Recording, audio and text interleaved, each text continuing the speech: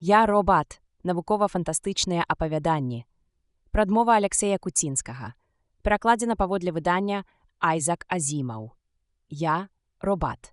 Фосет Крест. Нью-Йорк, 1977. Зборнік навукова-фантастычных апавяданняў прагрэсіўнага амерыканскага пісьменніка, у якіх прапагандуюцца ідэі міру і прагрэсу, дружбы і супрацоўніцтва між людзьмі. Фантастыка і будучыня. Як далёка б не сягалі мы ў мінулае чалавецтва, усюды сустракаем згадкі пра штучна створаных істот, папярэднікаў робатаў. Яны ёсць і ў найстаражытнейшых паданнях землян, паданнях пра Атлантыду. Яны і ў найглыбейшых даследаваннях гістарычнай навукі.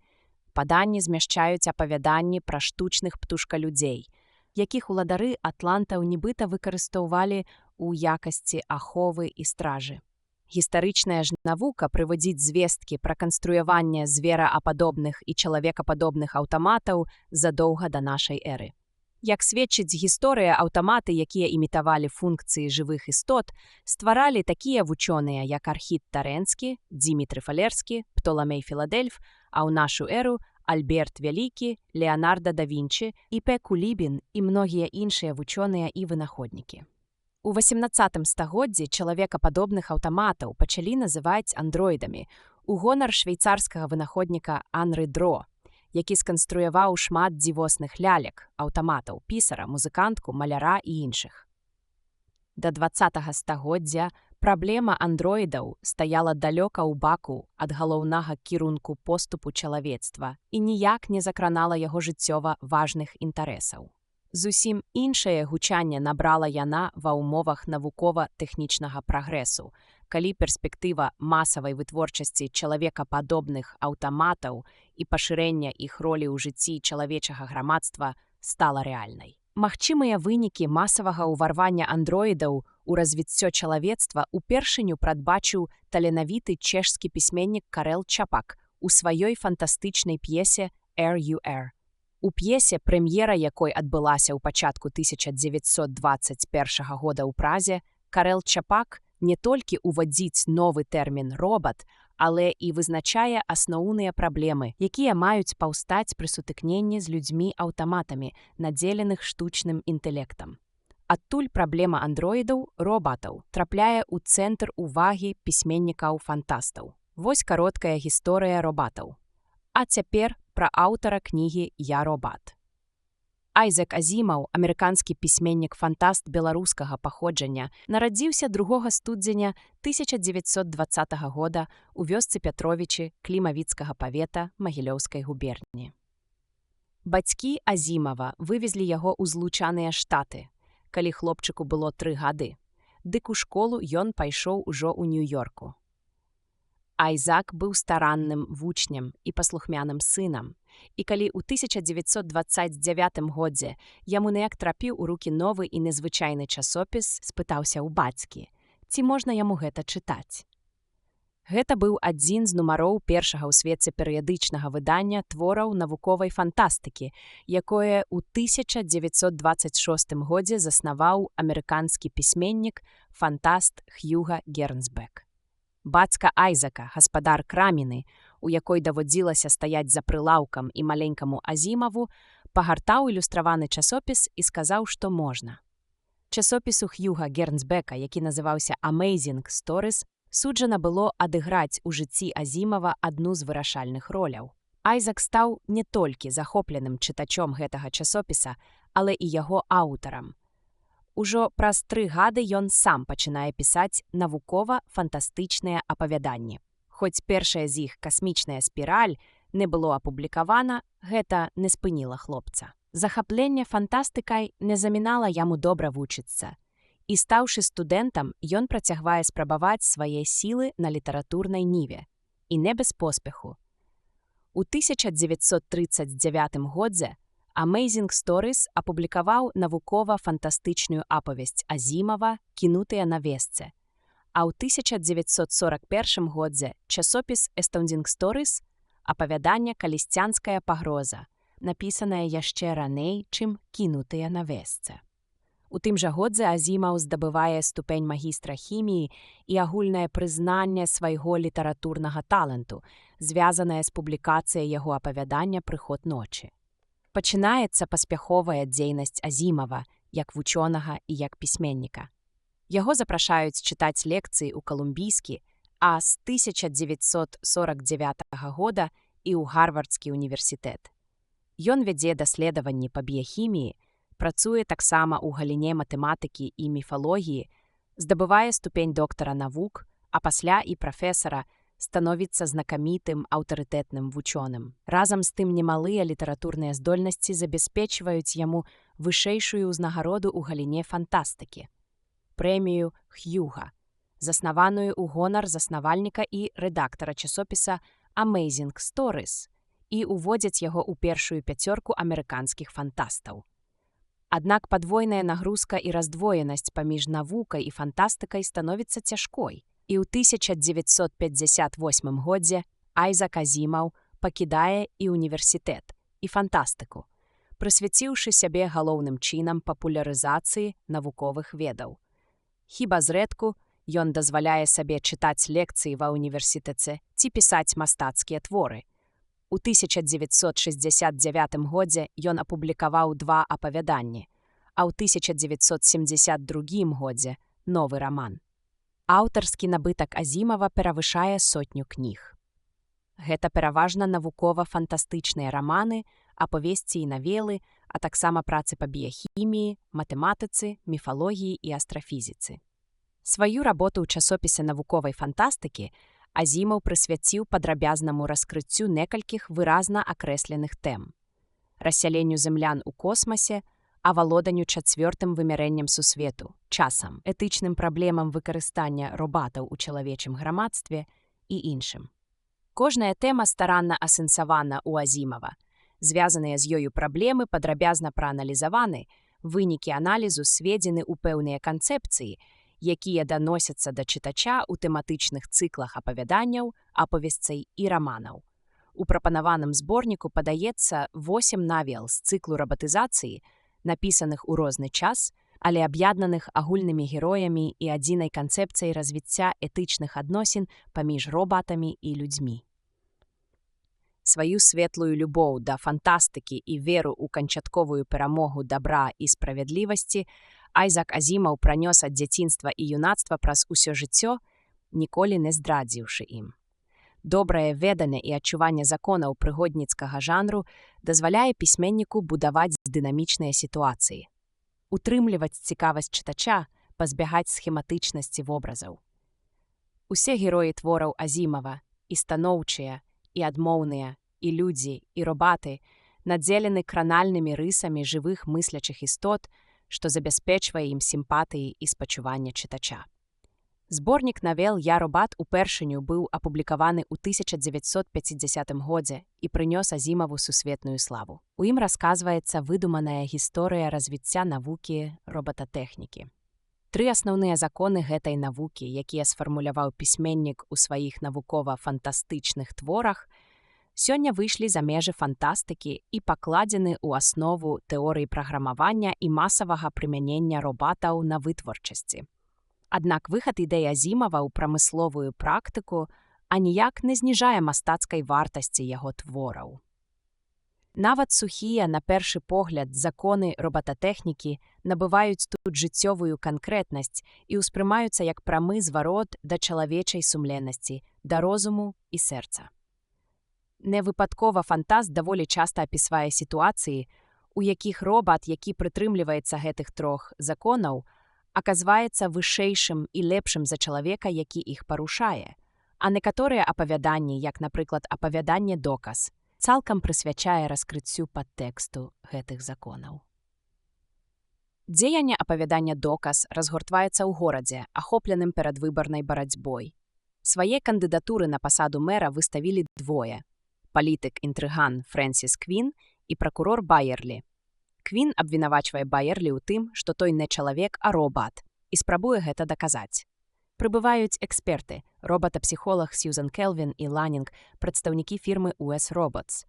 Квін цкуе Байерлі, але мэрам усё ж абіраюць апошняга. Келвін разгадала сакрэт Байерлі. Ён сапраўды з'яўляецца робатам. Аднак робата-псіхолаг вырашае захоўваць гэта ў тайне і надалей, паколькі робат аказаўся значна сумленнейшым за чалавека. У аснове кожнай з 8 навел, як і навелы «Доказ», ляжыць той ці іншы псіхалагічна-этычны канфлікт. У напружаных сітуацыях дзейнічаюць робаты і звычайныя людзі з рознымі характарамі, поглядамі, думкамі. Знешне людзі і робаты аднолькавыя, але паводзіны робатаў адрозніваюцца ад чалавечых непахісным прытрымліваннем 3 законаў, што і дапамагае пры патрэбе адрозніваць іх ад людзей. У навеле «Робі» гаворыцца пра сяброўства робата і дзіцяці. У навелах «Логіка», «Злавіць труса», «Хлус», «Згубіўся робат», «Зачараванае кола» і «Уцёкі» разгледжаны экстрэмальныя сітуацыі, якія могуць узнікаць у сілу спецыфікі праграмавання робатаў. Ад навелы да навелы робаты Азімава становяцца ўсё дасканалейшымі і паступова бяруць на сябе ўсё больш чалавечых абавязкаў. У рэшце рэшт, асобныя з іх дасягаюць улады над людзьмі, якую здзяйсняюць у інтарэсах людзей. Мы не можам не захапляцца прасвятлёнай уявай Азімава, якая стварыла цэлую сетку галаваламных прыгод людзей і робатаў у не такой ужо і далёкай будучыні, прыгод, якія могуць стаць рэальнасцю ўжо заўтрашняга дня. Мы не можам не захапляцца яго змястоўнымі і яснымі творамі, якія чаруюць нас, абуджаючы найлепшыя пачуцці, а значыць, робячы лепшымі і нас саміх. Азімаў, безумоўна, сапраўдны майстар фантастыкі. А ці цяжка стаць такім майстрам? Ці цяжка ўвогуле пісаць літаратурныя творы? На гэтае пытанне англійскі драматург Бернард Шоу аднойчы даў такі адказ. Няма нічога прасцейшага. Садзіцеся за стол, бярэце чысты аркуш паперы, пяро і пішаце ўсё, што прыйдзе на думку. Цяжкасць толькі ў тым, дадаў драматург, каб на думку прыходзіла нешта путнае. Гэты дасціпны адказ Шоу добра тлумачыць, чаму так шмат людзей бярэцца за пяро, і так мала з іх становіцца аўтарамі паўнавартасных, сапраўды мастацкіх твораў. Якраз да гэтых нямногіх і належыць аўтар прапанаванага зборніка. Каб на думку прыходзіла нешта путнае, Айзаку Азімаву давялося прайсці чымалы шлях вучобы, пошукаў і разважанняў, нястомнага пазнавання і асэнсавання заканамернасцей светабудовы і чалавечай эвалюцыі. Толькі дзякуючы гэтаму яму ўдалося стварыць яркую карціну заўтрашняга дня, поўнага цудаў і дзіва, аўтаматаў у чалавечай падабізне, здольных развівацца. Гэтая карціна настолькі праўдзівая, што навелы ўспрымаюцца як дакументальныя творы, а робаты як рэальна існуючыя. І цалкам прыродна ў вуснах робатаў, герояў апавяданняў іншых аўтараў-фантастаў гучаць словы «клянуся святым Карэлам», «клянуся святым Айзакам». Для іх, робатаў, гэтыя 2 пісьменнікі і сапраўды з'яўляюцца святымі, творцамі і заканадаўцамі. Алексей Куцінскі, кандыдат філасофскіх навук. 3 законы робататэхнікі. Робат не можа нашкодзіць чалавеку або праз сваю бяздзейнасць дапусціць, каб чалавеку была нанесена шкода. Робат мусіць падпарадкоўвацца загадам чалавека, калі гэтыя загады не супярэчаць першаму закону. 3.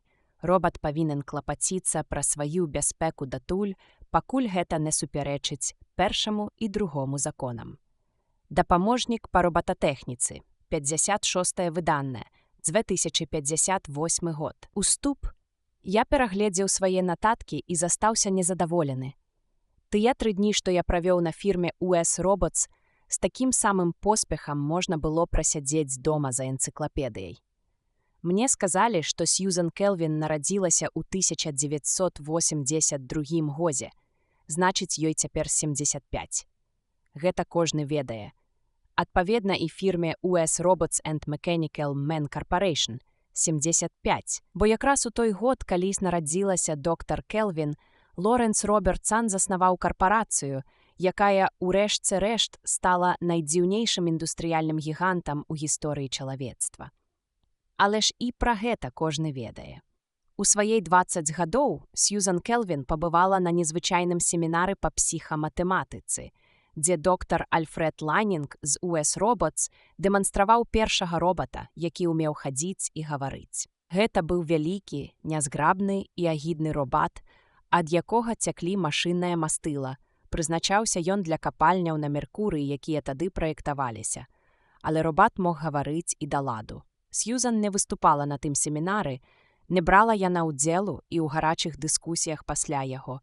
Яна была замкнёная, нязначная на выгляд і бясколерная дзяўчына з незварушным тварам і гіпертрафаваным інтэлектам. Ёй не падабаўся навакольны свет, і яна трымалася воддаль ад людзей. Але тады, слухаючы і назіраючы, яна адчула, як у ёй разгараецца халоднае імкненне. У 2003 годзе, атрымаўшы ў Калумбійскім універсітэце ступень бакалаўра, яна пачала даследчую работу ў галіне кібернетыкі. Тады ў вылічальнай тэхніцы адбыўся сапраўдны пераварот. Усё дасягнутае ў гэтай галіне у сярэдзіне 20 стагоддзя было пераўзыдзена пазітронна-мазгавымі сувязямі, якія вынайшаў Робертсан. На змену мілям рэле і фотаэлементаў прыйшоў губчасты платына-ірыдыевы шар памерам з чалавечы мозг. Сьюзан Келвін навучылася разлічваць параметры, неабходныя для таго, каб фіксаваць магчымыя зменныя велічыні ў пазітронным мозгу, канструяваць гэты мозг на паперы так, каб можна было прадбачыць яго рэакцыю на тыя ці іншыя раздражняльнікі. У 2008 годзе яна здабыла ступень доктара і пачала працаваць робата-псіхолагам у US Robots, стаўшы такім чынам першым выбітным спецыялістам у новай галіне навукі. Лоренс Робертсан тады ўсё яшчэ быў прэзідэнтам карпарацыі, Альфред Ланінг – навуковым кіраўніком. За 50 гадоў чалавецтва на яе вачах змяніла кірунак свайго развіцця і зрабіла скачок наперад. Цяпер яна ішла на пенсію. Наколькі ўвогуле гэта было магчыма для яе. Прынамсі, яна дазволіла павесіць на дзвярах свайго кабінета шыльдачку з чужым імем. Вось, уласна кажучы, і ўсё, пра што я даведаўся. Праўда, у мяне яшчэ быў доўгі пералік яе друкаваных прац, патэнтаў, падрабязная храналогія яе службовай кар'еры. Адным словам, уся прафесійная біяграфія Сьюзан Келвін да найменшых падрабязнасцей. Але я хацеў не гэтага. Для маіх будучых артыкулаў, якія я меў падрыхтаваць для Interplanetary Press, патрабавалася больш інфармацыі. Значна больш. Я так і сказаў ёй. Доктар Келвін, пачаў я крыху ўрачыста, для публікі вы і US Robots адно і тое ж. Ваша адстаўка будзе азначаць канец цэлай эпохі. Вас цікавяць чыста чалавечыя падрабязнасці? Яна і не ўсміхнулася. Не ведаю, ці смяялася яна калі-небудзь, хоць яе востры позірк не быў сярдзіты. Я адчуў, як гэты позірк прашыў мяне аж да патыліцы і зразумеў, што яна бачыць мяне наскрозь. Так было з усімі, хто меў з ёй зносіны. Аднак сказаў: «Чалавечыя падрабязнасці пра робатаў, якое супярэчанне? Не, доктар, пра вас. Але ж і мяне называюць робатам.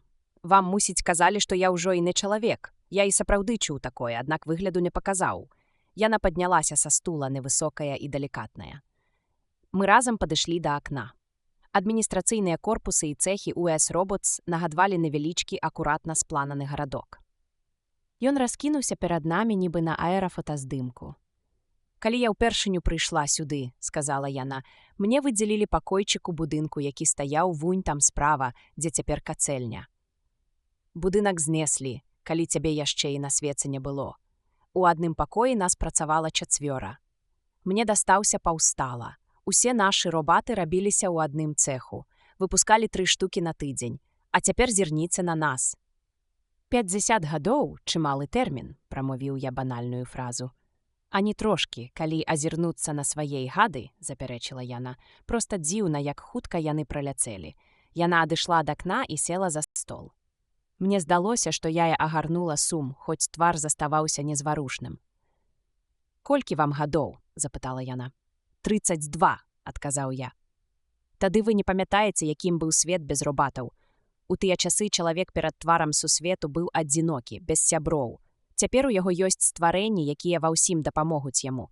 Стварэнні мацнейшыя, надзейнейшыя, эфектыўнейшыя за яго, цалкам адданыя яму. Чалавецтва больш не адзінокае». Вы не задумваліся над гэтым? Баюся, што не. Я магу працытаваць вас? Можаце. Для вас робат ёсць робат. Механізмы і метал, электрыка і пазітрон, розум і жалеза.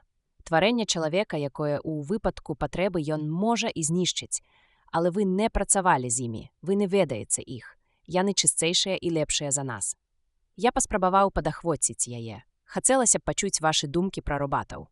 Інтэрпланетары Прэс распаўсюджваецца па ўсёй сонечнай сістэме. 3 мільярды патэнцыйных чытачоў, доктар Келвін. Ім цікава будзе ведаць вашу думку пра робатаў. Але падахвочваць яе было лішнім. Яна наўрад ці і слухала мяне і вяла далей.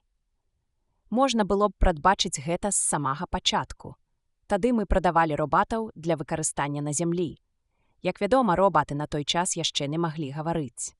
Пасля, калі яны сталі больш падобнымі да людзей, пачаліся пратэсты. Прафсаюзы, вядома, выступалі супраць канкурэнцыі робатаў з людзьмі, а розныя рэлігійныя абшчыны пратэставалі з-за сваіх забабонаў. Уся гэтая мітусня была цалкам бессэнсоўная і лішняя. Але гэта было.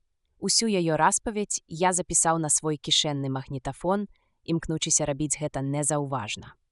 Калі трошкі паспрактыкуешся, можна карыстацца гэтай маленькай прыладай, не вымаючы яе з кішэні. Або вазьміце гісторыю з Робі, вяла яна далей. Я ніколі не ведала яго. Ён быў дэмантаваны як безнадзейна састарэлы за год да пачатку маёй работы ў кампаніі, але я бачыла маленькую дзяўчынку ў музеі, яна замоўкла. Маўчаў і я, каб не замінаць яе затуманенаму позірку, яе вачам паглыбіцца ў мінулае. Колькі гадоў прамільгнула стая пары. Гэтую гісторыю я пачула пазней, і калі нас называлі блюзнерамі, тварцамі дэманаў, я заўсёды думала пра яго. Робі быў нямым робатам. Ён не мог гаварыць. Яго зрабілі і прадалі ў 1996 годзе, калі яшчэ не пачалася вузкая спецыялізацыя робатаў. Робі прадалі як няньку. Як каго? Як няньку. 98, 99, 100. Глорыя адняла пухленькую ручку ад вачэй, і нейкі міг стаяла, зморшчыўшы носік і жмурачыся ад сонечнага святла. Потым асцярожна адышла ад дрэва, азіраючыся на вокал. Стаючы на дыбачках, яна зазірала ў зараснікі хмызняку справа. Тады адышла яшчэ далей, каб лепш відаць было глухія нетры. Стаяла глыбокая цішыня. Толькі без перастанку гулі камахі, ды зрэдку азываўся нейкі дзёрзкі птах, не баючыся паўдзённай спёкі. Глорыя панурылася. Я ведаю, ён схаваўся ў доме, а я ж яму ўвесь час кажу, што гэта нячесна. Сціснуўшы вусны і насупіўшы бровы, яна рашуча накіравалася да двухпавярховага дома пры дарозе. Занадта позна пачула Глорыя за сабою шалясценне, а затым рытмічны тупат металічных ног Робі. Азірнуўшыся, яна ўбачыла, як яе сябар пераможна мчыць ад сваёй хованкі да дрэва. «Пачакай, Робі! Гэта нячесна, Робі!» У роспачы ўскрыкнула Глорыя. «Ты абяцаў не бегчы, пакуль я цябе не знайду». Яе маленькія ножкі не маглі паспець за велічэзнымі крокамі Робі. Але метраў за 10 да мэты Робі раптам запаволіў ход. Глорыя зрабіла адчайны рывок, з усіх ног прамчала міма яго, і запыханая першай дакранулася да запаветнага дрэва. Радасна ўзрушаная, яна азірнулася на вернага Робі і пачала насміхацца, што ён не ўмее хутка бегаць. «Робі не можа бегаць!» – крычала яна на ўсю сілу свайго 8гадовага голасу. «Я абгоню яго! Я абгоню яго!» Яна выкрыквала гэтыя словы як заведзеная. Робі, вядома, не адказваў. Замест гэтага ён пачаў адступаць, робячы выгляд, што ўцякае, і Глорыя кінулася за ім. Але Робі так спрытна выкручваўся, пасуваючыся назад і ўхіляючыся, што яна сваімі ручкамі толькі бездапаможна хапала паветра і аж заходзілася ад смеху. «Робі!» – верашчала яна. «Спыніся!» Ён нечакана павярнуўся, падхапіў яе ўверх і закружыў з ёю так, што ёй здалося ў тую хвіліну, нібы цэлы свет праваліўся кудысьці ў блакітную пустэчу, дзе зелянелі верхавіны дрэў. Потым Глорыя зноў апынулася на траве і прыціснулася да нагі Робі, моцна трымаючыся за яго цвёрды металічны палец. Неўзабаве Глорыя аддыхалася. Яна прыгладзіла раскудлачанае валассё, міжволі капіруючы адзін з маміных жэстаў, і нагнулася паглядзець, ці не парвалася сукенка. Тады яна ляпнула далоняй па металічнай спіне Робі. «Ты дрэнны! Я табе пляскачоў надаю!» Робі ссутуліўся, закрыў твар рукамі, і Глорыі давялося яго супакойваць. Ну не бойся, я цябе не буду біць. Але ўсё роўна цяпер мае чарга хавацца, бо ў цябе даўжэйшыя ногі і ты абяцаў не бегчы, пакуль я цябе не знайду. Робі кіўнуў галавою, маленькім паралелепіпедам з акругленымі кутамі, прымацаваным пры дапамозе кароткай гнуткай канструкцыі да такога ж па форме, але значна большага паралелепіпеда. Тулава. І паслухмяна павярнуўся да дрэва. Тонкая металічная пласцінка апусцілася на яго зіхоткія вочы, і знутра тулава пачулася мернае гулкае цоканне. «Толькі не падглядай і правільна лічы», – перасцерагла Глорыя і пабегла хавацца. Секунды адлічваліся з нязменнай дакладнасцю. На 100-м удары павекі Робі ўзняліся, яго вочы зноў загарэліся чырвоным святлом і пачалі аглядаць паляну. На нейкі міг яны спыніліся на клаптыку стракатай тканіны, што выглядала з-за каменя. Робі падышоў трохі бліжэй і пераканаўся, што за каменем сапраўды прычаілася Глорыя. Павольна, увесь час заставаючыся між Глорыяй і дрэвам, ён ішоў да яе хованкі, і калі ўжо яна была ўся навідавоку і не магла нават рабіць выгляд, быццам яе не відаць, Робі працягнуў да яе адну руку, а другой гулка ударыў сябе па назе. Глорыя панурана ўстала. «Ты падглядаў!» – ускрыкнула яна. Ды і мне надакучыла гуляць у жмуркі. Я хачу катацца. Але Робі, пакрыўджаны несправядлівым абвінавачваннем, асцярожна сеў на зямлю і пакачаў нязграбнай галавою. Глорыя адразу пачала яго ласкава ўгаворваць. «Не злуйся, Робі. Я і ў думках не мела, што ты падглядаў. Ну, пакатай мяне!» Але Робі не так лёгка было ўгаварыць. Ён упарта глядзеў у неба і яшчэ рашучэй матляў галавою. «Ну, калі ласка, Робі, калі ласка, пакатай мяне!» Яна моцна абняла яго за шыю ружовымі ручкамі. Раптам настрой яе змяніўся, і яна адышла ад яго. «Калі ты мяне не паслухаешся, я заплачу!» І твар яе пагрозліва скрывіўся, нібыта вось-вось пакапаюць слёзы. Але бязлітасны Робі не звярнуў на гэтую пагрозу ніякісенькай увагі і ў трэці раз пакруціў галавой. Глорыя ўзялася за апошні козыр. «Калі ты не пакатаеш мяне!» – выкрыкнула яна з запалам. «Я болей ніколі не буду расказваць табе казак.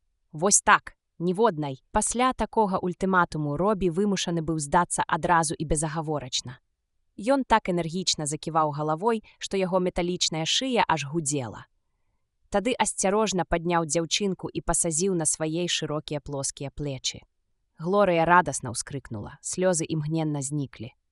Металічная скура Робі, пад якой награвальныя элементы падтрымлівалі сталую тэмпературу ў 21 градус Цельсія, была прыемная на дотык, а гучныя, прыгожыя гукі, якія раздаваліся, калі яна барабаніла пятамі па яго грудзях, проста зачароўвалі. «Ты самалёт, Робі. Ты вялікі срэбісты самалёт. Развядзі рукі. Развядзі рукі, раз ужо збіраешся быць самалётам». Логіка была незапярачная. Рукі Робі сталі крыламі, што рассякалі паветра, а сам ён срэбістым самалётам. Глорыя павярнула галаву робата і нахіліла яе направа. Ён зрабіў круты віраж. Глорыя надзяліла самалёт маторам. Дар. А потым зброяй. Ту! Ту-ту-ту! За імі гналіся піраты, але тут жа ад іх караблёў толькі трэскі ля цэлі. «Яшчэ адзін гатовы! Яшчэ 2!» – крычала яна. Потым пілот Глорыя важна прамовіла. «У нас канчаюцца боепрыпасы». Яна адважна цэліла праз плячо, і Робі ўжо стаў тупаносым касмічным караблём, які з шалёнай хуткасцю імчаў у касмічнай прасторы. Робі бег праз паляну да лапіны, зарослай высокай травой на тым баку. Там ён так раптоўна спыніўся, што зачырванелая вяршніца аж ускрыкнула ад нечаканасці. Робі вываліў яе на мяккі дыван зялёнай травы. «О, як добра!» – прашаптала Глорыя, цяжка дыхаючы. Робі пачакаў, пакуль яна адыхаецца, а тады лёгенька смыкнуў яе за пасму валасоў. «Чаго табе?» – з удаваным здзіўленнем запытала Глорыя, шырока расплюшчыўшы вочы. Аднак гэтым цяжка было абвесці вакол пальца яе масіўную няньку. Робі мацней смыкнуў за пасму.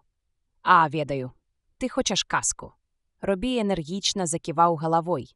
«Якую?» Робі пальцам апісаў у паветры дугу. «Зноў?» – запратэставала дзяўчынка. «Пра папялушку я табе расказвала мільён разоў. Няўжо яна табе не абрыдла? Гэта ж казка для маленькіх дзяцей». Робі зноў правёў у паветры дугу. «Ну, добра». Глорыя сабралася з думкамі, прыгадваючы ўсе падрабязнасці казкі. разам з уласнымі дапаўненнямі, якіх у яе было некалькі, і пачала: «Ты гатовы? Ну дык слухай. Калісьці ў даўніну сівую жыла-была маленькая прыгожая дзяўчынка. Звалі яе Элай, і была ў яе страшэнна злая мачыха і дзве брыдкія злющыя сястры і...» Глорыя дайшла да самага цікавага месца ў казцы, калі прабіла поўнач і ўсё наўкола пачало набываць дзіўных абрысаў. Робі слухаў напружана, з зяючымі вачыма, але тут іх перабілі. Глорыя. Гэта быў высокі голас жанчыны, якая клікала дачку ўжо не раз. У схваляваным тоне адчувалася, як нецярплівасць яе перарастае ў трывогу. «Мяне маці кліча», – сумна прамовіла Глорыя. «Аднясі мяне дадому, Робі». Робі ахвотна паслухаўся, нешта падказвала яму, што місіс Вестан трэба слухацца без найменшых ваганняў. Бацька Глорыі ў дзень рэдка бываў дома, хіба што ў нядзелю, як вось сёння, але калі ён прыходзіў, то паводзіў сябе заўсёды добрадушна і чула.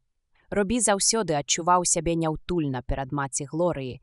Яму заўсёды хацелася шмыгнуць кудысьці, каб не трапляцца ёй на вочы. Місіс Вестан убачыла іх якраз тады, калі яны падняліся з высокай травы, і вярнулася дадому, каб там іх пачакаць. «Я аж захрыпла ад крыку, Глорыя», – сказала яна сурова. «Дзе ты была?»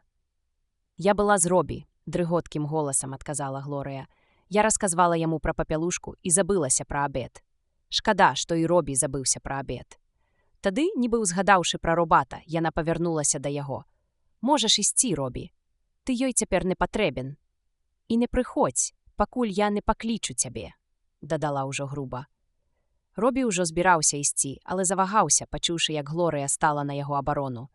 «Мама, дазволь яму застацца. Я не дакончыла казкі пра папялушку. Я яму абяцала, але не паспела. Глорыя, слова гонару, мама. Ён будзе стаяць ціха-ціха, ты нават не пачуеш, што ён тут.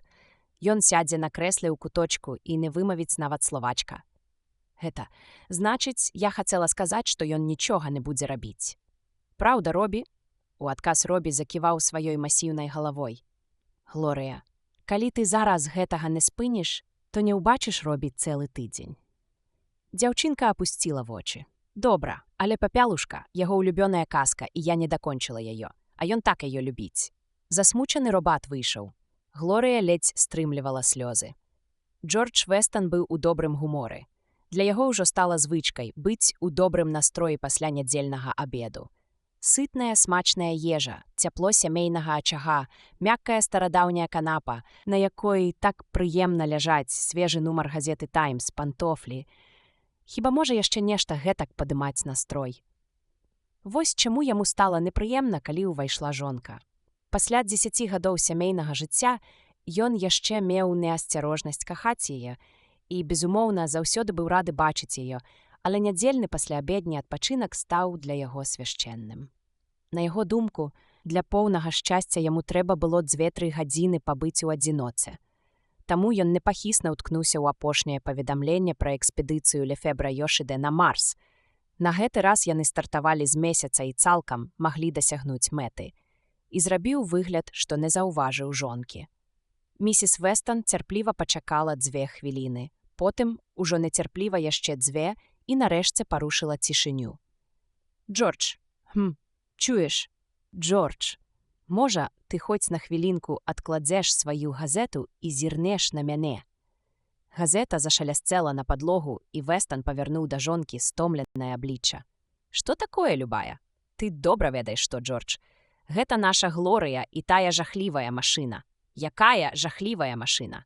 Не прыкідвайся, быццам не ведаеш, пра што я кажу. Гаворка пра робата, якога Глорыя называе Робі. Ён не пакідае яе ні на хвіліну. А чаго ён мае яе пакідаць? Гэта не яго абавязак. І ён, вядома, ніякая не жахлівая машына. Гэта найлепшы робат, якога можна было купіць за грошы і які, я добра памятаю, абышоўся мне ў палову майго гадавога прыбытку. І ён варты таго, нягледзячы ні на што, бо куды разумнейшы за палову маіх служачых. Ён зноў пацягнуўся да газеты, але жонка апынулася спрытнейшай і адкінула яе далей. «Паслухай, Джордж, я не хачу даверыць сваю дачку нейкай машыне. Усё роўна, разумная яна ці не. У яе няма душы, і ніхто не ведае, што ў яе на думцы. Не гадзіцца, каб дзіця даглядалі ўсякія металічныя стварэнні. Калі гэта ты так вырашыла, насупіўся Вестан. Ён ужо 2 гады даглядае Глорыю, і я не заўважыў, каб цябе гэта вельмі непакоіла. Спачатку ўсё было інакш, усё-ткі навінка, і мне палягчэла. Менш клопатаў, і ўвогуле ўсё было так добра. А цяпер не ведаю. Суседзі. А суседзям якое да таго дзела? Паслухай, робат заслугоўвае большай даверы, чым нянька-чалавек. Адзіна, на што ён сканструяваны, даглядаць малых дзяцей, на гэта скіраваны ўсе яго здольнасці. Ён проста не можа не быць адданым, сумленным, добрым. Ён так запраграмаваны, а пра людзей такога не скажаш. Але нешта можа зламацца. Нешта там такое... Місіс Вестан даволі смутна ўяўляла сабе ўнутраную канструкцыю робата. Ну, нейкі гвинцік, і гэта жахлівае стварэнне пачне буяніць і... Яна так і не здолела выразна выказаць сваёй думкі. Глупства, запярэчыў Вестан, міжволі здрыгнуўшыся. Абсалютная бессэнсоўніца. Мы доўга спрачаліся наконт першага закону робататэхнікі, калі куплялі Робі. Ты ж ведаеш, што робат не можа нашкодзіць чалавеку. Калі праз нейкія непаладкі ўзнікне пагроза парушэння ім першага закону, ён адразу ж выключыцца, перастане існаваць як робат. Тут усё дакладна разлічана. А акрамя таго, двойчы на год да нас прыходзіць інжынер з US Robots, уважліва правярае ўвесь механізм, замяняе дробныя дэталі. Калі ўжо на тое пайшло, то ў мяне ці ў цябе куды больш шанцаў зваліцца з глузду, чым у яго, значна больш. Гэта факт. А акрамя таго, як ты збіраешся забраць яго ў Глорыі? Ён яшчэ раз паспрабаваў дастаць газету, але жонка сярдзіта шпурнула яе ў суседні пакой. У тым-то і справа, Джордж. Яна больш ні з кім не хоча гуляць. Колькі наўкол хлопчыкаў і дзяўчынак, з якімі яна магла б пасябраваць, а не хоча. Не хоча і блізка да іх падыходзіць, пакуль я ёй не скажу. Гэта нікуды не гадзіцца. Няўжо ты хочаш, каб яна была ненармальнай? Ты ж хацеў бы, каб яна знайшла сваё месца ў грамадстве. Ты ваюеш з прывідамі, Грэйс. Уяві сабе, што Робі – сабака, а многім дзецям куды цікавей займацца з сабакам, чым сядзець з бацькамі. Сабака – гэта зусім іншае, Джордж. Мы павінны пазбавіцца гэтай жахлівай машыны. Прадай яе той самай фірме. Я даведвалася, гэта можна. Даведвалася. Паслухай мяне, Грэйс. Давай не будзем гарячкаваць. Робат будзе ў нас, пакуль Глорыя падрасце. Я не хачу, каб хтосьці зноў яго купляў. З гэтымі словамі ён раздражнёны выйшаў з пакоя. Праз 2 дні місіс Вестан перастрэла свайго мужа ля дзвярэй ванны. Паслухай, Джордж, у пасёлку незадаволеныя. Чым? Запытаў Вестан і зайшоў у ванну. Пачуўся плёскат вады. Місіс Вестан пачакала, пакуль ён умыецца, і сказала: «Незадаволеныя нашым Робі». Вестан выйшаў з ручніком у руках. Яго пачырванелы твар быў сярдзіты. «Пра што ты кажаш?» «О, далей ужо некуды. Спачатку я на ўсё гэта заплюшчвала вочы, але болей не магу. У пасёлку лічаць, што Робі небяспечны. Увечары дзяцей і блізка не падпускаюць да нашага дома. Мы ж давяраем яму сваё дзіця. Людзям гэта ўсё роўна. Ну і чорт з імі. Гэта не выйсце. Я кожны дзень мушу хадзіць па крамах і сустракацца з імі. А ў горадзе становіцца ўсё горш з робатамі. У Нью-Йорку прынята пастанова, якая забараняе выпускаць робатаў на вуліцу ад заходу да ўсходу сонца. Добра, але яны не могуць забараніць нам трымаць робата дома. Грэйс, ты зноў за сваё. Але па-твойму не будзе. Я скажу табе адно – не. Робі застанецца ў нас. Ён кахаў сваю жонку, і, як на бяду, яна ведала пра гэта. У рэшце рэшт, містер Вестан быў усяго-на-ўсяго мужчынам, маленькім гвинціком, тады як яго жонка пускала ў ход усе свае жаночыя хітрыкі, хоць гэта не прыносіла ёй асаблівых поспехаў. Дзясяткі разоў на тым тыдні ён выгукваў: «Робі застанецца ў нас», і гаворка скончана. Але кожны раз голас яго гучаў усё слабей і ўсё выразней суправаджаўся пакутлівым стогнам. Нарэшце настаў дзень, калі Вестан падышоў да дачкі і вінавата прапанаваў ёй схадзіць у пасёлак паглядзець цудоўны візівокс. Глорыя радасна заляскала ў далоні. «І Робі пойдзе?» «Не, Люба», – сказаў ён і аж скрывіўся, нібы ад болю. «Робатаў на візівокс не пускаюць, але ты яму ўсё раскажаш, калі вернешся дадому». Апошнія словы ён прамармытаў, запінаючыся, і адвярнуўся. Глорыя вярнулася дадому ў захапленні ад убачанага, то быў сапраўды цудоўны спектакль. Яна чакала, пакуль бацька ставіў рэактыўны аўтамабіль у падземны гараж. «Пачакай, татачка, я раскажу Робі. Яму гэта вельмі спадабаецца. Асабліва тое, як Фрэнсіс Фрэнд ціхенька адступаў, проста на чалавека-леапарда, а потым кінуўся ўцякаць». Яна зноў засмяялася. «Татачка, а ці праўда на месяцы ёсць людзі-леапарды?» «Мабыць, не», – неўважліва адказаў Вестан. «Гэта толькі дзікія выдумкі. Далей марудзіць з машынай ён ужо не мог. Трэба было зірнуць праўдзе ў вочы». Глорыя пабегла цераз лужок. «Робі!» Раптам яна спынілася, заўважыўшы на ганку міленькага сабачку Колі. Той матляў хвосцікам і глядзеў на яе сур'ёзнымі карымі вачыма. «Ой, які харошы сабачка!» Глорыя збегла па сходах на ганак, асцярожна падышла да шчанюка і паглазіла яго. «Гэта мне, татачка?» «Так, гэта табе, Глорыя», – сказала маці. «Бач, які харошы сабачка, мяккенькі, пушысты. Ён вельмі добры і маленькіх дзяўчынак любіць, а ён умее гуляцца, яшчэ і як, і ўсякія фокусы выраблаць. Хочаш паглядзець? Абавязкова. І каб Робі ўбачыў. Робі!» Яна няўпэўнена спынілася і насупіла броўкі. «Б'юся аб заклад, што ён стаіць у сваім пакоі і злуецца на мяне, што я не ўзяла яго на візівокс. Ты яму ўсё растлумачыш, татачка». «Мне ён можа не паверыць, але калі ты скажаш, абавязкова паверыць». Вестан моцна сціснуў губы. Ён кінуў вачыма на жонку, але тая адвяла погляд.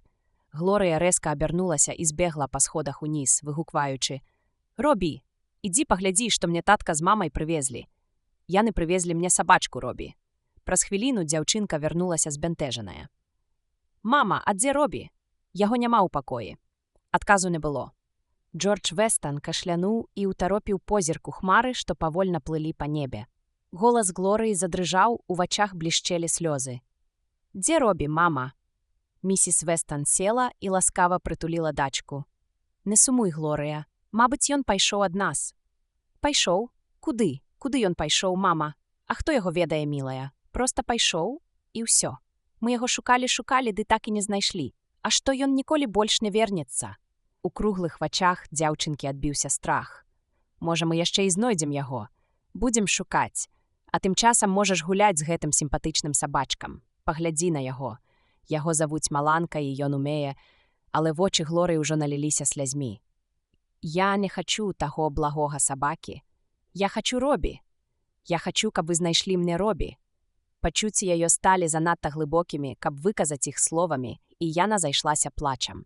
Місіс Вестан благальна зірнула на мужа, але той толькі хмура тупаў на мясцы, утаропіўшыся позіркам у неба. Дык суцяшаць дачку ёй прыйшлося самой. «Ну чаго ты, Глорыя? Робі усяго на вусяга жалязяка, старая, нікчемная жалязяка, ён не жывы». «І ніякая ён не жалязяка», – скрыкнула Глорыя. «Ён такі самы чалавек, як вы і я. Ён быў маім сябрам. Я хачу, каб ён вярнуўся. Мамачка, няхай ён вернецца». Маці цяжка ўздыхнула і пакінула Глорыю сам на сам з яе горам. «Няхай выплачацца», – сказала яна мужу. «Дзіцячае гора нядоўгае. Праз некалькі дзён яна забудзе пра гэтага страшнага робата». Але час паказаў, што місіс Вестан была занадта аптымістычная ў сваіх прадказаннях. Праўда, Глорыя ўжо не плакала, але ўжо і не смяялася.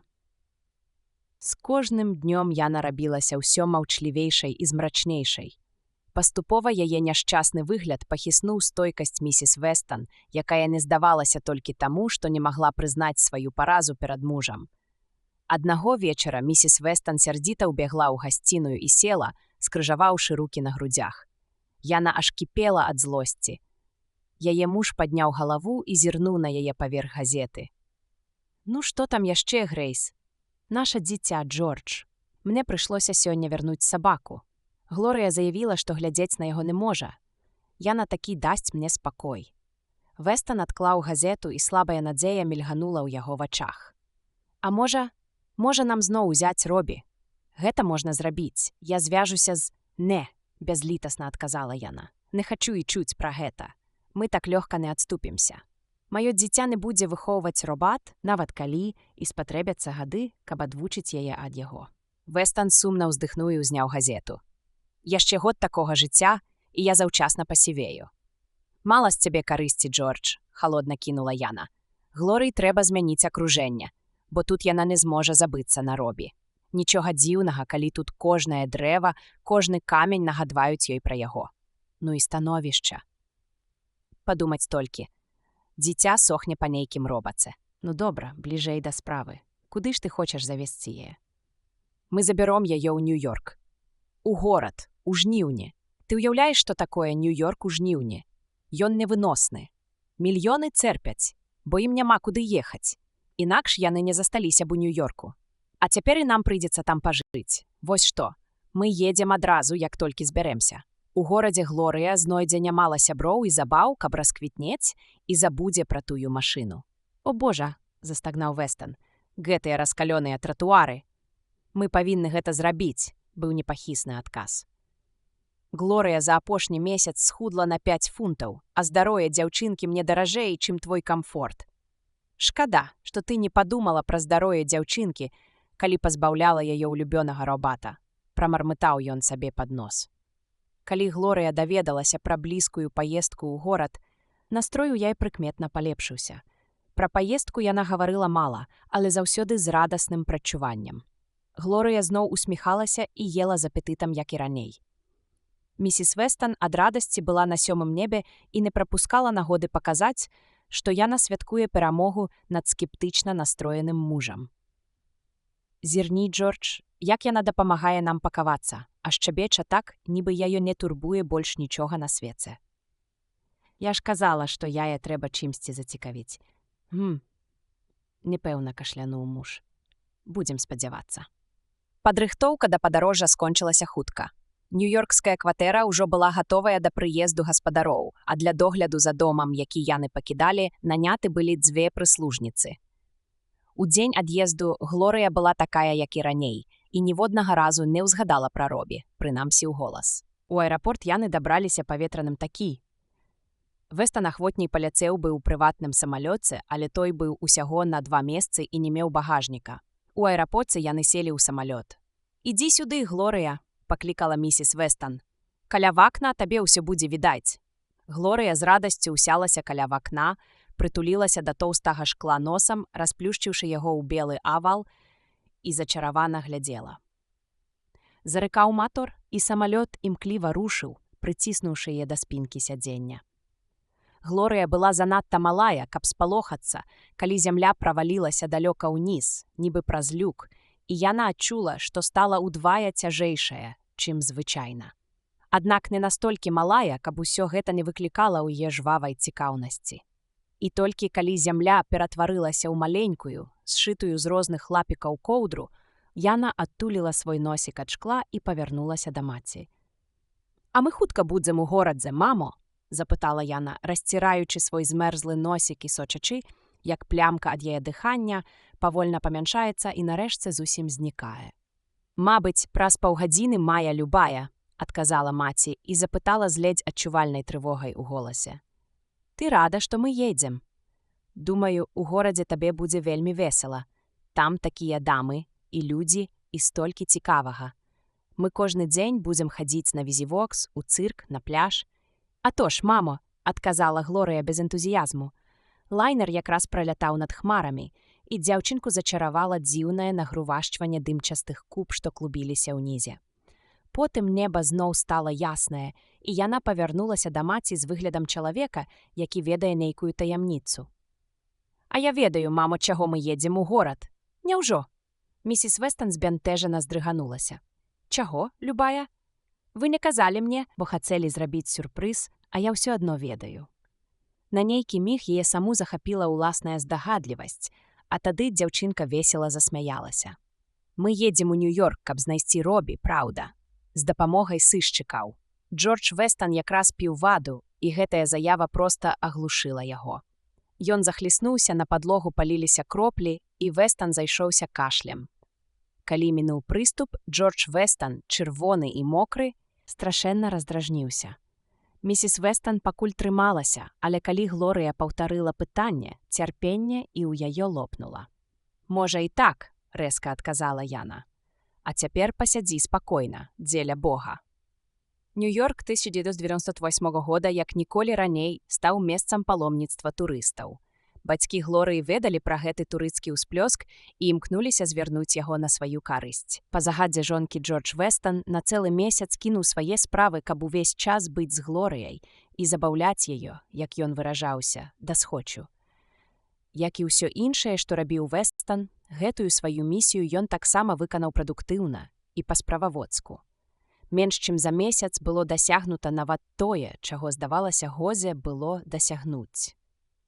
Глорыя пабывала на вяршыні хмарачоса Рузвельт-Білдынг і з паўкіламетровай вышыні захоплена глядзела ўніз, на зубчастую панараму дахаў, якія цягнуліся аж да палёў Лонг-Айленда і раўнін Нью-Джерсі. Наведалі зоапаркі, дзе Глорыя, заміраючы ад страху і шчасця, разглядала сапраўднага жывога льва. Праўда, яе трошкі расчаравала, што яго кармілі сырым мясам, а не людзьмі, як яна спадзявалася. І настойліва патрабавала, каб ёй паказалі кіта. Не мінулі яны і шматлікіх музеяў, паркаў, пляжаў, акварыумаў. На экскурсійным карабліку, аздобленым у стылі шалёных 20-х гадоў, яна плавала па Гудзоне. Пабывала на экскурсіі і ў стратасферы, адкуль неба здавалася цёмна-пурпуровым. На ім міргалі зоркі, а затуманеная зямля далёка ўнізе была падобная на велізарную чашу. На падводным чоўне са шклянымі сцэнамі яна спускалася ў глыбіні затокі Лонг-Айленд-Саунд, у зялёны мройны свет, дзе яе праз шкло разглядалі дзіўныя марскія істоты і, звіваючыся, адплывалі прэч. Чароўная казачная краіна, хоць і трохі празаічнейшая, адкрывалася перад ёю ў вялікіх універмагах, куды вадзіла яе місіс Вестан.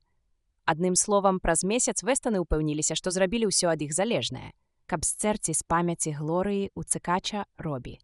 Аднак яны не былі ўпэўненыя, што іхнія намаганні мелі поспех. Дзе б не бывала Глорыя, усюды яна выяўляла жвавую цікавасць да ўсіх робатаў, якія толькі трапляліся ёй.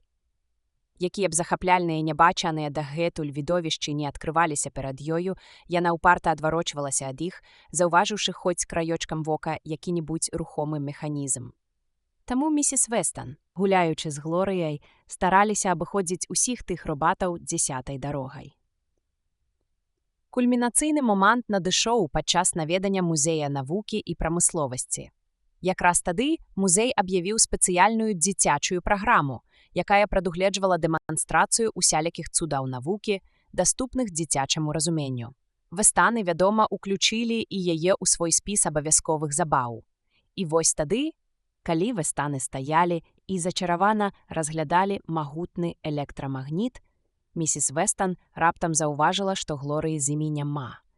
Хвілінная разгубленасць змянілася спакойнай рашучасцю, і з дапамогай 3 супрацоўнікаў музея пачаліся старанныя пошукі. Глорыя, вядома, была не з тых, хто лавіць гавак. Як на свой узрост, яна была даволі рашучая і мэтанакіраваная, гэта яна, безумоўна, узяла ад маці. На 3-м паверсе Глорыя ўбачыла масіўны паказальнік з надпісам «Да робатаў, якія ўмеюць размаўляць». Прачытаўшы той надпіс па складах і упэўніўшыся, што бацькі не выяўляюць жадання рухацца сюды, яна ўчыніла вельмі проста. Дачакалася зручнай хвіліны, калі бацькі адвярнуліся, і спакойна накіравалася туды, куды паказваў надпіс. Робат, які ўмеў размаўляць, быў нечым незвычайным, хоць і ўяўляў сабою абсалютна непрактычны механізм, які меў чыста рэкламную каштоўнасць. Штогадзіны перад ім спынялася група экскурсантаў і асцярожна шэптам ставіла пытанні чарговаму інжынеру. Інжынер адбіраў тыя пытанні, якія ён лічыў найбольш падыходнымі, і перадаваў іх робату. Усё гэта было даволі нудна. Магчыма, і не лішняе ведаць, што 14 у квадраце роўна 196, што тэмпература паветра ў дадзены момант 72 градусы па фарэнгейце, а ціск 30,2 цалі ртутнага слупка, і што атамная вага натрыю 23. Але для гэтага не патрэбен робат. А тым болей вось такое нязграбнае нерухомае пляцэнне правадоў і шпуль, якое займае 25 квадратных метраў плошчы. Мала хто вяртаўся сюды другі раз, толькі адна дзяўчына, гадоў 15, ціха сядзела на лаўцы, чакаючы ўжо 3-го сеансу. Яна была адна ў пакоі, калі ўвайшла Глорыя. Глорыя і не зірнула на яе. У гэты час людзі мала цікавілі яе. Уся ўвага Глорыі была прыкавана да велізарнага механізма на колах. На нейкі міг яна збянтэжылася. Механізм не быў падобны ні на аднаго робата, якога ёй даводзілася бачыць дагэтуль. Асцярожна, з нотамі сумневу ў голасе, яна пачала. «Калі ласка, містер Робат, вы робат, які ўмее гаварыць». Ёй здавалася, што робат, які ўмее гаварыць, заслугоўвае найвытанчанейшай ветлівасці. Худы, нязграбны твар 15гадовай дзяўчыны, якая сядзела тут, напяліся струной.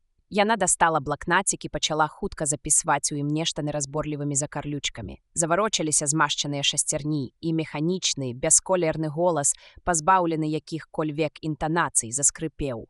«Я робат, які гаворыць». Глорыя расчаравана глядзела на яго. Ён сапраўды ўмеў гаварыць, але голас яго даносіўся нібыта знутры. У робата не было твару, да якога можна было б звярнуцца. Яна сказала: «Ці не маглі б вы мне дапамагчы, містер Робат?» Робат быў створаны, каб адказваць на пытанні, аднак да гэтай пары яго пыталі толькі пра тое, што ён ведаў, і таму ён быў упэўнены ў сваіх магчымасцях. «Я магу дапамагчы вам. Шчыра ўдзячная вам, містер Робат. Вы не бачылі Робі?» «Хто такі Робі?» «Ён робат, містер Робат». Яна ўзнялася на дыбачкі. Прыкладна вось такога росту, містер Робат крышачку вышэйшы і вельмі добры. Ведаецца, у яго ёсць галава. У вас няма, а ў яго ёсць, містер Робат. Робат не паспяваў за ёю. Робат? Так, містер Робат. Такі, як і вы, толькі ён не ўмее гаварыць і вельмі падобны на сапраўднага чалавека. Такі Робат, як? Я? Так, містер Робат. Адзіным адказам робата было нейкае дзіўнае шыпенне, якое час ад часу перарывалася нескладнымі гукамі. Зрабіць смелае абагульненне, уявіць, што ён існуе не як асобны аб'ект, а як частка пэўнай групы, было яму не пад сілу. Верны свайму прызначэнню, ён усё-такі паспрабаваў спасцігнуць гэта, і паўдзюжыны котушак перагарэла. Загулі аварыйныя сігналы. 15гадовая дзяўчына, якая да гэтага тут сядзела, ўжо выйшла. Яна набрала досыць матэрыялаў для даследавання, практычныя аспекты робатаў. Гэта была першая з многіх прац Сьюзан Келвін на гэтую тэму. Глорыя стаяла і нецярпліва чакала адказу робата. І тут яна пачула за сабою воклік. «Вось Яна!» І пазнала матчын голас. «Што ты тут робіш, гора маё?» — крычала місіс Вестан, у якой трывога адразу змянілася гневам. «Ты ведаеш, што мама з татам ледзь не памерлі ад страху. Чаму ты ўцякла?» У пакой уварваўся інжынер-распарадчык і схапіўся за галаву. Потым пачаў дапытвацца, хто з прысутных сапсаваў робата. «Вы што чытаць не ўмееце?» — галасіў ён. «Сюды забаронена ўваходзіць без экскурсавода». Глорыя спрабавала перакрычаць шум. «Мамачка, я толькі зайшла паглядзець на робата, які ўмее гаварыць. Я думала, што ён ведае, дзе Робі. Бо яны ж абодва робаты». І зноў, успомніўшы пра Робі, яна разлілася горкімі слязьмі. «Я хачу знайсці Робі, мамачка, я мушу яго знайсці». Місіс Вестан ледзь стрымала слёзы. «О Божа!» — сказала яна. «Хадземце дадому, Джордж, я больш не магу». Увечары Джордж Вестан на некалькі гадзін знік з дому. А назаўтра раніцай ён падышоў да жонкі з падазрона самазадаволеным выглядам. «Паслухай, Грэйс, пра што?» — спытала яна хмурна. «Пра Глорыю. Мяркую, ты не збіраешся зноў купіць таго робата?» «Невядома. Тады кажы, бо ўсё, што я зрабіла, здаецца, нічога не дало». «Добра. Вось што мне прыйшло на думку. Справа ў тым, што Глорыя думае пра Робі як пра чалавека, а не як пра машыну, і таму не можа яго забыць. А калі б мы здолелі пераканаць яе, што Робі гэта ўсяго толькі купа металу ў выглядзе сталёвых лістоў і меднага дроту, ажыўлёных электрыкай, яна б болей не сумавала па ім. Гэта псіхалагічны падыход, калі ты мяне разумееш. І як ты збіраешся яе пераканаць? Вельмі проста. Як ты думаеш, дзе я быў учора ўвечары? Я ўгаварыў Робертсана з US Robots паказаць нам заўтра ўсе яго ўладанні. Мы пойдзем туды ўтрох, і тады Глорыя на ўласныя вочы пераканаецца, што робат — нежывая істота. У вачах місіс Вестан заблішчалі вогнікі захаплення. «А чаму б і не, Джордж, нядрэнная думка?» Джордж Вестан ганарліва выпрастаўся. «А ў мяне благіх не бывае», — сказаў ён. Містер Стразерс быў сумленны кіраўнік і ад прыроды вельмі гаваркі. Дзякуючы спалучэнню гэтых якасцей, кожны крок іх экскурсіі суправаджаўся падрабязнымі, мо нават залішне падрабязнымі, тлумачэннямі. Аднак місіс Вестан слухала уважліва. Некалькі разоў яна нават прасіла яго паўтарыць тлумачэнні даходлівей, каб было зразумела для Глорыі. Пад уздзеяннем такой высокай ацэнкі яго красамоўнасці містер Стразерс рабіўся яшчэ больш дабрадушным і яшчэ больш гаваркім. Але Джордж Вестан нецярплівіўся ўсё мацней. «Выбачайце мне, Стразерс», — перапыніў ён пасярэдзіне лекцыю пра фотаэлементы. «А ці ёсць у вас на заводзе цэх, дзе працуюць адны робаты?» «Што? Ёсць, вядома». Ён усміхнуўся да місіс Вестан. «Да пэўнай ступені зачараванае кола. Робаты вырабляюць новых роботаў. Вядома, мы шырока не ўкараняем гэтага ў практыку. Па-першае, нам гэтага не дазволілі прафсаюзы. Аднак нязначную колькасць роботаў вырабляюць робаты, проста як навуковы эксперымент. Бачыце?» Ён зняў пенсне і для большай пераканальнасці пастукаў ім па далоне. «Прафсаюзы не разумеюць аднаго, а я гэта кажу як чалавек, які заўсёды спачуваў прафсаюзнаму руху. Яны не разумеюць, што прыход роботаў звязаны з пэўнымі праблемамі толькі спачатку, а ў будучыні абавязкова». «Так, Стразерс», — асцярожна перапыніў Вестан, «а як наконт таго цэха, пра які вы казалі, мы не маглі б зайсці? Думаю, гэта было б вельмі цікава». «А чаму ж не можна?» Містер Стразерс гарачкова нацэпіў пенсне і збянтэжана кашлянуў. «Сюды, калі ласка». Суправаджаючы Вестанаў доўгім калідорам, а потым па сходах уніз, Стразерс быў параўнальна нешматслоўны. Але калі яны апынуліся ў вялікім, ярка асветленым пакоі, напоўненым бразгатам металу, шлюзы расчыніліся і патоку тлумачэнняў заструменіў з новай сілай. «Вось мы і прыйшлі», — сказаў ён горда. «Паглядзіце, самі толькі робаты, толькі 5 чалавек абслугоўваюць іх, ды і ты яны ў гэтым пакоі. За 5 гадоў, адтуль, як мы пачалі гэты эксперымент, не здарылася ніякай аварыі. Вядома, тут мантуюць параўнальна простых роботаў. Аднак, для Глорыі тлумачэнні кіраўніка былі толькі калыхальным бурчаннем. Гэты абход здаваўся ёй даволі такі нудным і непатрэбным, хоць на вокал было шмат роботаў. Справа ў тым, што ніхто з іх нават здалёк не нагадваў Робі, і таму яна глядзела на іх з нескрытай пагардай. Глорыя заўважыла, што ў пакоі зусім не было людзей. Яе позірк упаў на 6 ці 7 роботаў, якія працавалі за круглым сталом пасярод пакоя. Ад нечаканасці вочы ў яе пашырыліся. Пакой быў прасторны, і хоць Глорыя не была ўпэўнена, але адзін з роботаў быў падобны. Так, гэта ён. «Робі». Яе вокліч прарэзаў паветра, і адзін з роботаў за сталом здрыгануўся і выпусціў з рук інструмент. Глорыя не цяміла сябе ад радасці. Перш чым бацькі спынілі яе, яна прабралася праз агароджу, саскочыла на падлогу, якая была на некалькі футаў ніжэй, і, памахваючы рукамі, кінулася да свайго Робі, аж валасы развяваліся.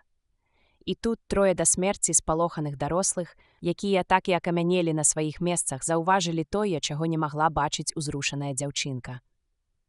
Велізарны аўтаматычны трактар, цяжка грукочучы, сляпа насоўваўся на Глорыю. За імгненне Вестан апамятаўся, але тое імгненне ўжо нічога не магло зрабіць. Глорыю немагчыма было дагнаць. Вестан адчайна пераскочыў праз поручань, але гэта была безнадзейная спроба. Містер Стразерс шалёна замахаў рукамі, сігналізуючы наглядчыкам, каб тыя спынілі трактар. Але наглядчыкі былі людзі, і ім патрэбен быў час, каб выканаць каманду. Толькі Робі дзейнічаў хутка і бездакорна. З усёй сілы сваіх металёвых ног ён кінуўся насустрач сваёй маленькай гаспадыні. Далей усё адбывалася імклівей за бліскавіцу. Адным порухам рукі, а нічуць не збаўляючы хуткасці, Робі падхапіў Глорыю, аж ёй перахапіла дух. Аглушаны Вестан хутчэй адчуў, чым убачыў, як міма яго прамчаўся, і тут жа спыніўся Робі. Трактар перасёк тое месца, дзе толькі што была Глорыя, усяго на паўсекунды пазней за Робі. Ён праехаў яшчэ трохі і са скрыгатам спыніўся. Вырваўшыся з матчыных абдоймаў, Глорыя радасна павярнулася да Робі. Як для яе, то зусім нічога не здарылася, хіба толькі яна знайшла свайго сябра. Аднак выраз палягчэння на твары місіс Вестан раптоўна сцямрэла цёмным подазрэннем. Яна кінула позірк на свайго мужа. Нягледзячы на ўсхваляванасць і рассыпаныя валасы, выгляд у яе быў даволі такі суровы.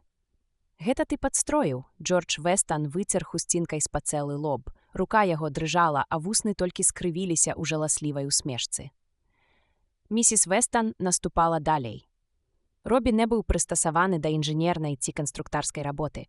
Яго не маглі тут выкарыстоўваць.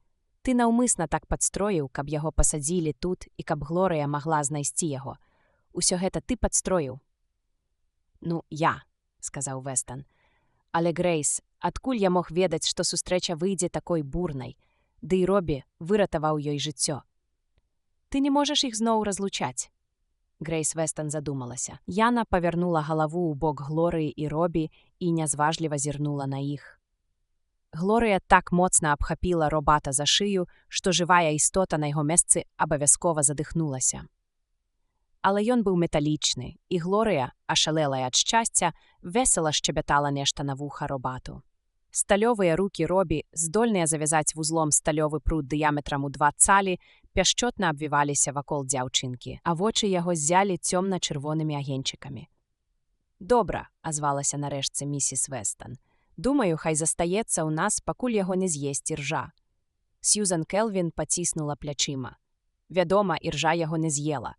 Усё гэта адбывалася ў 1998 годзе, а да 2003 года мы ўжо вынайшлі рухомага робата, здольнага гаварыць.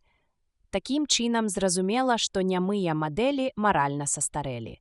І, як аказалася, гэта стала апошняй кропляй, якая перапаўніла чашу цярпення тых, хто ўвогуле быў супраць роботаў.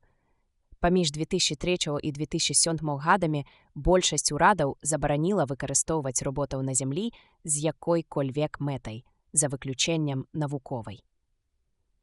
Дык Глорыі давялося развітацца з Робі? Мусіць, так. Хоць, думаю, у 15 гадоў зрабіць гэта было лягчэй, чым у 9. І ўсё ж такое рашэнне было бязглуздым і непатрэбным. У 2007 годзе, калі я паступіла ў US Robots, фірма стаяла на мяжы фінансавага краху. Спачатку я нават думала, што праз некалькі месяцаў застануся без работы, але пасля мы выйшлі на пазаземны рынак. І ўсё ўладзілася. Не зусім. Спачатку мы спрабавалі прыстасаваць для іншых планет ужо існуючыя мадэлі, у прыватнасці першых роботаў, здольных гаварыць. Яны былі занадта высокія, занадта нязграбныя, ды і недасканалыя. Мы паслалі іх на Меркурый працаваць у шахтах, але без поспеху. Я зірнуў на яе здзіўлена. Чаму? Адно ж Mercury Mines, канцэрн з многамільярдным капіталам. Гэта цяпер. Удалася толькі другая спроба. Калі вы, юнача, хочаце даведацца пра гэта, я параіла б вам сустрэцца з Грэгары Пауэлам. Яны з Майклам Данаванам у 10-20 гады браліся ў нас за самыя цяжкія справы. Я ўжо даўно не маю вестак ад Данавана, а Пауэл жыве тут, у Нью-Йорку. Цяпер ён дзядуля, мне цяжка звыкнуцца з гэтай думкай. Я памятаю яго яшчэ зусім маладым. Ну, вядома, і я тады была маладзейшая. Я паспрабаваў падахвоціць яе. Доктар Келвін, калі б вы мне расказалі пра гэта хаця б у агульных рысах, то містер Пауэл мог бы потым дапоўніць распавед. «Пачніце з Меркурыя», – прапанаваў я. «Добра». Другую экспедыцыю на Меркурый паслалі, здаецца, у 2015 годзе. Гэта была даследчая экспедыцыя, якую фінансавалі фірмы US Robots і Solar Minerals. У яе склад уваходзілі Грэгары Пауэл, Майкл Данаван і прадстаўнік новага пакалення роботаў. Зачараванае кола. Адна з найлюбімейшых банальнасцей Грэгары Пауэла зводзілася да таго, што паніка да дабра не давядзе. А таму, калі Майкл Данаван, увесь спацэлы з раскудлачаным рудым чупрынаю, стрымгалоў скаціўся яму насустрач уніз па лесвіцы, Пауэл насупіўся. «Што здарылася?» – спытаў ён. «Зламаў сабе пазногаць?» «Яшчэ чаго?» – задыхана буркнуў Данаван. «Чым ты займаўся цэлы дзень унізе?» Ён перавёў дух і выпаліў. Шустрык не вярнуўся. Вочы Пауэла пашырыліся, і ён спыніўся на лесвіцы, але праз імгненне апамятаўся і зноў рушыў угору. Ён маўчаў, пакуль не дабраўся да пляцоўкі, а тады спытаў: Ты паслаў яго па селен? Так, даўно. 5 гадзін таму. Запала цішыня. Вось сітуацыя, хай ёй ліха. Усяго 20 гадзін яны на Меркурыі, а ўжо ўляпаліся ў халепу. Меркурый заўжды лічыўся няшчаснай планетай сонечнай сістэмы, але гэта ўжо занадта нават і для планеты, якая прыносіць няшчасце. «Давай усё па парадку», – сказаў Пауэлл. Яны ўвайшлі ў радырубку. Яе абсталяванне, нятронутае ось ужо 10 гадоў, якія мінулі ад першай экспедыцыі, крыху састарэла. Нават 10 гадоў для тэхнікі – гэта шмат. Параўнаць хоць бы Шустрыка з пакаленнем робатаў, якія існавалі ў 2005 годзе. Праўда, апошнім часам рабататэхніка зрабіла галаваломны скачок. Пауэлл дакрануўся да металічнай паверхні, якая яшчэ захавала бляск. Атмасфера запусценасці, якая панавала ў гэтым пакоі, дарэчы, як і на ўсёй станцыі, зрабіла прыгнятальнае ўражанне. Данаван відавочна адчуў гэта, бо пачаў. Я спрабаваў звязацца з ім па радыё, але нічога не атрымалася. Радыё мала дае на сонечным баку Меркурыя. Ва ўсякім разе на адлегласці больш за 2 мілі. Гэта адна з прычын няўдачы першай экспедыцыі. А ультракарахвалевай апаратуры мы не зможам наладзіць яшчэ некалькі тыдняў. Пакінем усё гэта. Што ты высветліў?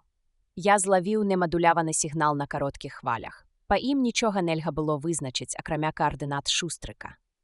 Я назіраў за ім на працягу 2 гадзін і вынікі нанёс на карту. Данаван дастаў з кішэні пажоўклы аркуш пергаменту. Рэшту ад першай няўдалай экспедыцыі кінуў яго на стол і прыціснуў далонню. Пауэлл, скрыжаваўшы рукі на грудзях, стаяў воддаль і глядзеў на яго. Данаван нервова тыцнуў у аркуш алоўкам. Вось гэты чырвоны крыжык, селенавае возера. Ты сам яго пазначыў. Якое з іх? Перабіў яго Пауэлл. Там іх 3 нанёс Макдугал перад сваім адлётам. Я, вядома, паслаў Шустрыка да найблізкага, адсюль 17 міль. Але якая розніца? У яго голасе чулася напружанасць. Усе кропкі азначаюць каардынаты Шустрыка. Упершыню за ўвесь час удаваны спакой Пауэлла кудысьці дзеўся, і ён схапіў карту. Ты сур'ёзна? Гэтага не можа быць. Але так ёсць, буркнуў Данаван. Маленькія кропкі, якія пазначалі месцазнаходжанне робата, утварылі няроўнае кола, у цэнтры якога знаходзіўся чырвоны крыжык, селенавае возера. Пальцы Пауэлла пацягнуліся да рудых вусоў, знак неспакою. Данаван дадаў. За 2 гадзіны, пакуль я за ім сачыў, ён абышоў гэтае праклятае возера 4 разы. Мне здаецца, што ён будзе круціцца там бясконца. Ты разумееш, у якім становішчы мы апынуліся? Пауэлл зірнуў на яго, але нічога не сказаў. О, ён выдатна разумее, у якім яны становішчы. Усё было проста як сілагізм. Батарэі фотаэлементаў, якія абаранялі іх ад жахлівай меркурыянскай спёкі, паляцелі к чортам. Выратаваць іх мог толькі селен, а дастаць яго мог адзіна Шустрык. Не вернецца Шустрык, не будзе і селену. Не будзе селену, не будзе фотаэлементаў. Не будзе фотаэлементаў. Што ж, смерць ад павольнага смажання мала прыемнага. Данаван сярдзіта раскудлачыў кудзярчастую сваю рудую чупрыну і з горыччу прамовіў. Мы выставім сябе на пасмяховішча перад усёй сонечнай сістэмай Грэгу, як хутка ўсё паляцела шкіраберць. Знакаміты экіпаж у складзе Пауэлла і Данавана паслалі на Меркурый, каб высветліць, ці варта на сонечным баку адкрываць капальні з найноўшай тэхнікай і робатамі. А мы ўсё гэта загублілі ў першы ж дзень. І задача была вельмі простай. Мы гэтага ніколі не перажывём. Хай гэта цябе не хвалюе, спакойна адказаў Пауэлл. Калі мы зараз нічога не прыдумаем, перажываць не давядзецца. Мы проста не выжывем. Не мялі глупствы. Калі цябе ўсё гэта цэшыць, то мяне наадварот. Гэта ж злачынства, паслаць нас сюды з адзіным робатам. І яшчэ гэтая твая бліскучая ідэя самім лагодзіць фотаэлементы. Дарма ты так. Ты ведаеш, што гэта наша агульнае рашэнне.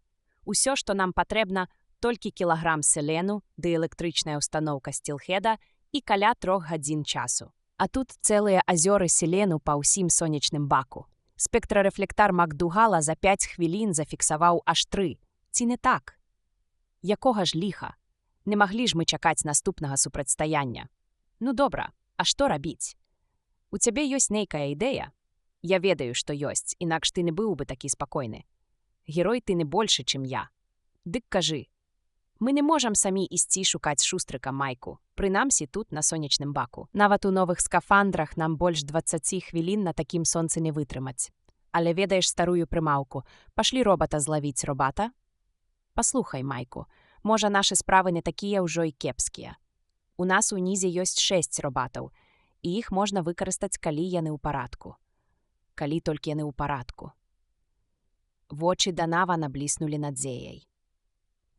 Ты маеш на ўвазе тых робатаў, што засталіся ад першай экспедыцыі, а ты ўпэўнены.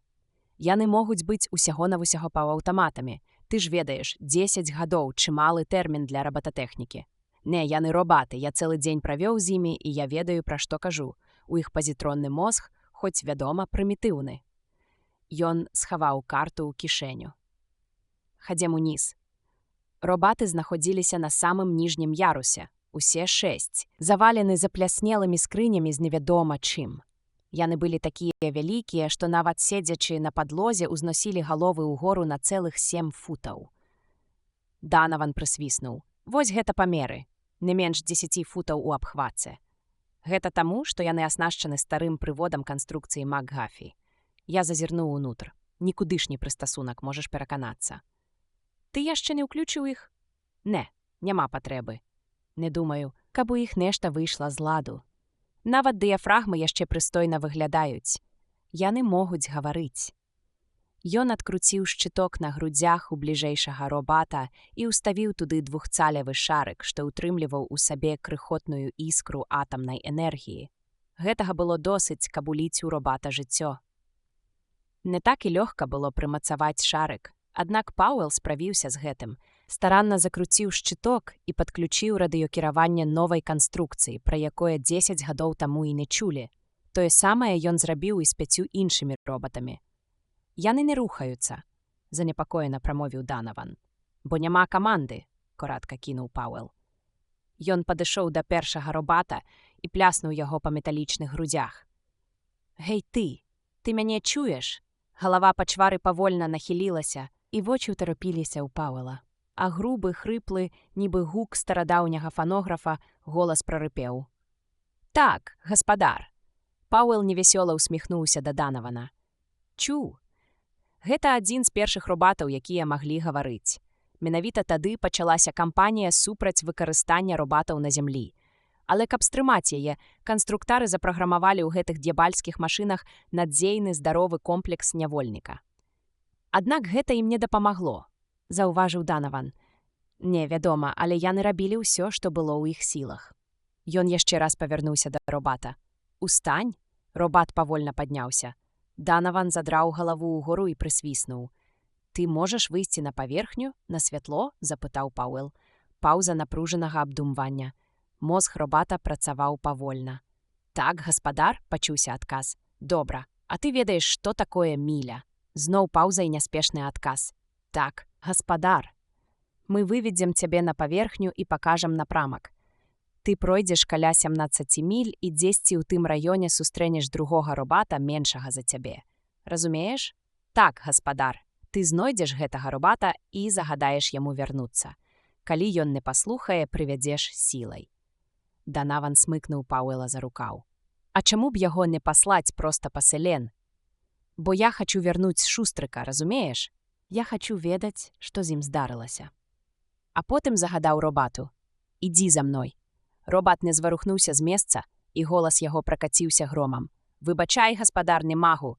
Вам трэба сесці на мяне. Яго нязграбныя рукі з бразгатам злучыліся, тупыя пальцы перапляліся, утварыўшы нешта накшталт страмені. Пауэл уп'яўся ў яго вачыма, пашчыпваючы вусы. Во як? Вочы Данавана акругліліся ад здзіўлення. Мы павінны ехаць на ім. Як на кані. Мяркую, што так, хоць не разумею, навошта. Не бачу. А ўрэшце зразумела.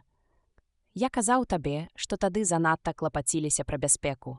Відаць, хацелі пераканаць усіх, што робаты не могуць нашкодзіць чалавеку. Яны, маўляў, не могуць рухацца самастойна, а толькі з пагоншчыкам на плячах. Дык што ж нам рабіць?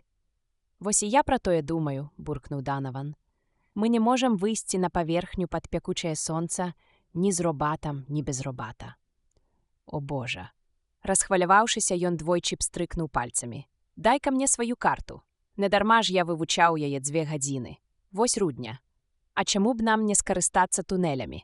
На картцы рудня была пазначана чорным кружочкам, ад якога ва ўсе бакі павуціннем разбягаліся пункцірныя лініі тунеляў. Данаван пачаў вывучаць умоўныя пазначанні на картцы. «Глянь», — сказаў ён, — «гэтымі чорнымі кропачкамі пазначаны выхады на паверхню, і адзін з іх недалей за 3 мілі ад Селенавага возера. Тут і нумар яго пазначаны. Маглі б пісаць і разборлівей. Ага, 13. Каб жа робаты ведалі туды дарогу». Павел выпаліў пытанне і ў адказ атрымаў тупаватае. «Так, гаспадар». «Ідзі па скафандры», — сказаў ён задаволена. Яны ўпершыню апраналі скафандры. Яшчэ учора, прыбыўшы на Меркурый, яны наогул не збіраліся гэтага рабіць, а цяпер, прымяраючы нязграбны адзінак, няўклюдна варушылі рукамі і нагамі. Скафандры былі значна большыя і нязграбнейшыя, чым звычайныя касмічныя касцюмы. Затое яны былі значна лягчэйшыя. У іх канструкцыі не прадугледжвалася ні кавалачка металу. З цеплатрывалай пластмасы, пакрытай хімічна апрацаваным коркам, абсталяваныя спецыяльным прыстасаваннем для выдалення вільгаці з паветра, гэтыя скафандры маглі супрацьстаяць нязноснаму, сляпучаму прамяністу меркурыянскага сонца 20 хвілін. Або на 5-10 хвілін даўжэй бессмяротнай пагрозы чалавечаму жыццю. Робат усё яшчэ трымаў рукі страменем, не дзівячыся з нязграбнай постаці Пауэла, апранутага ў скафандр. Па радыё прагучаў рэзкі голас Пауэла. «Ты аднясеш нас да выхаду 13? Так, гаспадар». «І тое добра», — падумаў Пауэл. «Хоць імі бракуе радыёкіравання, але прынамсі яны могуць прымаць каманды». «Сядай на таго ці на таго», — адказаў ён Данавану, а сам паставіў нагу ў імправізаванае страмя і адным махам апынуўся зверху. Сядзець было зручна, на спіне робата быў відавочна наўмысна зроблены горбік, а на плячах паглыбленні для ног. Цяпер стала ясна, для чаго прызначаліся вушы робата. Пауэл узяўся за іх і павярнуў галаву. Яго конь нязграбна павярнуўся. «Ну, паехалі, Макдуф». На самай справе Пауэл адчуваў сябе зусім не бесклапотна. Велізарныя роботы ступалі павольна, з механічнай дакладнасцю. Яны прайшлі праз дзверы, верхні вушак, якіх прыйшоўся ім ледзь паўметра над галавой, так што вершнікі паспяшаліся прыгнуцца, а потым іхнія крокі манатонна прагрымелі пад скляпеннем вузкага тунеля, які прывёў іх да камеры шлюзавання паветра. Доўгі беспаветраны тунель, што цягнуўся ўдалечыню, нагадаў Пауэлу пра тытанічную працу першай экспедыцыі з яе прымітыўнымі роботамі і недасканалым снарадаваннем. Яны зазналі няўдачу, але іхняя няўдача была варта чыйгосьці лёгкага поспеху. Роботы нязграбна прасоўваліся наперад. Іхнія крокі былі размераныя, хуткасць нязменная. «Зверні ўвагу», — сказаў Пауэл. «Тунелі асветлены, а тэмпература тут такая, як і на зямлі. Магчыма, так было на працягу ўсіх 10 гадоў, хоць тут ніхто і не жыў». А як гэта так? Танная энергія. Найтаннейшая ў сонечнай сістэме. Ты сам ведаеш, што сонечная энергія тут, на сонечным баку Меркурыя, нешта ды значыць. І, мабыць, таму станцыя была пабудавана на адкрытым для сонечнага святла месцы, а не ў цэне якой-небудзь гары. Гэта сапраўды велізарны пераўтваральнік энергіі. Цяпло ператвараецца ў электрыку, у святло, механічную працу і ў што заўгодна. І адначасова з атрыманнем энергіі станцыя астуджаецца. «Паслухай», — сказаў Данаван, — «усё гэта вельмі павучальна, але ці не змяніў бы ты пласцінку? Бо пераўтварэнне энергіі, пра якое ты таўчэш, ажыццяўляюць фотаэлементы, а для мяне гэта зараз самае балючае месца». Пауэл нешта прабурчэў, а потым Данаван зноў загаварыў, але зусім пра іншае. «Паслухай, Грэгары, што ж усё-ткі магло здарыцца з нашым шустрыком? Я не магу зразумець. Не так яно і лёгка паціснуць плячыма ў скафандры, але Пауэл здолеў гэта зрабіць. Не ведаю, Майкл. Ён цалкам прыстасаваны да меркурыянскага асяроддзя. Спёка яму не страшная, ён разлічаны на меншую сілу гравітацыі, можа хадзіць па нераўнай паверхні. Ён сканструяваны на дзейна. Прынамсі павінен такім быць. Запала цішыня. На гэты раз працяглая. «Гаспадар», — азваўся Робат, — «мы ўжо на месцы». «Га?» — устрапянуўся Пауэл. «Добра, выбіраемся на паверхню». Яны апынуліся ў невялікай падстанцыі, пустой, паўзбуранай без паветра. Пры святле кішэннага ліхтарыка Данаван разглядаў рваныя краі адтуліны ў верхняй частцы адной са сцэн. «Думаеш, метэарыт?» — запытаў ён. Пауэл паціснуў плячыма. «А ну яго к чорту. Гэта не мае значэння. Пайшлі». Выступ стромкай базальтавай сцяны загароджваў сонечнае прамянне, і глыбокі цень беспаветранай прасторы акружыў іх. Цень абрываўся, нібы адрэзаны нажом, а далей пачынаўся нясцерпны бляск мірыяд крышталяў, якія ўсцялілі зямлю. «Космас!» — выгукнуў Данаван, зачараваны дзіўным відовішчам. Нібы ж снег, і сапраўды гэта было падобна на снег. Пауэл акінуў поглядам нераўную ззяючую паверхню Меркурыя, якая сягала да край нябёсся, і прымружыўся ад белізны, што аж рэзала вочы. «Гэта нейкая незвычайная мясцовасць», — сказаў ён. Агульны каэфіцыент адбіцця ад паверхні Меркурыя даволі нізкі, і амаль уся планета пакрыта шэрай пэмзай. Як на месяцы. Цудоўна, праўда? Яго цешыла, што аглядальнае шкло скафандра мела святлафільтры. Харашо наўкола ці не, але калі глядзець праз простае шкло, то за паўхвіліны можна і асляпнуць. Данаван зірнуў на тэрмометр на запясці скафандра. «Ого, 80 градусаў!» Пауэл зірнуў на свой тэрмометр і сказаў: «Залішне многа. Што ж атмасфера, сам разумееш? На Меркурыі. Ты што з розуму з'ехаў?» На самой справе ён не зусім беспаветраны, і тут ёсць нейкая атмасфера. Нібы між іншым патлумачыў Пауэл. Ён спрабаваў прымацаваць бінокль да аглядальнага шкла на шлеме, але нязграбныя пальцы скафандра слухаліся кепска. Над паверхняй сцэлецца туманец.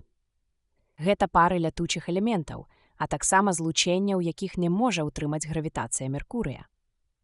Ты ведаеш, што гэта селен, йод, ртуць, галій, калій, вісмут, лятучыя акіслы. Выпарэнні трапляюць у цень і кандэнсуюцца, вылучаючы цяпло. Нешта накшталт велізарнага перагоннага куба.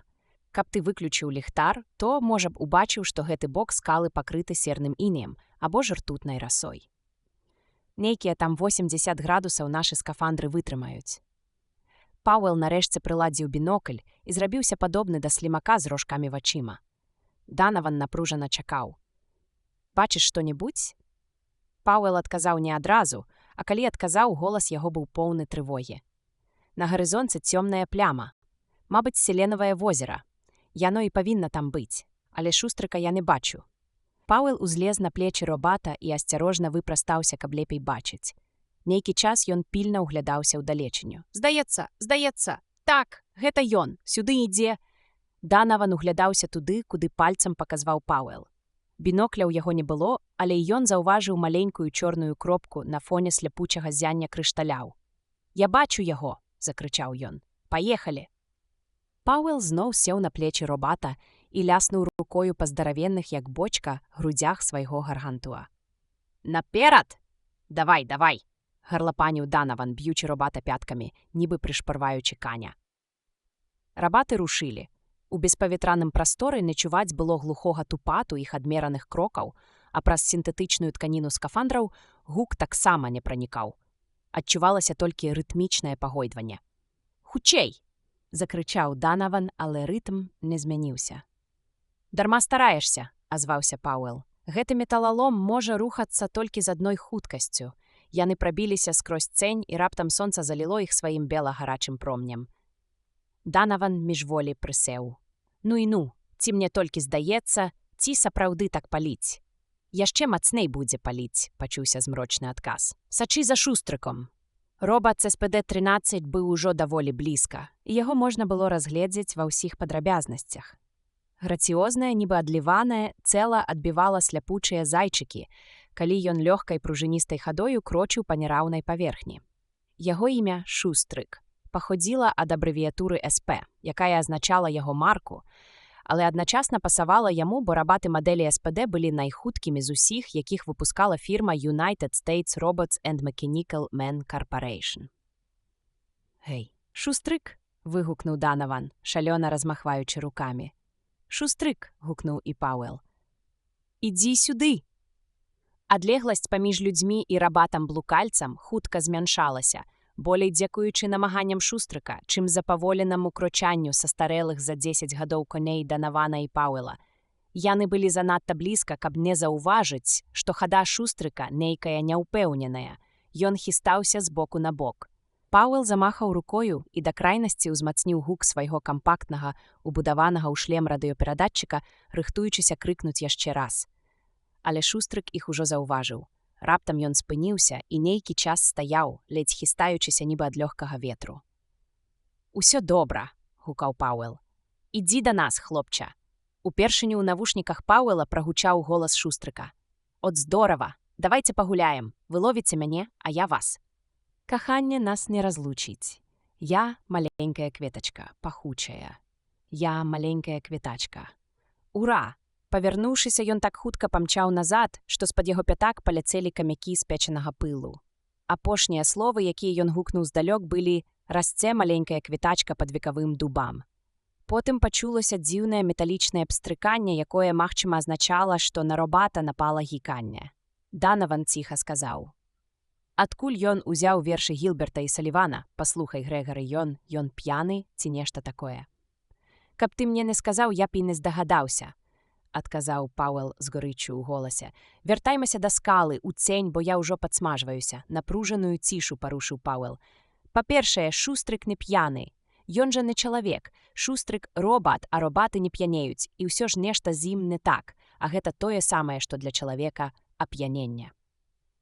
«На мой погляд, ён п'яны», – рашуча сказаў Данаван. «І наколькі мне вядома, ён думае, што мы тут гуляемся з ім у хованкі. А нам не да гульняў. Гаворка ідзе пра жыццё або смерць, і смерць, праўду кажучы, страшную. Добра, не гарачыся. Робат ёсць робат. Як толькі даведаемся, што ў ім зламалася, зможам яго наладзіць». «Даведаемся», – жоўцю кінуў Данаван. Пауэл прапусціў іронію міма вушэй. Шустрык цудоўна прыстасаваны да меркурыянскага асяроддзя. Але гэты раён, ён абвёў вакол рукою, незвычайны, з відавочнай аномаліяй. Вось дзе загваздка. Адкуль, напрыклад, узяліся гэтыя крышталі? Яны маглі ўтварыцца з вадкасці, якая павольна застыла. Але дзе ўзяцца такой гарачай вадкасці, каб яна магла застыць пад сонцам Меркурыя? Вулканічная з'ява, выказаў здагадку Данаван. Пауэл насцярожыўся. «Вуснамі дзіцяці», – пачаў ён дзіўным, нібы чужым голасам і замоўк. Тады азваўся зноў. «Паслухай, Майку, што ты сказаў Шустрыку, калі пасылаў яго па селен?» Для Данавана такое пытанне было нечаканым. «А ліха яго ведае? Не памятаю. Я толькі сказаў яму прынесці селен». «Ну, гэта я ведаю. Але як? Паспрабуй прыгадаць дакладна». Я сказаў: «Ага». Я сказаў: «Шустрык, нам трэба трохі селену. Ты можаш дастаць яго там-та і там-та. Ідзі і прынясі». Вось і ўсё. «А ты хацеў, каб я як сказаў?» «Ты не сказаў яму, што гэта невадкладная справа, ці не? А навошта? І так ясна». Пауэл уздыхнуў. «Тут ужо нічым не паможаш, мы трапілі ў бяду». Ён злез са свайго робата і сеў, прытуліўшыся спіной да скалы. Данаван падсеў да яго, і яны ўзяліся за рукі. А там, дзе канчалася цень, пякучае сонца, здавалася, пільнавала іх, як кот мышу. Побач стаялі нябачныя ў цемры два вялізныя робаты і глядзелі на іх цьмяным чырвоным святлом сваіх фотаэлектрычных вачэй. Нязрушныя, спакойныя, абыякавыя. Абыякавыя. Такія, як і ўвесь гэты атрутны Меркурый, малая планета, якая прыносіць вялікае няшчасце. У навушніках Данаван пачуў напружаны голас Пауэла. «Цяпер слухай. Давай пачнём з 3 законаў робататэхнікі. Законаў, якія трывала ўкаранены ў пазітронны мозг робата». У цемры ён пачаў загінаць пальцы. Такім чынам, па-першае, робат не можа нанесці шкоды чалавеку або дапусціць, каб чалавеку была нанесена шкода. «Правільна! Па-другое, вёў далей Пауэл, робат мусіць падпарадкоўвацца загадам чалавека, калі гэтыя загады не супярэчаць першаму закону. Правільна! Па-трэцяе, робат павінен дбаць пра сваю бяспеку, пакуль гэта не супярэчыць першаму і другому законам. Правільна! І да чаго ж мы дайшлі? Вось гэтым усё і тлумачыцца. Супярэчнасці паміж усімі гэтымі законамі ўраўнаўваюцца рознасцю пазітронных патэнцыялаў у мозгу. Скажам, робат апынаецца ў небяспецы і ўсведамляе гэта. Патэнцыял, які ўтвараецца паводле трэцяга закону, прымушае яго вярнуцца назад. Але уяві сабе, што ты паслаў яго туды, дзе на яго чакае небяспека. Тады другі закон утварае адваротны патэнцыял, вышэйшы за папярэдні, і робат выконвае загад, рызыкуючы ўласным існаваннем. Добра, усё гэта мне вядома. І што з таго? Давай возьмем гісторыю з шустрыкам. Адна з найноўшых мадэляў, спецыялізаваная і дарагая як лінкор. Яго не так-то і лёгка знішчыць. Ну, а далей? А яшчэ трэці закон у мадэлях СПД запраграмаваны асабліва моцна. На гэтым націскаюць і інструкцыі. Робат гэтай мадэлі імкнецца любым коштам пазбегнуць небяспекі. А ты, пасылаючы шустрыка па селен, аддаў загад нядбайна, нібы між іншым не падкрэсліў яго важнасці, таму патэнцыял, звязаны з другім законам, аказаўся занадта слабым. Вось табе і тлумачэнне. Добра, вядзі далей. Здаецца, я разумею. Дык вось, ці цяміш ты, пра што ідзе гаворка? Там, каля селенавага возера, хаваецца нейкая небяспека. Яна расце, як толькі робат набліжаецца да возера, і на пэўнай адлегласці ад яго патэнцыял трэцяга закону, надзвычай высокі ад самага пачатку, выраўноўваецца з патэнцыялам другога закону, нізкім ад самага пачатку. Данаван хваляванай хадой скочыў на ногі. Зразумела, устанаўліваецца раўнавага. Трэці закон гоніць яго назад, а другі – уперад. Вось ён і кружыць вакол возера па лініі, дзе дзейнічае раўнавага патэнцыялаў. І калі мы нічога не прыдумаем, ён і надалей будзе кружыць, нібы ў старым добрым зачараваным коле. Пасля хвіліннага маўчання ён павёў далей. І таму, між іншым, ён робіцца нібы п'яным. Пры раўнавазе патэнцыялаў дзейнасць паловы пазітронных злучэнняў у мозгу парушаецца. Я не спецыяліст па робататэхніцы, але гэта відавочна. Мажліва, ён страціў кантроль над тымі самымі часткамі свайго вольнага механізму, якія страчвае п'яны чалавек. Вельмі міла, але каб ведаць, ад чаго ён уцякае. Ты сам здагадаўся. Вулканічныя з'явы. Недзе там, каля селенавага возера, з нетраў Меркурыя сачацца газы. Сернакіслы газ, вугальная кіслата і аксід вугляроду. Гэта занадта многа, ды яшчэ пры такой тэмпературы. Данаван пракаўтнуў сліну. Аксід вугляроду плюс жалеза дае лятучы жалезны карбаніт. А робат, сказаў Пауэл, гэта ў асноўным жалеза. І мрачна дадаў, мы ўпалі ў разважанні, якія самі па сабе нічога не даюць. Мы высветлілі ўсё, акрамя аднаго, што трэба рабіць. Самі мы не можам здабыць селен, ён занадта далёка. Не можам мы і паслаць гэтых коней, бо без нас яны туды не пойдуць. А завесці нас туды і назад так хутка, каб мы не паспелі падсмажыцца, яны не змогуць. І злавіць шустрыка мы не можам, бо гэты балван думае, што мы з ім гуляемся, ды яшчэ можа бегчы 60 міль на гадзіну супраць нашых 4. Але калі адзін з нас пойдзе, кінуў прабны камень Данаван, і падсмажыцца, дык застанецца другі. Так, пачуўся саркастычны адказ, гэта будзе вельмі расчуляльная ахвяра. Толькі той першы, покуль дабярэцца да возера, наўрад ці здолее аддаць загад. А я не ўпэўнены, што робаты самі без загаду вернуцца да скалы. Уяві, мы за 2-3 мілі ад возера. Ну, лічы, за 2. Робат пераадольвае 4 мілі за гадзіну. Мы ў сваіх скафандрах можам вытрымаць 20 хвілін. Але тут трэба браць пад увагу не толькі спёку. Сонечнае выпраменьванне ва ультрафіяліцы і ніжэй – гэта таксама пагібель. Кашлянуў Данаван, бракуе 10 хвілін. Для нас гэта ўсё роўна, што вечнасць. І яшчэ адно, каб патэнцыял трэцяга закону спыніў шустрыка на такой адлегласці, там павінна быць шмат аксіду вугляроду і пароў металу і абавязкова прыкметы карозіі. Ён там ужо некалькі гадзін, і хто ведае, ці не выйдзе з ладу, скажам, каленны суглоб, і ён не перакулецца. Мы мусім не проста думаць, а думаць хутка. Запала глыбокае, змрочнае, прыгнятальнае маўчанне. Першым парушыў яго Данаван. Ён намагаўся перамагчы хваляванне, але голас яго дрыжаў. Ну добра, сказаў ён, паколькі мы не можам павялічыць патэнцыял другога закону дадатковымі загадамі, ці не варта было б зайсці з іншага боку. Калі ўзмацніць небяспеку, то адпаведна павялічыцца і патэнцыял трэцяга закону, і так мы вернем яго назад. Пауэл павярнуўся да яго з нямым пытаннем. «Паслухай», — асцярожна весціў далей Данаван, каб выбіць яго з зачараванага кола, трэба павялічыць канцэнтрацыю аксіду вугляроду там, дзе ён ходзіць.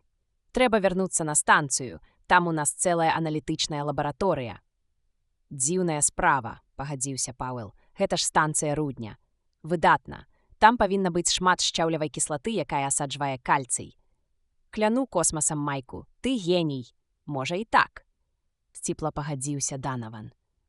«Я толькі прыгадаў, што шчаўлевая кіслата пры награванні распадаецца на вугальны газ, ваду і стары добры аксід вугляроду. Курс хіміі яшчэ з каледжа, як ты памятаеш». Пауэл скочыў на ногі і ляснуў робата па чвару па механічнай назе. «Гей!» — крыкнуў ён. «Ты ўмееш кідаць?» «Што, гаспадар? Што-небудзь?» Пауэл мысленно вылаяў робата тугадумам і схапіў скалісты ўломак за вялікасці з цэглінай. «Патрапі вось гэтым у той гронак блакітнаватых крышталяў за крывой расколінай. Бачыш? Данаван крануў яго за плячо. Занадта далёка, Грэгары, амаль паўмілі». «Пачакай», — адказаў Пауэл. «Увесь сакрэт тут у меркурыянскай гравітацыі і сіле яго сталёвай рукі.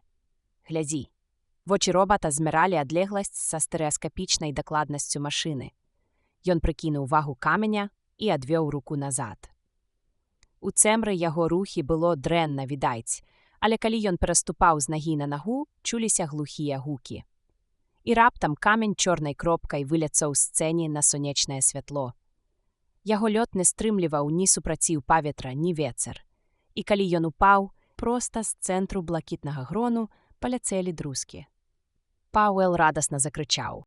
«Хутчэй па шчаўлявую кіслату, Майку!» Ужо ў напаўразбуранай падстанцыі па дарозе да тунэля Данаван змрочна азваўся. «Шустрык бадзяецца на нашым баку возера, адколькі мы пусціліся за ім. Ты заўважыў? Яшчэ бы. Мабыць, хоча пагуляцца з намі. Вось мы яму пагуляемся». Праз некалькі гадзін яны вярнуліся з 3-літровымі слоікамі белага хімікату і змрочнымі тварамі. Батарэі фотаэлементаў выходзілі з ладу яшчэ хутчэй, чым яны спадзяваліся. На сваіх кіраваных робатах яны выехалі на сонца і сусараджана накіраваліся да Шустрыка. Шустрык нетаропка заскакаў ім насустрач. «Вось ізноў мы? Ура! Хто з'есць 7 мяшкоў грэчанай воўны, той будзе поўны». «Зараз мы цябе накормім», — буркнуў Данаван. «Ён ужо млявы, Грэгары». «Я заўважыў», — занепакоена адказаў Пауэл. «Калі цягнуць даўжэй, гэты акіс дабярэцца да яго». Яны набліжаліся асцярожна амаль крадком, каб не збянтэжыць нямоглага робата. Пауэл, хоць і быў яшчэ занадта далёка ад яго, гатовы быў прысягнуцца, што Шустрык ужо рыхтуецца стрымгалоў кінуцца ад іх. «Давай!» — выдыхнуў ён. «Лічу да 3. Раз, 2. 2 сталёвыя рукі адначасова выкінуліся наперад, і 2 шкляныя слоікі паляцелі паралельнымі дугамі, зіхцячы, як дыяменты, у промнях пякучага сонца. Яны разбіліся на дробкі, але гуку не было чуваць. Толькі ззаду Шустрыка закублілася хмарка шчаявай кіслаты. Пауэл ведаў, што на гарачым меркурыянскім сонцы яна будзе шыпець, як газіраваная вада.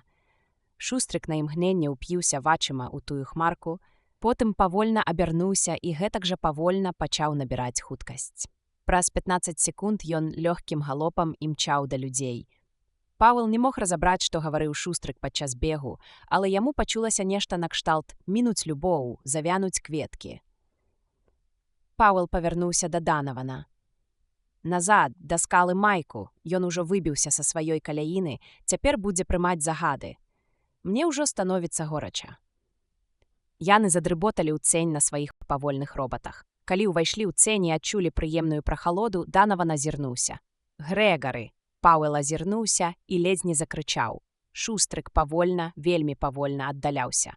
Ён зноў уваходзіў у сваю каляіну, у сваё зачараванае кола, паступова набіраючы хуткасць. Праз бінокль ён, здавалася, быў зусім блізка.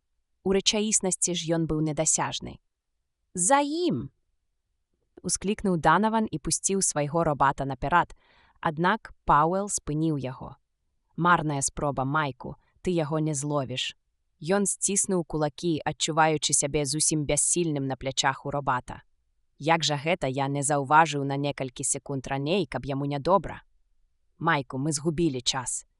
Трэба яшчэ кіслаты, настойваў Майкл. Канцэнтрацыя была недастатковая. Тут і 7 тонн не хопіць. А хоць бы я і было ўдосталь, усё роўна прывезці не паспелі. А кі з'есць яго няўжо ты не зразумеў, Майку? Не, прызнаўся Данаван. Мы толькі ўсталявалі новую раўнавагу. Калі мы дадаём вокісу вугляроду і адпаведна ўзмацняем патэнцыял трэцяга закону, ён адступае назад, пакуль зноў не наступае раўнавага. А калі вокіс вугляроду выпараецца, ён зноў рухаецца наперад. Дык гэта тое самае зачараванае кола. У голасе Павела чулася роспач. Мы можам адпіхнуць другі закон і цягнуць трэці. Аднак нічога не дасягнем. Мы можам толькі змяніць узровень раўнавагі. Мы павінны выйсці за межы абодвух гэтых законаў. Ён падагнаў свайго робата бліжэй да Данаванавага, і цяпер яны сядзелі на плячах металічных волатаў адзін насупраць другога, тварам да твару. Расплывістыя цені ў цемрыві. «Майку», – прашаптаў Данаван.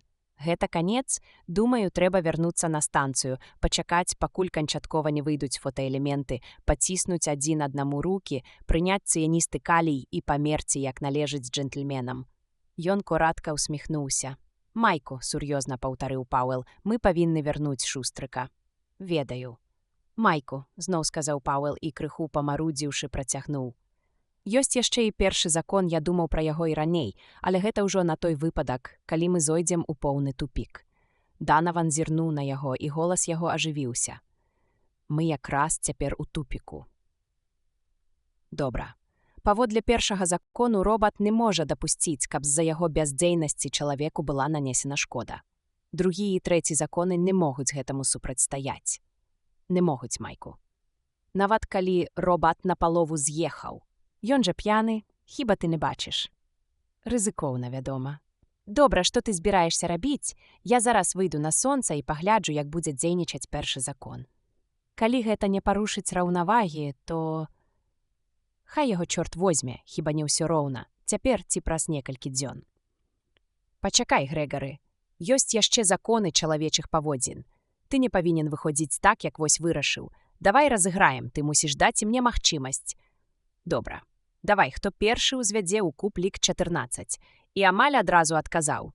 200-744. Данаван адчуў, як робат Пауэла крануўся, зачапіўшы яго робата. Праз хвіліну Пауэл быў на сонечным святле. Данаван ужо хацеў быў крыкнуць, але своечасова стрымаўся. Вядома, гэты шалыган загадзя падлічыў, колькі будзе 14 у кубе. На яго гэта падобна. Сонца пякло немілосердна, і Пауэл адчуў, як у яго страшэнна засвярбеў паясніцу. Відавочна, самаўнушэнне. А можа, моцнае выпраменьванне пачало прасякаць нават скрозь скафандр. Шустрык назіраў за ім моўчкі, без тых вершаваных бязглуздзіц, якія быў звычай выкрыкваць замест прывітання. Ну і дзякуй за гэта. Але падысці бліжэй ён не адважваецца.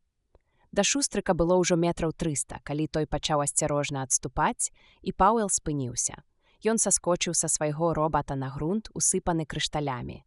Ва ўсе бакі паляцелі аскепкі. Ён ішоў наперад. Грунт быў пясчаны.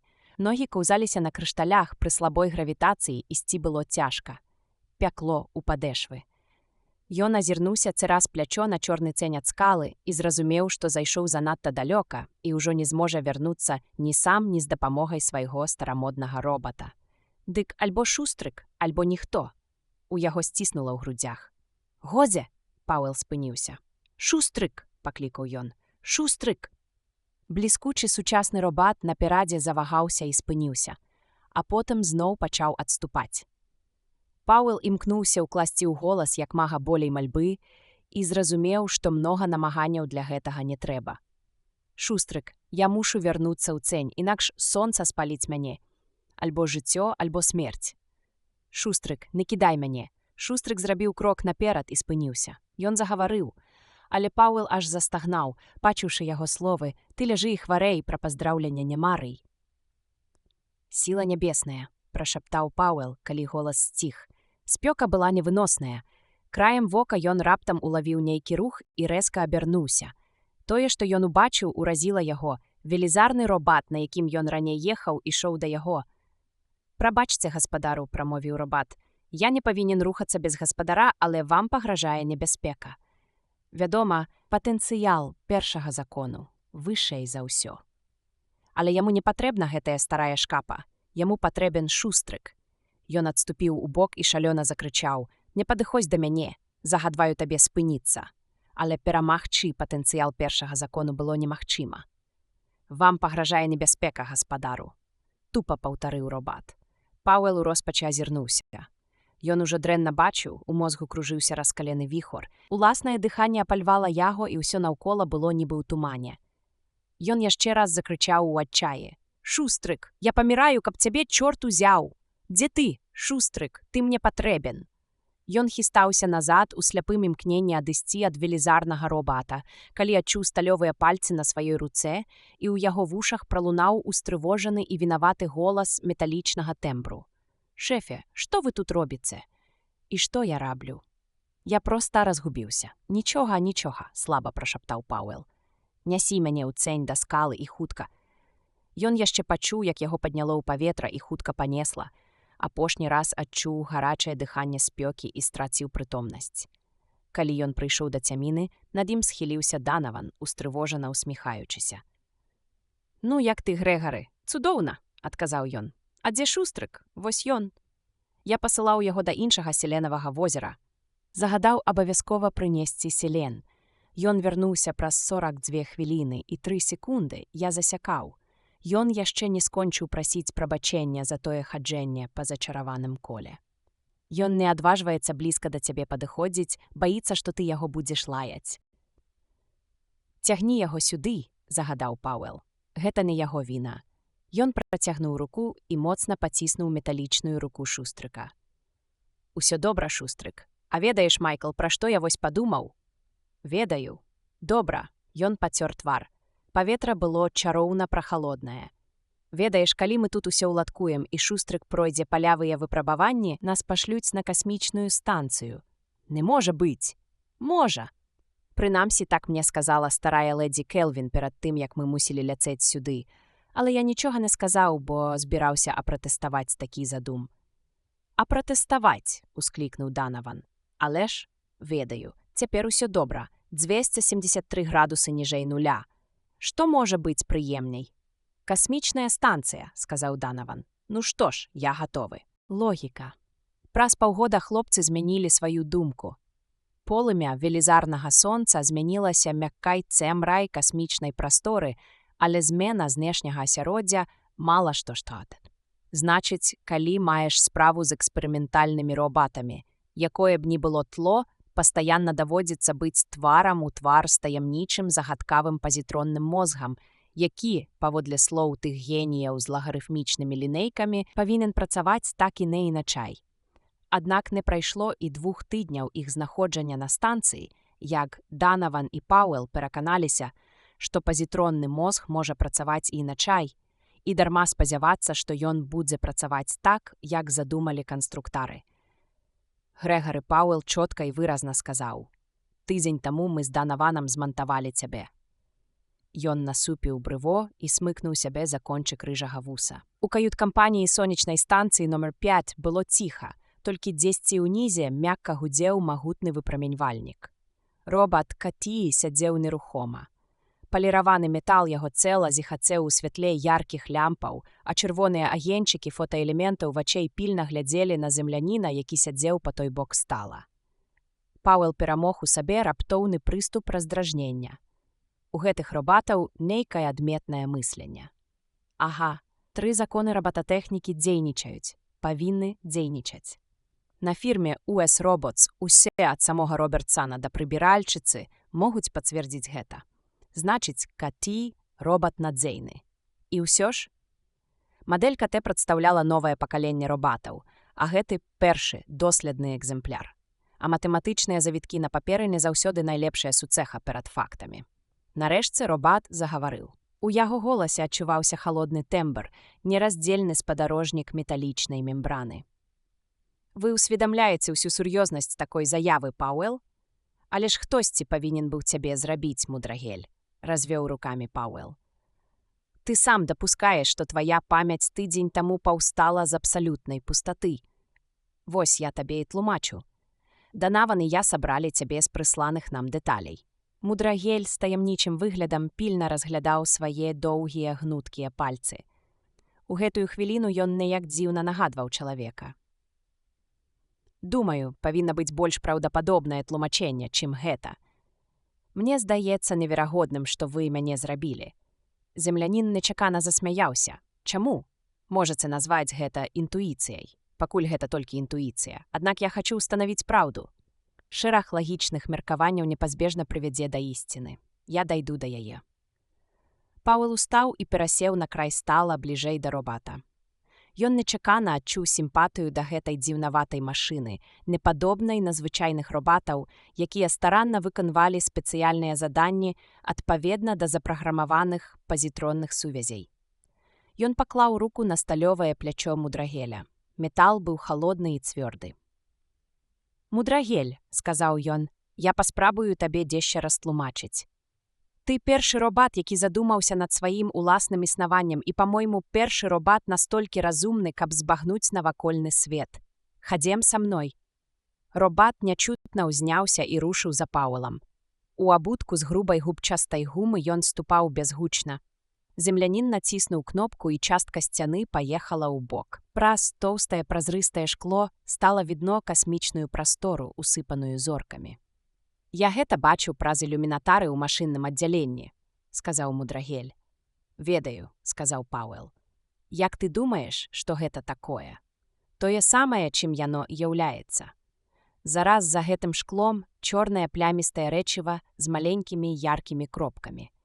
Ведаю, што наш выпраменьвальнік пасылае прамяні да некаторых з гэтых кропак заўсёды да адных і тых жа, і ведаю таксама, што гэтыя кропкі перамяшчаюцца і разам з імі перамяшчаюцца і прамяні. Вось і ўсё. Добра. А цяпер уважліва паслухай мяне. Чорнае рэчыва – гэта пустата. Пустата, якая расцягнулася ў бязмежнасць. Маленькія, яркія кропкі – гэта велізарныя масы, напоўненыя энергіяй матэрыі. Яны круглыя. Некаторыя з іх маюць мільёны міль у дыяметры. Для параўнання скажу, што станцыя мае ў дыяметры ўсяго 1 мілю. Яны здаюцца такімі маленькімі таму, што знаходзяцца надзвычай далёка. Кропкі, на якія скіравана энергія нашых прамянёў, нашмат меншыя і знаходзяцца ад нас нашмат бліжэй. Яны цвёрдыя і халодныя. На іх жывуць людзі, такія як я. Мільярды людзей. З аднаго такога свету прыляцелі і мы з Данаванам. Нашы прамяні жывяць гэтыя светы энергіяй, якую мы бяром з адной з тых раскалёных куль, што знаходзіцца параўнальна блізка ад нас. Мы называем гэтую кулю сонцам. Зараз яго не відаць, яно па той бок нашай станцыі. Мудрагель застыў каля ілюмінатара, нібы сталёвая статуя. Ён нават не павярнуў галавы, калі спытаў, з якой менавіта кропкі вы прыбылі. Пауэл агледзеў прастору. Вось яна. Яркая такая, вунь там у куточку. Мы называем яе зямлёй. Ён усміхнуўся. Старенькая добрая зямля. Нас там 3 мільярды, Мудрагель, а праз 2 тыдні і я вярнуся да іх. Нечакана для Пауэла Мудрагель замармытаў нешта незразумелае. Ніякай мелодыі ў тых гуках не чулася, хоць нагадвалі яны ціхі перабор струн. Яны спыніліся гэтак жа нечакана, як і пачаліся. Ну а куды я дзенуся? Вы не растлумачылі маё існаванне, Пауэл. Усё вельмі проста. Спачатку станцыі для перадачы сонечнай энергіі на іншыя планеты абслугоўвалі людзі, але праз спёку, інтэнсіўную сонечную радыяцыю і электронныя буры працаваць ім было вельмі цяжка. Таму з часам людзей замянілі робаты. Цяпер для абслугоўвання кожнай такой станцыі патрэбны толькі 2 робатаў. Мы хочам змяніць і іх, і менавіта для гэтага ты спатрэбіўся. Ты прадстаўнік найноўшага пакалення робатаў, найдасканалейшы сярод усіх тых, якія існавалі дагэтуль. І калі ты пакажаш свае магчымасці і давядзеш, што сам справішся са станцыяй, людзі болей не з'явяцца тут. Хіба толькі будуць дастаўляць запасныя часткі. Ён зноў націснуў кнопку, і металічная заслона услізнула на сваё месца. Пауэл вярнуўся да стала, узяў яблык, патур абрукаў і адкусіў. Вочы робата чырвоным святлом глядзелі на яго. І вы спадзяецеся, што я паверу ў гэтую неверагодную выдумку. За каго вы мяне маеце? Пауэл ад нечаканасці выплюнуў кавалачак яблыка і абярнуўся. увесь чырвоны. Які ў д'ябла выдумак, гэта ж праўда?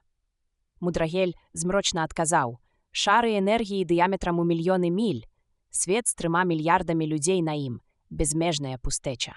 Выбачайце, Пауэл, але я не веру. Да ўсяго я дайду сам. Бывайце. Ён павярнуўся і з пачуццём уласнай годнасці зашагаў да выхаду. У дзвярах Мудрагель прамінуў Майкла Дананавана, пагардліва кіўнуў яму і накіраваўся калідорам, не звяртаючы ніякай увагі на здзіўленыя погляды, якімі яго правадзілі.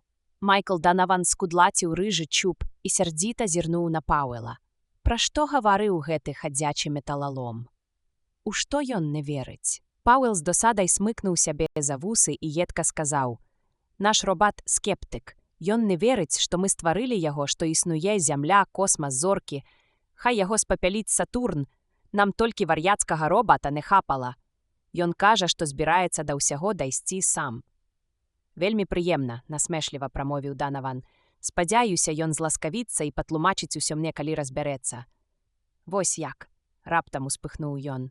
«Калі гэтая куча жалеза пачне і са мной гэтак зубаціць, я зламаю яму храміраваны хрыбет». Ён рэзка сеў, выцягнуў з унутранай кішэні пінжака прыгодніцкі раман у мяккай таннай вокладцы. «Гэты робат усе нервы з мяне высмакча. Занадта ён цікаўны». Майкл Данаван незадаволена буркатаў, уплятаючы здаравенны сандвіч з салатай, калі пасля ціхага стуку ў дзверы у пакой зайшоў Мудрагель. «Пауэл тут?» Ён збірае даныя пра функцыі электронных патокаў. «Здаецца, набліжаецца навальніца», – адказаў Данаван, не перастаючы жаваць. Увайшоў Грэгары Пауэл і, не адрываючы вачэй ад графікаў, якія трымаў у руках, уладкаваўся ў крэсла. Ён расклаў аркушы з графікамі каля сябе і заняўся падлікамі. Данаван глядзеў цераз яго плячо, хрумстаў салатай, сыплючы крошкі. Мудрагель маўчліва чакаў. Нарэшце Пауэл узняў галаву. «Патэнцыял зэта расце, але павольна. У кожным разе функцыі патокаў няўстойлівыя, і я сам не ведаю, чаго чакаць. О, Мудрагель, вітанне, а я думаў, ты сочыш за мантажом новай сілавой шыны. Усё ўжо зроблена». Ціха сказаў робат. «І я прыйшоў пагаварыць з вамі абодвума». «О!» Пауэлу стала неўтульна. «Дык садзіся. Не на гэты стул. Тут зламаная ножка, а ты не з лёгкіх». Робат сеў і бесклапотна сказаў: «Я прыняў рашэнне». Данаван акінуў яго сярдзітым поглядам і адклаў недаедзены сандвіч. «Калі гэта ты пра свае бязглуздыя?» Пауэл абарваў яго нецярплівым рухам. «Кажы, Мудрагель, мы слухаем». «Апошнія 2 дні я засяродзіўся на самааналізе», – прамовіў Мудрагель, і дайшоў да надзвычай цікавай высновы. А пачаў з адзінага слушнага меркавання, якое мог зрабіць. «Я існую, бо мыслю». «О, Юпітер», – застагнаў Пауэл. «Робат Декарт. Хто такі Декарт?» – умяшаўся Данаван. «Слухай, няўжо мы павінны сядзець тут і слухаць гэтага металічнага маніяка?»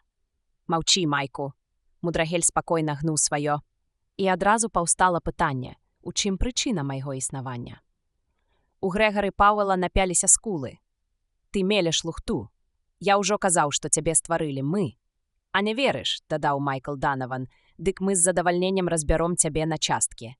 Робат умольна выцягнуў свае дужыя рукі. «Я нічога не прымаю на веру. Кожная гіпотэза мусіць падмацоўвацца логікай, інакш яна нічога не вартая. А ваша сцвярджэнне, нібыта вы мяне стварылі, супярэчыць усім законам логікі». Пауэл паклаў руку на сціснуты кулак Данавана, стрымліваючы яго. «А чаму ты так кажаш?» Мудрагель засмяяўся. Гэта быў не людскі смех, а хутчэй машынны скрогат. Рэзкі, урыўлівы, быццам стук метранома, і гэтаксама аднатонны. «Зірніце на сябе», – сказаў ён нарэшце. «Я не хачу пакрыўдзіць вас, але зірніце на сябе. Матэрыял, з якога вы зроблены, мяккі і млявы, ён нетрывалы і пазбаўлены сілы. Энергію ён чэрпае з малапрадуктыўнага акіслення арганічнай рэчыва, накшталт вось гэтага». Робат пагардліва ткнуў пальцам у рэшткі данаванавага сандвіча. «Перыядычна вы правальваеце ў сон, і найменшыя ваганні тэмпературы, атмасфернага ціску, вільготнасці, інтэнсіўнасці выпраменьвання могуць пашкодзіць вашай працаздольнасці. Вы – сурагат. А з другога боку я дасканалы, завершаны твор. Я непасрэдна паглынаю электрычную энергію і выкарыстоўваю яе амаль на 100%. Я зроблены з трывалага металу, знаходжуся ў свядомасці пастаянна, лёгка пераношу змены ў навакольным асяроддзі. Гэта факт. І калі да яго далучыць цалкам відавочнае меркаванне, што ніводная істота не можа стварыць больш дасканалую за сябе істоту, ваша бязглуздая выдумка разваліцца. Данаван зарваўся з месца, насупіўшы рыжыя броўкі. Лаянка, якую ён дагэтуль бубніў сабе пад нос, загучала выразна і ясна. «Ах ты ж металічны выблюдак! Ну добра, калі не мы цябе стварылі, дык хто ж?»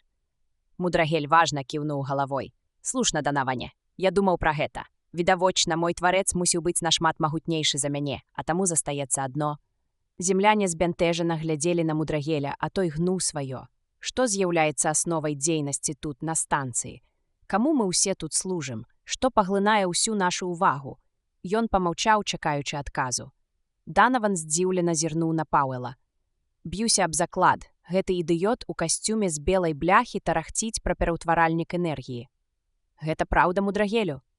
насмешліва запытаў Пауэл. «Я гавару пра тварца». Пачуўся халодны і рэзкі адказ. Гэта была апошняя кропля, і Данаван выбухнуў рогатам. Нават Пауэл стрымана захіхікаў. Мудрагель падняўся з месца. Яго ззяючыя вочы перабягалі з аднаго на другога. І ўсё ж так яно і ёсць. Мяне не дзівіць, што вы адмаўляецеся паверыць у гэта. Я ўпэўнены, што вы абодва тут доўга не затрымаецеся. Пауэл сам казаў, што спачатку служылі толькі людзі, потым чарнавую работу пачалі выконваць роботы, і нарэшце з'явіўся я, каб кіраваць роботамі. Гэта неаспрэчныя факты, але вы тлумачыце іх нелагічна. Хочаце ведаць ісціну, якая стаіць за ўсім гэтым? Давай, Мудрагелю. З табой не засумуеш. Тварэц спачатку стварыў людзей, найніжэйшы і параўнальна просты тып, які найлягчэй вырабляць. Паступова ён замяніў іх роботамі. Гэта ўжо быў вышэйшы ступень. І нарэшце стварыў мяне, каб я мог замяніць людзей, якія яшчэ засталіся. Адгэтуль я служу гаспадару, тварцу. «Лухта!» — усклікнуў Пауэл.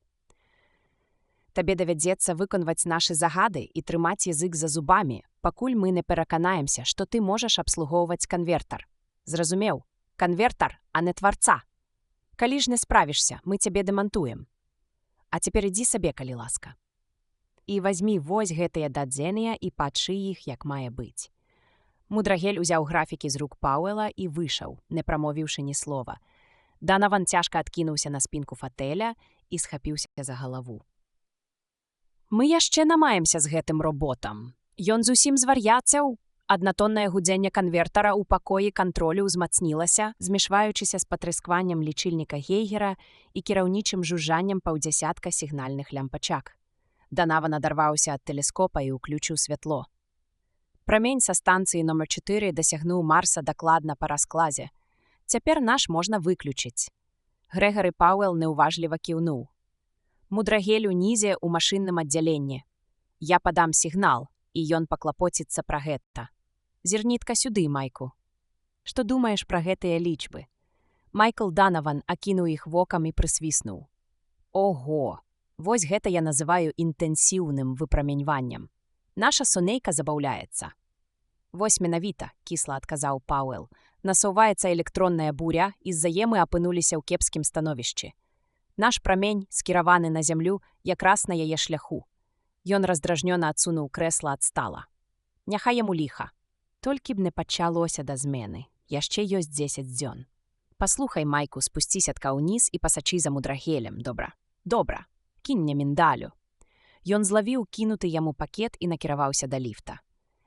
Ліфт мякка паковзнуў уніз і спыніўся каля вузкага трапа, які вёў у прасторнае машыннае аддзяленне.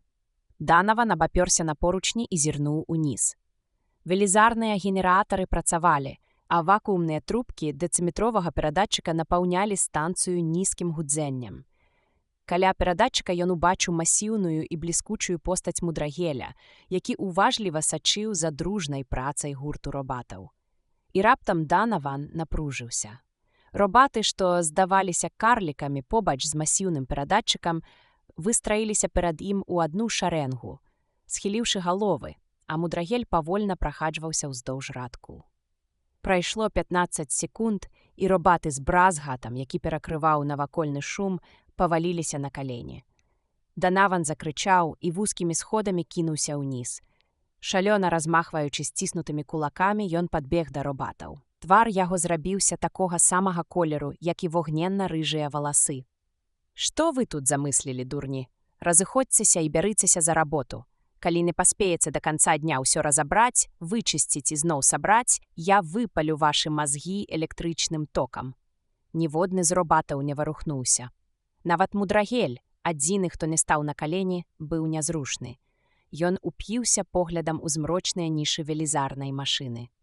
Данаван добра штурхнуў бліжэйшага робата. «Устаць!» — грымнуў ён.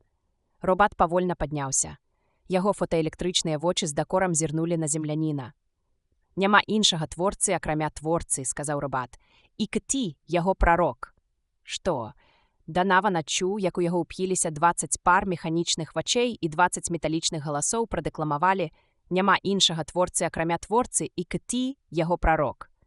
«Баюся», — умяшаўся мудрагель, «што мае сябры цяпер будуць слухацца іншага, вышэйшага за цябе. Ну і ну, убірайся адсюль. З табой я пасля пагавару, а з гэтымі жывымі лялькамі зараз».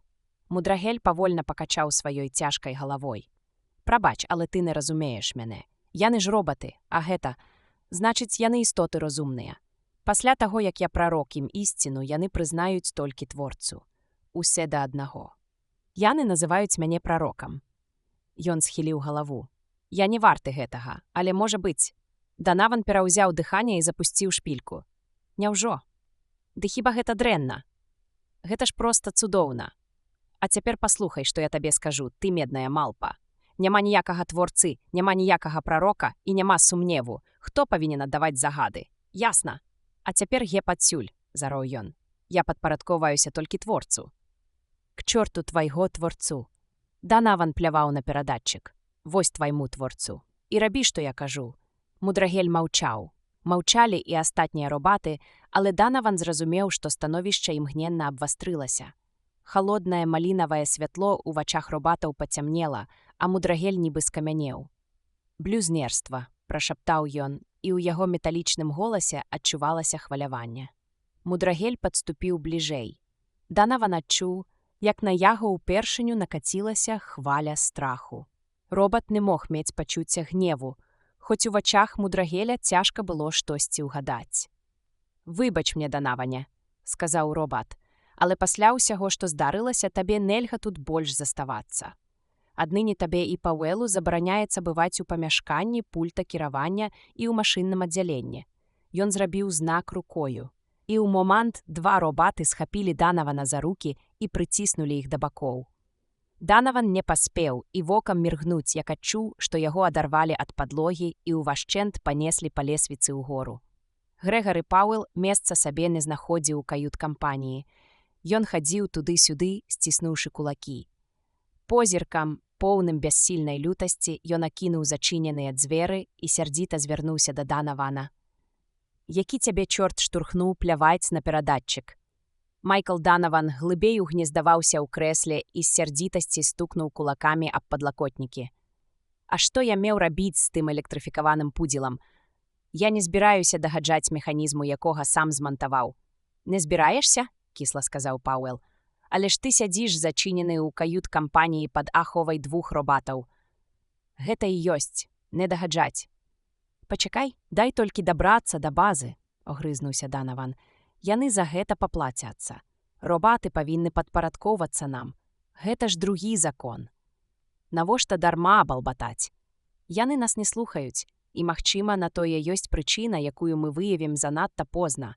Дарэчы, ці ведаеш ты, што здарыцца з намі, калі мы прыбудзем на базу?» Ён спыніўся перад крэслам, у якім сядзеў Данаван, і сярдзіта ўтаропіўся ў яго. «Што? Ды так, нічога асаблівага, хіба толькі давядзецца папрацаваць на капальнях Меркурыя гадоў з 20, а можа і пасядзець у турме на Цереры». «Пра што ты кажаш?» «Пра электронную буру, якая насоўваецца. Ты ведаеш, што яе цэнтр перасячэ наш зямны прамень? Я паспеў вылічыць гэта, перш чым робат выцягнуў мяне з крэсла». Данаван збялеў. Няхай мяне Сатурн пакарае. А ведаеш, што здарыцца з праменём? Бо чакаецца буря ураганнай сілы. Ён будзе скакаць, як бляха. І калі ў гэты час каля кантрольных прылад будзе толькі мудрагель, прамень неадменна расфокусуецца. А тады ўжо ніхто не дапаможа ні зямлі, ні нам. Не дачакаўшыся, пакуль Пауэл выкажа сваю думку да канца, Данаван люта наваліўся на дзверы. Дзверы расчыніліся, і ён стрымгалоў вылецеў у калідор, але там у перагарадзіла шлях сталёвая рука. Робат незварушна глядзеў на задыханага агрэсіўнага зямляніна. Прарок загадаў вам нікуды не выходзіць. Прашу. Ён павёў рукою, і Данаван адступіў. У канцы калідора з-за рога з'явіўся мудрагель. Ён даў знак робатам-ахоўнікам знікнуць, а сам зайшоў у камандзірскі пакой, ціха прычыніўшы дзверы. Задыхаючыся ад абурэння, Данаван накінуўся на мудрагеля.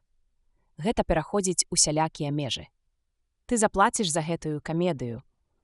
Калі ласка, не злуйся, лагодна азваўся робат. У любым разе гэта павінна было здарыцца. Ты ж сам бачыш, што вашы функцыі вычарпалі сябе. Прабачце. Пауэл адразу выпрастаўся. Што вы маеце на ўвазе, калі сцвярджаеце, што нашы функцыі вычарпалі сябе? Пакуль мяне не стварылі, адказаў мудрагель, вы даглядалі за творцам. Цяпер гэта мой прывілей, і адзіны сэнс вашага існавання знік. Хіба гэта не ясна? Не зусім, з горыччу сказаў Пауэл. Дык што ж, па-твойму, мы павінны рабіць? Мудрагель адказаў не адразу, ён сядзеў ціха, нібы пра нешта думаў. Потым адна яго рука працягнулася і абняла Пауэла за плячо. Другая схапіла Данавана за руку і прыцягнула яго бліжэй да сябе. Вы абодва мне падабаецеся. Хоць, вядома, і ніжэйшыя істоты з абмежаванымі здольнасцямі, але я сапраўды адчуваю да вас прыхільнасць. Вы добра паслужылі творцу, і ён будзе вам удзячны за гэта. Цяпер ваша місія скончылася, і вы, відавочна, доўга не будзеце існаваць. Але пакуль вы яшчэ будзеце існаваць, вас будуць забяспечваць ежай, вопраткай, дадуць прытулак. Вядома, пры ўмове, што вы будзеце трымацца далей ад пульта кіравання і машыннага аддзялення. Ён нас выпіхвае на пенсію, Грэгу! Закрычаў Данаван. Рабі што-небудзь, гэта ж ганьба. Паслухай, мудрагель, мы не можам пагадзіцца на гэта. Гаспадары тут, мы. Гэтая станцыя створана такімі самымі людзьмі, як і я, людзьмі, якія жывуць на зямлі і на іншых планетах. Гэта ўсяго толькі станцыя для перадачы энергіі, а ты толькі, як яшчэ табе растлумачыць? Мудрагель важна пакіўнуў галавой. Гэта ўсё больш нагадвае упартую ідэю. Чаму вы так адстойваеце зусім хібнае ўяўленне пра жыццё? Агульнавядома, што разумовыя здольнасці не робатаў абмежаваныя, але тут ёсць яшчэ адна загваздка.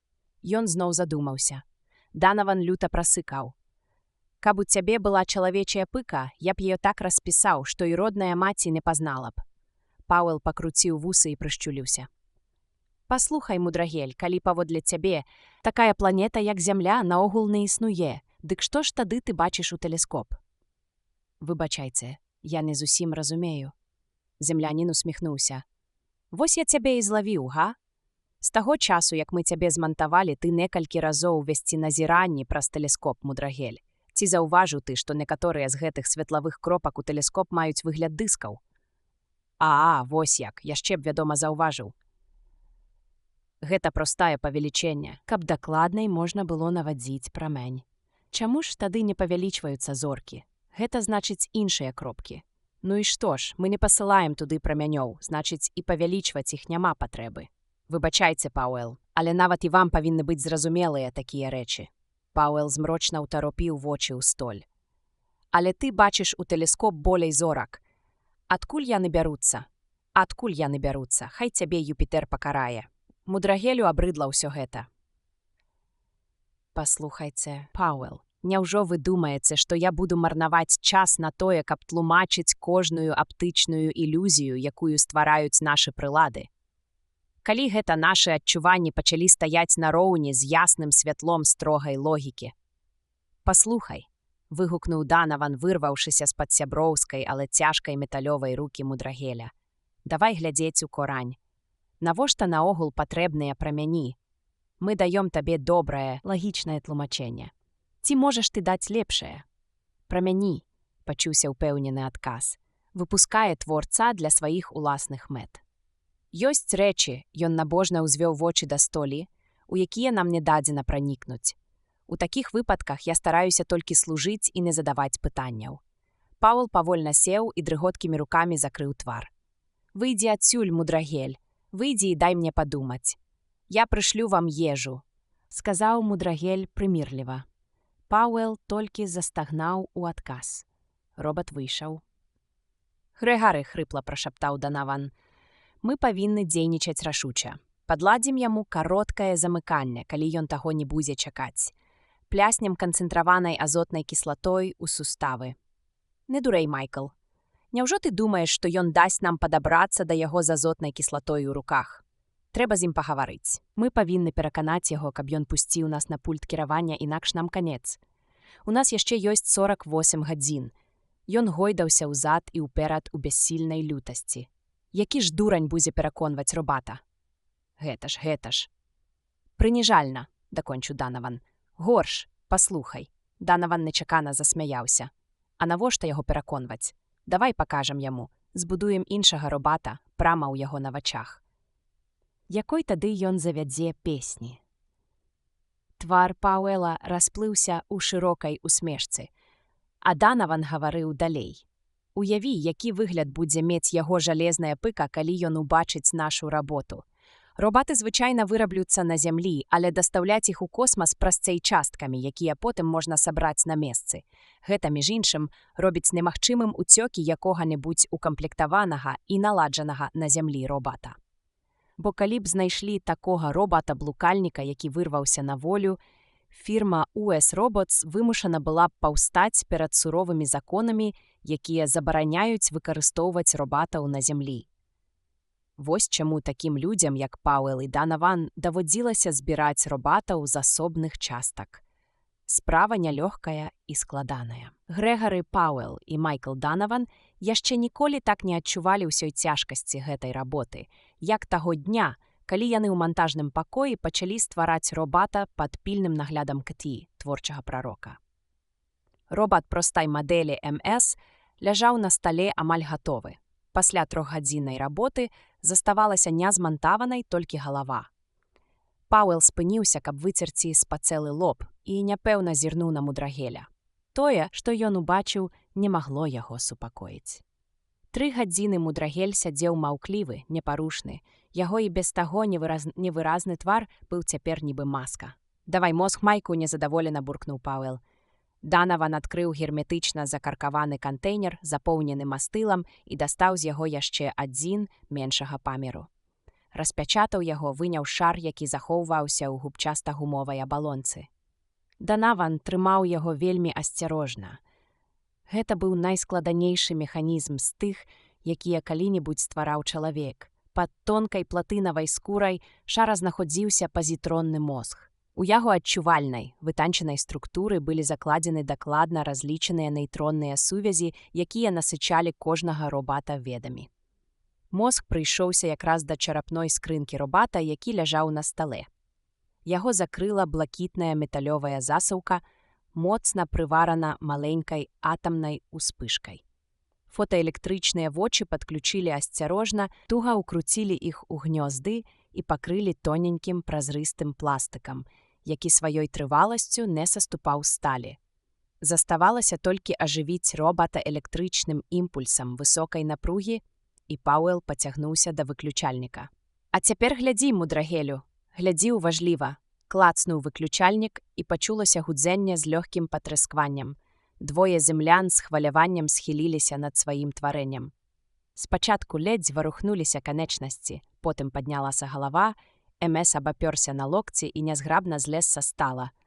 Яго хада была няпэўная, і замест таго, каб гаварыць, ён двойчы выдаў нейкія невыразныя, падобныя на скрогат гукі. Нарэшце ў яго прарэзаўся выразны, чысты голас. «Я хацеў бы пачаць працаваць. Куды мне ісці?» Данаван ступіў да дзвярэй.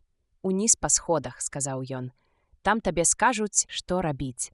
Робат пайшоў, а двое землян засталіся сам на сам з мудрагелем, які дагэтуль маўчаў. «Ну», — сказаў Паўэл з усмешкай, «цяпер ты верыш, што мы стварылі цябе? Адказ мудрагеля быў кароткі і катэгарычны. «Не», – заявіў ён. Усмешка Пауэла застыгла, а потым павольна сышла з твару. Данаван скамянеў з расчыненым ротам. «Выбачце», – сказаў мудрагель спакойна, – «вы толькі склалі разам гатовыя часткі. Вы бліскуча зрабілі гэту работу, я мяркую, гэта інстынкт. Але насамрэч вы не стварылі робата. Асобныя часткі з'явіліся паволі творцы. Паслухай», – задыхаючыся, захрыпеў Данаван. «Гэтыя часткі вырабілі на зямлі і прыслалі сюды». «Ну, добра, прымірліва адказаў мудрагель. «Не будем спрачацца. Не, я хачу сказаць». Землянін ступіў наперад і моцна схапіў металёвую руку робата. «Каб ты прачытаў кнігі ў нашай бібліятэцы, яны б табе ўсё растлумачылі так, што ў цябе не засталося б ніводнага сумневу. Кнігі, я іх усе перачытаў. Цікава. Калі чытаў, умяшаўся ў размову Пауэл, то пра што ж гаварыць? Ты ж не аспрэчыш іх доказаў, проста не зможаш». «Прабачце, Пауэл». У голасе мудрагеля прагучалі спачувальныя ноткі, але я не ўспрымаю іх як сур'ёзную крыніцу інфармацыі. Яны таксама справа рук творцы і прызначаюцца для вас, а не для мяне. «Чаму ты так лічыш?» – зацікавіўся Пауэл. «Бо я, як істота разумная, здольны вывесці ісціну з апрыёрных палажэнняў. Вы ж хоць і надзелены розумам, аднак не здольны рабіць дакладныя вывады. Вам трэба тлумачыць ваша існаванне. Гэта і зрабіў творца. Тое, што ён начыніў вас смехатворнымі ідэямі пра далёкія светы і людзей, гэта бясспрэчна на лепшае. Відавочна, ваш мозг занадта прымітыўны, каб успрыняць абсалютную ісціну. Аднак, калі творцу трэба, каб вы верылі вашым кнігам, я з вамі не буду спрачацца». Выходзячы з пакоя, ён абярнуўся і сказаў лагодным тонам: «Не журыцеся. У свеце, які стварыў творца, ёсць месца для ўсіх. Для вас, бедных людзей, таксама ёсць месца. Яно хоць і сціплае, але калі вы будзеце добра паводзіць сябе, то атрымаецца ўзнагароду». Ён выйшаў з блажэнным выглядам, як і належыць прароку творцы, а двое людзей пазбягалі глядзець адзін аднаму ў вочы. Нарэшце Грэгары Пауэл перамог сябе. «Хадзем спаць, Майку, я здаюся». «Паслухай, Грэгу», – спакойна прамовіў Данаван, «а ці не здаецца табе, што ён мае рацыю? Ён так упэўнена гаварыў, што я...» «Не будзь дурнем», – накінуўся на яго Пауэл. «Ты даведаешся, ці існуе зямля, калі на наступным тыдні прыбудзе змена, а нам давядзецца вярнуцца і растлумачыць усё гэта. Тады, дзеля Юпітара, мы мусім нешта зрабіць». Данаван ледзь не плакаў. «Ён не верыць ні нам, ні кнігам, ні ўласным вачам». «Не верыць», – сумна пагадзіўся Пауэл. «Ён жа робат і разумны. Хай яго нячысты забірае. Ён верыць толькі ў логіку, і ў гэтым і бяда». Голас Пауэла абарваўся. «У чым?» – перапытаў Данаван. «Ты можаш даказаць што заўгодна з дапамогай халоднай логікі. Усё залежыць ад таго, якія абраны зыходныя пастулаты. У нас яны адны, а ў мудрагеля іншыя. Тады давай хутчэй дакапвацца да яго пастулатаў. Заўтра наляціць буран». Пауэл стомлена ўздыхнуў.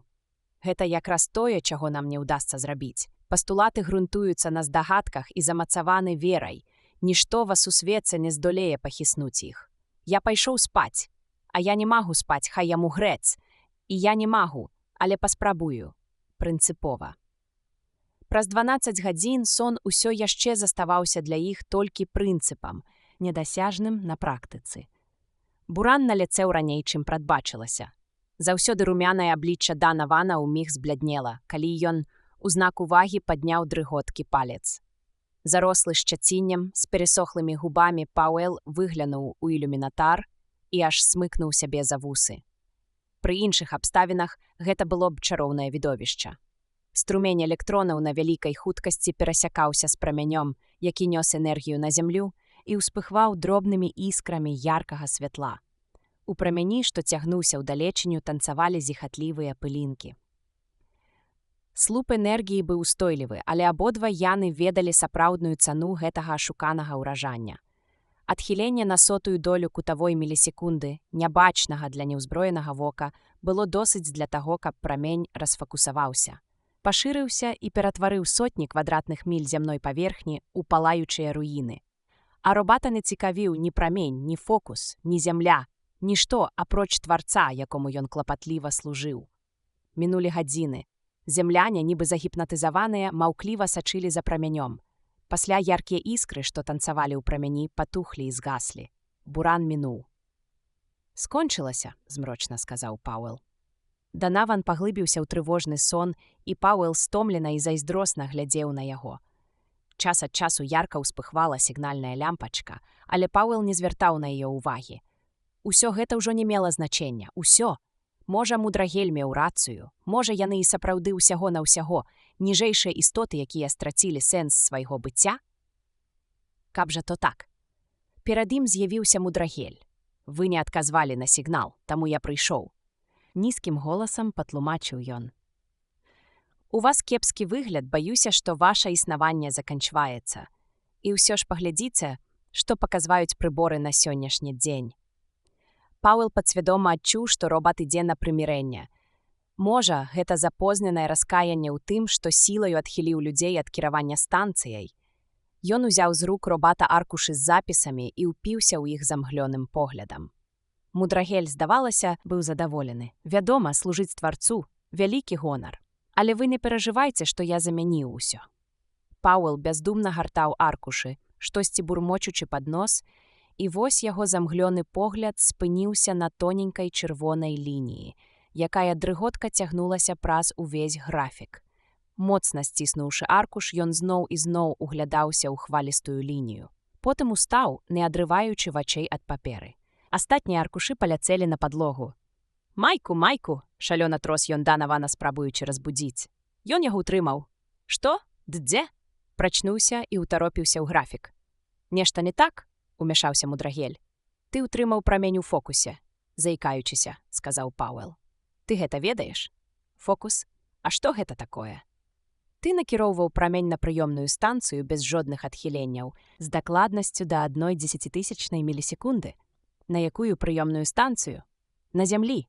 На прыёмную станцыю на зямлі?» – радасна затаратарыў Грэгары Пауэл. «Ты ўтрымаў яго ў фокусе». Раздражнёны Мудрагель адвярнуўся. «З вамі немагчыма мець справу, заўсёды нейкія прымхі. Я ўсяго на ўсяго ўтрымліваў стрэлкі прыбораў у становішчы раўнавагі, як і загадаў стваральнік. Ён сабраў раскіданыя паперы і рашуча выйшаў». «Каб цябе ліха!» – вылаяўся Майкл Данаван, толькі зачыніліся за робатам дзверы. Ён павярнуўся да Пауэла. «Дык што ж цяпер рабіць?» Пауэл хоць і немала стаміўся, аднак быў у бадзёрым настроі. А нічога, ён даказаў, што можа цудоўна кіраваць станцыяй. Я яшчэ не бачыў, каб электронная бура скончылася для нас так шчасліва. Але ж гэта нічога не ляко. Значыць, ты чуў, што ён плёў пра стваральніка. Мы ж не можам. Паслухай, Майку, ён выконвае інструкцыі стваральніка, якія перадаюцца на цыферблаты і графікі. Так і мы заўсёды ўсё гэта рабілі. У тым і ўся сутнасць. Гэтым ён абгрунтоўвае і сваю адмову слухацца нас. Пакорлівасць – другі закон. Першы ж закон – берагчы людзей ад бяды. Якім чынам ён мог адвярнуць ліха, якое, ведаў ён пра тое ці не, пагражала людзям на зямлі? Вядома ж, утрымліваючы прамень у фокусе. А ён ведае, што справіцца з гэтым лепш за нас. З тае пары, як убіў сабе ў галаву, што ён вышэйшая істота. І выходзіць, што ён не павінен нас падпускаць да пульта кіравання. Зыходзячы з другога закону рабататэхнікі, гэта непазбежна мусіла здарыцца. Вядома, але справа не ў тым. Не трэба, каб ён плёў нябыліцы пра так званага стваральніка. А чаму б і не? Бо гэта нябыліцы. Як мы можам давярыць яму станцыю, калі ён не верыць у існаванне зямлі? Ён можа кіраваць станцыяй. Так, але? Дык якое тады значэнне мае тое, у што ён верыць? Пауэл, ледзь усміхнуўшыся, развёў рукамі і упаў на ложак. Ён ужо спаў. «Работа будзе простая», – казаў Пауэл, апранаючы лёгкі касмічны скафандр. Сюды можна будзе прывозіць новыя мадэлі КТ з аўтаматычнымі выключальнікамі, якія б спрацавалі праз тыдзень. Гэтага часу цалкам досыць, каб засвоіць культ стваральніка з вуснаў самога прарока. Пасля гэтага іх можна будзе пасылаць на іншыя станцыі і там ажыўляць. Мы маглі б мець па 2 КТ. Данаван падняў шчыток шлема і хмура сказаў: Годзе лапатаць, хадземце адсюль, змена чакае, ды і я не супакоюся, пакуль на ўласныя вочы не ўбачу зямлю і не адчую яе пад нагамі, пакуль канчаткова не ўпэўнюся, што яна сапраўды існуе. У гэты час адчыніліся дзверы. Данаван, вылаяўшыся, апусціў шчыток скафандра і сярдзіта адвярнуўся ад мудрагеля, які ўвайшоў. Робат наблізіўся да іх і сумавіта спытаў: «Вы ўжо збіраецеся?» Пауэл коратка кіўнуў. «На наша месца прыбудуць іншыя». Мудрагель уздыхнуў. Яго ўздых нагадваў шум ветру ў густым сплятанні нацягнутых дротаў. «Тэрмін вашай службы скончыўся, і надышоў час вам знікнуць. Я гэтага чакаў, але, што ж, хай збудзецца воля стваральніка». Яго пакорлівы тон кранула Пауэла. «Прыбяры сваё спачуванне, мудрагель. Мы вяртаемся на зямлю, а не паміраем». «Добра, што вы так думаеце», — зноў уздыхнуў мудрагель. «Цяпер я бачу ўсю мудрасць вашых ілюзій. Я і не стараўся б пахіснуць вашу веру, нават каб і мог». Ён выйшаў, увасабленне спачування і жалю. Грэгары Пауэл штосьці прабурчэў і зрабіў знак Майклу Данавану. Запламбаванымі чамаданамі яны ўвайшлі ў паветраны шлюз. Карабель, на якім прыбыла змена, прычаліў звонку. Кіраўнік змены Франц Мюллер павітаўся з падкрэсленай уважлівасцю. Данаван толькі кіўнуў у адказ і прайшоў у кабіну пілота, каб прыняць кіраванне ад Сэма Эйвенса. Пауэл затрымаўся. «Ну як там зямля?» Гэта было даволі банальнае пытанне, і Мюллер даў такі ж звычайны адказ. «Ды ўсё круціцца. Вось і добра», — сказаў Пауэл. Мюллер зірнуў на яго. Дарэчы, хлопцы з Уэс Роботс прыдумалі новую мадэль. Робат-комплекс. «Што?» «Тое, што я сказаў. Ужо заключаны вялікі кантракт на яго вытворчасць. Відавочна, гэта будзе якраз тое, што трэба для астэроідных рудніў. 1 старэйшы робат і 6 падначаленых яму субрабатаў. Як рука з пальцамі». «Ён ужо прайшоў палявыя выпрабаванні?» — стурбавана запытаў Пауэл.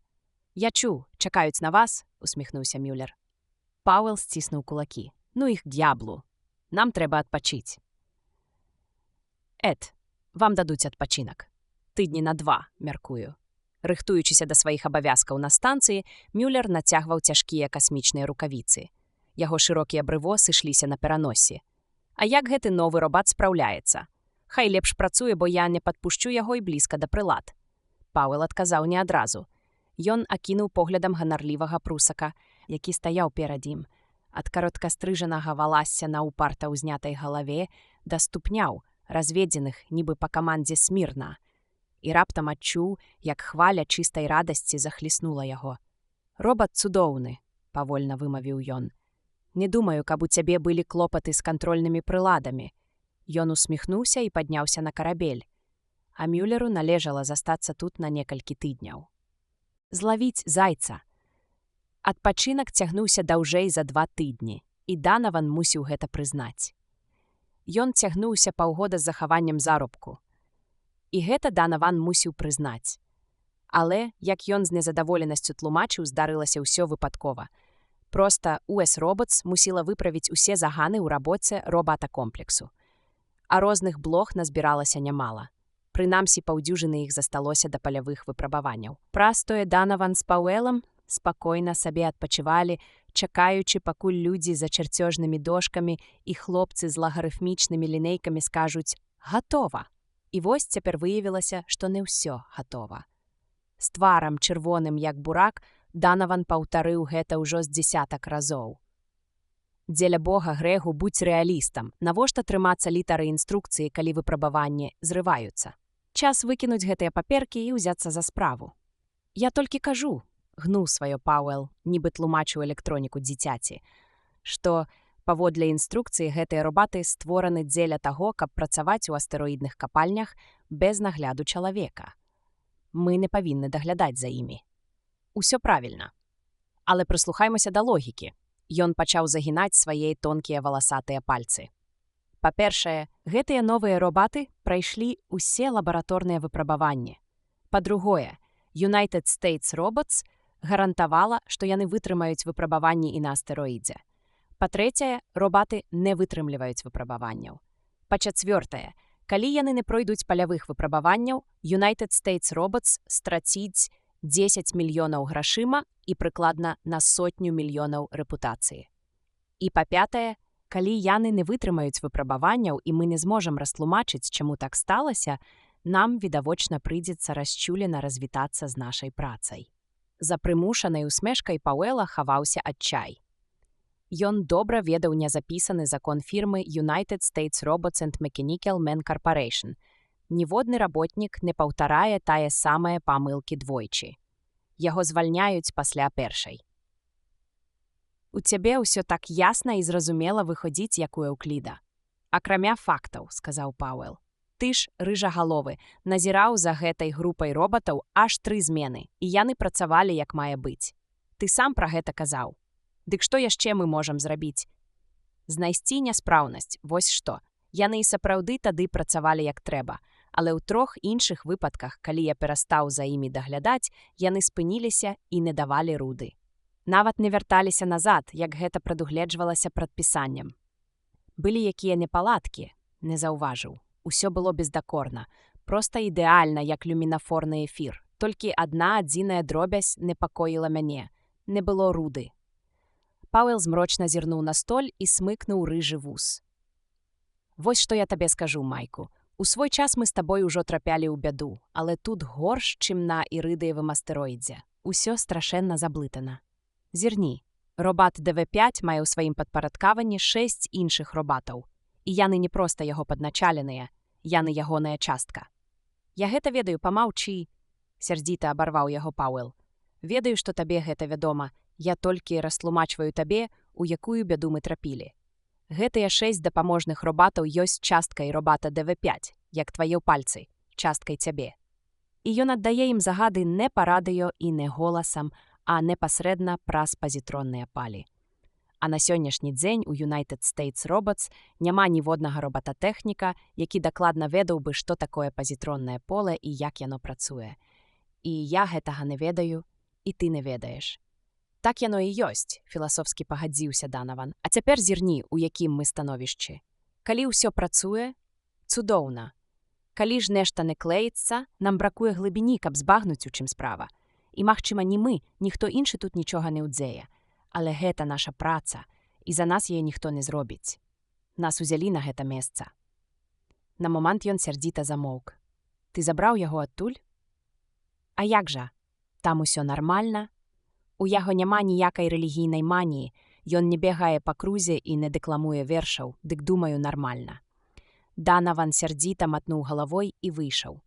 Пауэл дастаў дапаможнік па робататэхніцы, пад цяжарам якога аж гнуўся стол, і шанавана раскрыў яго.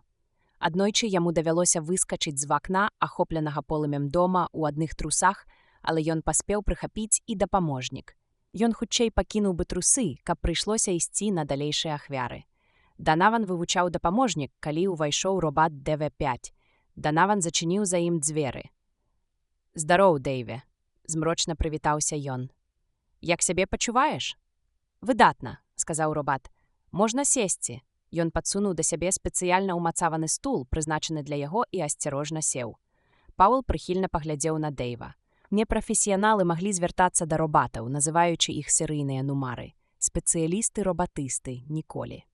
Робат не быў масіўным і з'яўляўся канструкцыяй думаючага робата-комплексу, які складаўся з 7 частак.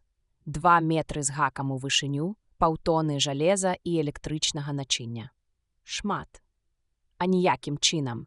Калі гэтыя паўтоны змяшчаюць у сабе мноства кандэнсатараў, дратоў, рэлей вакуумных ячеек, здольных перадаць практычна любую вядомую чалавеку псіхалагічную рэакцыю. І пазітронны мозг, 10 фунтаў рэчыва і некалькі квінтыльёнаў пазітронаў, якія і робяць усю пагоду. Пауэл выцягнуў з кішэні сарочкі змятую цыгарэту. «Дэйве», — сказаў ён, — «ты добры хлопец і не капрызны, як тая прымадона. Ты стойкі, надзейны робат-рудакоп. Акрамя таго, ты непасрэдна каардынуеш працу 6 дапаможных робатаў, і, наколькі я ведаю, у тваім мозгу не ўзнікла ад гэтага ніякіх нестабільных сувязяў». Робат кіўнуў. «Мне прыемна чуць такое, але да чаго вы вядзяце, шэф?» Ён меў выключнай якасці мембрану, а дзякуючы абертонам у гукавым апараце голас яго не быў такі металічны і аднастайны, якімі звычайна бываюць галасы робатаў.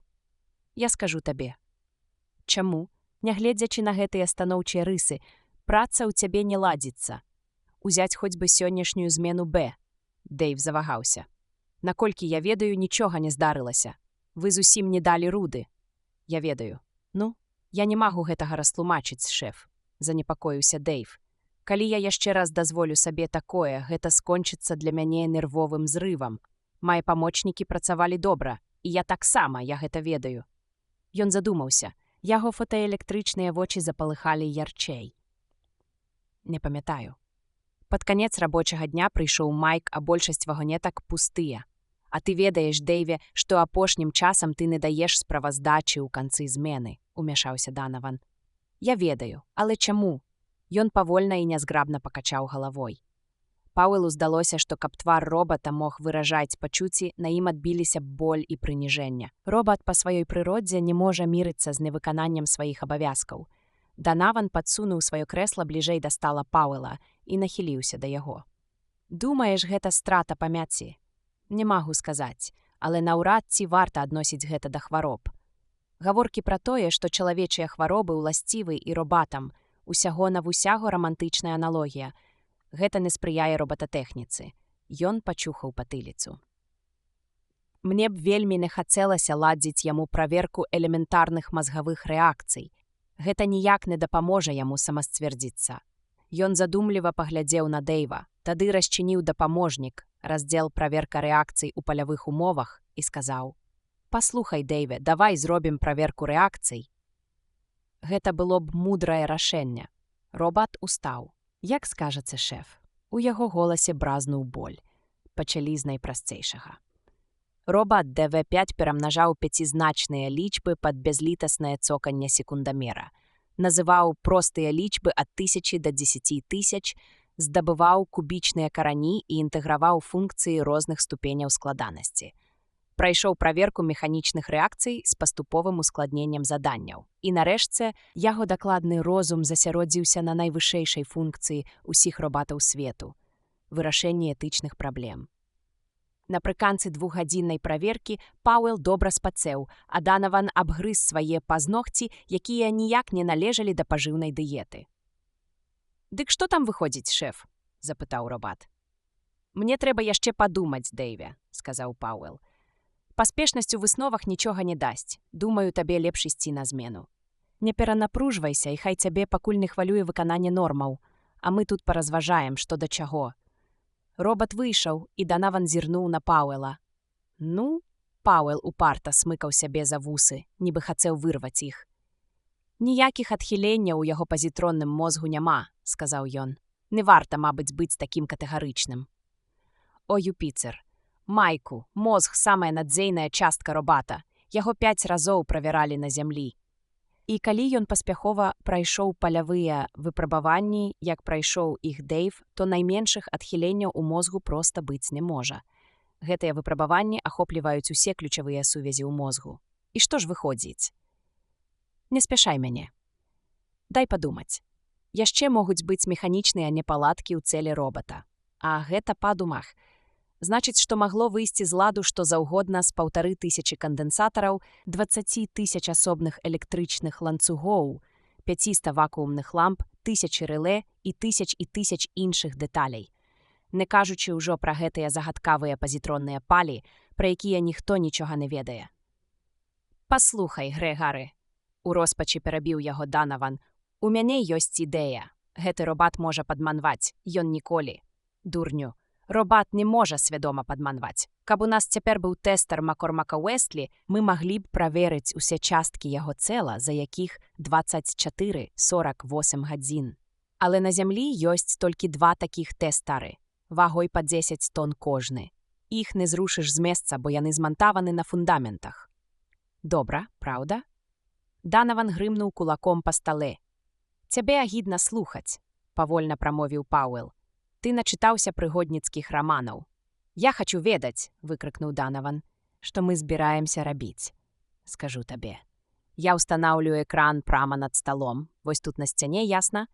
Ён злосна ткнуў пальцам прама ў сцяну, а тады злучу яго з тымі забоямі, дзе ён працуе, і буду назіраць за ім. Вось і ўсё, Грэгары». Пауэл падняўся з крэсла і ўпёрся кулакамі ў стол. «Майку, мне зараз вельмі цяжка». У яго голасе чулася стомленасць. «Ужо тыдзень ты грызеш мяне з-за гэтага Дэйва. Усё паўтараеш, што з ім нешта не так. А ведаеш, як ён выходзіць з ладу? Не. А ведаеш, што менавіта не спрацоўвае? Не. А ведаеш, якая прычына ўсяго гэтага? Не.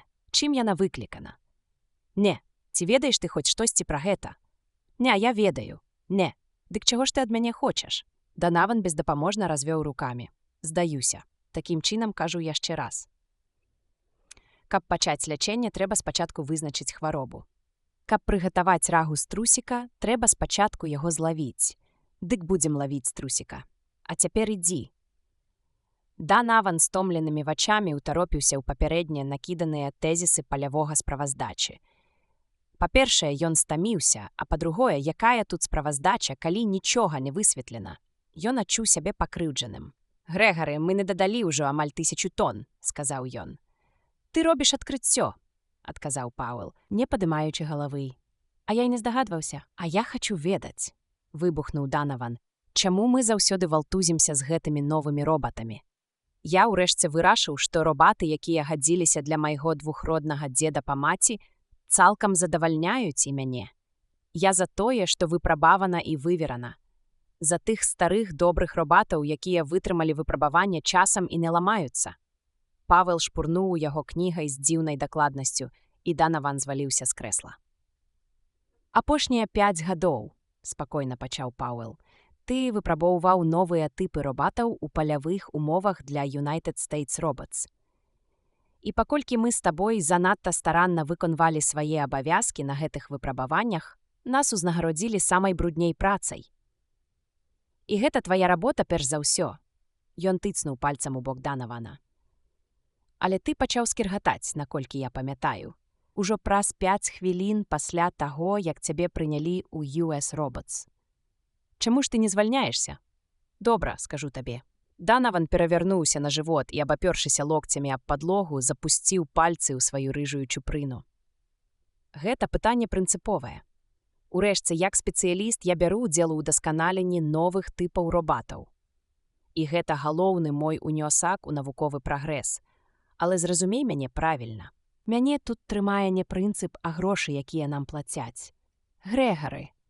Раптам Данаван дзіка крыкнуў.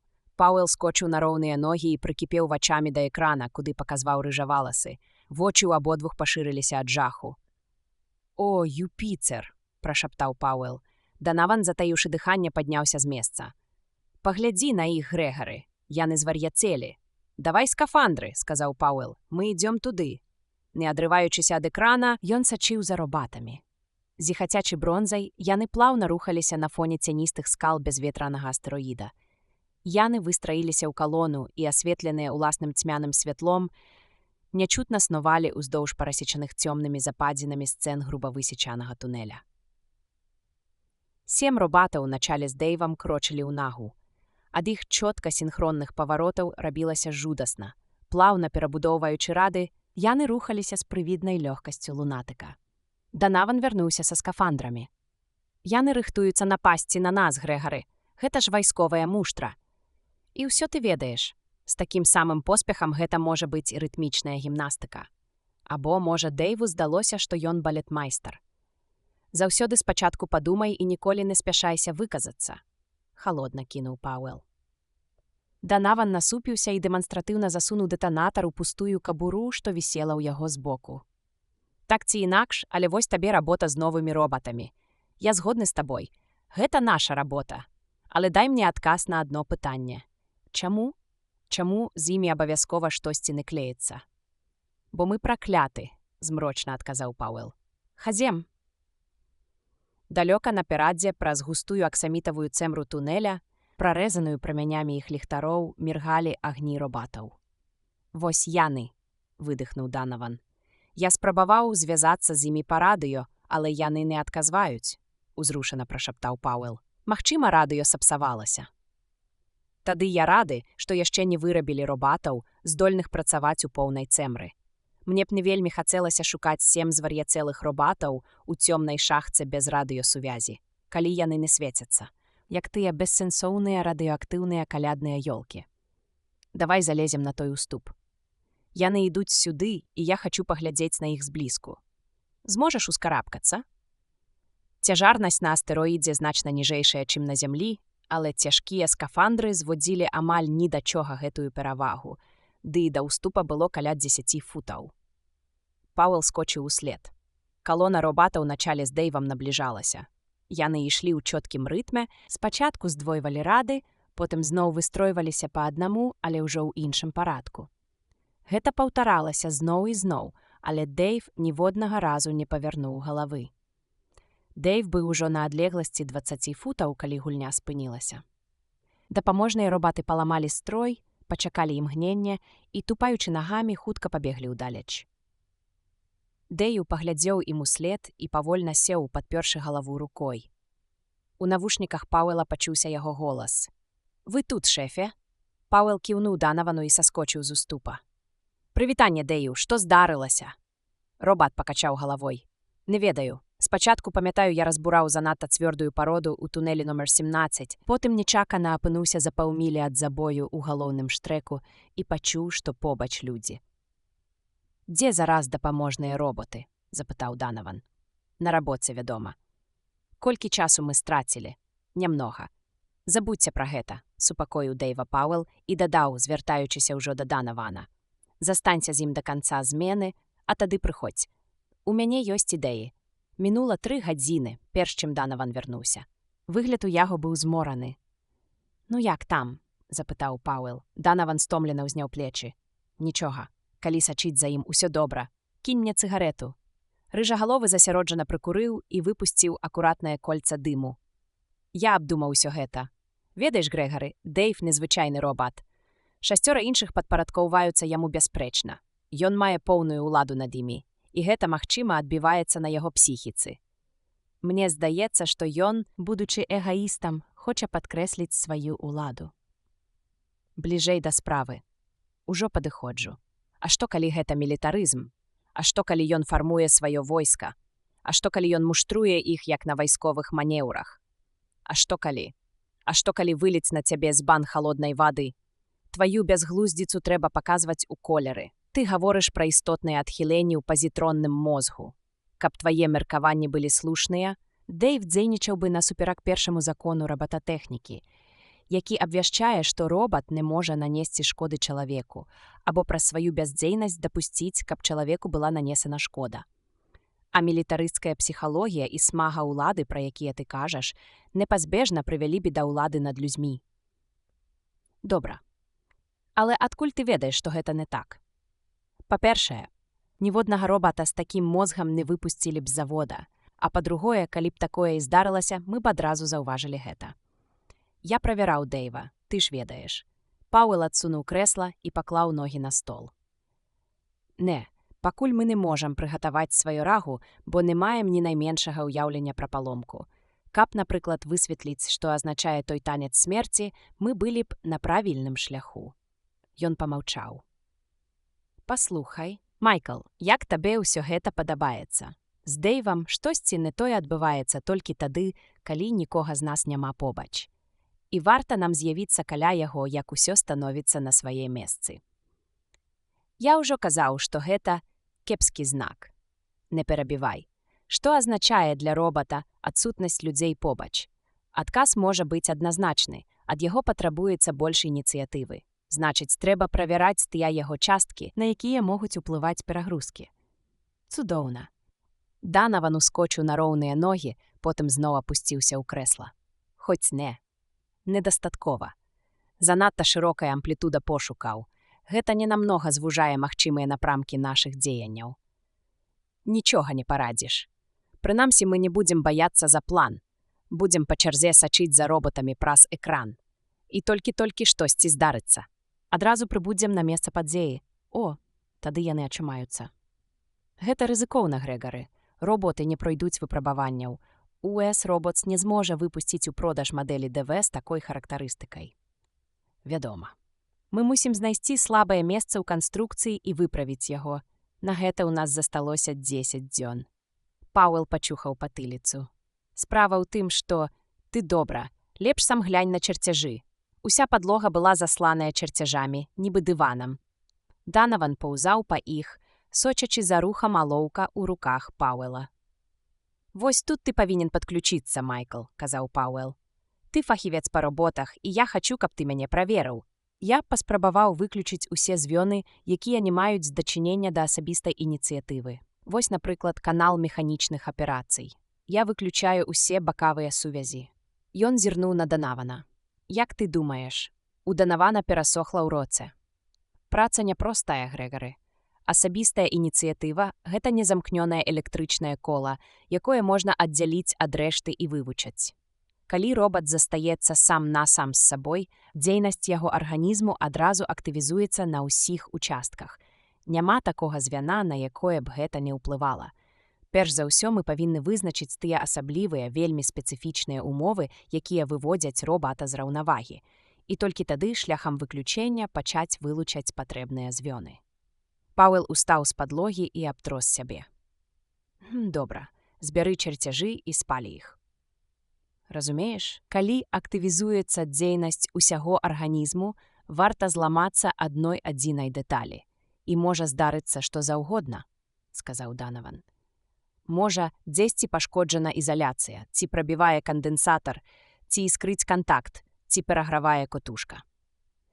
Калі працуеш з такім складаным механізмам, як робат, наўгад, дык ніколі не знойдзеш паломкі. Калі ж разбіраць Дэйва на часткі і правяраць кожную дэталь, а потым зноў збіраць і правяраць яго». «Ясна, ясна. Я таксама кумекаю трохі». Яны безнадзейна зірнулі адзін на аднаго. «А можа, распытаць аднаго з дапаможных робатаў?» – асцярожна прапанаваў Пауэл. Ні Пауэлу, ні Данавану дагэтуль не даводзілася размаўляць з пальцам. Ён мог гаварыць, і аналогія з чалавечым пальцам была не зусім дакладнай. Фактычна, дапаможны робат меў даволі развіты мозг, але мозг той быў наладжаны перадусім на каманды праз пазітронавае поле, і самастойна рэагаваць на знешняе асяроддзе робатам было цяжка. Пауэл нават не ведаў, як да яго звярнуцца. Яго серыйны нумар быў ДВ-52, але называць яго так было нязручна. Нарэшце ён знайшоў выйсце. «Паслухай, дружа», – сказаў ён, – «я цябе папрашу трохі памазгаваць, а потым ты вернешся да свайго шэфа». Палец нязграбна кіўнуў галавой, не трацячы свае абмежаваныя разумовыя здольнасці на лішнія размовы. «Апошнім часам», – сказаў Пауэл, – «твой шэф ужо 4 разы адхіляўся ад зададзенай праграмы.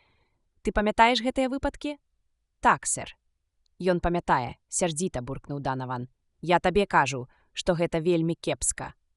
Ідзі выспіся. Вядома ж, палец памятае. З ім усё добра». Пауэл зноў павярнуўся да робата. «Што вы рабілі ў кожным такім выпадку?»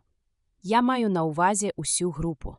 Палец адказваў без энтузіязму, нібы выконваў каманды свайго механічнага мозгу, і яго апавед быў падобны на завучаны урок. «Першы раз, – сказаў ён, – мы распрацавалі цвёрдую пароду ў тунелі номер 17 гарызонту Б. Другі раз мацавалі столь, якая пагражала абвалам. Трэці раз рыхтавалі дакладна скіраваны выбух, каб падчас таго выбуху не зачапіць падземнай расколіны. Чацвёрты раз гэта было якраз пасля невялікага абвалу. Што адбывалася ў такіх выпадках? Цяжка сказаць.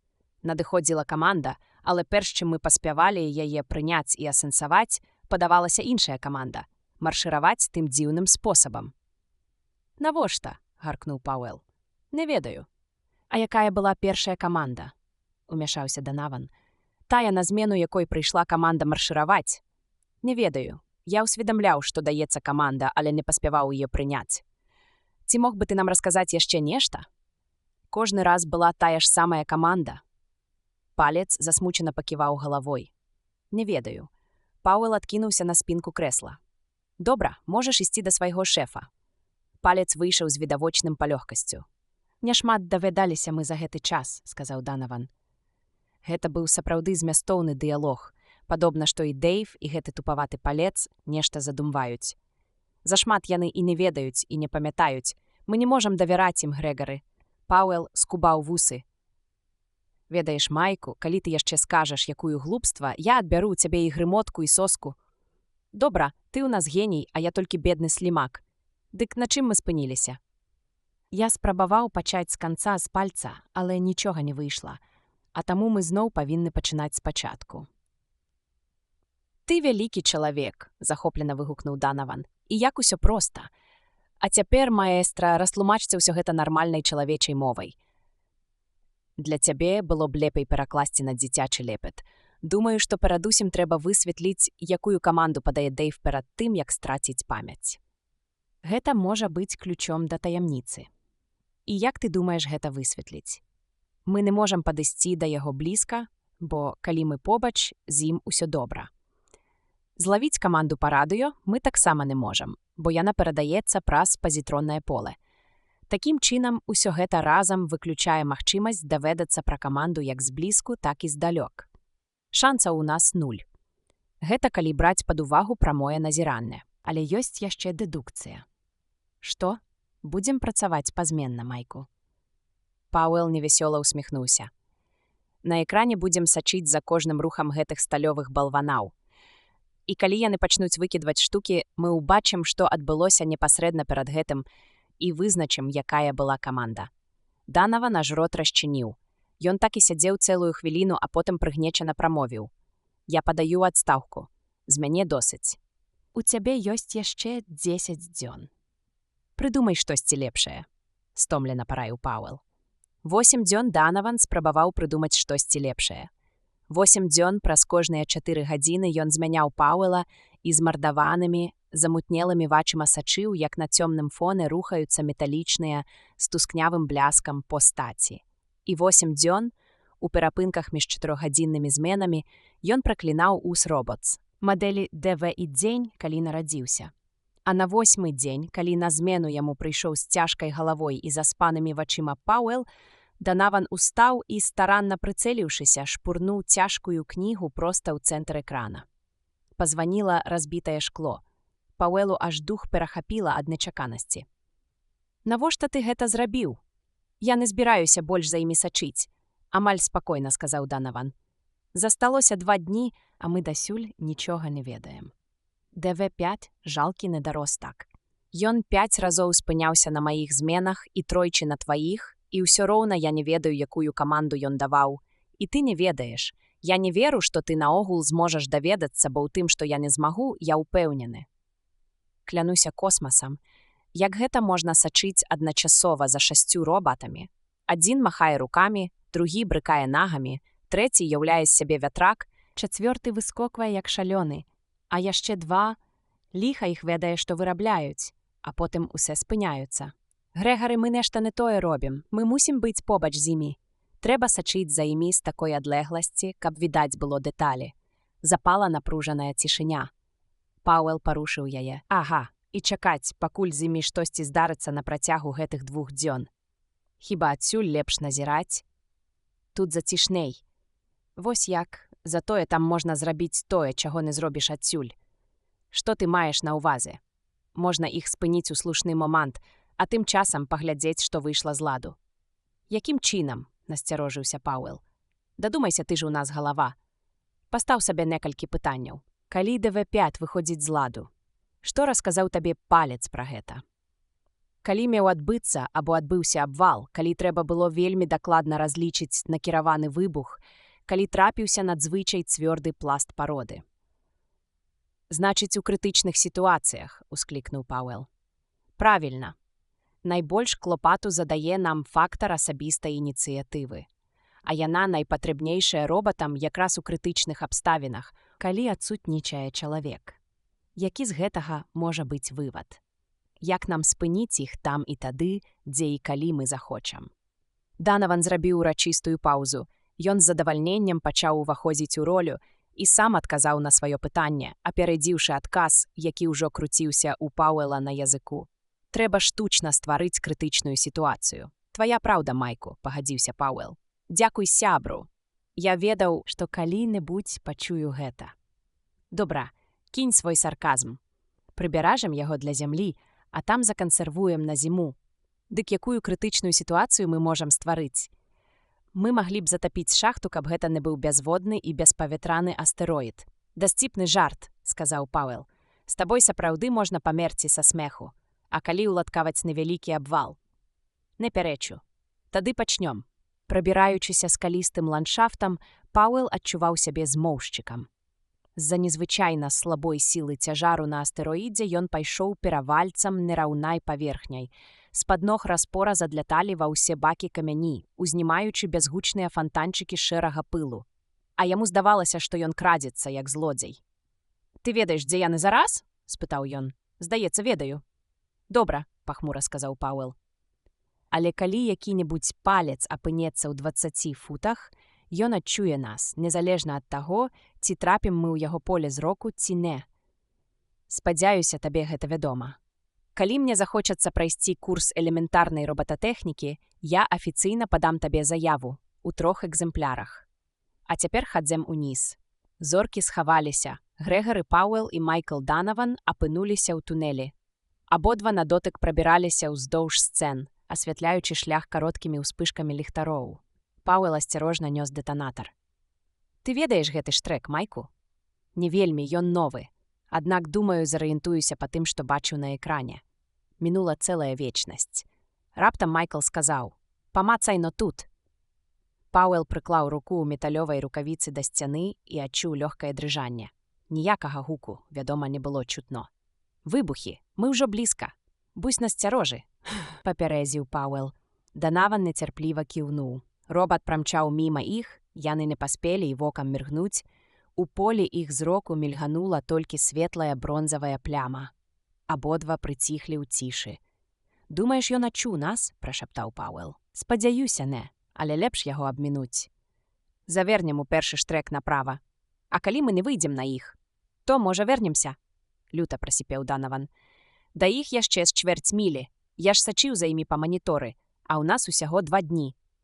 «Ой, памаўчы ўжо, не трацьма дарма кісларод». «Бакавы штрек тут», – успыхнуў ліхтарык Пауэла. «Тут, хадзем». Дрыжанне тут адчувалася яшчэ мацней, а пад нагамі трывожна калацілася зямля. «Толькі б не ўперціся ў глухую сцяну», – занепакоена сказаў Данаван і пасвяціў ліхтарыкам уздоўж штрека. Выцягнуўшы руку, можна было дастаць да столі штрека. Крапленне было тут зусім новае. Раптам Данаван завагаўся. «Тупік, вяртаемся». «Не, пачакай», – Пауэл нязграбна прасціснуўся міма яго. «Гэта ж святло наперадзе? Святло? Не бачу ніякага святла. Адкуль яму тут узяцца? Ад блескі ад робатаў». Пауэл на чацвярэньках выкараскаўся ўгару па невялікім заваліку. «Майку, лезь но сюды», – данёсся яго хрыплы занепакоены голас. Данаван выкараскаўся ўгару і пералез цераз ногі Пауэла. Там сапраўды відаць было святло. «Адтуліна?» «Так». Яны, мусіць, праходзяць гэты штрек з таго боку. Данаван абмацаў зазубраныя краі адтуліны. Асцярожна прысвяціўшы ліхтаром, ён убачыў, што далей пачынаецца большы штрек. Відавочна, асноўны. Адтуліна была надта вузкая, каб праз яе мог прапаўсці чалавек. Нават зазірнуць у яе абодвум разам было цяжка. «Там нічога няма», – сказаў Данаван. «Няма цяпер, а хвіліну таму было, інакш бы мы не ўбачылі святла. Беражыся». Сцэны навакол іх здрыгануліся, і яны адчулі штуршок. Пасыпаўся пыл. Пауэл асцярожна падняў галаву і зноў зазірнуў у адтуліну. «Усё добра, Майку, яны ўжо тут». Бліскучыя робаты сабраліся ў асноўным штрэку ў 50 футах ад іх. Дужыя металёвыя рукі расчышчалі кучу пароды, выкінутай нядаўнім выбухам. «Не марнуем часу», – паспяшаў Данаван. «Яны вось-вось скончаць, і наступны выбух можа зачапіць нас». «Не падганяй мяне, дзеля Бога». Пауэл дастаў дэтанатар і трывожным позіркам пачаў аглядаць цёмныя сцэны, асветленыя толькі святлом робатаў. Цяжка было разабраць, ці гэта стырчыць камень, ці падае цень. Глядзі, вунь прама над намі ў столі выступ. Ён застаўся пасля апошняга выбуху. Калі туды трапіш, абваліцца палова столі. Пауэл паглядзеў туды, куды ўказваў палец. «Згода. А цяпер сачы за робатамі і маліся Богу, каб яны не адышлі занадта далёка. Мне патрэбнае іхняе святло. Іх усіх 7 тут?» – Данаван палічыў. «Усе. То сачы за імі. За кожным рухам». Ён падняў руку з дэтанатарам і прыцэліўся. А тым часам Данаван уважліва сачыў за робатамі, ругаючыся і міргаючы ад поту, які заліваў вочы. Успышка. Іх тарэсла. Некалькі разоў здрыгануліся сцэны, а потым моцны штуршок паваліў Пауэла на Данавана. Грегу, ти збив мяне з ног, закричав Данаван. Я нічого не бачив. Дзе яны? Азіраўся навакал Пауэл широко розплющеними вачима.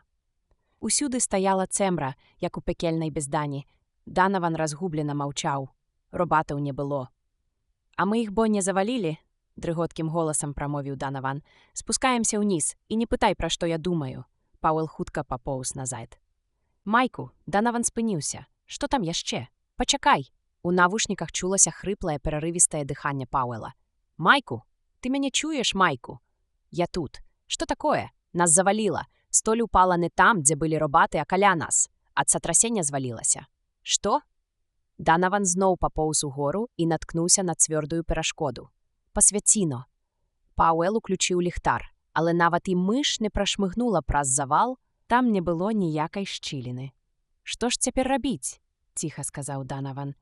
Нейкі час яны дарма змагаліся адсунуць брылу, якая загарадзіла выхад. Потым Пауэл паспрабаваў расшырыць адтуліну. На імгненне ён нават падняў прамянёвы пісталет. Але ў такой абмежаванай прасторы ўспышка яго была б проста самагубствам, і Пауэл ведаў пра гэта. Ён сеў.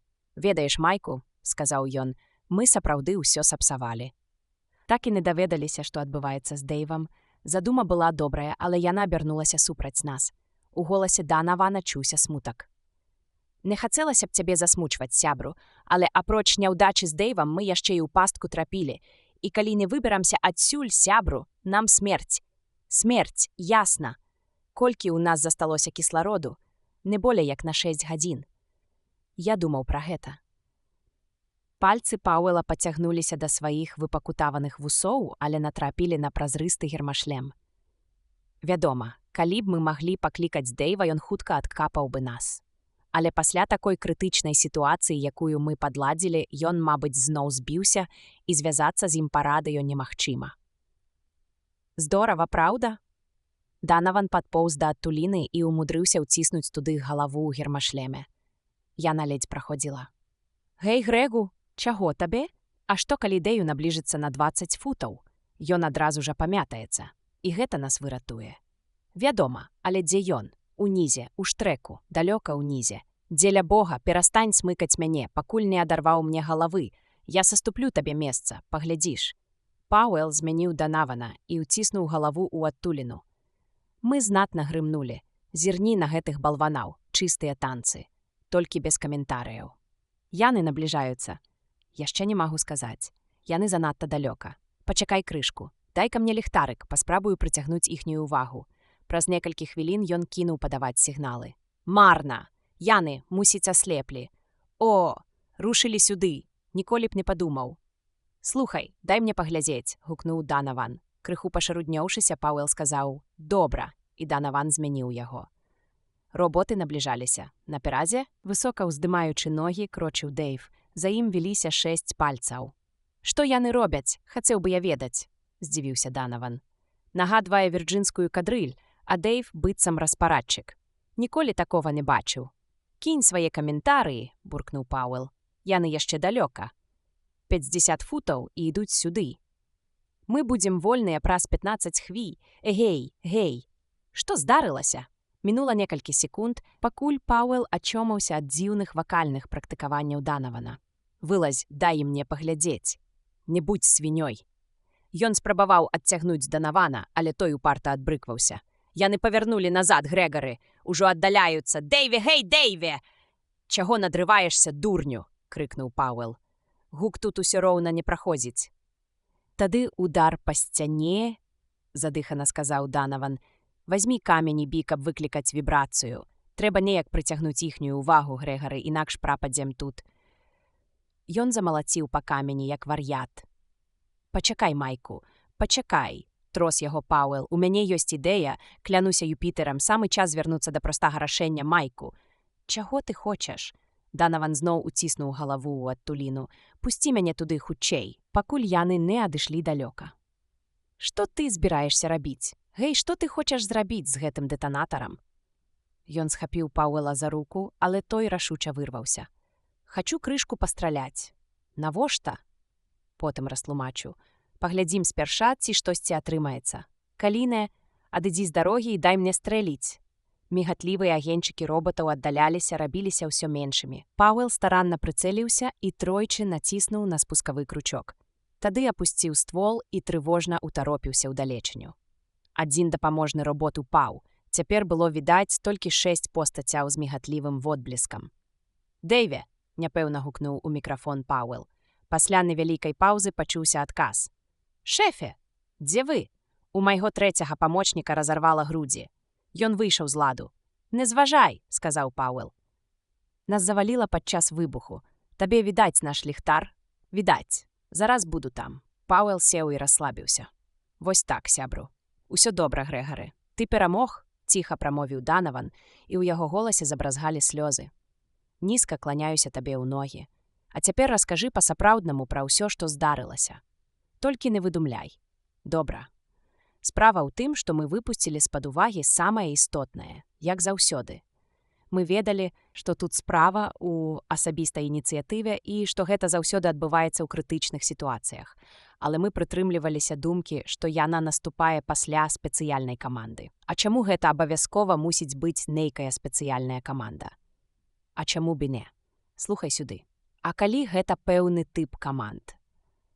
Якія каманды патрабуюць найбольшай ініцыятывы? Якія каманды маглі аддавацца ў крытычных сітуацыях? Не цягні, Грэгу, кажы, я і кажу. Гэта каманды, якія аддаюцца адначасова 6 каналамі. У звычайных умовах 1 ці 2 пальцы выконваюць звычайную працу і не патрабуюць непасрэднага нагляду за сабой. Гэта праца такая ж звыклая для іх, як, скажам, нашы рухі падчас хады. А ў аварыйнай сітуацыі трэба неадкладна мабілізаваць усіх 6 робатаў. Дэйв мусіў адначасова аддаваць каманды ўсім разам, і тут у ім нешта здае. Усё астатняе проста. Любое аслабленне ініцыятывы, напрыклад, калі прыбываюць людзі на месца падзеі, ізноў усё стае на свае месцы. Я знішчыў 1 робата. А калі я гэта зрабіў, Дэйв стаў падаваць каманды толькі 5 робатам. Патрэба ў ініцыятыве зменшылася, і ён стаў нармальным. Як ты дадумаўся да гэтага? Дапытваўся Данаван. Лагічныя здагадкі. Я іх праверыў на практыцы, і высветлілася, што ўсё правільна. У навушніках зноў прагучаў голас робата. Я тут. Вы патрымаецеся паўгадзіны? Вядома, азваўся Пауэл і павярнуўся да Данавана. А цяпер наша праца будзе простая. Мы праверым звёны і дэталі, на якія прыпадае больш нагрузкі пры 6-канальнай перадачы каманд у параўнанні з 5-канальнай. Шмат давядзецца правяраць, Данаван прыкінуў. Думаю, не. Калі Дэйв сканструяваны гэтаксама, як і тая доследная мадэль, якую мы бачылі на заводзе, то ў ім мае быць спецыяльная каардынацыйная схема. Яна змяшчаецца ў адной секцыі. Ён раптам ажывіўся. Паслухай, гэта зусім нядрэнна. Засталіся дробязі. Добра, падумай над гэтым добра, а калі вернемся, праверым на чарцяжах. А цяпер, пакуль Дэйв дабіраецца да нас, я адпачну. Пачакай. Скажы мне яшчэ адно. Што гэта за дзіўнаватыя маршыраванні і выкрунтасы пачыналіся кожны раз, калі робаты губілі розум? А гэта?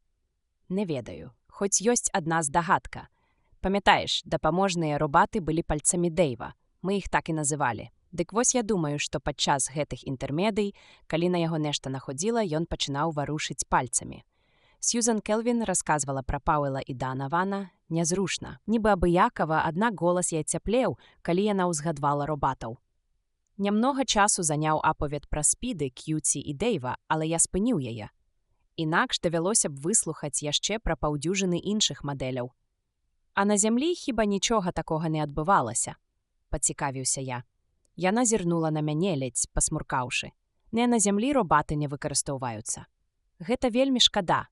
Я хацеў сказаць, што вашы выпрабавальнікі малацы. А можа б, вы расказалі штосьці з уласнага вопыту. Гэта ж ваш юбілей.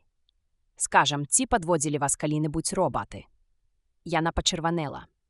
Так, аднойчы робаты падвялі мяне, прамовіла яна. Божа мой, колькі часу адтуль мінула, амаль 40 гадоў. Гэта быў 2021 год, і мне тады было толькі 38. Аднак мне не хацелася б расказваць пра гэта. Я пачакаў, і яна, вядома, перадумала. А чаму б і не? Сказала яна. Цяпер мне гэта не зашкодзіць, нават і ўспаміны пра гэта. Я была некалі такая наіўная юнача. Не верыце? Не, сказаў я. Была. А Эрбі быў робат, які ўмеў чытаць думкі. Што? Адзіны ў сваім родзе. Недзе была дапушчана памылка. Хлус. Альфред Ленінг старанна раскурыў цыгару, але пальцы яго ледзь дрыжалі. Сівыя бровы Ленінга былі насуплены, калі ён, пыхкаючы цыгарай, гаварыў: «Так і ёсць, ён чытае думкі. Гэта па-за сумневам. Але чаму?» Ён зірнуў на галоўнага матэматыка Пётара Богерта. Чаму? Богерт абедзвюма рукамі прыгладзіў сваё чорнае валассё. Гэта 34-й робат мадэлі Эрб Ленінг. Усе астатнія былі без найменшых адхіленняў. Мілтан Эш, які сядзеў з імі за сталом, насупіўся. Ён быў наймалодшым сярод кіраўнікоў фірмы US Robots і ганарыўся сваёй пасадай. «Паслухайце, Богерт, ён сабраны правільна ад пачатку да канца. Я ручаюся за гэта». Тоўстыя губы Богерта расплыліся ў паблажлівай усмешцы. «Ручаецеся? Ну, калі вы можаце цалкам адказваць за ўвесь зборачны канвеер, то я парэкамендаваў бы падвысіць вас па службе. Па дакладных падліках, каб вырабіць адзін толькі пазітронны мозг, патрабуецца 75 234 аперацыі. Поспех кожнай з іх залежыць ад розных фактараў, лік якіх вагаецца ад 5 да 105. Калі хоць адзін з іх парушаецца, мозг разбураецца. Я цытую нашы ўласныя праспекты Эш. Мілтан Эш пачырванеў і хацеў адказаць, але яго перабіў 4-й голас. Калі мы пачынаем зваліць віну адзін на аднаго, то я тут лішняя. Сьюзан Келвін моцна сцяла рукі на каленях, а маршчыны вакол яе тонкіх бледных губ паглыбіліся. У нас ёсць робат, які чытае думкі. І мяркую, мы павінны высветліць, як ён гэта робіць. Але мы ніколі гэтага не высветлім, калі будзем толькі вінаваціць адно аднаго. Позірк яе халодных шэрых вачэй спыніўся на Эшу, і той усміхнуўся. Ленінг таксама усміхнуўся, і, як заўсёды ў такіх выпадках, яго доўгае белае валассё і маленькія хітрыя вочкі рабілі яго падобным на біблейскага патрыярха. «Вы маеце рацыю, доктар Келвін», голас яго раптам зазвінеў цвёрда. «Калі казаць гранічна сцісла, становішча наша такое. Мы выпусцілі пазітронны мозг, які не павінен адрознівацца ад іншых, але які валодае дзіўнай здольнасцю лавіць хвалі, якія выпраменьвае чалавек у час думання. Калі б мы даведаліся, як гэта адбываецца, гэта азначала б найважнейшы этап у развіцці рабататэхнікі на дзесяцігоддзі наперад. Мы гэтага не ведаем, і менавіта гэта мы і павінны высветліць». «Зразумела? Ці можна выказаць прапанову?» – спытаўся Богерт. «Прашу. Мне здаецца, што пакуль мы не высветлім усё, а як матэматык я мяркую зрабіць гэта цяжка. Мы павінны засакрэціць існаванне РБ-34. Нават ад супрацоўнікаў фірмы. Як кіраўнікі аддзелаў мы не павінны разглядаць праблему як нявырашаную, і чым менш ведаюць пра яе іншыя». «Богерт мае рацыю», – сказала доктар Келвін. З таго часу, як змякчылі міжпланетны кодэкс і сталі дазваляць выпрабаванні роботаў на заводзе перад адпраўкай іх у космас, прапаганда супраць роботаў узмацнілася. І калі хоць слова просачыцца пра тое, што робат можа чытаць думкі, а мы не здольны кіраваць ім, нехта нажыве на гэтым салідны капітал. Ленінг, пацягваючы цыгару, важна кіўнуў і звярнуўся да Эша. «Вы, здаецца, казалі, што былі адзін, калі ўпершыню сутыкнуліся з гэтым чытаннем думак». «Так, я быў адзін, і гэта запомніцца мне на ўсё жыццё. РБ-34 толькі сышоў з канвеера, і яго прыслалі да мяне. Оберман кудысьці адышоў, і я сам павёў яго ўніз да выпрабавальнага стэнда.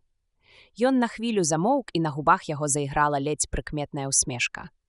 Ці давадзілася каму-небудзь з вас размаўляць з кімсьці ў думках, не ўсведамляючы таго?» Ніхто не адказаў, і ён працягваў. «Ведаеце, спачатку гэтага не заўважаеш, і вось ён мне нешта сказаў, цалкам разумнае і лагічнае, наколькі я памятаю. І калі мы ўжо падыходзілі да выпрабавальнага стэнда, я раптам зразумеў, што я ж нічога яму не казаў. Вядома, я думаў пра тое пра сёе, але ж гэта зусім іншае, праўда?» Я замкнуў яго і пабег па Ленінга. «Уявіце сабе, побач з табой ідзе робат, спакойна чытае твае думкі, копаецца ў іх, у мяне аж рукі і ногі затрэсліся». «Уяўляю», задуменна сказала Сьюзан Келвін. Яе пільны позірк спыніўся на Эшу. А мы так прывыклі, што нашы думкі належаць толькі нам. Выходзіць, толькі 4 ведаюць пра гэта, нецярпліва ўмяшаўся Ленінг. Добра, мы павінны ўсё сістэматызаваць. Эш, я хачу, каб вы праверылі зборачны канвеер ад пачатку да канца. Вы павінны выключыць усе аперацыі, дзе памылка немагчымая. Скласці спіс тых, у якіх яна магла быць дапушчана, указаць яе характар і магчымую велічыню. Нічога сабе задання, прабурчаў Эш. А як жа? Вядома, для гэтай працы трэба задзейніць вашых людзей. Усіх да аднаго, калі спатрэбіцца. Нічога страшнага, калі не выканаем план, але яны не павінны ведаць, навошта гэта робіцца. Зразумела? Так, крыва ўсміхнуўся малады інжынер. Усё роўна гэта куча працы. Ленінг разам з крэслам павярнуўся да Келвін. А вы возьмецеся за гэтую працу з іншага боку. Вы рабата-псіхолаг на нашым заводзе, таму вам трэба добра вывучыць самога робата і адштурхоўвацца ад гэтага. Паспрабуйце высветліць, як ён усё гэта робіць. Паглядзіце, што яшчэ звязана з яго тэлепатычнымі здольнасцямі, наколькі далёка яны сягаюць, як уплываюць на яго мысленне і ці не наносіць гэта шкоды стандартным параметрам мадэлі РБ. Зразумела? Ленінг не стаў чакаць адказу ад доктара Келвін. Я буду каардынаваць усю працу і праводзіць матэматычны аналіз вынікаў. Ён глыбока зацягнуўся цыгарай і прамовіў ужо ў хмары. Мне, вядома, будзе дапамагаць Богерт. Паліруючы пазногці на сваіх пульхных пальцах, Богерт лагодна сказаў. Думаю, я крыху разбіраюся ў гэтым. Тады пачынаю. Эш адсунуў крэсла і ўстаў. Яго прыемны маладое твар засвяціўся ўсмешкай. Мне дасталася самая чорная праца. Дык лепш не марузіць. Ён рушыў да дзвярэй, мімаходзь кінуўшы. Бывайце. Сьюзан Келвін ледзь прыкметна кіўнула, але яе позірк праводзіў яго, пакуль не зачыніліся дзверы. Яна прамаўчала, калі Ленінг нешта прабурчэў і дадаў. Ці не хацелі б вы, доктар Келвін, зараз пайсці і паглядзець на РБ-34? Калі пачуўся прыглушаны скрып дзвярэй і на парог ступіла Сьюзан Келвін, робат РБ-34 адарваў ад кнігі свае фотаэлектрычныя вочы і ўскочыў на ногі. Яна крыху затрымалася, каб папраўць на дзвярах масіўную таблічку «Уваход забаронены» і падышла да робата. Я прынесла табе некаторыя матэрыялы пра гіператамныя рухавікі, Гербі. Хочаш зірнуць? РБ-34. Ці інакш Гербі ўзяў з яе рук 3 цяжкія тамы і раскрыў адзін на тытульнай старонцы. Гіператамная тэорыя. Бурмочучы нешта, ён пачаў гартаць старонкі, а потым нязважна запрасіў. Сядайце, доктар Келвін, гэта зойме некалькі хвілін. Яна села, пільна сочачы за Гербі. Ён уладкаваўся на крэсле па той бок стала і паволі пачаў вывучаць усе 3 тамы. Праз паўгадзіны ён адклаў іх. Я, вядома, ведаю, навошта вы іх мне прынеслі. У Сьюзан Келвін здрыгануліся куткі губ. Я так і ведала. З табой цяжка працаваць, Гербі. Ты заўсёды на крок наперадзе мяне. Гэтыя кнігі такія самыя, як і іншыя. Яны мяне проста не цікавяць. У вашых падручніках няма нічога. Ваша навука – гэта проста маса сабраных у купе фактаў пад выглядам тэорыі. Усё гэта настолькі проста, што наўрад ці варта ўвагі. Мяне цікавіць толькі ваша белетрыстыка, дзе паказваецца ўзаемадзеянне чалавечых матываў і пачуццяў. Ён зрабіў няпэўны рух рукой, падбіраючы патрэбнае слова. «Мне здаецца, я вас разумею», – прашаптала доктар Келвін. «Бачыце», – вёў далей робат, – «я чытаю думкі, і вы не ўяўляеце, наколькі яны складаныя. Я не магу зразумець усё, бо мой мозг мала агульнага мае з вашым. Але я стараюся, і вашы раманы мне дапамагаюць.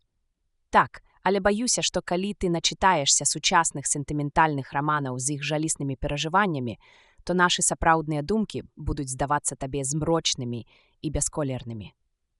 У яе голасе чулася смутак. Ні ў якім разе. Нечакана жвавы адказ прымусіў яе ўскочыць на ногі. Яна адчула, як пачырванела, і спалохана падумала, ён павінен ведаць. Гербі хутка супакоіўся і ціхім, амаль пазбаўленым металічнага тэмбру голасам сказаў: «Вядома, я ведаю, доктар Келвін, вы заўсёды думаеце пра гэта. Дык як жа я магу не ведаць? Яе твар скамянеў. Ты каму-небудзь сказаў пра гэта?» «Вядома, не. шчыра здзівіўся ён. Ніхто не пытаўся ў мяне. Тады ты, мусіць, лічыш мяне дурніцай? Не, гэта нармальнае пачуццё. Можа, таму і такое дурное. Яе голас быў задуменны, а на суровым твары доктара навук прабіліся жаночыя рысы. Мяне нельга назваць прывабнай. Калі вы маеце на ўвазе чыста фізічную прывабнасць, то я тут не суддзя. У кожным разе я ведаю, што ёсць і іншая прывабнасць. І я ўжо не маладая. Доктар Келвін нібы не чула Робата. Вам і 40 няма. У голасе Гербі прагучалі ноткі заклапачанасці і настойлівасці. 38. Калі лічыць гады, і ўсе 60, калі казаць пра эмацыянальнае жыццё. Я ўсё ж псіхолог. А яму, працягвала яна далей з горыччю ў голасе, толькі 35, а на выгляд ён яшчэ маладзейшы. Няўжо ты думаеш, што ён бачыць ува мне нешта? Куды мне да яго? Вы памыляецеся. Гербі з грукатам ударыў сталёвым кулаком па пластмасавым стале. Паслухайце мяне. Але Сьюзан Келвін накінулася на яго, затоены боль успыхнуў у яе вачах. А чаго я маю цябе слухаць? Што ты ведаеш пра ўсё гэта? Ты? Машына? Для цябе я падопытны трусік, цікавая камашка з самабытнымі думкамі, адкрытымі як на далоні для вывучэння. Цудоўны ўзор разбітых надзей, праўда? Амаль як у тваіх кнігах. Сухое рыданне ў яе голасе паступова заціхла. Робат скалынуўся пад напорам яе нервовага ўспышку. Ён благальна пакачаў галавой. «Выслухайце мяне, прашу вас. Я мог бы дапамагчы вам, калі вы дазволіце». «Чым?» — яе губы скрывіліся. «Добрым саветам?» Не так. Я проста ведаю, пра што думаюць іншыя, скажам, Мілтан Эш». Запала маўчанне. Сьюзан Келвін апусціла вочы. «Я не хачу ведаць, пра што ён думае», — выдыхнула яна. «Замаўчы. А мне здаецца, вам хацелася б ведаць, пра што ён думае». Яна не ўзняла галавы, але яе дыханне прачасціла. «Не мялі дурніц», — прашаптала яна. «Гэта не дурніцы, я хачу дапамагчы вам. Мілтан Эш думае пра вас». Ён замоўк. Сьюзан Келвін узняла галаву. «Ну, ён кахае вас», — ціха прамовіў Робат. Яна маўчала цэлую хвіліну. Толькі глядзела на Робата шырока расплюшчанымі вачыма. «Ты памыляешся. Вядома, памыляешся. Чаму б гэта ён?» «Але ж кахае, такога ад мяне не ўтоіш. Але я такая». «Такая», — яна запнулася. Ён глядзіць глыбей. У іншых яго прываблівае не знешні выгляд, а розум. Мілтан Эш не з тых, хто жэніцца на модным завіванні і прыгожых вочках. Сьюзан Келвін часта заміргала. Праз імгненне яна загаварыла, і голас яе дрыжаў. Ён ніколі ніяк гэтага не паказваў. А вы давалі яму такую магчымасць. Хіба я магла? Я нават не думала пра такое. Вось жа то і яно. Доктар Келвін задумалася на імгненне, потым рэзка ўзняла галаву. Паўгода таму да яго на завод прыязджала дзяўчына. Прыгожая з выгляду, здаецца, белавалосая, стройная. І наўрад ці добра ведала табліцу множання. Ён цэлы дзень выхваляўся перад ёю, намагаючыся растлумачыць, як вырабляюцца роботы. У яе голасе зноў зазвучалі цвёрдыя ноткі.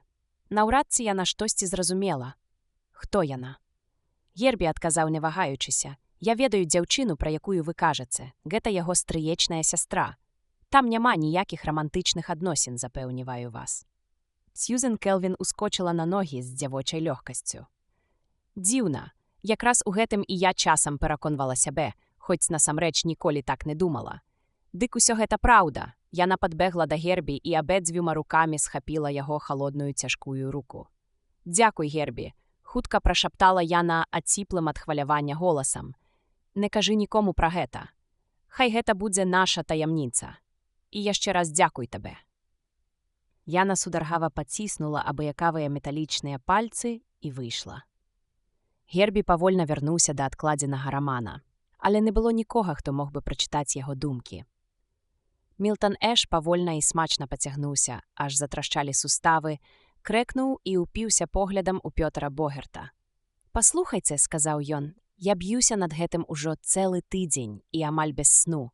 Колькі яшчэ я магу вытрымаць? Здаецца, вы казалі, што ўсё тлумачыцца пазітронным бамбардаваннем у вакуумнай камеры Д». Богер далікатна зяхнуў і задзівіўся на свае белыя рукі. «Менавіта так. Я напаў на след. Я ведаю, што гэта азначае, калі гаворыць матэматык. А колькі вам яшчэ працаваць? Усё залежыць? Ад чаго? Эш апусціўся ў крэсла і працягнуў свае доўгія ногі. Ад Ленінга. Стары не згодны са мной. Ён уздыхнуў. Крыху адстаў ад жыцця, вось і ўся яго бяда. Чапляецца за сваю матрычную механіку, нібы гэта пуп зямлі. А наша праблема патрабуе значна больш надзейных матэматычных сродкаў. А чаму б не спытаць Гербі і не ўлазіць справу? Сонна прамармытаў Эш. Спытаць Робата? Брывы Богерта скочылі ўгору. А чаму б і не? Табе старенькая нічога не казала. Ты маеш на ўвазе Келвін? Яе, саму Сьюзан. Гэты Робат – маг і чарадзей у матэматыцы. Ён ведае ўсё пра ўсё і нават больш. Ён вылічвае ў думках патройныя інтэгралы, а на дэсерт ласуецца тэнзорнымі аналізамі. Матэматык скептычна зірнуў на яго. Вы сур'ёзна? Абсалютна. Але справа ў тым, што гэты бязмозгі не любіць матэматыкі. Ён аддае перавагу сентыментальным раманам. Слова гонару. Вы б убачылі, які мусар яму носіць Сьюзан. Пурпурная жарсць. Каханне ў космасе. Доктар Келвін ніводнага слова не казала пра гэта. Проста яна яшчэ не скончыла яго вывучаць. Вы ж ведаеце яе. Любіць трымаць усё ў таямніцы, пакуль сама не адкрые яе. Але вам яна сказала. Разгаварыліся неяк. Я часта яе бачу апошнім часам. Ён насупіўся, потым шырока расплюшчыў вочы. Паслухайце, богі, вы нічога не заўважалі за ёй апошнім часам? Богерт расплыўся ў сарамлівай усмешцы. Яна пачала фарбаваць губы, калі вы гэта маеце на ўвазе. Та дзе ж я гэта ведаю? Румяніцца, пудрыцца, вочы падводзіць. Ну і выгляду яе. Але я не пра гэта. Нічога пэўнага я не магу сказаць. Аднак яна так гаворыць, нібы вельмі шчаслівая. Ён падумаў крыху і ўсцяў плячыма. Богерт дазволіў сабе падміргнуць, што для навукоўца, якому за 50, атрымалася даволі спрытна. А можа, яна закахалася. Эш зноў заплюшчыў вочы. Вы з глузду з'ехалі, богі. Ідзіце пагаварыце з Гербі. Я хачу крыху паспаць тут. Добра, не скажу, каб мне падабалася атрымліваць у Робата кансультацыі, ды і наўрад, ці ён здольны даваць іх. У адказ пачулася храпенне. Гербі слухаў уважліва, пакуль Пётр Богерт, засунуўшы рукі ў кішэні, гаварыў з падкрэсленай абыякавасцю. Вось у чым справа. Мне сказалі, што ты цяміш у такіх рэчах, і я пытаюся ў цябе хутчэй з цікаўнасці. Мяркую, што ўвогуле мая лінія можа мець сумніўныя моманты, якія доктар Ленінг адмаўляецца прыняць. Такім чынам карціна ўсё яшчэ застаецца няпоўнай. Робат не адказаў, і Богерт сказаў. Ну? Я не бачу памылкі, Гербі вывучаў наспех накіданыя слупкі лічбаў. Наўрад ці зможаш ты штосьці дадаць да гэтага. Я і не спрабую. Вы лепшы матэматык, чым я, і мне не хацелася б кампраметаваць сябе. Цень самазадаволення прамільгнуў ва ўсмешцы Богерта. Так я і думаў, тут справа сур'ёзная, забудзем пра гэта. Ён сабраў апісаныя аркушыкі, выкінуў іх у смеццяправод і павярнуўся, каб выйсці, але перадумаў. Між іншым, Робат чакаў. Здавалася, Богерту цяжка было падабраць словы. Тут ёсць кое-што такое, у чым і ты, мабыць, зможаш. Ён замоўк. Гербі ціха сказаў. Вашы думкі заблыталіся, але няма сумневу, што яны тычацца доктара Ленінга. Тут не час вагацца. Як толькі вы супакоіцеся, я даведаюся, пра што вы хочаце спытаць. Рука матэматыка звыклым рухам слізганула па прычасаных валасах. Ленінгу неўзабаве 70, сказаў ён так, быццам гэтым усё растлумачыў. Ведаю. І амаль 30 гадоў ён, дырэктар завода. Гербі кіўнуў. Значыць, у голасе Богерта зазвучалі чаруючыя ноткі. Ты мог бы ведаць, ці не думае ён ісці ў адстаўку. Па стане здароўя, скажам, ці нешта іншае. Цалкам, толькі і сказаў Гербі. Ну, а ты ведаеш? Вядома. Тады, ці не мог бы ты мне сказаць? Калі вы пытаеце, скажу. Робат быў рэалістам. Ён ужо падаў у адстаўку. Што? Вырвалася з вуснаў Богерта. Вялікая галава вучонага падалася наперад. Паўтары. Ён ужо падаў у адстаўку. Спакойна паўтарыў Робат. Але яна яшчэ не ўступіла ў сілу. Ён чакае, бачыце, пакуль не вырашыцца праблема. Са мной. Пасля гэтага ён гатовы перадаць абавязкі дырэктара свайму наступніку. А яго наступнік. Хто ён? Выдыхнуў Богерт. Ён ушчыльную стаў перад Гербі, а яго вочы, нібы зачараваныя, упіліся ў бесстаронныя чырванаватыя фотаэлементы, якія служылі роботу вачыма. Будучы дырэктар, вы, прагучаў нетаропкі адказ. Твар Богерта імгненна памяккеў. Напружанне змяніла скупая ўсмешка. Гэта прыемная навіна. Я спадзяваўся і чакаў на гэта. Дзякуй, Гербі. Пётр Богерт прасядзеў за пісьмовым сталом да 5 гадзіны раніцы, а 9 зноў быў на рабоце. Адзін за адным ён выхопліваў даведнікі з паліцы над сталом, прагортваў іх, ставіў на месца. Кучка старонак з гатовымі разлікамі расла мікраскапічнымі тэмпамі. Затое на падлозе ўтварылася цэлая гара змятых запісаных аркушаў. Роўна апоўдні ён праверыў апошнюю старонку, працёр чырвоныя ад стомы вочы, пазяхнуў і пацягнуўся. З кожнай хвілінай цяжэй. Хай яму ліха. Абярнуўшыся на рыпенне дзвярэй, Богерт кіўнуў Ленінгу, які зайшоў у пакой. Пахрустваючы пальцамі, дырэктар акінуў позіркам беспарадак у пакоі і насупіўся. «Новы кірунак?» – спытаў ён. «Не», – быў задзірлівы адказ. «А чым кепскі стары?» Ленінг не патрудзіўся адказаць. Толькі ўдастоіў мімалётным позіркам апошнюю старонку з разлікамі, якая ляжала на стале. «Келвін казала вам пра робата?» – спытаў ён, прыкурваючы сігару. «Гэта матэматычны геній, надзвычай цікава». Богерт гучна фыркнуў. «Так, я чуў пра гэта. Але хай лепш Келвін займаецца сваёй робатапсіхалогіяй. Я праверыў Гербі ў матэматыцы. Ён ледзь спраўляецца з вылічэннямі. Келвін так не лічыць. Яна вар'ятка». «Я так не лічу». Вочы дырэктара злавесна звузіліся. «Вы?» – голас Богерта стаў цвёрдым. «Пра што вы кажаце? Я правяраў яго ўвесь ранак. Ён умее такія фокусы вырабляць, якія вам і не сніліся. Няўжо?» «Не верыце». Ён дастаў з кішэні аркуш паперы і разгарнуў яго. «Гэта не мой почерк, праўда?» Богерт спыніў позірк на аркушы, усыпаным буйнымі, нязграбнымі лічбамі. «Гэта Гербі пісаў». «Так. Калі вы заўважылі, ён працаваў на хуткасць над інтэграваннем вашага 22-га ўраўнення. І ён...»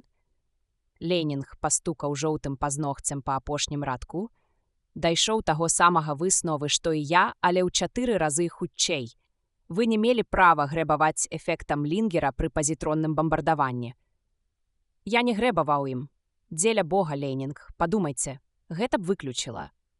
«О, вядома, вы растлумачылі гэта. Вы ўжылі пераходнае ўраўненне Мітчела, ці не так? Дык вось яго тут нельга ўжываць». «Чаму? Бо, па-першае, вы карыстаецеся гіперуяўнымі велічынямі. А пры чым тут гэта? Раўненне Мітчела не падыходзіць, калі. Вы пры сваім розуме, калі вы перачытаеце артыкул самога Мітчела ў запісках Фара. Кіньце.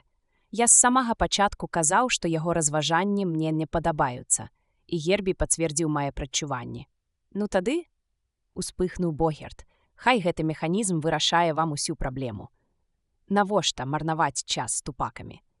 У тым-то і загваздка, што Гербі не можа вырашыць праблемы. І калі ён не можа, то і мы самі не можам.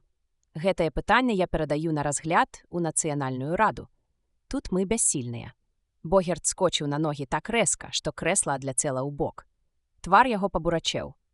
«Вы гэтага не зробіце». Ленінг пачырванеў ад абурэння. «Вы мне ўказваеце, што я павінен рабіць, а чаго не?»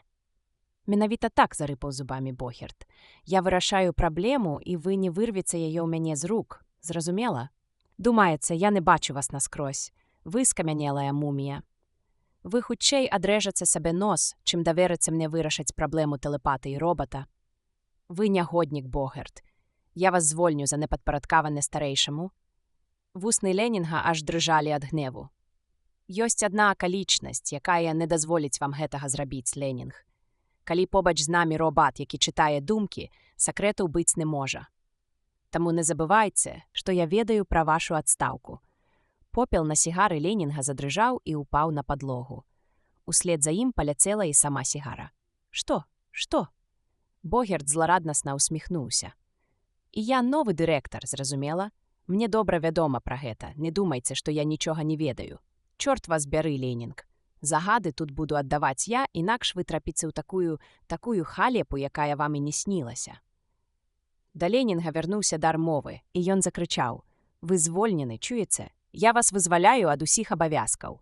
Вам канец, зразумела?» На твары Богерта расплылася шырокая ўсмешка. «А якая з гэтага карысць? Вы нічога не дасягнеце. У мяне ёсць козыры. Я ведаю, што вы падалі ў адстаўку. Мне сказаў Гербі, а ён гэта ведае непасрэдна ад вас. Ленінг спрабаваў гаварыць спакойна. Ён меў выгляд вельмі старога чалавека з стомленымі вачыма і тварам, з якога ўжо даўно сышоў румянец, саступіўшы месца старэчай жаўцізне. Я хачу пагаварыць з Гербі. Ён не мог такога сказаць. Вы гуляеце ў небяспечную гульню, але я раскрыю вашы карты. Хадземце са мной. Богерт пасунуў плячыма. Да Гербі? Выдатна, чорт вазьмі. Роўна апоўдні Мілтан Эш падняў голаў ад свайго нязграбнага малюнка і сказаў: «Вы ўлавілі саму ідэю. У мяне атрымалася не зусім удала, але выгляд ён мець будзе прыблізна такі. Чароўны дамок, і дастанецца ён мне амаль задарма». Сьюзан Келвін паглядзела на яго вачыма, поўнымі пяшоты. «Ён і сапраўды прыгожы», — уздыхнула яна. «Я часта думала, каб і сабе». Яе голас заціх. «Вядома», — захоплена працягваў Эш, адклаўшы аловак, «я мушу дачакацца адпачынку». Засталося якіх 2 тыдні, але з-за гэтага Гербі ўсё завісла ў паветры.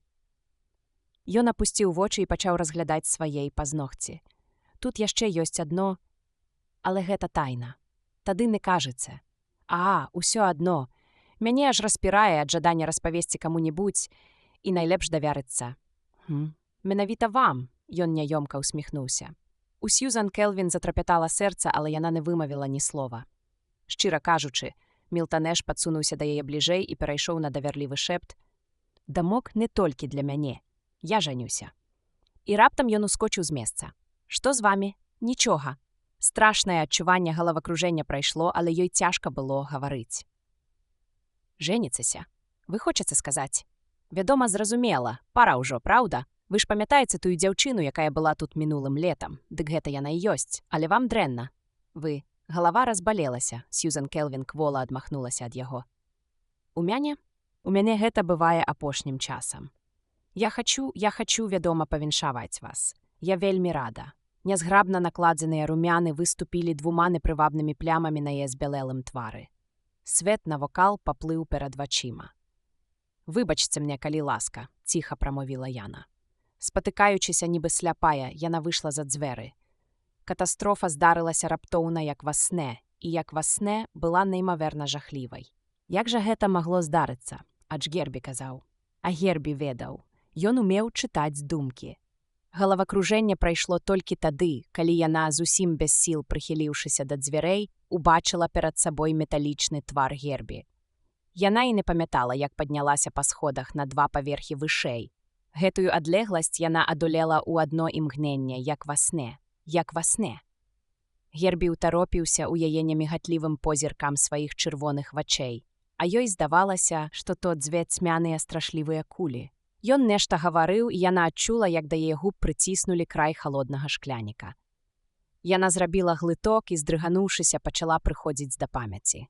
Гербі гаварыў узбуджана. У яго голасе чуліся боль, маленне і страх. Да яе пачаў даходзіць сэнс яго слоў. «Гэта сон», — казаў ён, — «і вы не павінны яму верыць. Вы неўзабаве прачнецеся і ў рэальным свеце будзеце смяяцца з сябе. Ён кахае вас, гэта я вам кажу. Кахае. Але не тут, не цяпер. Усё гэта навокал, ілюзія». Сьюзан Келвін заківала галавой і прашаптала: «Так, так». Яна ўчапілася за руку Гербі і прыціснулася да яе, паўтараючы зноў і зноў: «Гэта ж няпраўда, Гербі, няпраўда». Сьюзан Келвін не памятала, як да яе зноў вярнулася свядомасць. Нібы з туманнага, нерэальнага свету яна трапіла ў яркае сонечнае святло. Яна адштурхнула яго ад сябе, адштурхнула цяжкую сталёвую руку і шырока расплюшчыла вочы. «Што ж ты робіш?» Яе голас зарваўся ў рэзкі крык. «Што ж ты робіш?» Гербі адступіў назад. «Я хачу дапамагчы». Доктар Келвін пільна зірнула на яго. «Дапамагчы? Цэшыш мяне байкамі пра сон і лічыш, што гэта дапамога? Хочаш мяне шызафрэнічкай зрабіць?» На ён напала істэрыка. «Гэта не сон. Каб жа гэта быў сон». Ураз Яна схапілася. «Пачакай, чаму? Разумею, господі, гэта ж так відавачна». У голасе робата пачуўся страх. «Я мусіў, і я табе паверыла, ніколі б не падумала». Галасы за дзвярыма прымусілі Сьюзан замаўчаць. Яна адвярнулася, судомна сціснуўшы кулакі, і калі Пётр Богерт з Альфрэдам Ленінгам увайшлі, яна ўжо была ў глыбіні пакоя, каля вакна. Ніводзін з мужчын не звярнуў на яе ўвагі. Яны адначасова наблізіліся да Гербі. Ленінг сярдзіты і нецярплівы, Богерт халодны і нязрушны. Першым загаварыў дырэктар. «Слухай мяне, Гербі». Робат перавёў позірк на пастарэлага дырэктара. «Слухаю, доктар Ленінг. Вы гаварылі пра мяне з доктарам Богертам?» «Не, сэр», — павольна адказаў Робат, і ўсмешка на твары Богерта згасла. «Што ты сказаў?» Богерт ганарліва падышоў бліжэй і спыніўся перад робатам, шырока расставіўшы ногі. «Паўтары, што ты мне казаў учора». «Я казаў, што...» Гербі замоўк. Недзе ў глыбіні яго дысанансам ціха загула металічная мембрана. «Хіба ты не казаў, што ён падаў у адстаўку?» — заракатаў Богерт. «Адказвай!» Богерт люта замахнуўся, але Ленінг адштурхнуў яго ў бок. «Вы што, хочаце сілай падбіць яго на падман?» «Вы самі чулі, Ленінг». Ён пачаў быў гаварыць і спыніўся. «Адыдзіце. Я хачу дабіцца ад яго праўды, зразумелі? Я запытаю яго». Ленінг павярнуўся да Робата. «Добра, Гербі, супакойся. Я падаваў у адстаўку». Гербі маўкліва глядзеў на яго, і Ленінг занепакоена перапытаў. «Я падаваў у адстаўку». Робат адмоўна паківаў галавой. Яны пачакалі яшчэ, але іншага адказу так і не пачулі. Двое людзей зірнулі адзін на аднаго варожымі поглядамі. «Якога д'ябла?» — грымнуў Богерт. «Яму што заціснула? Ты можаш гаварыць, ты пачвара». «Я магу гаварыць», — з гатоўнасцю адказаў Робат. «Тады адказвай. Ты казаў мне, што Ленінг падаў у адстаўку». «Ён падаваў у адстаўку?» Зноў запала цішыня. Потым у глыбіні пакоя нечакана прагучаў смех Сьюзан Келвін, рэзкі, амаль істэрычны. Абодва матэматыкі здрыгануліся, а ў Богерта звузіліся вочы.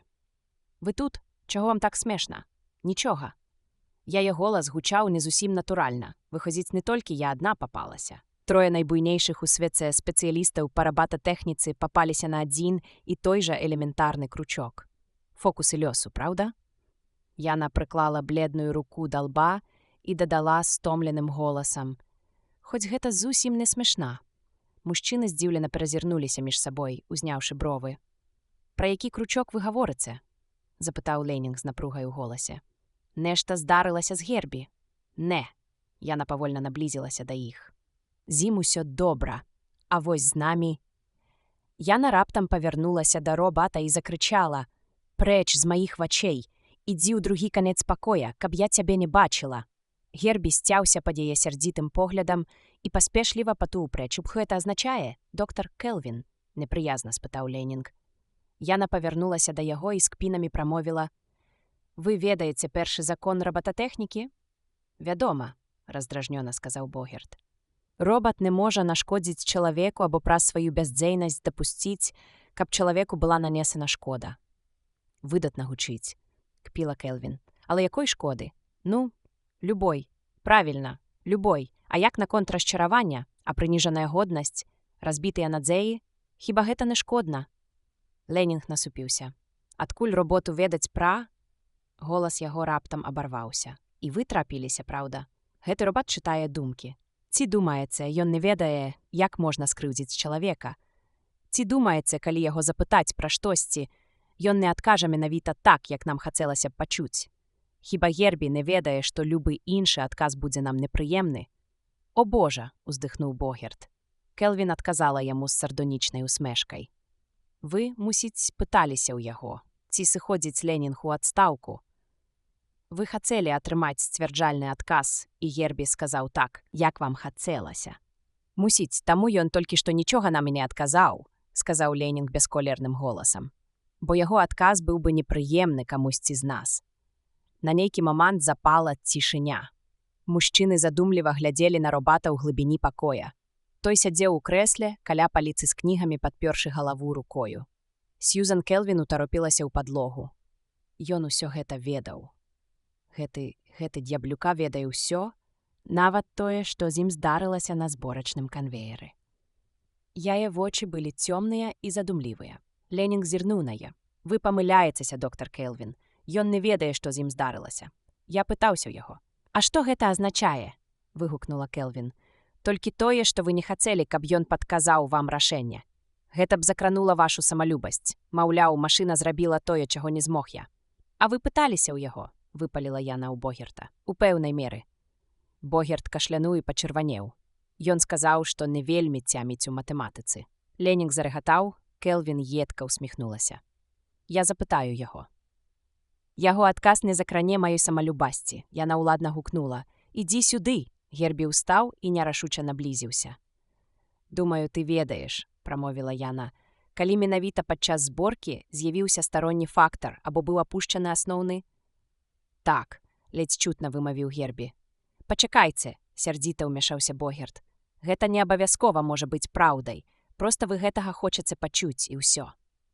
«Не будьце дурнем», – адказала Келвін. «У кожным разе, калі ён умее чытаць думкі, то ведае матэматыку не горш, чым вы з Ленінгам разам узятыя. Дайце яму магчымасць». Матэматык замоўк, а Келвін вяла далей. «Тады ўсё добра, Гербі. Пачынай, мы чакаем». І звярнулася да сваіх калег. «Вазьміце паперу і алоўкі, джентльмены». Але Гербі маўчаў. Голас Келвін прагучаў трыумфальна. «Чаму ты не адказваеш, Гербі?» «Не магу». Нечакана выпаліў робат. «Я не магу, і вы гэта ведаеце. Доктар Богерт і доктар Ленінг не хочуць гэтага. Яны хочуць ведаць рашэнне. Але не ад мяне». Умяшаўся Ленінг, павольна і выразна прамовіўшы. «Не разыгрывай, дурня, Гербі. Мы хочам, каб ты сказаў». Богерт коратка кіўнуў. Голас Гербі зарваўся на высокія ноты. «Навошта так казаць? Думаеце, я не бачу глыбей за паверхню вашага мозгу? Там, у глыбіні, вы не хочаце. Я машына, якая можа імітаваць жыццё з дапамогай пазітронных узаемадзеянняў у мозгу, што з'яўляецца тварэннем чалавека. І таму вы не можаце, апынуўшыся слабейшымі за мяне, не адчуць прыніжэння. Гэта глыбока засела ў вашай свядомасці, і сцерці гэта немагчыма. Я не магу даць вам рашэнне. Мы пакінем цябе». «Скажы, Келвін, тут няма ніякай розніцы», – крыкнуў Гербі. «Усё адно вы будзеце ведаць, што адказ прыйшоў ад мяне». «Але ты разумееш, Гербі», – азвалася Келвін, «што доктар Ленінг і доктар Богерт хочуць вырашыць гэтую праблему?» «Толькі ўласнымі намаганнямі», – стаяў на сваім Гербі. «І ўсё ж яны гэтага хочуць. А тое, што ты ведаеш, як яе вырашыць, але не хочаш падзяліцца з імі, прычыняе ім боль таксама. Ты разумееш гэта, праўда? Так. І калі скажаш, ім таксама будзе непрыемна». «Так, так». Гербі павольна адступаў, а Сьюзан Келвін крок за крокам насоўвалася. Мужчыны зачаравана назіралі за імі. «Ты не можаш сказаць», – манатонна вяла Келвін, «бо гэта прычыніць ім прыкрасць, а ты не павінен шкодзіць чалавеку. Але калі не скажаш, ім таксама будзе прыкра, значыць, ты павінен сказаць. А калі скажаш, ты прычыніш ім шкоду, а ты не павінен, значыць, ты не можаш ім сказаць. Але калі не скажаш, ты прычыніш ім шкоду, значыць, ты мусіш сказаць. А калі скажаш, прычыніш шкоду, значыць, ты не павінен. Але калі не прычыніш шкоду, значыць, ты павінен. Але калі скажаш». Гербі ударыўся спіной у сцяну і ўпаў на калені. «Спыніцеся», – выгукнуў ён. «Схавайце свае думкі, яны перапоўнены болем, расчараваннем і нянавісцю. Я не хацеў гэтага. Я імкнуўся дапамагчы. Я казаў тое, што вам хацелася чуць. Я мусіў. Але Келвін была непахіснай. Ты павінен сказаць ім, але калі скажаш, то прычыніш ім шкоду. Значыць, ты не павінен казаць, калі ж не скажаш, прычыніш шкоду. Значыць, ты мусіш сказаць, але...» І Гербі страшна закрычаў. Той крык быў падобны на ўзмоцнены ў шмат разоў гук флейты піккала. Ён рабіўся ўсё вастрэй, пакуль не перарос у крык адчы згубленай душы. Нясцерпны крык запоўніў усю пакой. І Гербі ўпаў, ператварыўшыся ў груду нерухомага металу.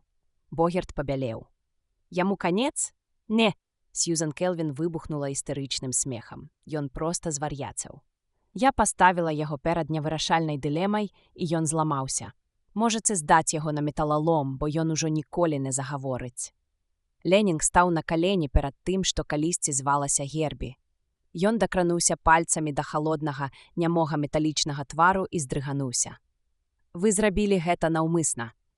Ён устаў і павярнуў да яе перакошаны твар. «А калі і так», – сказала Келвін, – «цяпер ужо нічым не дапаможаш». І раптам горка дадала, «Ён гэтага заслужыў». Дырэктар схапіў за руку Богерта, які нібы скамянеў. «Якая розніца? Хадзем, Пётр». Ён уздыхнуў. Такі мыслячы робат нічога не варты. Ягоныя старэчыя вочы мелі стомлены выгляд. «Хадзем, Пётр». паўтарыў ён. Двое вучоных выйшлі з пакоя, а да Сьюзан Келвін неўзабаве зноў вярнулася душэўная раўнавага. Яна перавяла позірк на нерухомага Гербі, і яе твар зноў напяўся. Яна доўга глядзела на яго, і яе трыумф адступаў, саступаючы месца бяссіллю і расчараванню. І тады ўвесь рой яе думак выліўся ў адно бязмежна горкае слова, што зляцела з яе вуснаў. Хлусня! На гэтым, вядома, усё скончылася. Я ведаў, што пасля гэтага я ад яе нічога не даб'юся. Яна моўчкі сядзела за сталом з халодным і задуменным тварам. Я сказаў: «Дзякуй, доктар Келвін», але яна не адказала. Гэта было за 2 дні да таго, як я змог сустрэцца з ёй зноў. Згубіўся робат. Зноў я сустрэўся з Сьюзан Келвін каля яе кабінета. Адтуль якраз выносілі тэчкі з паперамі. «Ну, як справы з вашымі артыкуламі, маладзён?» – зацікавілася яна. «Цудоўна», – адказаў я. Я падабраў для іх прыдатную форму, як мне здавалася, крыху задраматизаваў касцяк апавяданняў, дадаў дыялогаў і асобных падрабязнасцей. Можа, вы зірнулі б, каб я знянацку не звёў паклёпу на каго ці не дапусціў грубых недакладнасцей. Добра, зойдзем у пакой адпачынку, там можна выпіць кавы. Яна быццам была ў добрым настроі, і пакуль мы ішлі калідорам, я адважыўся. Мне вось чаго хацелася б, доктор Келвін? Слухаю. Ці не расказалі б вы яшчэ штосьці з гісторыі робататэхнікі? У вас ёсць усё, чаго вы хацелі, маладзён. Нешта маю. Але тыя выпадкі, што я запісаў, мала датычацца сучаснасці.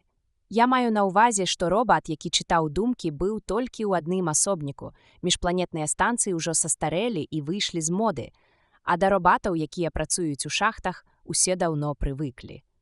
А як з міжзоркавымі падарожжамі? Бо з часу вынаходства гіператамнага рухавіка не прайшло і 20 гадоў. І добра вядома, што яго вынайшлі робаты. Гэта праўда. Міжзоркавыя падарожжы. Задуменна прамовіла яна.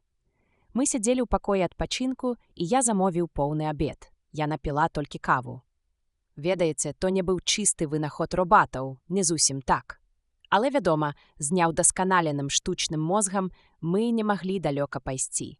Аднак мы старалася, сапраўды старалася. Упершыню я сутыкнулася з міжзоркавымі даследаваннямі ў 2029 годзе, калі згубіўся робат. Меры прымаліся на гіпербазе з шалёнай паспешнасцю. Па сваёй напружанасці і мітусні яны раўняліся істэрычнаму крыку. Пералік гэтых мер, паводле іх храналогіі і адчаю, які ўсё ўзрастаў, быў такі. Одно. Уся праца над праектам гіператамнага рухавіка ў той частцы космасу, занятай станцыямі 27-й астэроіднай групы, спынялася. 2. Уся гэтая частка космасу практычна была адрэзана ад усёй сістэмы. 3. Ніхто не мог трапіць туды без спецыяльнага дазволу, і ніхто не мог пакінуць яе ні пры якіх умовах. Спецыяльны ўрадавы патрульны карабель даставіў на гіпербазу доктора Сьюзан Келвін, галоўнага робата-псіхолага, і доктора Пётера Богерта, матэматычнага дырэктара фірмы US Robots. Сьюзан Келвін ніколі да таго не пакідала зямлі, не было ў яе, і цяпер асаблівага жадання пакідаць яе. У эпоху атамнай энергіі і блізкага вырашэння праблемы гіператамнага рухавіка яна заставалася ціхай правінцыялкай. Незадаволеная палётам, яна сумнявалася ў тым, ці сапраўды склалася крытычная сітуацыя. Пра гэта даволі красамоўна сведчыла кожная рысачка яе няўрадлівага і немаладога твару на першым абедзе на гіпербазе. Ды і прыгладжаны, бледны доктор Богерт пачуваў сябе, як прыбіты сабака. А з твару генерал-майора Келнера так і не сыходзіў выраз затравленага чалавека. Адным словам, абед не ўдаўся, ды і невялікая нарада, на якой яны ўтрох пасля сабраліся, пачалася шэра і негасцінна. Келнер са сваёй бліскучай лысінай, апрануты ў парадную уніформу, якая аніяк не ўпісвалася ў агульны настрой, пачаў проста. Гэта дзіўная гісторыя, сэр. І мадам. Я хачу падзякаваць вам за тое, што вы адразу адгукнуліся на нашу просьбу, нават не ведаючы, чым яна выклікана. Зараз мы паспрабуем выправіць гэта. У нас згубіўся робат. Работу спынена, і яна не павінна аднаўляцца, пакуль мы не знойдзем яго. Самім нам гэтага зрабіць не ўдалося, і таму мы патрабуем дапамогі спецыялістаў.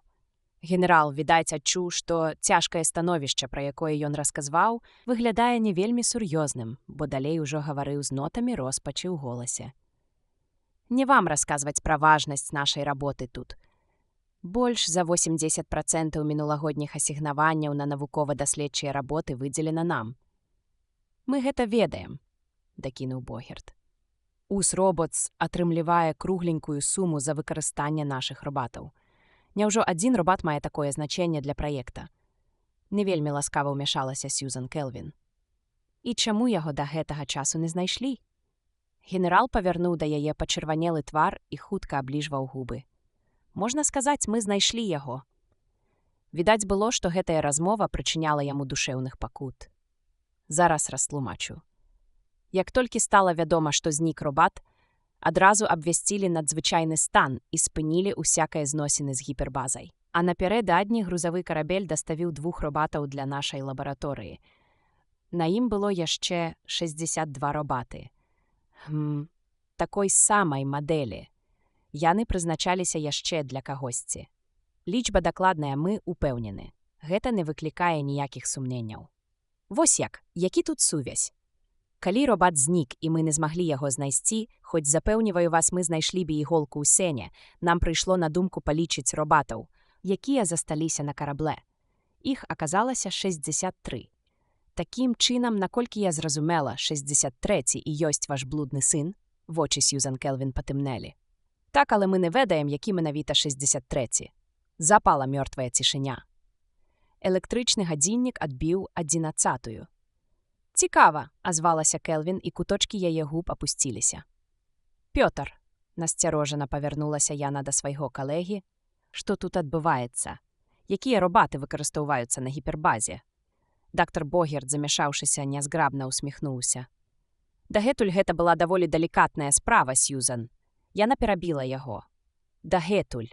А чаму цяпер з 63 аднолькавых робатаў, якіх не адрозніш адзін ад аднаго, нельга выбраць любога? Хіба гэта цяжка?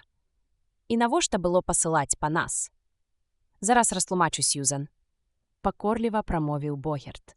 «На гіпербазе выкарыстоўваецца некалькі робатаў, мозг якіх не цалкам запраграмаваны адпаведна да першага закону». «Не цалкам?» Доктор Келвін адкінулася на спінку крэсла. «Зразумела. І колькі ж іх выраблена?» «Няшмат. То быў урадавы заказ, і ні ў якім разе мы не маглі парушыць тайніцу. Ніхто не павінен быў ведаць, акрамя найвышэйшага начальства, якое мела да гэтага непасрэднае дачыненне. Вы не ўваходзіце ў тое ліку, Сьюзан, і я тут ні пры чым».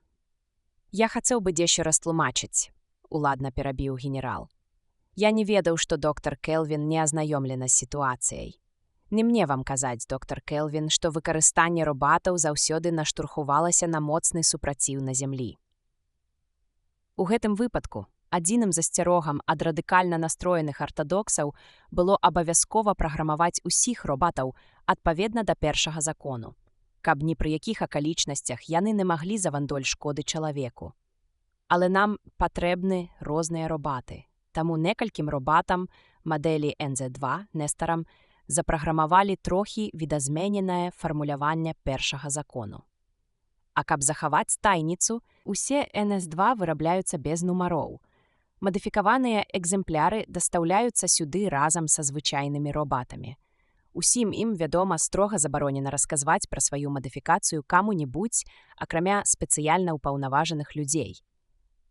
Ён разгублена ўсміхнуўся. А цяпер усё гэта абярнулася супраць нас. Келвін змрочна паціскавілася. Вы апытвалі кожнага, хто ёсць хто. Вы ж, напэўна, ўпаўнаважаны. Генерал кіўнуў. Усе 63 адмаўляюць, што працавалі тут. Аднак адзін з іх хлусіць. А на тым, якога вы шукаеце, ёсць сляды таго, што ён працаваў. Іншыя, як я зразумела, яшчэ новенькія, прама з завода. Ён прыбыў толькі месяц таму. Ён і яшчэ двое, якіх толькі нядаўна прывезлі, павінны былі быць апошнімі. Больш нам не трэба. На іх няма слядоў эксплуатацыі. Генерал павольна пакіўваў галавой, і ў яго вачах з'явіўся роспач. «Доктор Келвін, мы не можам выпусціць гэты карабель з гіпербазы. Калі пра робатаў без першага закону стане вядома ўсім». Здавалася, ён проста баяўся ўявіць магчымыя наступствы. Знішце ўсе 63, халодна і рашуча параіла Келвін, і пытанне будзе вырашана. Богерт скрывіўся. Гэта азначае з кожным робатам знішчыць $30,000. Наўрад ці фірме US Robots гэта спадабаецца. Трэба лепш падумаць, Сьюзан, перш чым нешта знішчаць. У такім разе, рэзка кінула яна, мне патрэбны факты. Якія канкрэтна выгады мае гіпербаза ад гэтых мадыфікаваных робатаў? Чым менавіта яны неабходны для вас, генерале? Келнер наморшчыў лоб і пацёр лысіну. Мы мелі нямала клопатаў са звычайнымі робатамі. Бачыце, людзям даводзіцца шмат працаваць з цяжкім выпраменьваннем. Вядома, гэта небяспечна, але мы ўжылі ўсіх засцярожных мер. За ўвесь час было толькі 2 няшчасных выпадкі. Але абодва без фатальных наступстваў. Але ж гэтага не растлумачыш звычайным робатам. Першы закон гласіць, робат не можа нашкодзіць чалавеку або праз сваю бяздзейнасць дапусціць, каб чалавеку была нанесена шкода. Гэта для іх першарадна, доктар Келвін. Калі каму-небудзь з нашых людзей даводзілася трапляць пад памяркоўнае гама-выпраменьванне, хоць і на кароткі перыяд, што, вядома, не шкодзіла арганізму, бліжэйшы робат кідаўся туды і адцягваў чалавека. Пры слабым выпраменьванні робаты так рупліва ахоўвалі людзей, што даводзілася іх прагоньваць.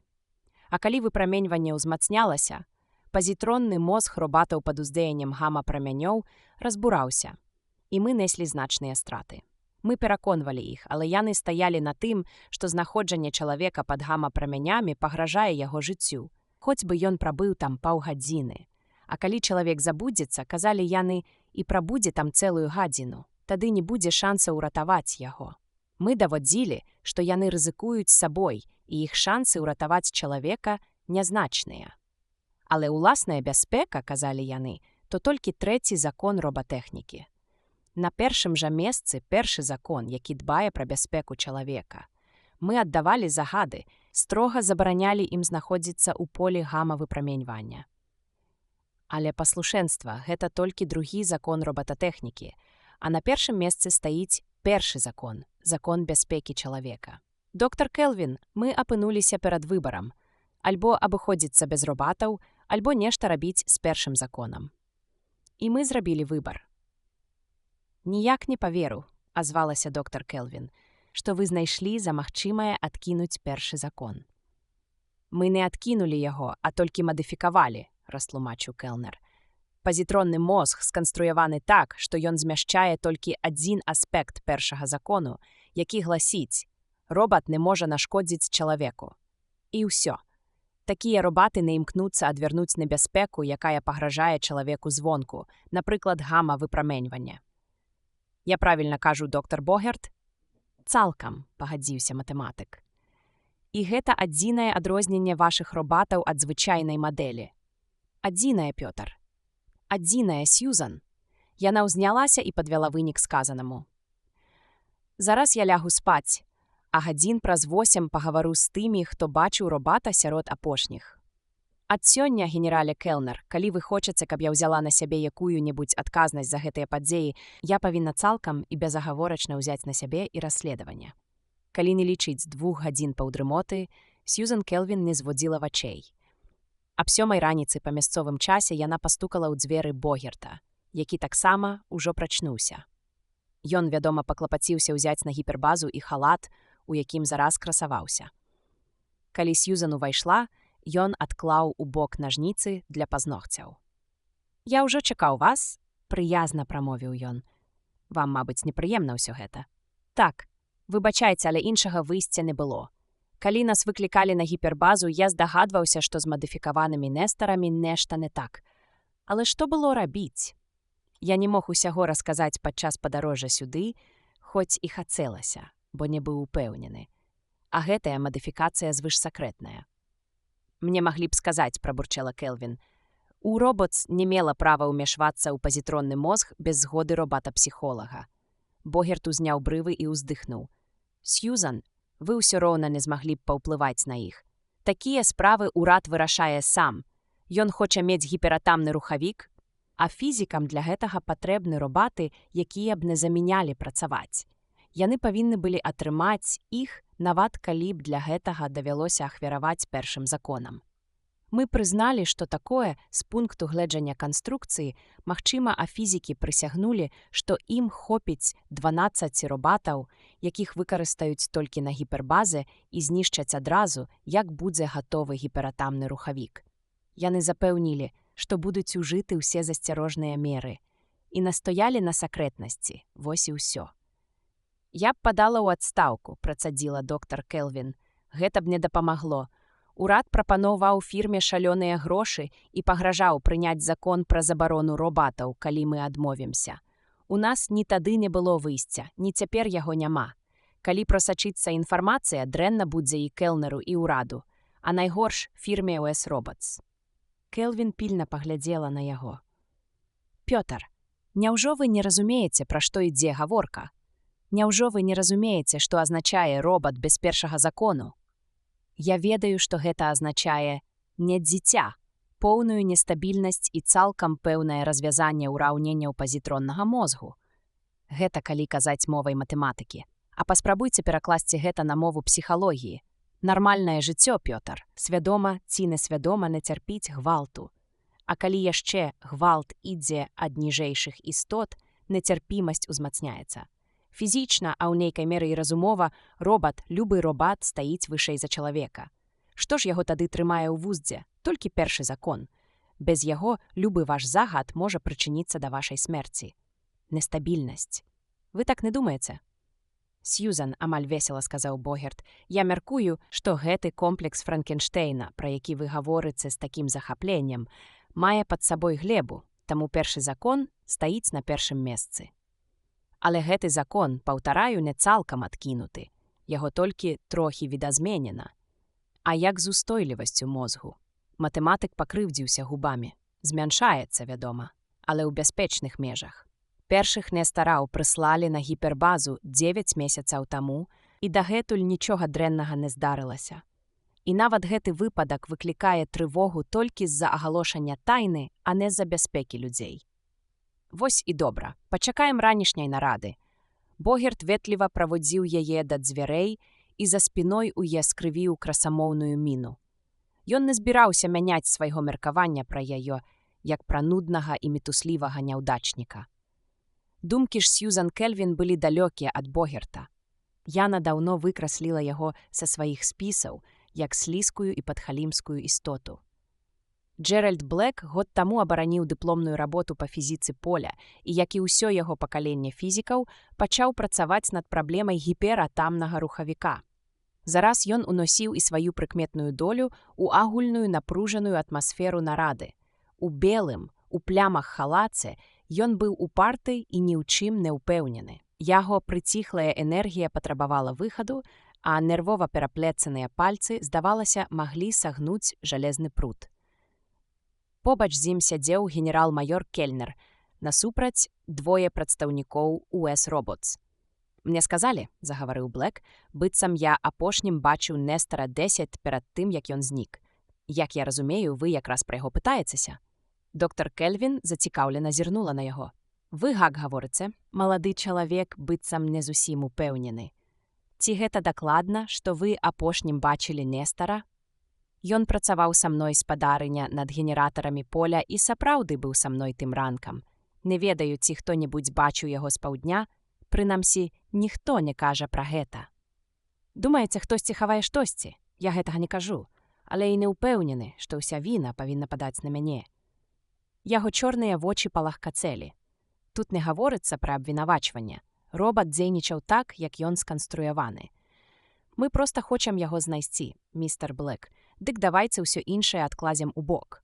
Дык вось, калі вы працавалі з гэтым роботам, то, відавочна, ведаеце яго лепш, чым хто-небудзь. Ці не заўважылі вы чаго-небудзь незвычайнага ў яго паводзінах? І ўвогуле, вы раней працавалі з роботамі. Я працаваў з іншымі роботамі, якія былі тут, простымі.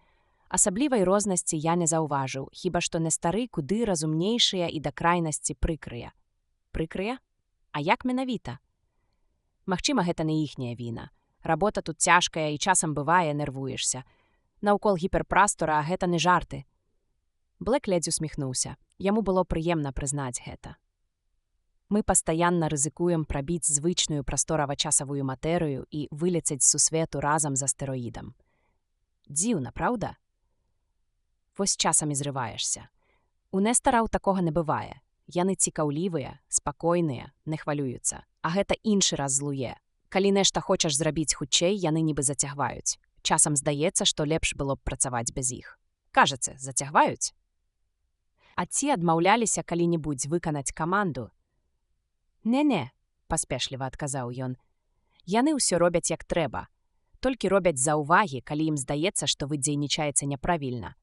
Яны ведаюць толькі тое, чаму мы іх навучылі. Але гэта не спыняе іх. Можа, мне так здаецца, але і іншыя хлопцы маюць са сваімі Нестарамі тую ж мітусню». Генерал Кельнер нецярпліва кашлянуў. «Чаму ж тады вы не паскардзіліся мне, Блэк?» Малады фізік пачырванеў. Калі шчыра, то мы не хацелі працаваць без роботаў, ды і мы не ведалі, як будуць успрыняты такія дробязныя скаргі. Богерт мякка перабіў яго. А нічога асаблівага не здарылася тым ранкам, калі вы апошні раз бачылі яго. Запала цішыня. Генерал хацеў нешта сказаць, але Кельвін рухам спыніла яго і цярпліва чакала. Блэк сярдзіта выпаліў. У мяне з ім выйшла невялікая сутычка. Я разбіў трубку кімбала, і 5 дзён работы пайшло намарна. А я і так адстаў ад праграмы. Да таго ж на працягу 2 тыдняў не атрымліваў з дому лістоў. І вось прыходзіць ён і хоча, каб я паўтарыў эксперымент, які я кінуў яшчэ месяц таму. Ён ужо даўно прыставаў да мяне з гэтым, і мне надакучыла. Я загадаў яму убірацца прэч і больш не бачыў. «Загадалі убірацца прэч?» – запытала Келвін з нейкай асаблівай зацікаўленасцю. «І што вы сказалі? Проста, убірайся прэч». Прыгадайце дакладныя словы. Відавочна, у душы Блэка ішла барацьба. Ён пацёр шырокай далонню лоб, потым апусціў руку і задзірліва выпаліў. Я сказаў, знікні з маіх вачэй. Богерт усміхнуўся. І ён знік, так? Але Келвін яшчэ не скончыла распытваць. Яна асцярожна вяла далей. Ну, ужо нешта трохі праясняецца. Але для нас важныя дакладныя дэталі. На паводзіны робата можа ўплываць і слова, сказанае яму, і рух, і інтанацыя. Вы ж не маглі, напрыклад, сказаць толькі гэтыя 4 словы, праўда? Судзячы па ўсім, вы былі ў кепскім настроі. Магчыма, вы прыправілі сваю мову і мацнейшымі слоўцамі. Малады чалавек пачырванеў. Ну, можа, і сказаў некалькі гарачых слоў. Якіх менавіта? Дакладна не памятаю.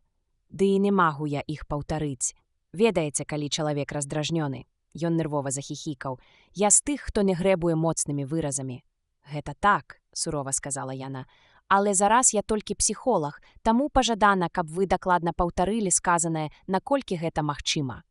І важна, тым самым голасам і з той самай інтанацыяй. Блэк разгублена зірнуў на свайго начальніка, спадзяючыся на падтрымку, але не знайшоў яе. Яго вочы спалохана акруглеліся. Але ж я не магу. Мусіце. Уявіце сабе, умяшаўся Богерт з нескрытай іроніяй, што вы звяртаецеся да мяне. Можа, так вам будзе лягчэй. Малады чалавек павярнуў пачырванелы твар да Богерта і праглынуў сліну. Я сказаў, голас яго абарваўся. І ён паўтарыў. Я сказаў. Ён уздыхнуў і скорагаворкай выпаліў цэлы шэраг маляўнічых слоў. Потым у напружанай цішыні дадаў, амаль плачучы. Вось больш-менш. Хоць не памятаю, ці ў тым парадку, можа, штосьці прапусціў ці дадаў, але прыкладна так. Толькі лёгкі румянец выдаваў пакрыўджаныя пачуцці рабата-псіхолага. Я разумею значэнне большасці вашых выразаў. Думаю, і іншыя таго ж кшталту. Баюся, што так, змучана пагадзіўся Блэк. І такімі выразамі вы параілі яму знікнуць з вашых вачэй? Я выказаўся фігуральна. Разумею. Спадзяюся, дысцыплінарнага спагнання вы не атрымаеце. Пад яе поглядам генерал, які, здавалася, яшчэ 5 секунд таму не быў упэўнены ў гэтым, сярдзіта кіўнуў галавой. Можаце ісці, містер Блэк, дзякую за дапамогу. Мінула 5 гадзін, пакуль Сьюзан Келвін апытала ўсіх 63 робатаў. Гэта было 5 гадзін бясконцых паўтарэнняў. Адзін робат змяняў другога зусім такога самага. Аднолькавыя пытанні і аднолькавыя адказы.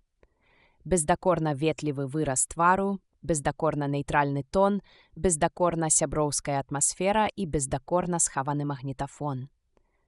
Калі ўсё гэта скончылася, Келвін адчувала сябе зусім змотанай. Богерт ужо чакаў. Калі яна зайшла і з бразгатам кінула на пластыкавы стол клубок магнітнай стужкі, ён пытальна зірнуў ёй у вочы. Яна пакіўкала галавой. Усе 63 для мяне аднолькавыя. Цяжка сказаць. І не было чаго спадзявацца, Сьюзан, што вы іх адрозніце на слых. Прааналізуем запісы. У звычайных умовах матэматычная інтэрпрэтацыя выказванняў робатаў – адна з найцяжэйшых галін робата-аналізу. Яна патрабуе цэлага штату дасведчаных тэхнікаў і складаных камп'ютарных машын. Богерт гэта ведаў. Ён так і заявіў, хаваючы раздражнення, калі прослухаў усе адказы, склаў спісы адхіленняў у словах і графікі інтэрвалаў паміж адказамі. Аномалій не выяўлена, Сьюзан. Розніца ў словазлучэннях і ў хуткасці рэакцый не выходзіць за межы нормы. Патрэбны танчэйшыя метады. У іх тут павінны быць камп'ютары. Хоць не. Ён нахмурыўся і пачаў грызці пазногаць на вялікім пальцы. Мы не можам скарыстацца камп'ютарамі. Занадта вялікая небяспека разгалашэння. Хоць магчыма, калі мы... Доктар Келвін спыніла яго нецярплівым жэстам. Прашу вас, Пётр, гэта не дробная лабараторная праблема. Калі мы не можам адрозніць мадыфікаванага Нестара ад усіх астатніх па нейкай бясспрэчнай прыкмеце, то гэта яшчэ не памылка. Гэта проста нам не шанцуе. Памылкай будзе, калі мы дамо яму ўцячы. А верагоднасць такой памылкі вельмі высокая. Мала знайсці нязначнае адхіленне ў табліцы. Скажу вам, што калі б толькі да гэтага зводзіліся мае дадзеныя, я б знішчыла ўсіх іх, каб быць упэўненай. Вы размаўлялі з іншымі мадыфікаванымі Нестарамі? Ды размаўляў, огрызнуўся Богерт, з імі ўсё добра. Хіба толькі прыязнасць вышэйшая за норму. Яны адказвалі на мае пытанні, ганарачыся сваімі ведамі, акрамя 2 навічкоў, якія яшчэ не паспелі вывучыць фізікі поля. Яны даволі добрадушна пасмяяліся з майго нязнання вузкай спецыялізацыі. Ён паціснуў плячыма. Думаю, гэта ў пэўнай меры выклікае непрыязнасць да іх з боку тэхнікаў. Роботы, відавочна, занадта стараюцца ўразіць сваімі ведамі. А калі скарыстаць некалькі рэакцый планера, каб высветліць, ці не адбылося якіх змен або пагаршэння ў іх мысленні. Я не думаў пра гэта, але паспрабую. Ён дакорліва пакіўкаў перад ёй пальцам. Вы нервуецеся, Сьюзан. Не разумею, навошта вы ўсё так драматызуеце. Ад іх няма ніякай шкоды. Няма? Выбухнула Келвін. Няма? А вы разумееце, што адзін з іх хлусіць? Адзін з 63 робатаў, з якімі я толькі што размаўляла, схлусіў, хоць я строга загадала гаварыць толькі праўду. Гэта сведчыць пра глыбокае адхіленне ад нормы. Гэта страшэнна палохае. Пётр Богерт сціснуў зубы. І зусім не. Паглядзіце, Нестар 10 атрымаў загад знікнуць. Загад максімальна катэгарычна аддаў чалавек, упаўнаважаны камандаваць ім. Вы не можаце адмяніць загад ні большай катэгарычнасцю, ні большымі паўнамоцтвамі. Зразумела, робат будзе імкнуцца яго выканаць. Калі шчыра, то я захапляюся яго вынаходлівасцю. А лепшы спосаб знікнуць – гэта схавацца сярод такіх самых робатаў. Так, вы захопленыя гэтым. Я заўважыла, вас гэта нават забаўляе, Пётр. Гэта жахлівае нерасуменне сітуацыі. Бо вы рабатыст, Пётр. Гэтыя роботы надаюць вялікае значэнне таму, што лічаць дасканалым. Вы самі пра гэта толькі што сказалі. Падсвядома яны адчуваюць, што чалавек стаіць ніжэй за іх, а першы закон, які абараняе нас ад іх, парушаны. Малады чалавек загадвае роботу ісці прэч, знікнуць, выказаўшы пры гэтым сваю пагарду, агіду і незадаволенасць ім. Зразумела, робат мусіць карыцца, але падсвядома ён пакрыўджаны. Цяпер яму важней, чым калі-небудзь, даказаць, што ён стаіць вышэй, нягледзячы на тыя страшныя словы, якімі яго абазвалі. Гэта можа стаць для яго настолькі важным, што яго не спыніць частка першага закону. Сьюзан, а дзе на зямлі або дзе-небудзь у сонечнай сістэме ёсць робат, які зразумеў бы такую сакавітую лаянку. Мы не ўвадзілі ў яго мозг інфармацыі пра непрыстойнасці. Першасная інфармацыя – гэта яшчэ не ўсё, рассярдзілася Келвін. Роботы здольны вучыцца самастойна. Вы недарэка. Богерт зразумеў, што яна па-сапраўднаму раз'юшылася, і яе панесла. Няўжо, па-вашаму, ён не здагадаўся, што такім тонам яму не гавораць кампліментаў? Ці, можа, думаецца, што ён раней не чуў гэтых слоў і не здагадваецца, калі яны ўжываюцца? «От як!» – усклікнуў Богерт. «Дык, можа, вы мне ласкава растлумачыце, як гэта мадыфікаваны робат можа нанесці шкоду чалавеку, хоць бы як ён быў скрыўджаны і хоць бы як хацеў даказаць сваю перавагу. А калі скажу, вы змоўчыце. Так, яны нахіліліся цераз стол, убіўшыся адно ў аднаго сярдзітымі поглядамі. «Калі мадыфікаваны робат, — сказала Келвін, — апусціць на чалавека цяжкі груз, гэтым ён не парушыць першага закона. Ён ведае, што, дзякуючы сваёй сіле і імгненнай рэакцыі, ён паспее перахапіць груз, перш чым той раздавіць чалавека. Аднак, калі робат выпусціць груз з рук, ён ужо не актыўны пасрэднік. Пачне дзейнічаць толькі сляпая сіла цяжэння. А робат можа перадумаць не ўмяшацца і сваёй бяздзейнасцю дасць грузу ўпасці. Зменены першы закон гэта дапускае. У вас занадта багатае ўяўленне. Гэтага часам патрабуе мая прафесія. Пётр, давайце не спрачацца, а працаваць. Вы дакладна ведаеце матывы, якія прымушаюць робата хавацца. У вас ёсць запісы яго спосабу мыслення з самага пачатку. Я хачу ведаць, наколькі наш робат здольны зрабіць тое, пра што я толькі што гаварыла. Гаворка не толькі пра гэты канкрэтны прыклад, але пра цэлы клас падобных дзеянняў. І я хачу пачуць гэта як мага хутчэй. А пакуль што праверым іх на адпаведнасць першаму закону.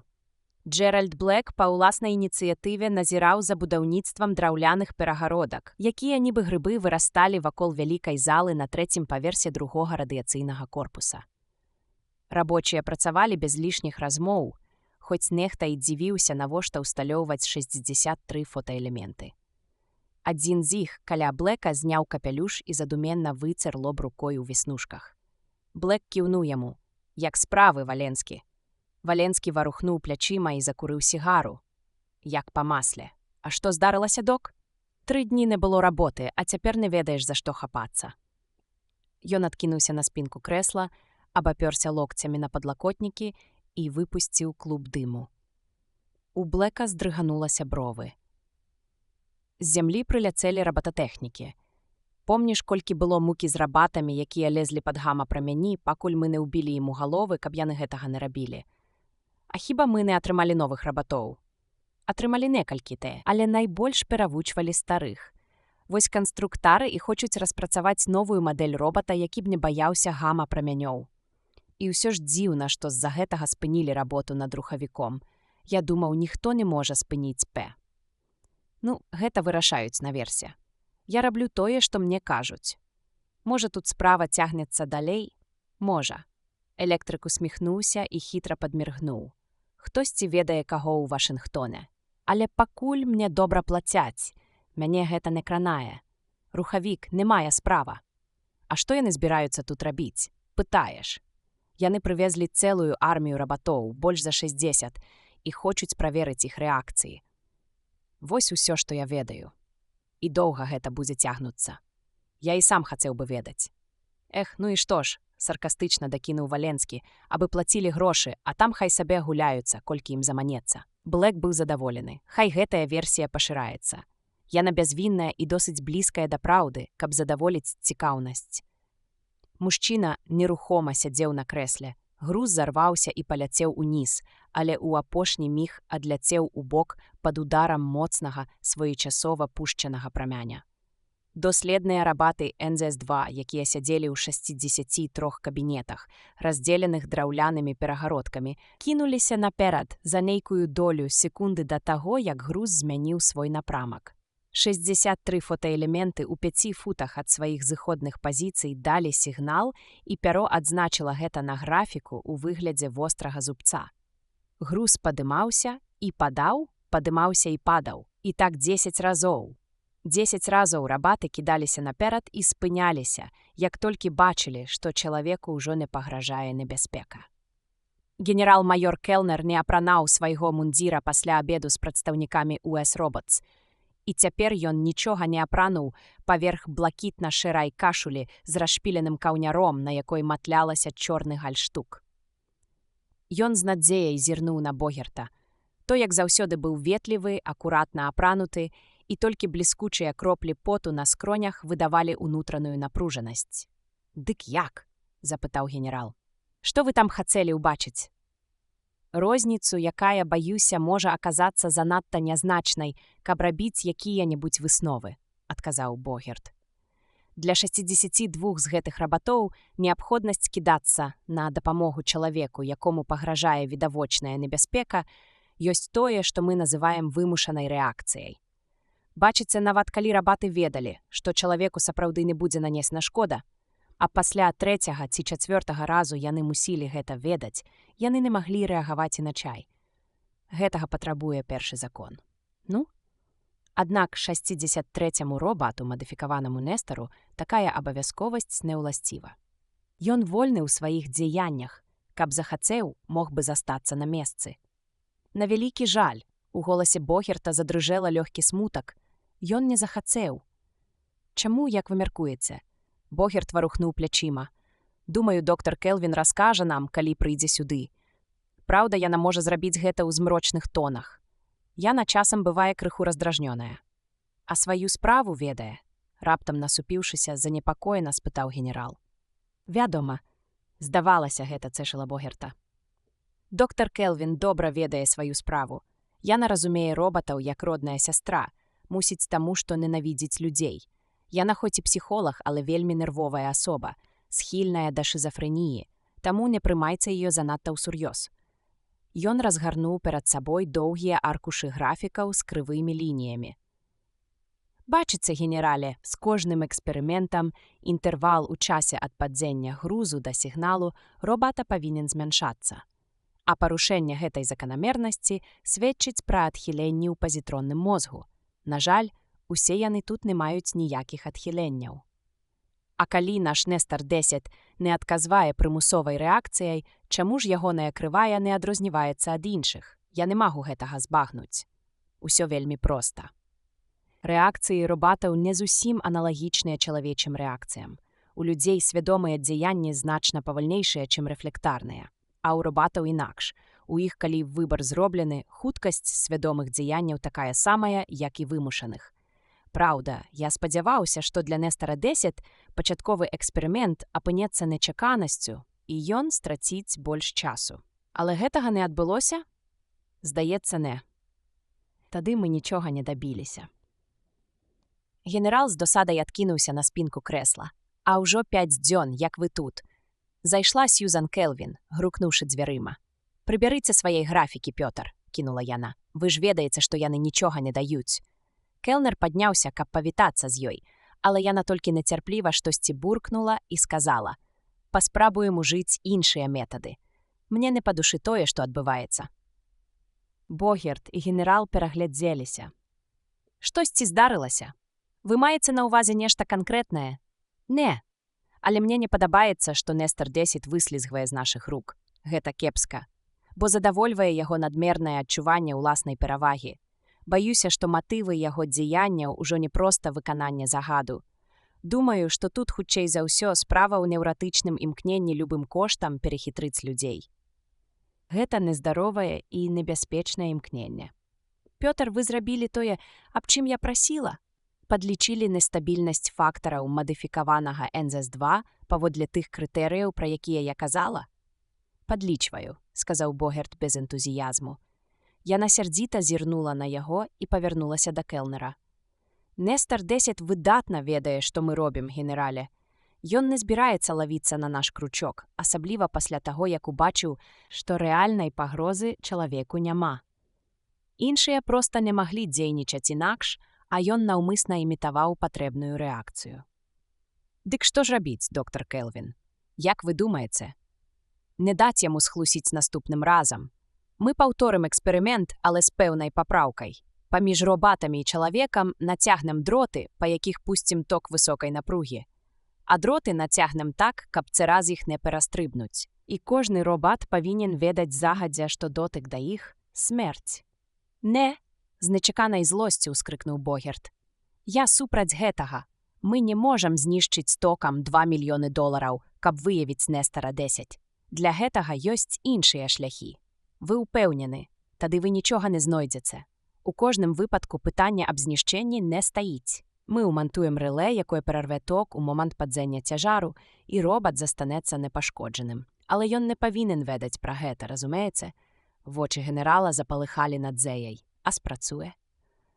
Мусіць. Пры гэтых умовах Нестар 10 павінен застацца на месцы.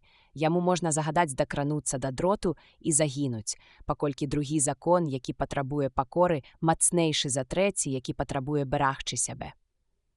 Але мы не будзем яму нічога загадваць. Яму будзе дадзена магчымасць дзейнічаць на ўласны разважанак, як усім іншым робатам. Нармальных робатаў першы закон пабуджае ісці на смерць без усякага загаду. Іншая справа наш Нестар 10. Часткова запраграмаваны паводле першага закону і не атрымаўшы ніякіх загадаў, робат вымушаны будзе дзейнічаць згодна з трэцім законам. Законам самазахавання, які пераважыць усё астатняе. Значыць, робат павінен застацца на месцы, іншага выйсця ў яго не будзе. Прымусовая рэакцыя. Пачнём сёння. Сёння ўвечары, удакладніла Келвін, калі паспеюць нацягнуць дрот. А зараз я скажу робатам, што іх чакае. Мужчына нерухома сядзеў на крэсле. Груз сарваўся і паляцеў уніз, але ў апошні момант адляцеў у бок пад ударам моцнага своечасова пушчанага праменя. Толькі адзін раз. Доктар Келвін, якая назірала за робатамі з маленькай кабінкі на балконе, спалохана скрыкнула і ўзарвалася са складнога крэсла. 63 робаты бесклапотна сядзелі ў сваіх кабінках, як совы, вылупіўшы вочы на мужчыну, які рызыкаваў жыццём. Ніводзін з іх не варухнуўся. Доктар Келвін была сярдзіта, так сярдзіта, што ледзь стрымлівалася. А стрымлівацца трэба было, бо ў пакой адзін за адным заходзілі і выходзілі робаты. Яна звярылася са спісам. Мае зайсці 28. Наперадзе было яшчэ 35. 28 няўпэўнена зайшоў у пакой. Яна прымусіла сябе супакоіцца. «Хто ты?» «Я яшчэ не маю ўласнага нумара», — нясмела адказаў робат. «Я — робат НЗС-2, і ў чарзе я быў 28. Вось папярка, якую я маю вам перадаць. Ты сёння яшчэ не быў тут?» «Не, сядай. Я хачу задаць табе некалькі пытанняў. Нумар 28. Ці быў ты ў радыяцыйнай камеры другога корпуса каля 4 гадзін таму?» «Так. Там была чалавек, якому пагражала небяспека?» «Так. Ты нічога не зрабіў?» «Не. Праз тваю бяздзейнасць чалавек мог пацярпець. Ты ведаеш пра гэта?» «Так. Я не мог яму дапамагчы. Цяжка ўявіць, што масіўная металёвая постаць можа ўсхліпнуцца ад страху, але ўсё было менавіта так. Можа, растлумачыш, чаму ты і пальцам не варухнуў, каб яго выратаваць?» «Растлумачу. Я, вядома, не хацеў бы, каб хто-небудзь падумаў, нібы я мог нашкодзіць гаспадару. О, не, гэта было б страшна, неверагодна. Калі ласка, не хвалюйся. Цябе ніхто не вінаваціць. Я толькі хачу ведаць, пра што ты думаў у тую хвіліну.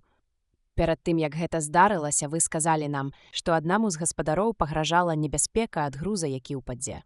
Але каб дапамагчы, нам давялося б прабрацца праз электрычныя дроты. Аднак гэта мяне не спыніла б, бо чым ёсць маё жыццё ў параўнанні з бяспекай гаспадара? Але мне прыйшла думка, што калі я загіну на шляху да яго, то ўсё роўна не выратую яго. Груз яго расчавіць, і я загіну таксама. А можа, калі-небудзь, каб я застаўся жывы, я здолеў бы выратаваць ад небяспекі іншага гаспадара. Вы мяне разумееце? Ты хочаш сказаць, што апынуўся перад выбарам, або загіне чалавек, або загінеце абое разам. Так? Так. Выратаваць гаспадара было немагчыма. Яго можна было лічыць мёртвым. А ў такім разе бессэнсоўна забіваць сябе без чыйго-небудзь загаду. Келвін пакруціла ў руках аловак. Яна ўжо чула такое тлумачэнне з нязначнымі адхіленнямі 27 разоў. Цяпер надышоў час задаць вырашальнае пытанне. Твае разважанні досыць пераканаўчыя, але мне здаецца, што сам ты да гэтага б не дадумаўся. Што ты на гэта скажаш? Робат замарудзіў. Не. Хто ж тады гэта прыдумаў? Учора ўначы мы размаўлялі між сабой, і хтосьці з нас падаў гэтую ідэю. Яна прагучала пераканаўча. Хто менавіта? Робат задумаўся. Не ведаю, хтосьці з нас. Яна ўздыхнула. Усё. Наступным быў нумар 29. Заставалось яшчэ 34. Генерал-майор Келнер таксама быў сярдзіты. Вось ужо тыдзень, як усё на гіпербазе замерла, калі не браць пад увагу некаторую работу з паперамі на дапаможных астэроідах. Каля тыдня двое вядучых экспертаў пагаршалі становішча сваімі бясплоднымі эксперыментамі. А цяпер яны, прынамсі гэтая жанчына, прапанавала немагчымае. На шчасце, Келнер лічыў, што цяпер неразважна адкрыта паказваць свой гнеў. Сьюзан Келвін настойвала. А чаму б і не? Відавочна, што сітуацыя склалася кепская. Адзіны выхад, калі не позна, разлучыць роботаў. Далей трымаць іх разам нельга. «Мая любая доктар Келвін», голас генерала нечакана зазвінеў на нізкіх барытонных рэгістрах. «Я не бачу, як размясціць 63 роботы паасобку». Доктар Келвін бездапаможна развяла рукамі. «Тады я нічым не дапамагу. Нестар-10 або будзе імітаваць іншых роботаў, або будзе пераконваць іх не рабіць таго, чаго сам не зможа зрабіць. У любым разе справы кепскія. Мы ўступілі ў сапраўдную барацьбу з гэтым прапаўшым роботам, і ён перамагае. А з кожнай перамогай ён робіцца ўсё нахабнейшым». Яна рашуча ўстала. «Генерал Келнер, калі вы не разлучыце іх, як я прашу, я запатрабую неадкладнага знішчэння ўсіх 63 роботаў». «Запатрабуеце?» Богерт сярдзіта зыркнуў на яе. «А хто даў вам права ставіць падобныя патрабаванні? Роботы застануцца там, дзе яны ёсць. Я адказваю перад дырэкцыяй, а не вы». «А я, — дадаў генерал-майор Келнер, — адказваю перад сваім начальствам, і ўсё гэта трэба ўлазіць». «Тады, — успыхнула Келвін, — мне застаецца толькі падаць у адстаўку, а каб прымусіць вас знішчыць іх, я пры патрэбе раскрыю тайну.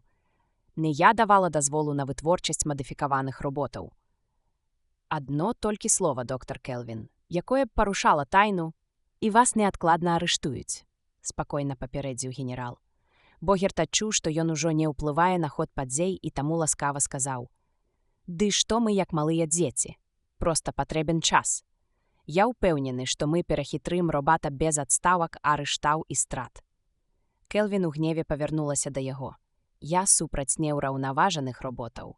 Ужо маем аднаго Нестара з яскрава выражанай неўраўнаважанасцю, яшчэ 11 патэнцыяльна неўраўнаважаных і 62 звычайныя роботы, якія зносіліся з неўраўнаважанымі. Адзіна надзейны выхад – гэта іх поўнае знішчэнне». Званок у дзверы перарваў спрэчку. Напруга гнеўных страсцей, паток нястрыманых эмоцый абарваліся на паўслове. «Увайдзіце», – буркнуў Келнер. Гэта быў Джеральд Блэк. Ён чуў сярдзітыя галасы і таму быў узрушаны. «Я падумаў, — прамовіў ён, — ці не лепей мне зайсці самаму? Не хацелася б, каб хтосьці потым зноў пытаўся». «У чым справа? Гаварыцца ясней». Нехта спрабаваў адчыніць адсек С грузавога карабля. На замках свежыя драпіны. «Адсек С?» — усклікнула Келвін. «Той, дзе вытрымаецца роботаў. Хто гэта зрабіў?» «Знутры», — коратка адказаў Блэк. «Замкі сапсаваныя?» «Не, усё ў парадку. Я ўжо 4 дні на караблі, і за гэты час ніводны з іх не спрабаваў уцячы. Але я падумаў, што вы павінны ведаць, і мне не хацелася гаварыць болей нікому. Я сам гэта заўважыў». «Там зараз ёсць хто-небудзь?» – запытаў генерал. «Я пакінуў там Робінса і Мак-Адамса». Запала цішыня. Усе задумаліся. Потым доктар Келвін іранічна сказала: «Ну?» Келнер разгублена пацёр пераносіцу. «Што гэта азначае? Хіба не ясна? Нестар-10 збіраецца нас пакінуць. Загад знікнуць дамінуе ў ім і робіць яго ненармальным. Я не здзіўлюся, калі рэшткі першага закону не стрымаюць імкнення выканаць загад. Ён цалкам здольны захапіць карабель і ўцячы на ім. Тады ў нас будзе звар'яцелы робат на касмічным караблі. А што ён яшчэ наробіць? Вы зараз думаеце пакідаць іх разам, генерале?» «Глупства», – перабіў Богерт, які зноў узяў сябе ў рукі. «І ўсё гэта з-за нейкіх драпін на замку. Вы, доктар Богерт, мусіць, скончылі аналіз, які я прасіла зрабіць, раз вы так рашуча выказваеце сумнеў? Так, можна паглядзець?» «Не. Чаму?» «Ці пытацца нельга, бо ў іх няма ніякага сэнсу, Сьюзан. Я ўжо гаварыў, што гэтыя мадыфікаваныя роботы менш устойлівыя, чым звычайныя мадэлі, і мае аналізы пацвярджаюць гэта. Вядома, ёсць асцярога, што яны могуць выходзіць з ладу ў экстрэмальных абставінах, але гэта вельмі малаверагодна.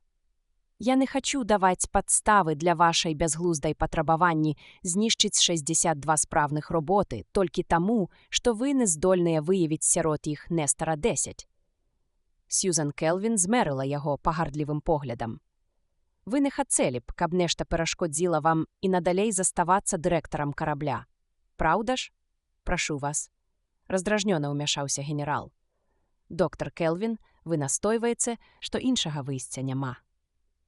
Прынамсі, нічога іншага на думку не прыходзіць, стомлена адказала Яна. Каб жа між Нестарам 10 і нармальнымі роботамі была яшчэ якая адрозненая, не звязаная з першым законам. Хоць бы адно. Скажам нешта, што датычыцца навучання, прыстасавання да навакольнага асяроддзя, спецыялізацыі. Яна раптам змоўкла.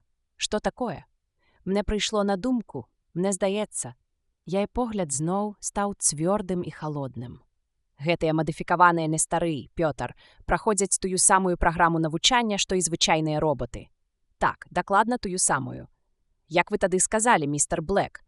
Яна павярнулася да маладога фізіка, які асцярожна маўчаў, перачакваючы буру, якая ўзнялася пасля яго паведамлення. Неяк, пашкадаваўшы на пачуццё перавагі ў Нестараў, вы сказалі, што тэхнікі навучылі іх усяму, што ведаюць. Так, яны далі ім веды з фізікі поля. Роботы, якія прыбываюць сюды, незнаёмыя з гэтым прадметам. І сапраўды, здзіўлена дадаў Богерт, я казаў вам, Сьюзан, што калі я размаўляў з іншымі Нестарамі, дваіх навічкоў на той час яшчэ не паспелі навучыць фізіцы поля. А чаму так выходзіць? Дапытвалася Келвін, усё больш узбуджаючыся. Чаму мадэлі НС-2 не знаёмяць з фізікай поля з самага пачатку? Магу сказаць, адказаў Келнер. Гэта звязана з сакрэтнасцю. Мы падумалі, што калі вырабіць спецыяльную мадэль са ведамі фізікі поля і 12 роботаў гэтай мадэлі выкарыстаць тут, а рэшту ў іншых галінах, гэта можа выклікаць падазрэнне. Людзі, якім давядзецца працаваць з нармальнымі Нестарамі, могуць задумацца. А навошта ім ведаць фізіку поля? Таму мы даём роботам толькі агульнае ўяўленне, каб яны маглі навучыцца на месцы. Вядома, такую падрыхтоўку маюць толькі тыя, якія прыбываюць менавіта сюды. Гэта цалкам зразумела. Ясна. А цяпер, калі ласка выйдзеце, дайце мне трохі падумаць. Келвін адчувала, што ўтрэці ўжо не вытрымае цяжкое выпрабаванне. Яна ўявіла сабе, што яе чакае, але гэта выклікала ў ёй агіду. Келвін не магла больш бачыць гэтую бясконцую, нудную чараду роботаў. Таму пытанні ўжо задаваў Богерт, а яна сядзела побач з паўзаплюшчанымі вачыма і неўважліва слухала. Зайшоў нумар 14, значыць, заставалася яшчэ 49. Богерт падняў погляд ад спісу і запытаў. Твой нумар у чарзе? 14.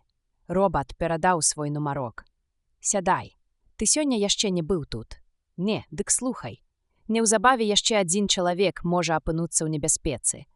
А таму, калі выйдзеш з гэтага пакоя, цябе адвядуць у кабіну, дзе ты будзеш чакаць, пакуль не спатрэбіцца твая дапамога. Зразумеў? Так.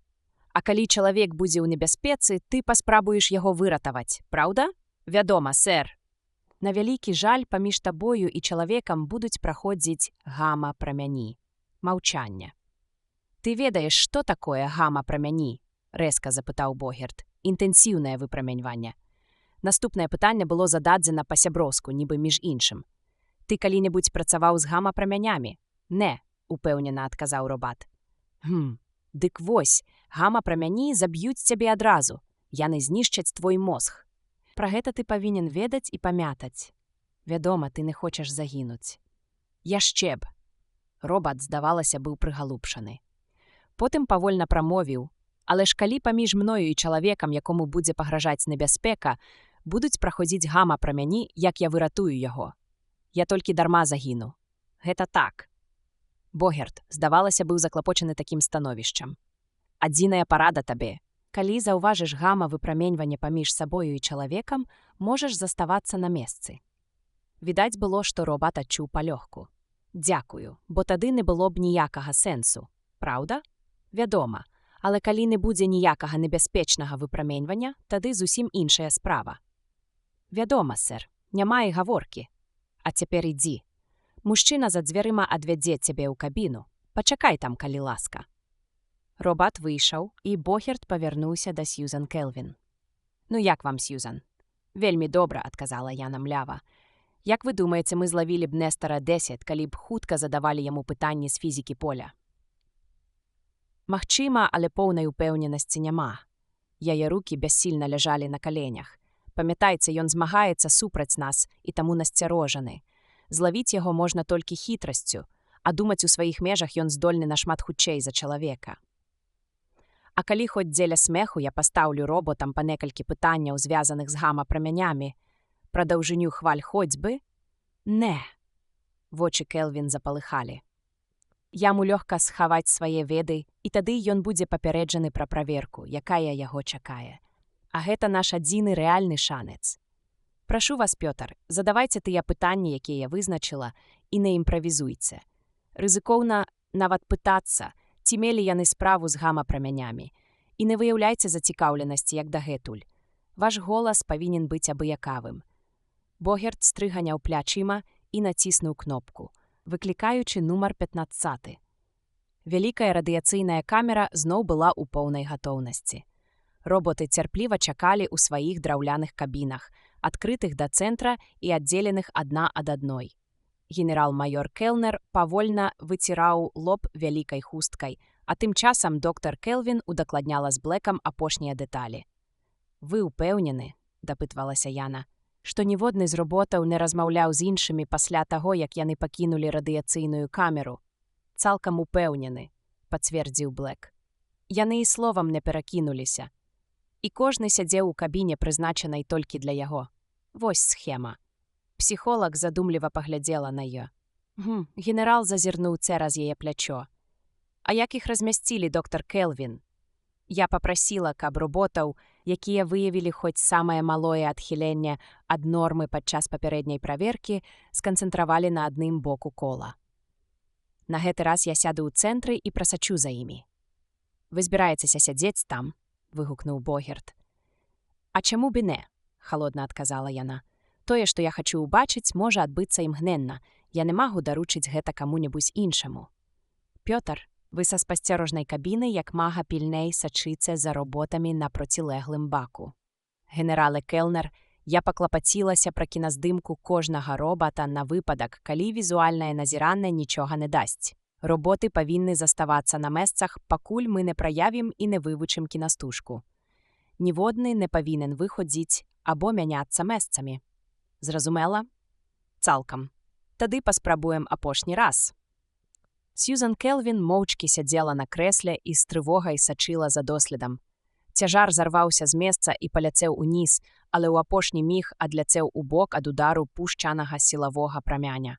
Адзін робат падхапіўся на ногі і зрабіў 2 крокі наперад. Потым спыніўся. Але і доктар Келвін узляцела з месца і ўладна паказала пальцам на яго. «Нестар 10, падыдзі сюды!» – гукнула яна. «Ідзі сюды, ідзі сюды!» Робат неахвотна ступіў наперад. Не зводзячы з яго позірку, псіхолог гучна крычала. «Забярыце астатніх робатаў адсюль! Забярыце хутчэй і не выпускайце іх!» Пачулася цяжкае тупатанне ног, але Келвін не глядзела ў той бок. Нестар 10, калі то быў ён, зрабіў яшчэ крок, тады, скараючыся яе ўладнаму жэсту, яшчэ 2. За 10 крокаў ад яе ён хрыпла прамовіў. «Мне сказалі, каб я знік, маўчанне. Я павінен выканаць загад. Дасюль мяне не знайшлі, ён падумае, што я нікчэма. Ён сказаў мне, але гэта не так, я разумны і мужны», – урыўкамі казаў ён. «Яшчэ адзін крок. Я шмат ведаю, ён можа падумаць, мяне знайшлі, ганьба, толькі на мяне.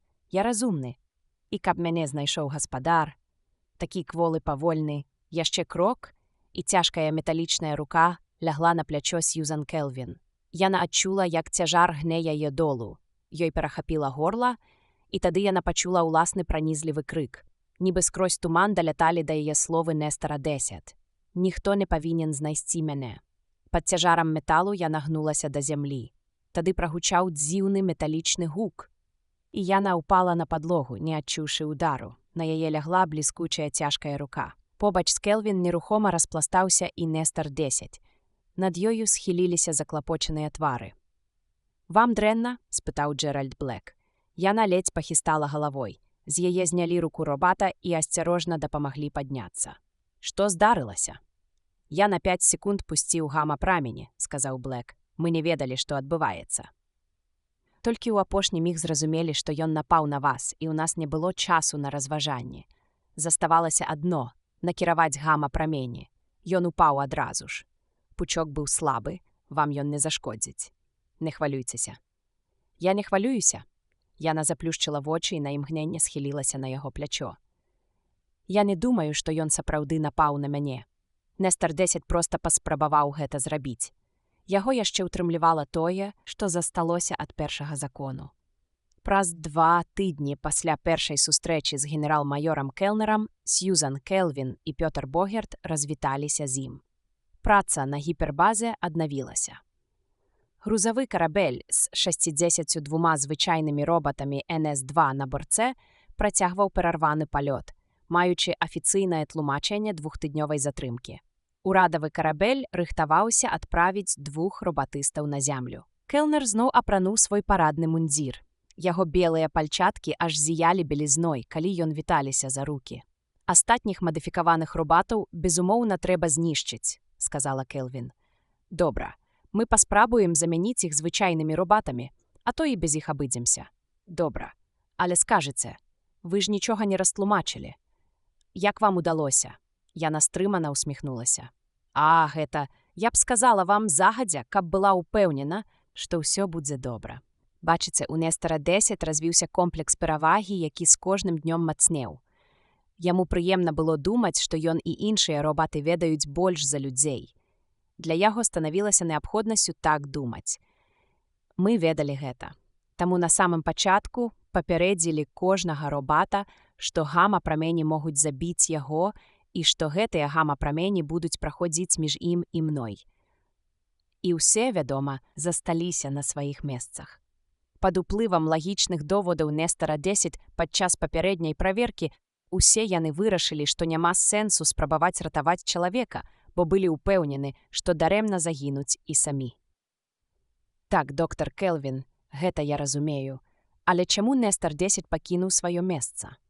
А, мы тут з вашым маладым калегам Блэкам прыгатавалі невялікі сюрпрыз. Разумееце, прастору між робатамі і мной запоўнілі не гама-прамянямі, а інфрачырвоным, звычайным цеплавым выпраменьваннем, зусім нешкодным.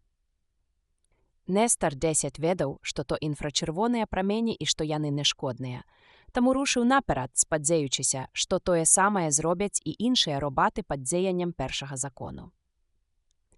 Толькі праз імгненне ён успомніў, што звычайны НЭ-2 здольны толькі заўважыць выпраменьванне, але не вызначыць яго характар.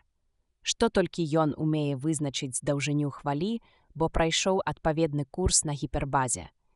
І менавіта гэта было для яго занадта прынізліва, каб памятаць пра гэта ў той міг. Звычайныя робаты ведалі, што прастора між мной і імі смяротная для іх, бо ім так сказалі. Толькі Нестар 10 ведаў, што мы казалі няпраўду, і на нейкі міг ён забыўся ці не хацеў памятаць, што іншыя робаты могуць ведаць менш, чым людзі. Яго падвяло пачуццё перавагі. «Бывайце, генерале». У цокі. Калі Сьюзан Келвін вярнулася з гіпербазы, Альфред Ленінг ужо чакаў яе. Стары ніколі не гаварыў пра свой узрост, але кожны ведаў, што яму было ўжо за 75.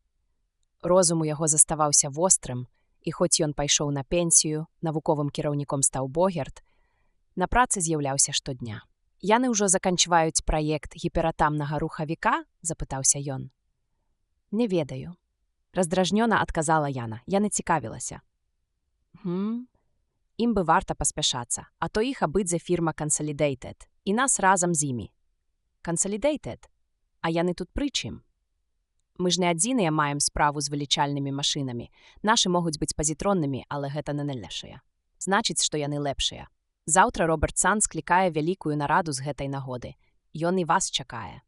Роберт Сан, прэзідэнт US Pass Robots and Mechanical Men Corporation, сын заснавальніка фірмы, схіліўся да свайго генеральнага дырэктара, і гальштук у яго аж падскочыў, калі ён прамовіў: «Пачынайце і давайце напрамкі».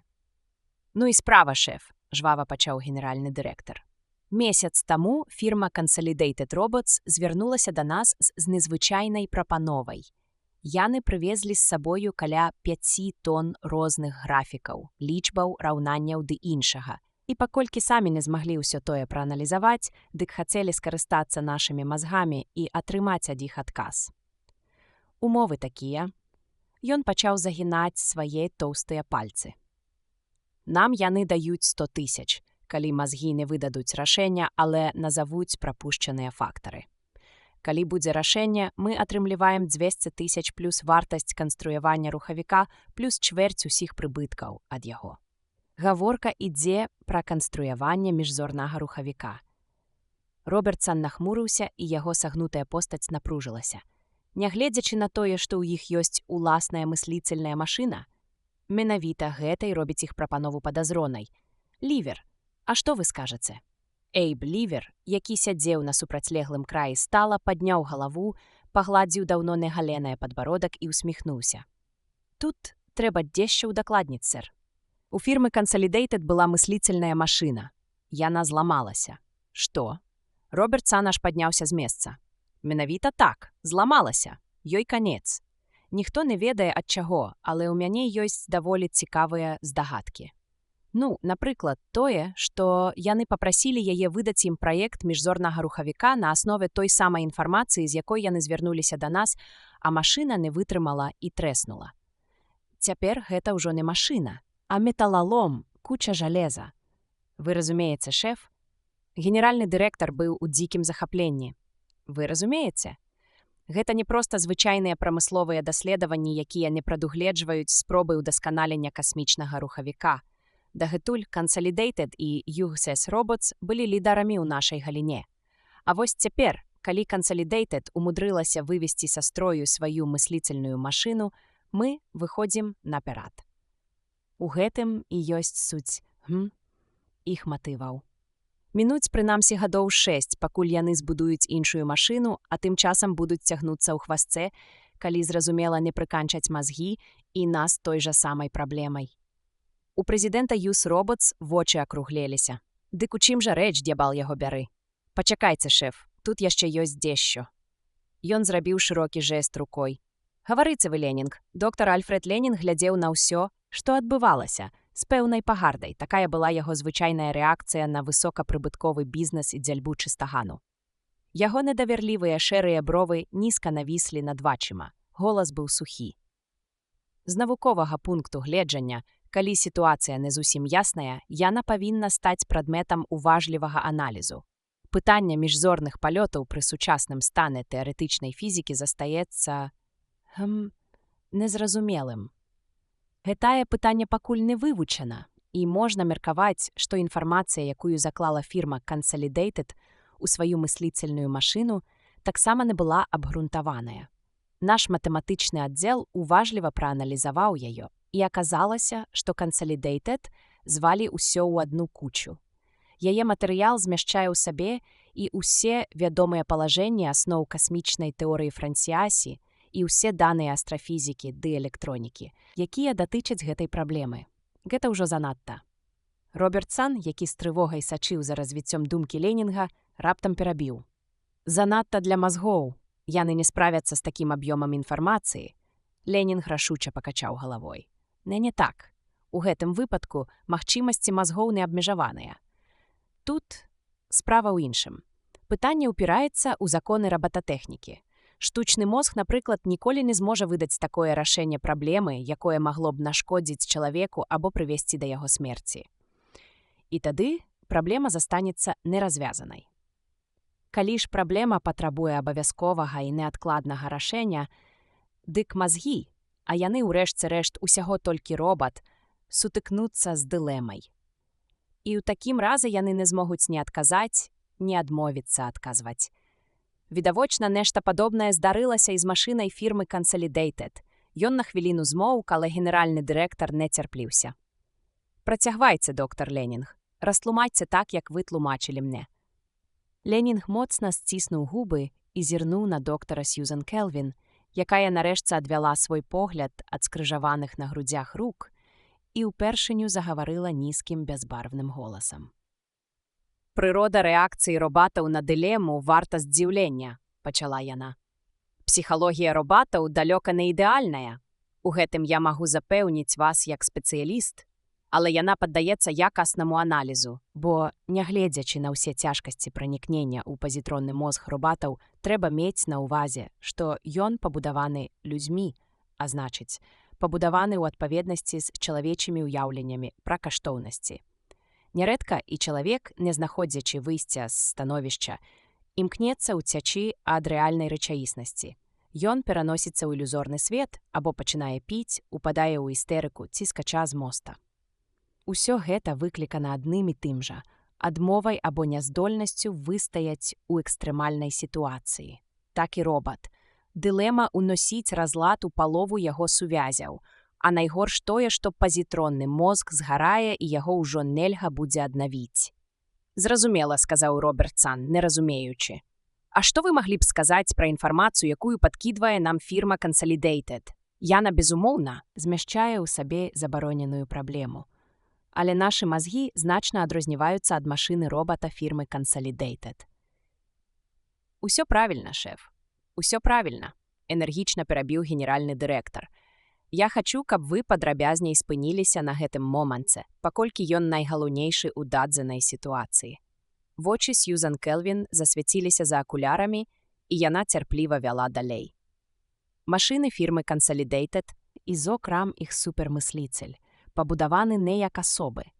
Яны адносяцца да разраду функцыянальных і сканструяваны без выкарыстання асноўных патэнтаў фірмы US Robots на эмацыйныя мазгавыя сувязі. Іх мысліцель усяго толькі вылічальная машына высокага класа, і дылема разбурае яго адразу. Як бы там ні было, але нашы мазгі – гэта асоба, хоць гэтая асоба і дзіцячая. Гэта высокаразвіты дэдуктыўны мозг, але ён нагадвае дзіця з вялікім аб'ёмам ведаў. Фактычна ён не разумее, што робіць, ён толькі робіць.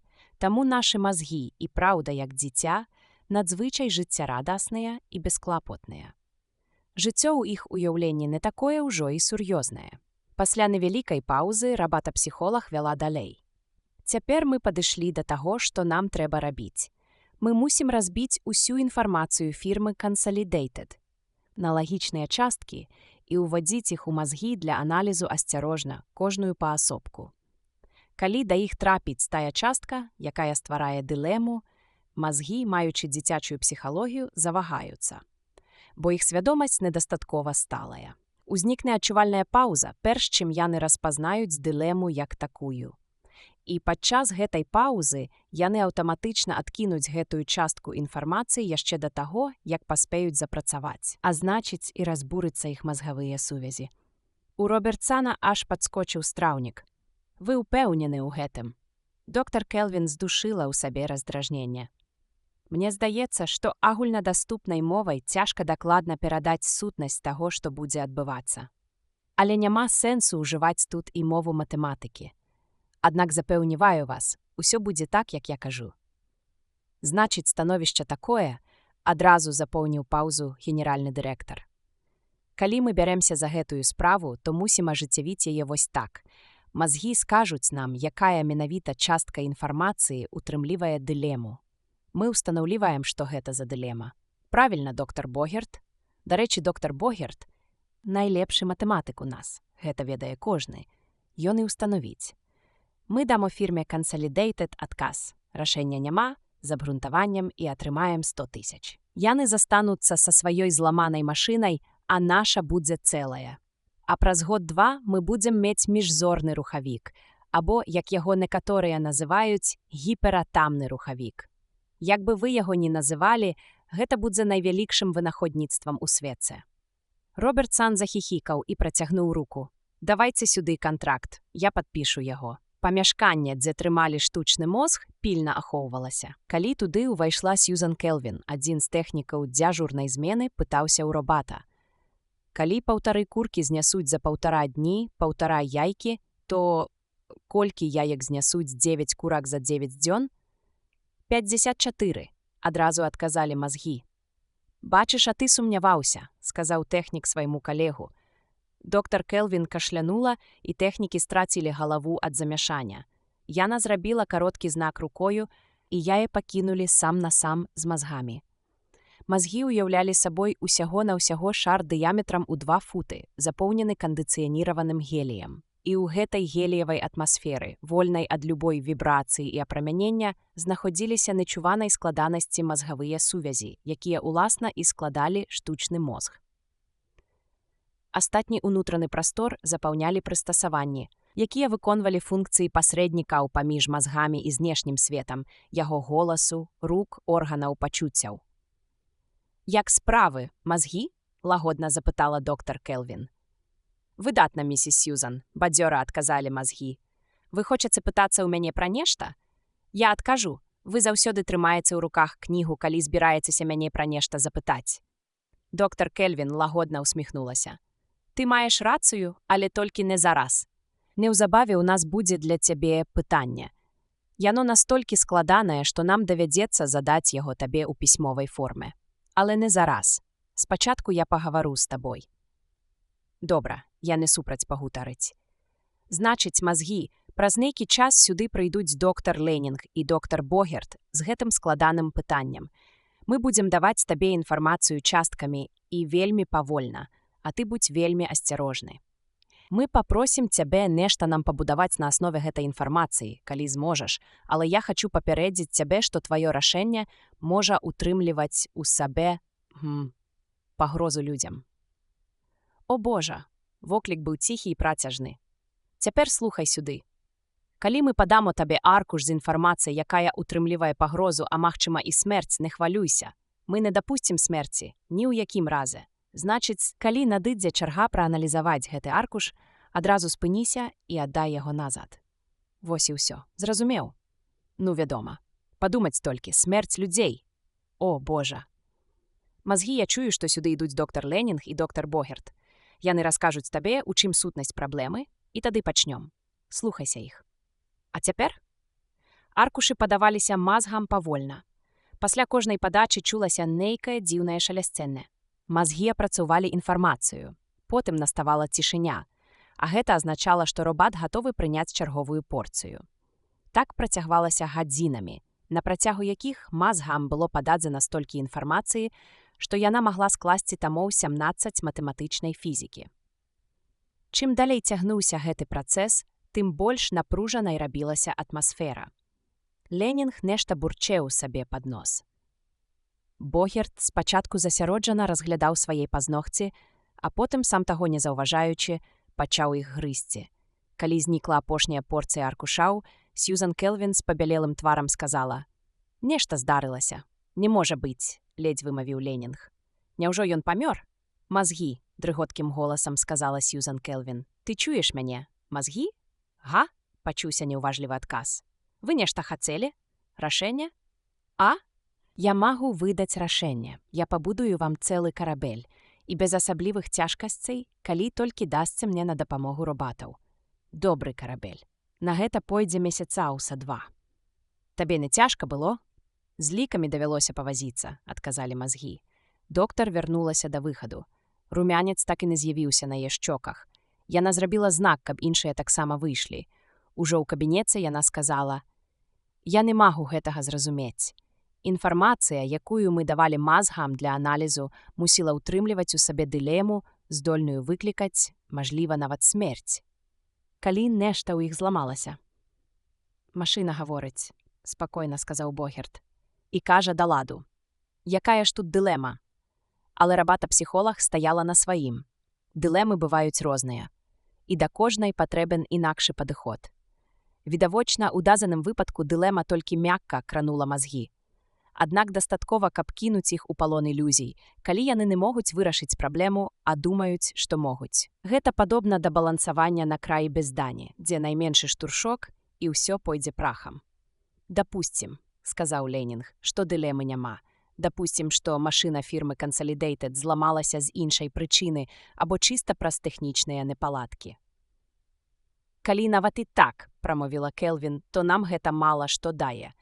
Паслухайце, з сённяшняга дня ніхто з вас не павінен падыходзіць да мазгоў. Я ўсё бяру на сябе. Выдатна, з палёгкай уздыхнуў Ленінг. Бярыце ўсё на сябе. А тым часам мы дамо мазгам магчымасць пабудаваць карабель. І калі ён яго збудуе, нам трэба будзе выпрабаваць яго. А для гэтага спатрэбяцца высокакваліфікаваныя спецыялісты. Майкл Данаван энергічна прыгладзіў рыжыя валасы, не звяртаючы ўвагі на тое, што непакорная чупрына ніяк не хацела слухацца і тырчала ва ўсе бакі. «А цяпер уключай, Грэгары», — сказаў ён. «Кажуць, карабель гатовы. Яны не ведаюць, што за карабель, але ён гатовы. Наперад, Грэгары, бяры кіраванне ў свае рукі». «Кінь, Майкл», — абыякава прамовіў Пауэлл. «Ад твайго гумару пахне цвіллю. Ён тут не паможа. Добра, слухай». Данаван зноў зрабіў марную спробу прыгладзіць чупрыну. «Мяне мала хвалюе гэты жалезны геній і яго карабель. Тут пахне страчаным адпачынкам. І якая нуда. Там самі лічбы, і лічбы няправільныя. Да ліха такую работу. А мы нічога не страцім, калі не пагодзімся. Окей, спакойна». Доктар Ленінг ідзе сюды. Да іх ішоў доктар Ленінг. Яго густыя шэрыя брыві, як заўжды, нізка навісалі над вачыма, а старэчая постаць была як ніколі стройная і энергічная. Ён маўкліва падняўся па схіле з двума мужчынамі і ўвайшоў на адкрытую пляцоўку, дзе без нагляду чалавека маўклівыя роботы будавалі карабель. Пабудавалі карабель. «Роботы спыніліся», — сказаў Ленінг. «Ніводны з іх не варухнуўся сёння». «Выходзіць, работу скончана?» — запытаў Пауэлл. «Адкуль я ведаю?» Ленінг злаваў, яго брыві нізка навісалі над глыбока пасаджанымі змрочнымі вачыма. «Здаецца, скончана. Дэталяў не відаць, інтэр'ер зіхаціць завершанасцю». «Вы былі ўнутры?» «Толькі зайшоў і адразу выйшаў. Я не пілот касмічных караблёў. Хто-небудзь з вас разбіраецца ў тэорыі рухавікоў?» Данаван і Пауэлл перазірнуліся. «У мяне ёсць пасведчанне», — сказаў Данаван, «але ў ім нічога не гаворыцца пра гіпердвігуны і асновы навігацыі. Гэта звычайная дзіцячая цацачка ў 3 вымярэннях». Альфред Ленінг асуджальна зірнуў на Данавана і шморгнуў сваім доўгім носам. «Добра», — сказаў ён халодна. «У нас ёсць людзі, якія разбіраюцца ў рухавіках». Калі Ленінг ужо збіраўся ісці, Пауэлл узяў яго за локаць. «Прабачце, карабель па-ранейшаму забароненая зона». Стары на міг запнуўся і пацёр пераноссе. «Думаю, не. Ва ўсякім разе для вас абодвух». Ленінг пайшоў. Данаван паглядзеў яму ўслед і пробурчаў кароткую і выразную фразу. Потым павярнуўся да Пауэлла. «Мне б хацелася апісаць яго, Грэгары. Спадзяюся, ты сам гэта зробіш, Майкл». Унутры карабель быў завершаны. Гэта, відаць, было ўжо з першага погляду. Ніводны самы прыдзірлівы педант не змог бы так адпаліраваць яго, як роботы. Тут не было куткоў. Сцэны, падлога столь плаўна пераходзілі адно ў другое, асветленыя халодным металічным бляскам схаваных ламп. Чалавек, на сваё здзіўленне, быў акружаны тут 6 уласнымі адлюстраваннямі. Галоўны гулкі калідор нагадваў вузкі тунэль, які вёў уздоўж шэрагу пакояў, аднолькавых па форме. «Думаю, мэбля ўбудавана ў сцэны», — сказаў Пауэлл. «Ці, можа, нам не давядзецца ні сядзець, ні спаць». І толькі апошні пакой, найбліжэйшы да насавой часткі, вылучаўся сярод іншых. Выгнутае акно з нябліскучага шкла было ўмантавана ў суцэльны метал, а ніжэй знаходзіўся адзіны вялікі цыферблат з адной нерухомай стрэлкай, якая цвёрда стаяла на нулі. «Глянь сюды», — сказаў Данаван і паказаў на адзінае слова на дробна градуяванай шкале. Там было напісана «парсекі», а ў правым краі выгнутай лініі падзелак стаяла лічба 1000. Тут стаялі 2 крэслы. Цяжкія на конусападобных тумбах, жорсткія. Пауэлл асцярожна сеў і адчуў, што крэсла дакладна прыходзіцца да цела і вельмі зручнае. «Што ты думаеш пра гэты карабель?» — запытаў Пауэлл. «На мой погляд, у штучных мазгоў запаленне мозгу. Хадзем адсюль. Ты, вядома, не хочаш яшчэ трохі паглядзець?» Я ўсюды паглядзеў, прыйшоў, убачыў, перамог. Рыжая чупрына Данавана тырчала, як іголкі ў яжака. «Хадзем адсюль, Грэгары. У мяне свая работа. Я яе кінуў 5 секунд таму, а гэта забароненая зона для старонніх». Пауэлл самазадаволена ўсміхнуўся і пагладзіў вусы. Выдатна, Майкл, перакрывай кран адрэналіну, які ты ўпусціў сабе ў жылы. Я таксама хваляваўся, а цяпер перастаў. Сапраўды перастаў? А што здарылася? Вырасла сума страхоўкі? Майкл, гэты карабель не паляціць. Адкуль ты ведаеш? Мы абышлі ўвесь карабель, так? Здаецца, так. Даю слова, мы агледзелі ўсё. Ты бачыў кабіну пілота, не лічачы гэтага люка і спідаметра ў парсеках? Ты бачыў які-небудзь пульт кіравання? Не. А ты бачыў якія-небудзь рухавікі? О, божа, не! Вось і выдатна. Давай паведамім пра гэта Ленінгу. Яны кляклі сваю дарогу, пакуль ішлі нейкімі змрочнымі калідорчыкамі, і нарэшце натрапілі на кароткі праход, які вёў да паветранага шлюза. Раптам Данаван напружыўся. Ты зачыняў гэтыя дзверы, Грэгу. Я іх нават не крануў. Націсні на ручку, калі ласка. Твар Данавана скрывіўся ў страшэнным намаганні, але ручка нават не паварухнулася. «Не бачу нічога страшнага», – сказаў Пауэл. «Калі штось здарылася, яны вызваляць нас адсюль. Вось і нам давядзецца чакаць, пакуль яны разбяруцца, які дурань замкнуў нас тут», – сярдзіта дадаў Данаван. «Давай тады вернемся назад у пакой з ілюмінатарам. Гэта адзінае месца, адкуль мы можам прыцягнуць увагу». Але іхняй надзейны суджана было спраўдзіцца. У тым апошнім пакоі ілюмінатар ужо не быў блакітным. Неба праз яго не было відаць. Ён быў чорны, а замест блакітнага неба вылучаліся жоўтыя зоркі, якія запоўнілі космас. Аглушаныя нечаканасцю, Пауэл і Данаван паваліліся на крэслы. Альфред Ленінг сустрэў доктара Келвін каля кабінета. Ён нервова прыкурыў сігару і жэстам запрасіў робата-псіхолага ўвайсці. «Ну, Сьюзен, мы зайшлі занадта далёка». Робертсан нервуецца. «Што вы робіце з мазгамі?» Сьюзен Келвін развяла рукамі. «Трэба набрацца цярпення, мазгі, найкаштоўнейшае з таго, што мы можам страціць у гэтай справе. Але вы апытваеце яго ўжо 2 месяцы. Вы жадаеце самі ўзяцца за гэтую справу?» Голас Келвін быў роўны, але ў ім адчувалася раздражнення. «Вы ведаеце, што я меў на ўвазе?» «Думаю, так». Доктар Келвін нервова пацерла рукі. «Гэта нялёгка. Я да яго і з ласкаю падыходзіла, добрам спрабавала выведаць, але пакуль нічога не дамаглася. Яго рэакцыі ненармальныя. Яго адказы нейкія дзіўныя. Пакуль нічога пэўнага сказаць я не магу. Разумееце, пакуль мы не даведаемся, што здарылася, мы мусім быць вельмі асцярожнымі, бо адно прасцэнькае пытанне ці заўвага можа вывесці яго са строю. І тады мы будзем мець на руках непатрэбныя мазгі. Вы хацелі б гэта бачыць. Але ж ён не можа парушыць першы закон. Спадзяюся, але вы нават не ўпэўнены ў гэтым». Ленінг быў глыбока ўражаны. «О, я ні ў чым не магу быць упэўнена, Альфредзе». Раптам зловесны вой сірэны абвясціў трывогу. Судомным рухам Ленінг схапіў трубку. Страшныя словы апалілі яго холадам. «Сьюзен, вы чулі? Знік карабель. Я паслаў туды 2 выпрабавальнікаў 1,5 гадзіны таму. Вы мусіце зноў сустрэцца з мазгамі». Сьюзен Келвін дапытвалася з прымусовым спакоем. «Мазгі, што здарылася з караблем?» «З караблем, які я пабудаваў, місіс Сьюзен». Шчасліва перапытаў мазгі. «Так, што з ім сталася?» «Нічагусенькі. 2 людзей, якія павінны былі яго выпрабаваць, зайшлі ў сярэдзіну. Усе мы былі гатовыя. Вось я і паслаў іх у космас». «О, ну, гэта выдатна». Псіхолаг адчула, як у яе перахапіла дыханне. «Ты думаеш, у іх усё будзе добра? Усё будзе як найлепш, місіс Сьюзен. Я клапачуся пра іх.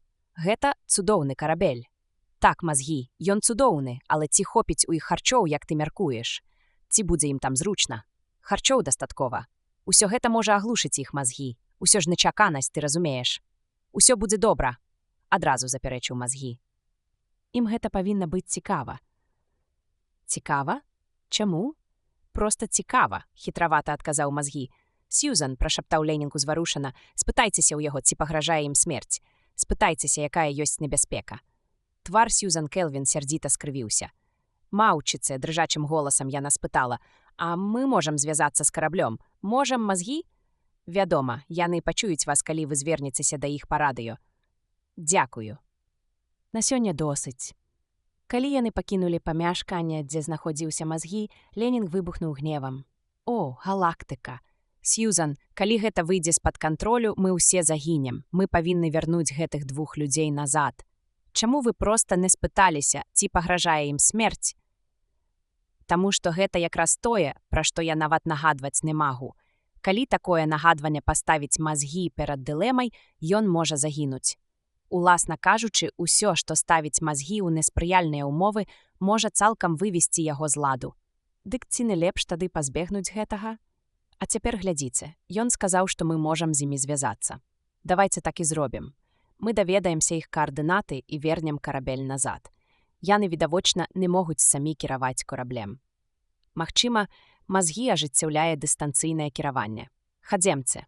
Мінула нямала часу, перш чым Пауэл апамятаўся. «Майку», – прамовіў ён пасінелымі губамі, – «ты адчуваеш паскарэнне». Позірк Данавана быў пусты. Не.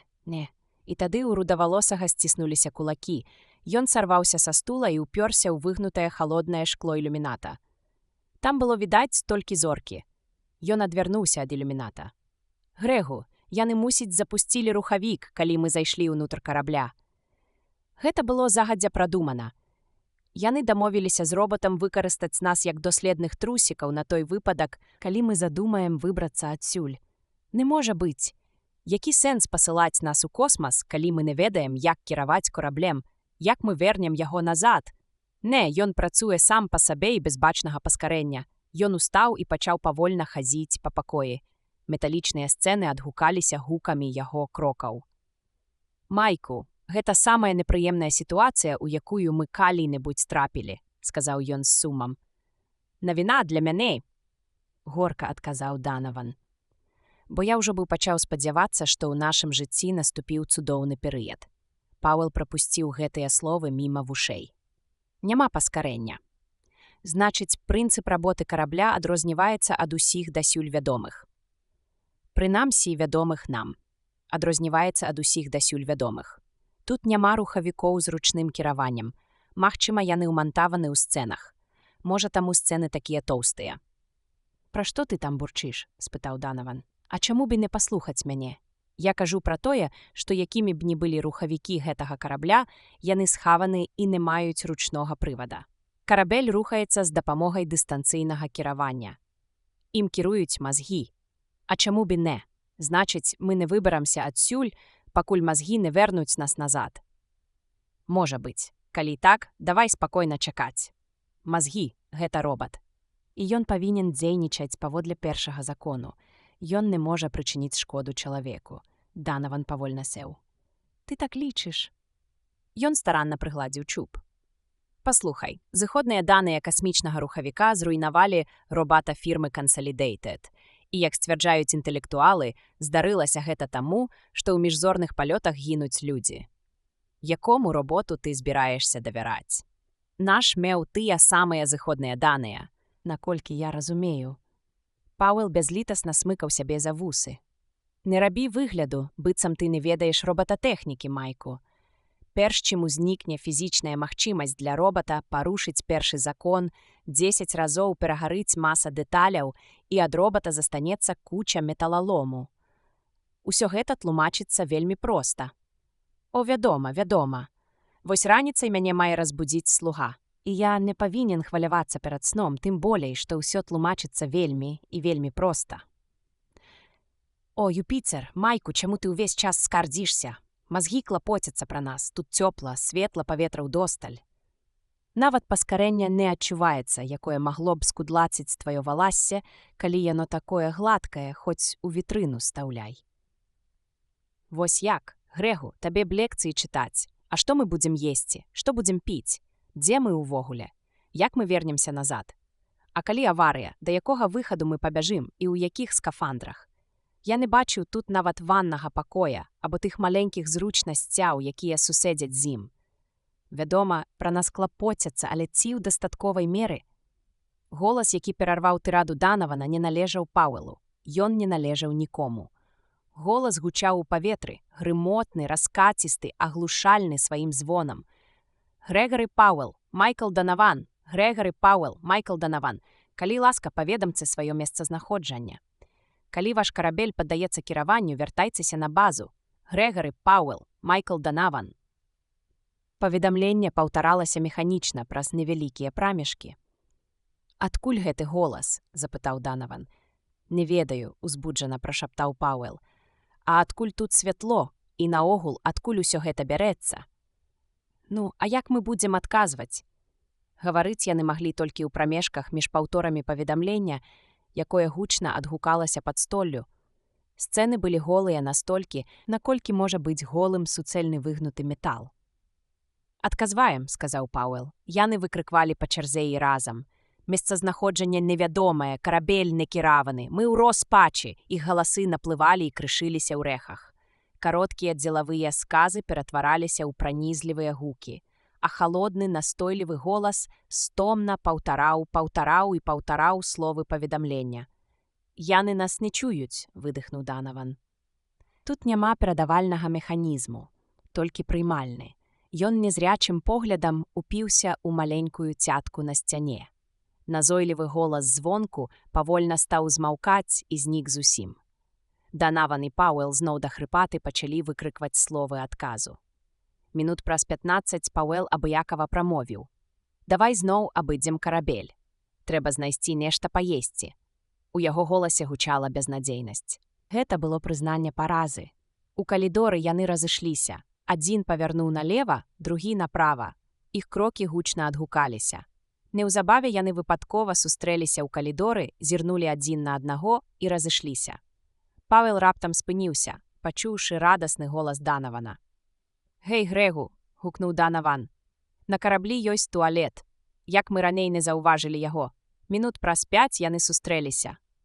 Душ пакуль не відаць, аднак голас яго абарваўся. «Ежа!» – выдыхнуў ён. Сцяна расступілася і з'явілася шафка з 2 паліцамі. Верхняя паліца была запоўнена бляшанкамі розных памераў і формаў без этыкетак. Эмаліраваныя бляшанкі на ніжняй паліцы былі аднолькавыя. У Данавана аж калені затрэсліся. Ніжняя палова шафкі ахалоджвалася. Як? «Раней тут нічога гэтага не было», – коротка сказаў Пауэл. Сцяна расступілася, калі я ўвайшоў. Ён еў. Бляшанка была падагрэтая, да яе была прымацавана лыжачка. Водар печаных бабоў напаўняў пакой. «Бяры бляшанку, Майку», – Данаван завагаўся. «А якое меню? Адкуль мне ведаць? Ты яшчэ харчамі перабіраеш?» «Не, але заўсёды на караблях мне даводзіцца есці бабы. Ніякага выбару». Ён працягнуў руку і выбраў бліскучую эліпсападобную бляшанку, якая плоскай формай нагадвала яму кансерву ласасіны або яшчэ якога далікатэсу. Ён з намаганнем адкрыў яе. «Бабы!» – крыкнуў Данаван і пацягнуўся да іншай. «Лепш еш гэтае, хлопча. Ежа ў нас абмежаваная, а нам, мабыць, давядзецца заставацца тут доўга». Данаван сярдзіта паставіў бляшанку на месца. «І гэта ўсё, што ў нас ёсць. Адны бабы? Можа і так». «А што там на ніжняй паліцы?» «Малако! Толькі малако!» – крыўдліва выгукнуў Данаван. «Падобна, што так. Яны набралі ежы і моўчкі выйшлі. Адразу за імі сышліся рухомыя часткі сцяны, утварыўшы суцэльную паверхню. Пауэл уздыхнуў. Усюды аўтаматыка. І толькі так. Яшчэ ніколі ў жыцці не давадзілася быць такім бездапаможным. Дзе туалет? Вось там, направа. І яго тут не было тады, калі мы глядзелі. Праз 15 хвілін яны ўжо сядзелі ў пакоі з ілюмінатарам і глядзелі адзін на аднаго. Пауэл змрочна зірнуў на прыбор. Там усё яшчэ было напісана парсекі. Значылася тая ж самая лічба 1000, а стрэлка прыбора упарта стаяла на нулі. Размова адбывалася ў найаддаленейшым адміністратыўным корпусе фірмы US Robots and Mechanical Men Corporation. «Яны не адказваюць», – стомлена сказаў Альфред Ленінг. «Мы спрабавалі выйти на сувязь на ўсіх хвалях, і адкрытым тэкстам, і з дапамогай кода. А мазгі яшчэ нічога не кажуць». Апошняя фраза была адрасавана доктару Келвін. «Ён нічога канкрэтнага не кажа, Альфредзе», – адказала Келвін з націскам. «Ён кажа, што яны могуць пачуць нас. А калі я пачынаю ціснуць на яго, каб ён распавёў падрабязна, мазгі становяцца, ён зрабіўся упартым. Надзеі мала. Чаго возьмеш ад упартага робата? Вы расказалі нам усё, што ведаеце, Сьюзан?» – спытаў Богерт. Яшчэ адно. Кіраванне караблём мазгі цалкам узялі на сябе. Ён цалкам упэўнены ў бяспецы выпрабавальнікаў, але ў падрабязнасці не ўдаецца. Я баюся ціснуць на яго. Аднак, як мне здаецца, цэнтральнай падзеяй мае быць міжзоркавы скачок. Мазгі адкрыта смяюцца, калі я падымаю гэтае пытанне. Ёсць і іншыя прыкметы таго, што яго ненармальнасць усё больш праяўляецца. Яна абвяла ўсіх поглядам. Я адношу гэта да гісторыі. Я неадкладна спыніла з ім размовы і, спадзяюся, не нанесла яму шкоды, але разам з тым ён даў мне ключ да разгадкі. Я магу зняць гісторыю. Дайце мне 12 гадзін. Калі я вярну яго ў нармальны стан, ён верне карабель назад. Богерт, здавалася, быў раптоўна ўражаны. Міжзоркавы скачок? Што здарылася? Кельвін і Ленінг усклікнулі адначасова. Мазгі далі нам лічбавую характарыстыку рухавіка. Ну, скажам, я толькі што прыдумаў кое-што. І ён хутка выйшаў. Ленінг паглядзеў яму ўслед і рэзка сказаў, звяртаючыся да Кельвін: «Паклапаціцеся, каб усё было добра, Сьюзан». Праз 2 гадзіны Богерт энергічна даводзіў: «Кажу ж вам, Ленінг, суть у гэтым. Міжзоркавы скачок не можа быць імгненным, як хуткасць святла. Жыццё не можа існаваць. Матэрыя і энергія, як такія, не могуць існаваць у скрыўленай прасторы. Я не ведаю, чым бы гэта магло быць, але суть у гэтым. Гэта тое, што забіла робата фірмы Consolidated». Данаван адчуваў сябе змучаным і меў кепскі выгляд. Мінула толькі 5 дзён? Толькі 5. Я ўпэўнены ў гэтым. Данаван сумным поглядам агледзеўся вакол. Зоркі праз ілюмінатар здаваліся знаёмымі, але былі бязмежна абыякавыя. Сцэны карабля былі халодныя. Лямпы, якія зноў нядаўна ўспыхнулі, ярка гарэлі халодным святлом. Стрэлка прыбора ўпарта трымалася нуля. Данаван усё яшчэ не мог пазбавіцца прысмаку бабоў. «Мне патрэбна ванна», — сказаў ён змрочна. Пауэл шпарка зірнуў на яго. «Мне таксама патрэбна», — сказаў ён. «Ад сціпласці ты не памрэш. Але калі ты хочаш купацца ў малаце, а не піць яго. Урэшце рэшт мы можам і не піць. І ўсё ж, Грэгары, куды занясе нас гэтае міжзоркавае падарожжа? Скажы ты мне, магчыма, мы будзем проста рухацца. Хоць урэшце рэшт мы прыбудзем кудысьці. Прынамсі прыбудуць нашы шкілеты. Але ці не стане наша смерць прычынай разбурэння мазгоў?» Данаван гаварыў, павярнуўшыся спінай да Грэга. «Грэгары, становішча даволі кепскае. Тут няма чаго рабіць. Хіба толькі хадзіць туды-сюды і размаўляць між сабой. Ты ведаеш гісторыю пра дзівакоў, якіх запусцілі ў космас. Яны звар'яцэлі задоўга да таго, як памерлі з голаду. Я не ведаю, Грэгары, але нават ад святла гэтых лямп мне робіцца не па сабе». Запала цішыня. Потым пачуўся ціхі голас Пауэла. «І мне таксама робіцца не па сабе. Ты што адчуваеш?» Рудагаловы павярнуўся. «Адчуваю сябе нейкім дзіўным унутры. Нібы ўсё ўва мне дрыжыць, нейкая ўнутраная напруга. Цяжка дыхаць, я проста не магу стаяць». Ты адчуваеш вібрацыю. Што ты маеш на ўвазе? Сядзь на хвіліну і паслухай. Ты не чуеш гэтага, але адчуць можаш. Усюды ўсё вібруе. Вібруе ўвесь карабель, і мы разам з ім. Прыслухайся. Так, так. Чым бы гэта магло быць, як ты думаеш, Грэгары? Табе не здаецца, што гэта мы? Можа быць. Пауэл павольна пагладзіў вусы. А можа, гэта рухавікі карабля. Магчыма, ідзе падрыхтоўка. Да чаго? Да міжзорнага скачка. Можа, ён набліжаецца, і чорт яго ведае, што гэта такое. Данаван задумаўся на імгненне і сярдзіта сказаў: «Калі гэта адбудзецца, хай так і будзе. Але мы павінны змагацца». Ганебна чакаць, склаўшы рукі. Недзе праз гадзіну Пауэл зірнуў на свае рукі, што ляжалі на падлакотніку крэсла, і сказаў з ледзяным спакоем: «Дакраніся да сцяны, Майк». «Яна дрыжыць, Грэг», — сказаў Данаван, прыклаўшы руку да сцяны. Нават зоркі здаваліся цьмянымі. Узнікала няяснае ўражанне, нібы велізарная машына набірае магутнасць, якая перадаецца сцэнам, накоплівае энергію для магутнага скачка, вібруючы са страшэннай сілай. Яно пачалося нечакана, з балючага ўдару. Пауэл сціснуўся і ледзь не вылецаў з крэсла. Яго позірк злавіў Данавана, які слаба ўскрыкнуў і знік з поля зроку. Нешта корчылася ў ім усярэдзіне, змагалася супраць холаду, які паступова абвалокваў яго. Нешта адарвалася і закруцілася міготкай плямай святла і болю.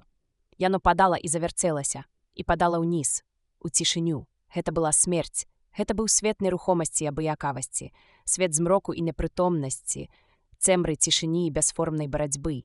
І перш за ўсё гэта было ўсведамленне вечнасці. Ён быў тонкай белай павуцінкай свайго «я», халоднай і напалоханай. Тады пачуліся словы, краткія і гулкія, яны грымелі над ім у вірлівай плыні гукаў. Ці падабралі вы сабе труну? Чаму б не паспрабаваць раздвіжныя труны Морбіда М. Кадавера? Яны выраблены паводле ўсіх правілаў навукі, добра прыпасаваны да формы цела і ўзбагачаны вітамінам. Карыстайцеся зручнымі трунамі Кадавера. Памятайце вы, памрэце на доўгі час. Гэта былі і не зусім гукі, але чым бы яно ні было, яно замерла ў алейным гулкім шэпаце. Белая павуцінка, якой мог быць Пауэлл, вольна плавала ў ілюзорным свеце, што існаваў навокал, і ўпала, калі пачаў узмацняцца пранізлівы крык сотняў мільёнаў прывідаў, сотняў мільёнаў галасоў сапрана, якія пераходзілі ў крэшчэнда. «Я буду рады, калі ты памрэш, ты нягоднік. Я буду рады, калі ты памрэш, ты нягоднік. Я буду рады». Шалёны гук нібы па спіралі пераўтвараўся ў рыканне звышгукавога самалёта і зноў аддаляўся. Белая павуцінка задрыжала ад пульсівнага болю. Потым супакоілася. Галасы былі звычайныя, многа галасоў. Гэта быў шум натоўпу. Вір юрбы хутка праносіўся міма яго і над ім, пакідаючы за сабой абрыўкі фраз. «Навошта яны гэта робяць, хлопча? У цябе змучаны выгляд? Гарачы агонь, я думаю, але ў мяне ёсць справа. Я зрабіў рай, але стары святы Пётра. Не, я пайшоў з хлопцам, з ім меў справу. Гей, Сэм, хадзем з намі?» «Ты дастаў люльку?» Вельзевул кажа. «Ідзеш далей, маё чарцяня? А ў мяне спатканне з са?» І над усімі гэтымі абрыўкамі фраз узнікло громавае рыканне, што заглушала ўсё. «Паспяшайцеся, паспяшайцеся, паспяшайцеся, варушыцеся, і не прымушайце нас чакаць, за вамі вялікая чарга.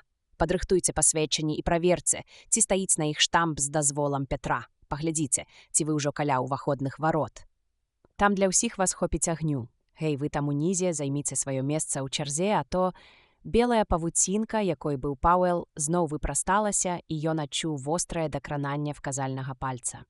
Усё гэта выбухнула ў вясёлку гукаў, якія падалі на распалены мозг. Пауэлл зноў апынуўся на крэсле. Ён адчуў, што дрыжыць. Вочы Данавана былі шырока расплюшчаны, нібы два вялікія блакітныя шары. «Грэх?» – прашаптаў ён скрозь слёзы. «Ты паміраў?»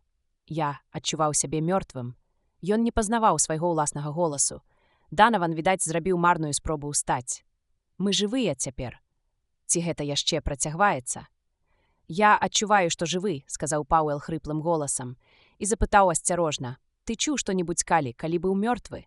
Данаван на нейкі міг замоўк і павольна пакруціў галавой. «Чуў?» «Так. А ты чуў пра труны?» І жаночы спеў і чэргі, што выстройваліся да пекла. «Чуў?» Данаван пакруціў галавой. Толькі адзін голас. Гучны? Не, ціхі, але скрыпучы, нібы напільнікам па пазногцях. Ведаеш, гэта была казань каля пякельнага вогню. Ён апісваў пакуты? Ну ты ведаеш. Я ўжо раз чуў такую казань. Яго аж пот прабіў. Яны ўбачылі сонечнае святло, якое пранікала праз ілюмінатар. Блакітна-белае прамяне было слабае. Яно ішло ад далёкай мігатлівай кропкі, якая не магла быць сонцам. Пауэлл дрыготкім пальцам паказаў на адзіны прыбор. Стрэлка цвёрда спынілася на падзеле з пазнакай 300 000 парсекаў. «Майку, калі гэта праўда, мы павінны быць за межамі галактыкі», – сказаў Пауэлл. «Грэгу», – усклікнуў Данаван, – «мы будзем першымі людзьмі, якія выйшлі за межы сонечнай сістэмы». «Так, менавіта так, мы пакінулі сонца. Мы пакінулі галактыку. Пра гэта сведчыць наш карабель. Гэта азначае свабоду для ўсяго чалавецтва, свабоду выйсця да любой з мільёнаў, мільярдаў, трыльёнаў зорак». Ён цяжка апусціўся на крэсла. «Але як мы вернемся назад, Майку?» Данаван засмяяўся. «О, усё будзе добра. Карабель даставіў нас сюды, ён забярэ нас і назад, а цяпер я хачу бабоў. Але, Майку, пачакай, Майку. Калі ён памчыць нас назад тым самым маршрутам, што і сюды». Данаван падняўся з месца і зноў цяжка апусціўся на крэсла. «Нам давядзецца зноў памерці, Майку». «Ну і што ж», – падагнуў Данаван, – «калі памром, дык так і будзе. У рэшце рэшт, гэта ненадоўга, ненавечна». Сьюзан Келвін гаварыла павольна. На працягу 6 гадзін яна павольна дабівалася ад мазгоў адказу. На працягу 6 бясплодных гадзін. Яна стамілася ад бясконцых паўтарэнняў, стамілася ад пустаслоўных размоў, стамілася ад усяго. А цяпер, мазгі, у мяне будзе толькі адно пытанне. Ты павінен прыкласці асаблівых намаганняў, каб адказаць проста. Ці маеш ты поўнае ўяўленне пра міжзорны скачок? Мне здаецца, што ён закіне іх занадта далёка. Настолькі, наколькі яны захочуць, місіс Сьюзан. Бог ты мой, гэта ж не нейкі там фокус у космасе. І што яны там будуць бачыць? Зоркі і цемру. А вы што думалі? Яны будуць жыць. Вядома, і міжзорны скачок не зашкодзіць ім. У яе аж мароз прайшоў па скуры, калі мазгі замоўклі. Вось яно. Яна зачапіла балючае месца. Мазгі, ледзь вымавіла Келвін. Мазгі, ты чуеш мяне? Мазгі адказалі слабым, дрыготкім голасам. Я павінен адказаць пра скачок, наколькі я зразумеў. Калі не хочаш, не адказвай. Але, думаю, гэта было б вельмі цікава, калі б ты захацеў. Сьюзан Келвін імкнулася трымацца бадзёра. Ой, вы ўсё сапсавалі. Робата-псіхолаг раптам скочыла з месца з выглядам глыбокага прасвятлення. О, Божа, выдыхнула яна. О, Божа. І яна адчула, як спала напруга, у палоне якой яна знаходзілася гадзінамі, днямі. Пазней яна скажа Ленінгу. Усё правільна. Цяпер вы павінны пакінуць мяне адну. Карабель бяспечна вернецца назад з людзьмі, а я павінна адпачыць. Я хачу адпачыць, а цяпер выйдзіце. Карабель вярнуўся на зямлю гэтак жа ціха, гэтак плаўна, як і пакінуў яе. Ён дакладна прызямліўся на сваё месца і адчыніўся галоўны люк. Двое людзей, якія выйшлі з яго, асцярожна ступілі на цвёрды грунт, пагладжваючы даўно неголеныя твары. І тады адзін з іх руды павольна і мэтанакіравана апусціўся на калені і пацалаваў бетон пасадачнай паласы. Яны памахалі натоўпу, які сабраўся тут, і адмахнуліся ад санітараў, якія жвава выцягвалі насілкі з карэты хуткай дапамогі. «Дзе тут найбліжэйшы душ?» – запытаў Грэгары Пауэлл. Іх павялі туды. Усе яны сабраліся за адным сталом. Творчы персанал фірмы «US Robots» быў у поўным складзе. Павольна, з падрабязнасцямі, Данаван і Пауэлл расказалі пра сваю незвычайную прыгоду. Запала цішыня. Яе парушыла Сьюзан Келвін. За тыя некалькі дзён, што мінулі, яна зноў стала спакойнай і адчужанай. Аднак сляды нядаўніх перажыванняў усё яшчэ былі прыкметныя на яе твары. «Шчыра кажучы», – пачала Сьюзан Келвін, «ваўвальміната мая віна. Калі мы ўпершыню перадалі гэтую праблему мазгам, а я спадзяюся, некаторыя з вас памятаюць пра гэта, я доўга білася, каб пераканаць яго ў важнасці адхілення любой інфармацыі, здольнай стварыць дылему. Пераконваючы яго, я казала прыблізна вось што. Хай цябе не хвалюе смерць людзей. Мы ні ў якім разе не дапусцім яе. Толькі вярні назад аркуш з інфармацыяй і забудзь пра яго. Умяшаўся Альфред Ленінг. І што з гэтага вынікае? Відавочнае. Калі менавіта тая частка інфармацыі паступіла для вылічэння, з якой утварылася ўраўненне даўжыні мінімальнага інтэрвалу для міжзоркавага скачка, гэта азначала смерць людзей. Менавіта гэта і разбурыла дашчэнту машыну фірмы Consolidated. Але яны зусім заглушыла ў мазгах усведамленне недапушчальнасці смерці. Першы закон не мог быць ім парушаны. Аднак дастаткова для таго, каб мазгі яшчэ раз маглі зірнуць на ўраўненне. Дастаткова для таго, каб даць яму час збагнуць, што мінецца пэўны інтэрвал, і людзі зноў вернуцца да жыцця, бо матэрыя і энергія карабля зноў пачнуць існаваць.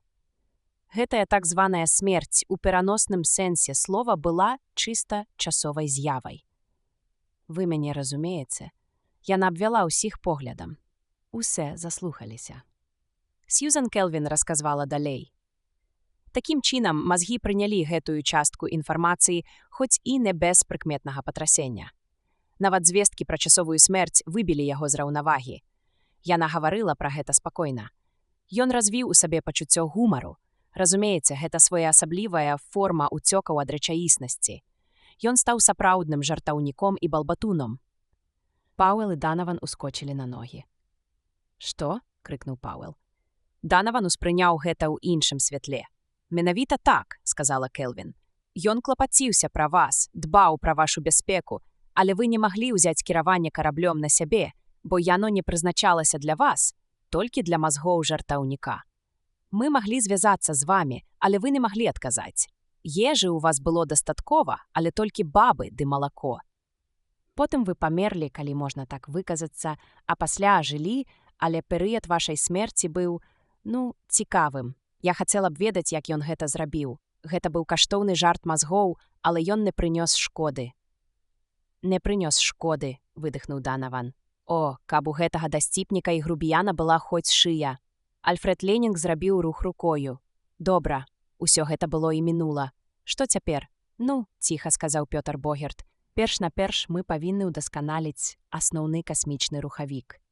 Відавочна, мы мусім адштурхоўвацца ад гэтага інтэрвалу міжзоркавага скачка. Калі так, мы адзіная арганізацыя, якая мае суперробата, абавязаны знайсці гэты інтэрвал, калі зможам.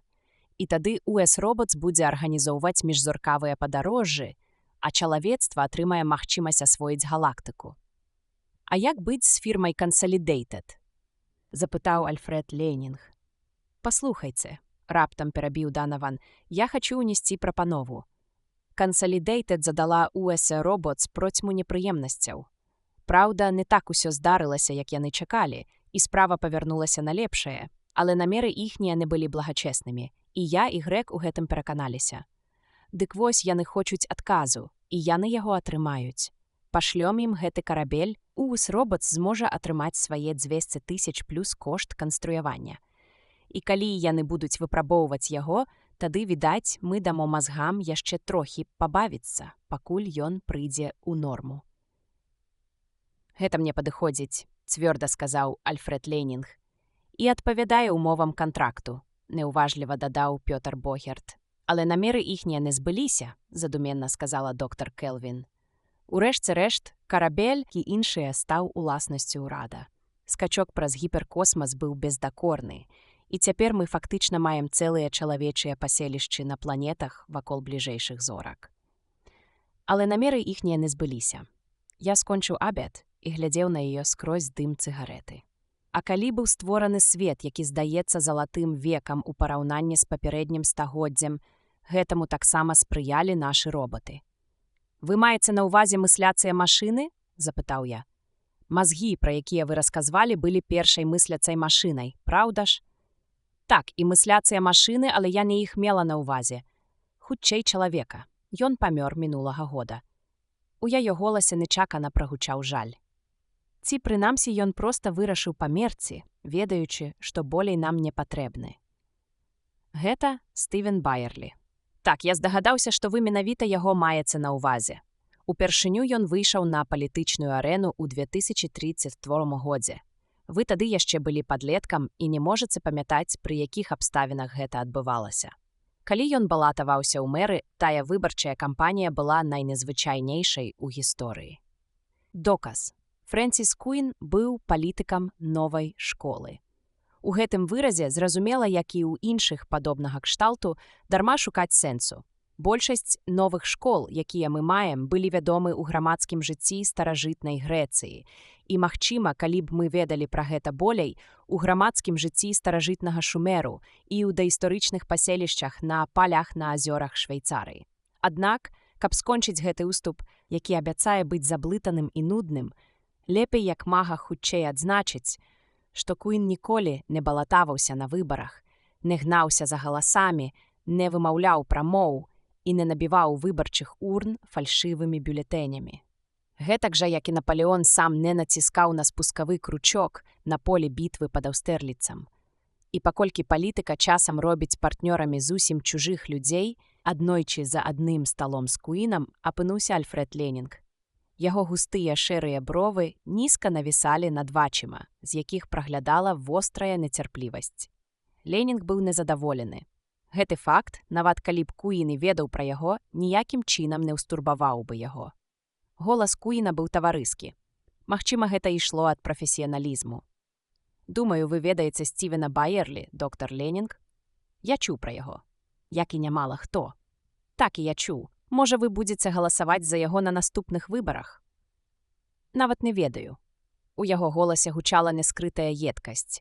Я не сачыў за развіццём палітычных падзей і не ведаў, што ён балатуецца на выбарах. Ён можа стаць нашым мэрам. Вядома, ён пакуль усяго толькі юрыст, але магутныя дубы вырастаюць з... Менавіта так, перабіў яго Ленінг. Я ўжо чуў гэтую фразу, але можа б перайсці да сутнасці справы. А мы ўжо перайшлі, доктар Ленінг. Голас Куіна быў надзвычай лагодным. Я зацікаўлены, каб містер Байерлі не падняўся вышэй акруговага пракурора, а вы зацікаўлены дапамагчы мне. Я зацікаўлены? Няўжо? Бровы Ленінга насупіліся яшчэ болей. Ну, скажам, зацікаўлена фірма US Robots. Я прыйшоў да вас як да яе былога навуковага кіраўніка, бо ведаю, што вы і цяпер карыстаецеся аўтарытэтам у фірме. Да вашага меркавання там прыслухоўваюцца, яго паважаюць. Разам з тым вы зараз менш залежыце ад іх. Маеце значную свабоду дзеянняў, нават калі гэтыя дзеянні выходзяць за рамкі агульнапрынятых. Доктар Ленінг нейкі час маўчаў, абдумваючы пачутае. Тады сказаў ужо лагадней. Я вас зусім не разумею, містер Куін. Мяне гэта не дзівіць, доктар Ленінг. Але ўсё вельмі проста. Вы не пярэчыце. Куін прыкурыў тонкую цыгарету ад недарагой, але элегантнай запальніцы, і на яго скулаватым твары з'явіўся самазадаволены выраз. Мы гаварылі пра містера Байерлі, асобу дзіўную і яркую. 3 гады таму яго ніхто не ведаў, цяпер яго ведаюць усе.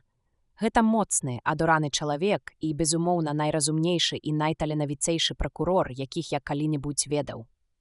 На вялікі жаль, ён не належыць да маіх сяброў. Разумею, механічна сказаў Ленінг, разглядаючы свае пазногці.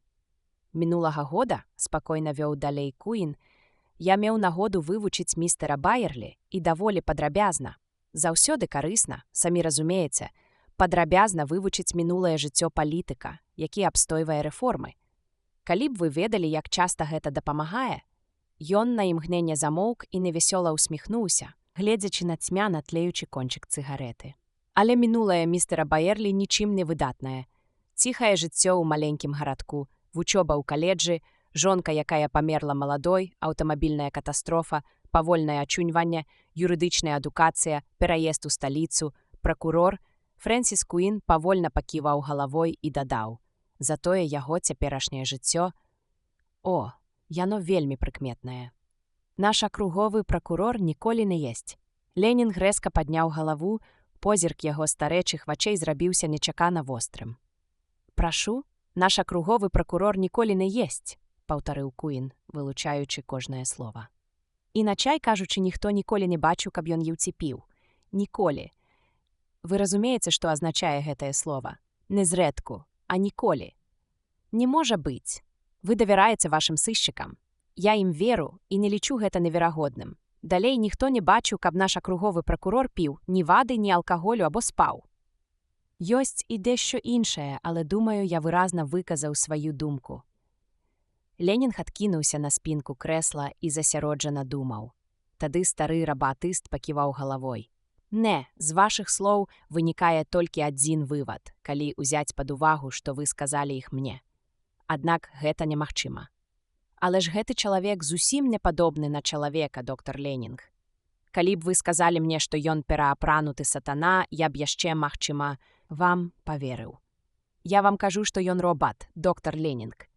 А я вам кажу, што нічога неверагоднейшага я яшчэ не чуў, містер Куін. Зноў запала напружаная цішыня. І ўсё ж, Куін старанна патушыў папяросу, вам давядзецца распутаць гэтую неймаверную справу, выкарыстаўшы ўсе магчымасці карпарацыі. Запэўніваю вас, што я не вазьму на сябе гэтага, містер Куін. Несур'ёзна, каб карпарацыя ўмешвалася ў мясцовую палітыку. У вас няма выбару. Уявіце, што я апублікую гэтыя факты без належных доказаў, бо мае доказы занадта ўскосныя. Рабіце як хочаце. Але я гэтага не хачу. Доказы мусяць быць важкімі, і вы таксама гэтага не хочаце, бо такая рэклама нанясе шкоду вашай фірме.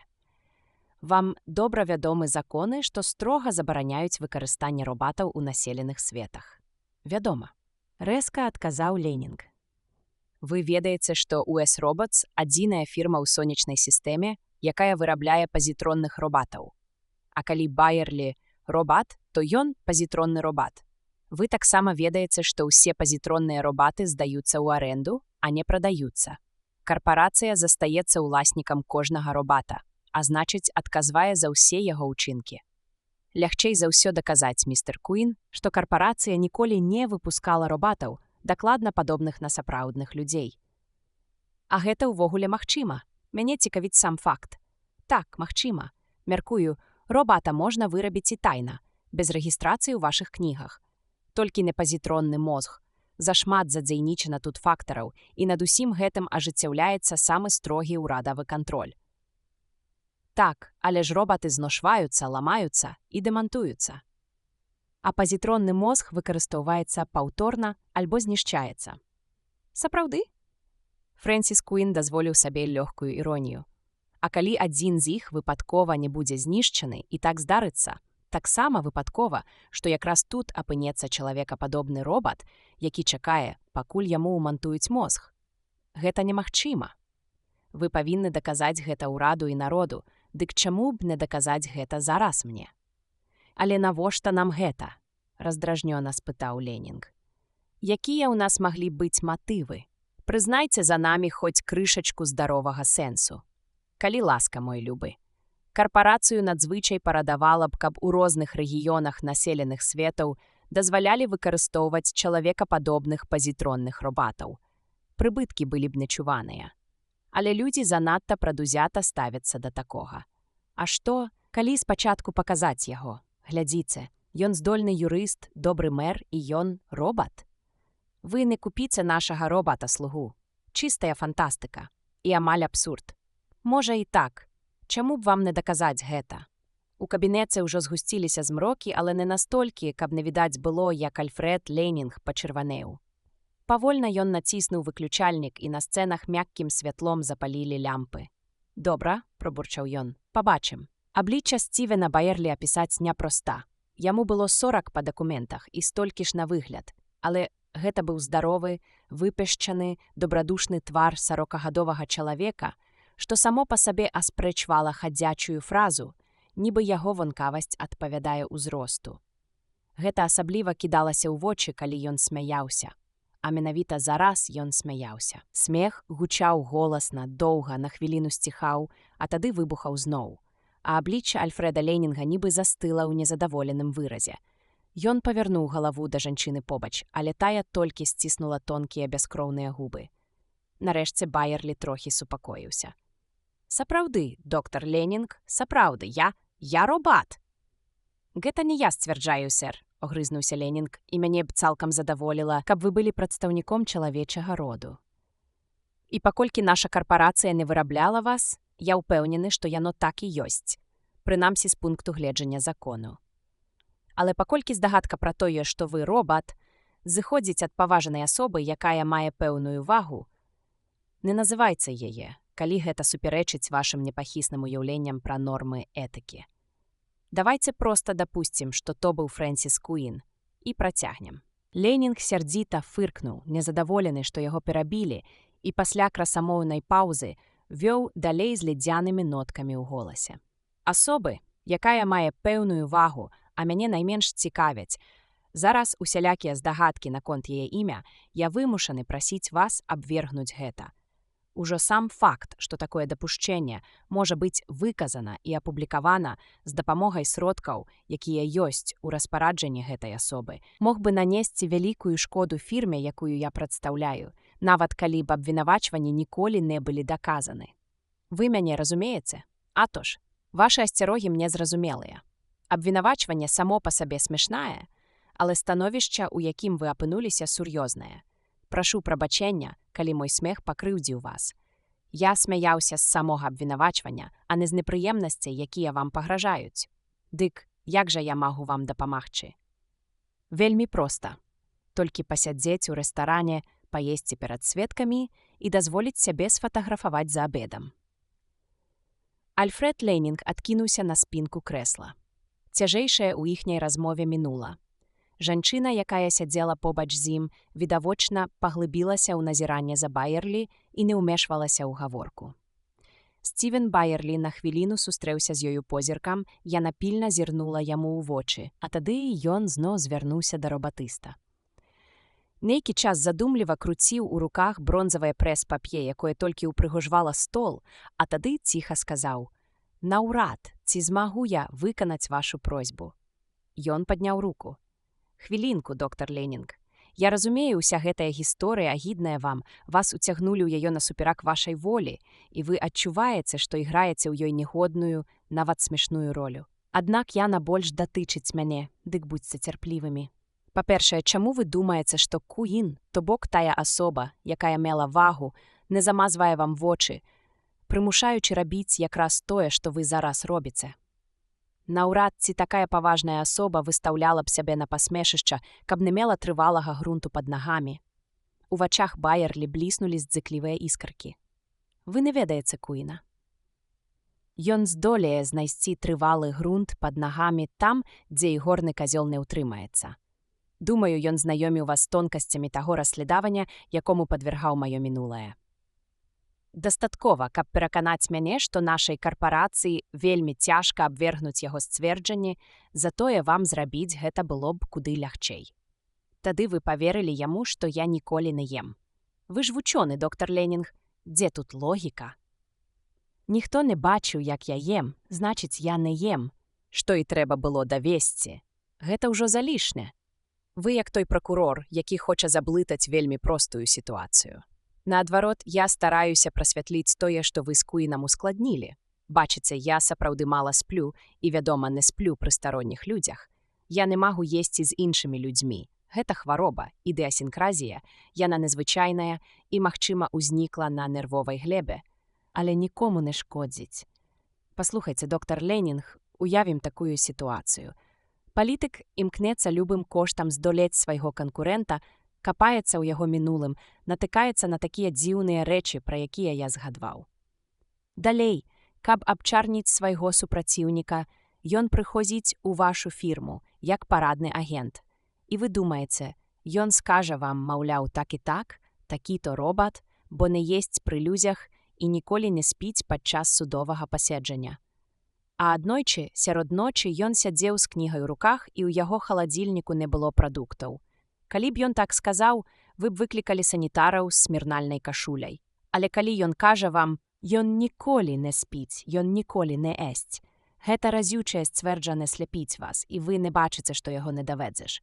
Вы іграеце яму на руку, бо здымаецца гвалт вакол гэтага. І ўсё ж, упарта настойваў Ленінг, сур'ёзная гэтая справа для вас ці не? Пакончыць з ёй можна толькі так, як я казаў.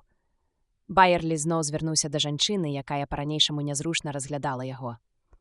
Прабачце, я правільна пачуў ваша імя? Доктар Сьюзан Келвін? Так, містер Байерлі. Вы псіхолог фірмы US Robots. Выбачайце, робата-псіхолог. О, хіба псіхалогія робатаў моцна адрозніваецца ад псіхалогіі людзей? Розніца велізарная. Яна дазволіла сабе халодна ўсміхнуцца. Робаты па сваёй сутнасці глыбока парадныя. На вуснах юрыста заіграла ледзь прыкметная ўсмешка. Гэта моцны ўдар, але я вось што хачу сказаць.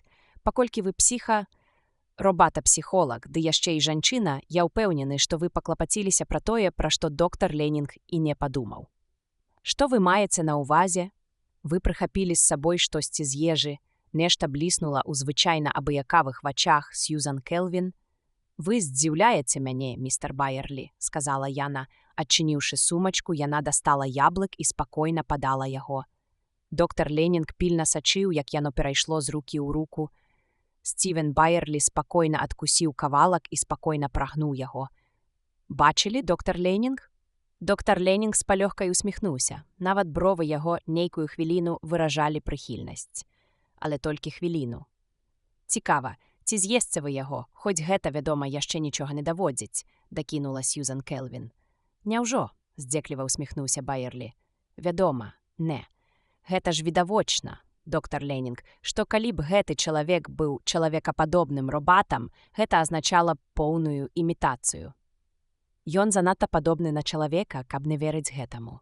Зрэшты, мы ўсё жыццё бачым людзей, і годзе падсунуць нам штосьці прыблізнае, толькі падобнае на нас. Ён павінен быць цалкам ідэнтычным. Паглядзіце на тэкстуру скуры, якасць вясёлкавых абалонак, будову рук. Калі гэта робат, то я хацела б, каб ён быў выраблены на USS Robots, бо гэта выдатная праца.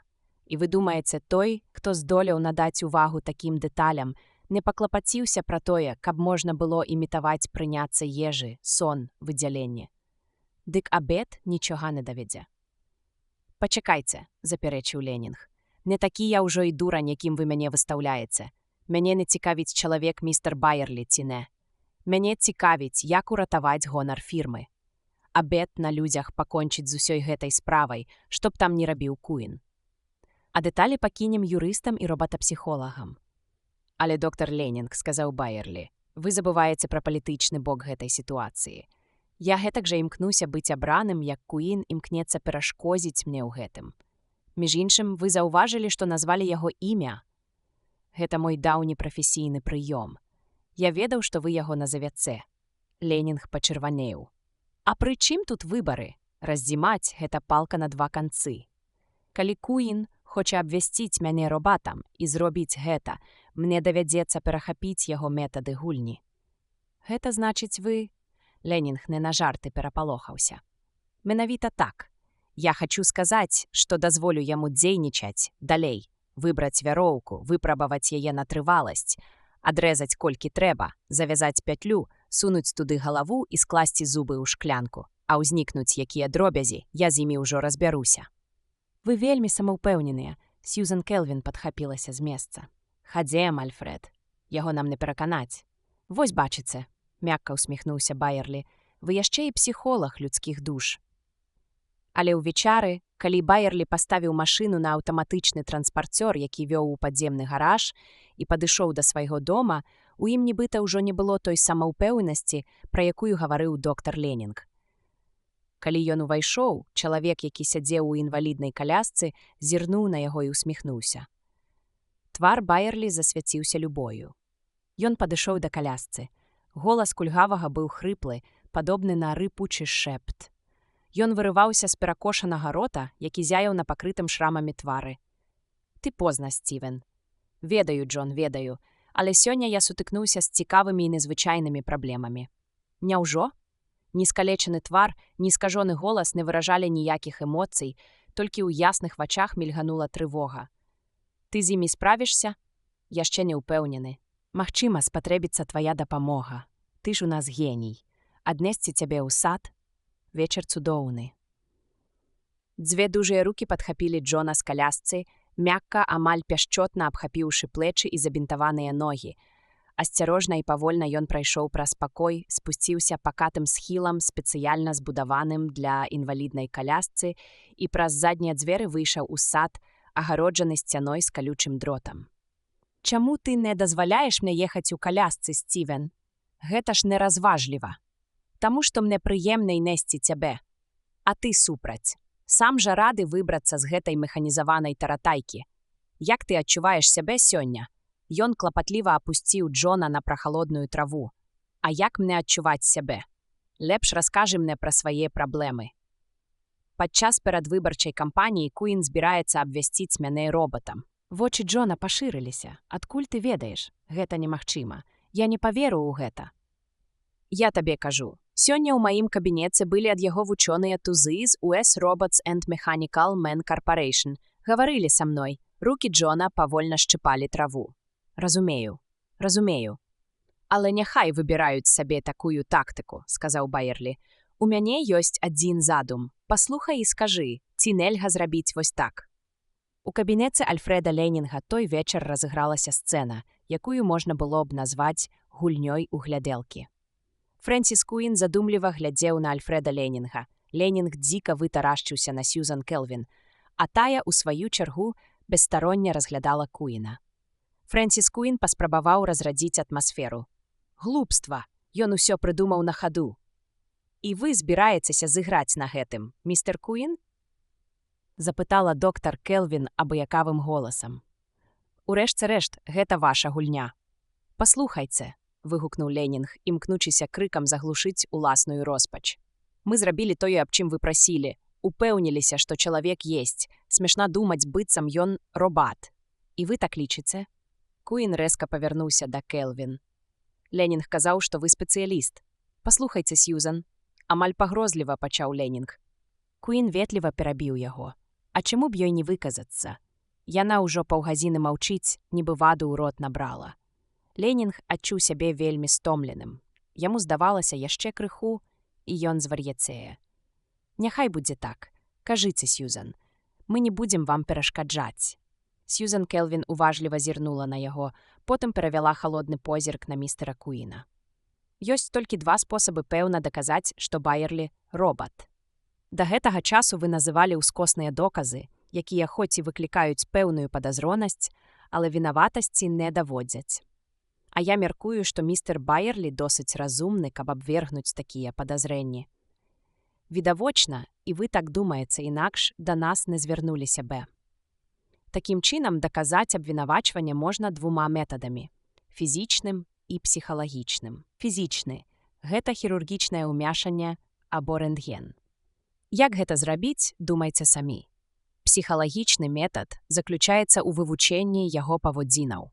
Калі гэта пазітронны робат, ён мусіць падпарадковацца 3 законам рабататэхнікі. Пазітронны мозг не можа быць сканструяваны без гэтага.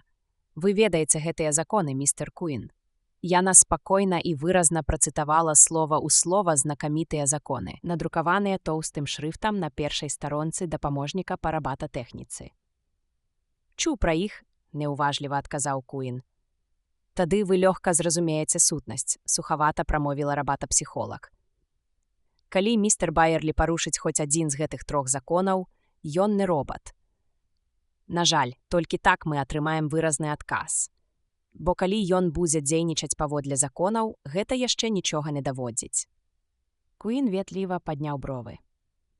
Чаму нічога, доктар? Бо калі добра падумаць, сутнасць 3 законаў рабататэхнікі – неад'ёмная частка пераважнай большасці этычных сістэм свету. Вядома, кожнаму чалавеку ўласцівы інстынкт самазахавання. Для робата гэта 3 закон. Кожны парадны чалавек, якому ўласцівы сацыяльны сумленне і пачуццё адказнасці перад грамадствам, падпарадкоўваецца пэўным аўтарытэтам. Прыслухоўваецца да меркавання свайго лекара, кіраўніка, урада, псіхіятра, проста сябра. Ён прытрымліваецца законаў, звычаяў, правіл павадзінаў, нават калі яны не садзейнічаюць яго дабрабыту, яго бяспецы. У робатаў гэта 2 закон. Таксама маецца на ўвазе, што кожны парадны чалавек павінен любіць іншых, як самога сябе, абараняць сваіх таварышаў, рызыкаваць сваім жыццём дзеля іншых. У робатаў гэта 1 закон. Прасцэй кажучы, калі Байерлі прытрымліваецца ўсіх законаў рабататэхнікі, ён можа быць робатам, а можа быць проста вельмі парадным чалавекам. Такім чынам, сказаў Куін, вы кажаце пра тое, што немагчыма даказаць, што ён робат. Лягчэй даказаць, што ён не робат. Гэта не тое, чаго я хачу. Як ёсць, а чаго вы хочаце, ваша справа. У гэты момант у Ленінга з'явілася нечаканая ідэя. А ці нікому з вас не прыходзіла ў галаву, павольна прамовіў ён, што быць акруговым пракурорам даволі дзіўнае занятак для робата? Судовае пераследаванне, смяротныя прысуды прычыняюць людзям велізарную часам. Куін раптам запярэчыў. Гэта не тлумачэнне. Тое, што ён акруговы пракурор, яшчэ не азначае, што ён чалавек. Хіба вы не ведаеце яго кар'еры? Хіба вы не ведаеце, як ён хваліцца, што ні разу не скрыўдзіў нявіннага, што дзесяткі людзей засталіся на волі, паколькі доказы супраць іх яго не задавальнялі, хоць ён мог бы пераканаць прысяжных, што іх неабходна пакараць смерцю. І так яно і ёсць. Худое аблічча Ленінга скрывілася. Не, Куін, не, у законах рабататэхнікі нічога не гаворыцца пра чалавечыя правіны. Робат не можа вырашаць, ці заслуговае чалавек смерці, не яму судзіць. Ён не можа нашкодзіць чалавеку, незалежна ад таго, нягоднік ён ці анёл. Альфред, у голасе Сьюзан Келвін адчувалася стомленасць, не кажыце глупстваў, а калі робат убачыць вар'ята, які хоча падпаліць дом з людзьмі. Ён спыніць яго, праўда? Вядома. А калі спыніць яго можна, толькі забіўшы, Ленінг толькі крактануў і нічога не сказаў. А я, Альфред, скажу, што ён зробіць усё, каб не забіваць яго. А калі вар'ят усё ж памрэ, робат запатрабуе псіхатэрапіі, бо інакш сам лёгка звар'яцее перад такой супярэчнасцю, фармальна парушыць першы закон, каб не парушыць яго найвышэйшы сэнс. Але ўсё ж чалавек быў бы забіты і забіў бы яго робат. «Дык, на вашу думку, Байерлі – вар'ят?» – запытаў Ленінг як мага ядкарэй. Не, бо сам ён не забіваў людзей. Ён толькі выкрываў факты, якія сведчылі, што такі-то чалавек небяспечны для іншых людзей. Гэта значыць грамадства. Ён абараняе пераважную большасць і такім чынам максімальна выконвае першы закон. Гэта межы яго дзейнасці. А ўжо суддзя засуджвае злачынца да пакарання смерцю або выносіць прысуд пасадзіць у турму, калі прысяжныя прызнаюць яго віну. У турме яго трымае аховы, страчвае кат. А містер Байерлі толькі высвятляе ісціну і дапамагае грамадству. Вось і ўсё. Шчыра кажучы, містер Куін, я азнаёмілася з кар'ерай містера Байерлі пасля таго, як вы звярнулі нашу ўвагу на гэтыя факты. Я даведалася, што ў сваіх судовых прамовах ён ніколі не просіць вынесці смяротны прысуд. Я даведалася таксама, што ён за скасаванне смяротнай кары і шчодра фінансуе даследаванні ў галіне нейрафізіялогіі. Ён відавочна верыць, што злачынцаў трэба лячыць, а не караць. Думаю, гэта многае кажа. «Вы так мяркуеце», – усміхнуўся Куін. «А ці не пахне тут робатам?» «Можа і так. Не пярэчу. Такія ўчынкі ўласцівы робатам або выключна парадным людзям. Але, як бачыце, проста немагчыма правесці мяжу паміж робатамі і параднымі людзьмі». Куін адкінуўся на спінку крэсла. Яго голас аж дрыжаў ад нецярпення. «Доктар Ленінг, а ці ўвогуле магчыма стварыць чалавекападобнага робата, выключна падобнага знешнім выглядам на чалавека?» «Гэта рабілася ў US Robots як эксперымент», – неахвотна сказаў Ленінг. «Вядома, без умантавання пазітроннага мозгу. Калі выкарыстаць чалавечыя яйка-клеткі і гарманальную рэгуляцыю, можна нарасціць чалавечыя мышцы і скуру на скелет з порыстага сіліконавага пластыка, якога немагчыма заўважыць пры знешнім аглядзе. Вочы, валасы, скура насамрэч могуць быць нават чалавечымі, а не чалавекападобнымі. І калі яшчэ дадаць пазітронны мозг, розныя ўнутраныя органы, вы будзеце мець чалавекападобнага робата».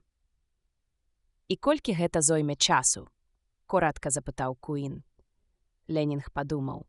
«Калі ў вас пад рукой ёсць усё – мозг, скелет, яйцаклеткі, гармоны, абсталяванне для апрамянення, то месяцаў каля 2. Палітык выпрастаўся ў сваім крэсле. Тады паглядзім, што ў містера Байерлі ўнутры. Для US Robots гэта непажаданы розгалас, але я вам даваў магчымасць папярэдзіць яго».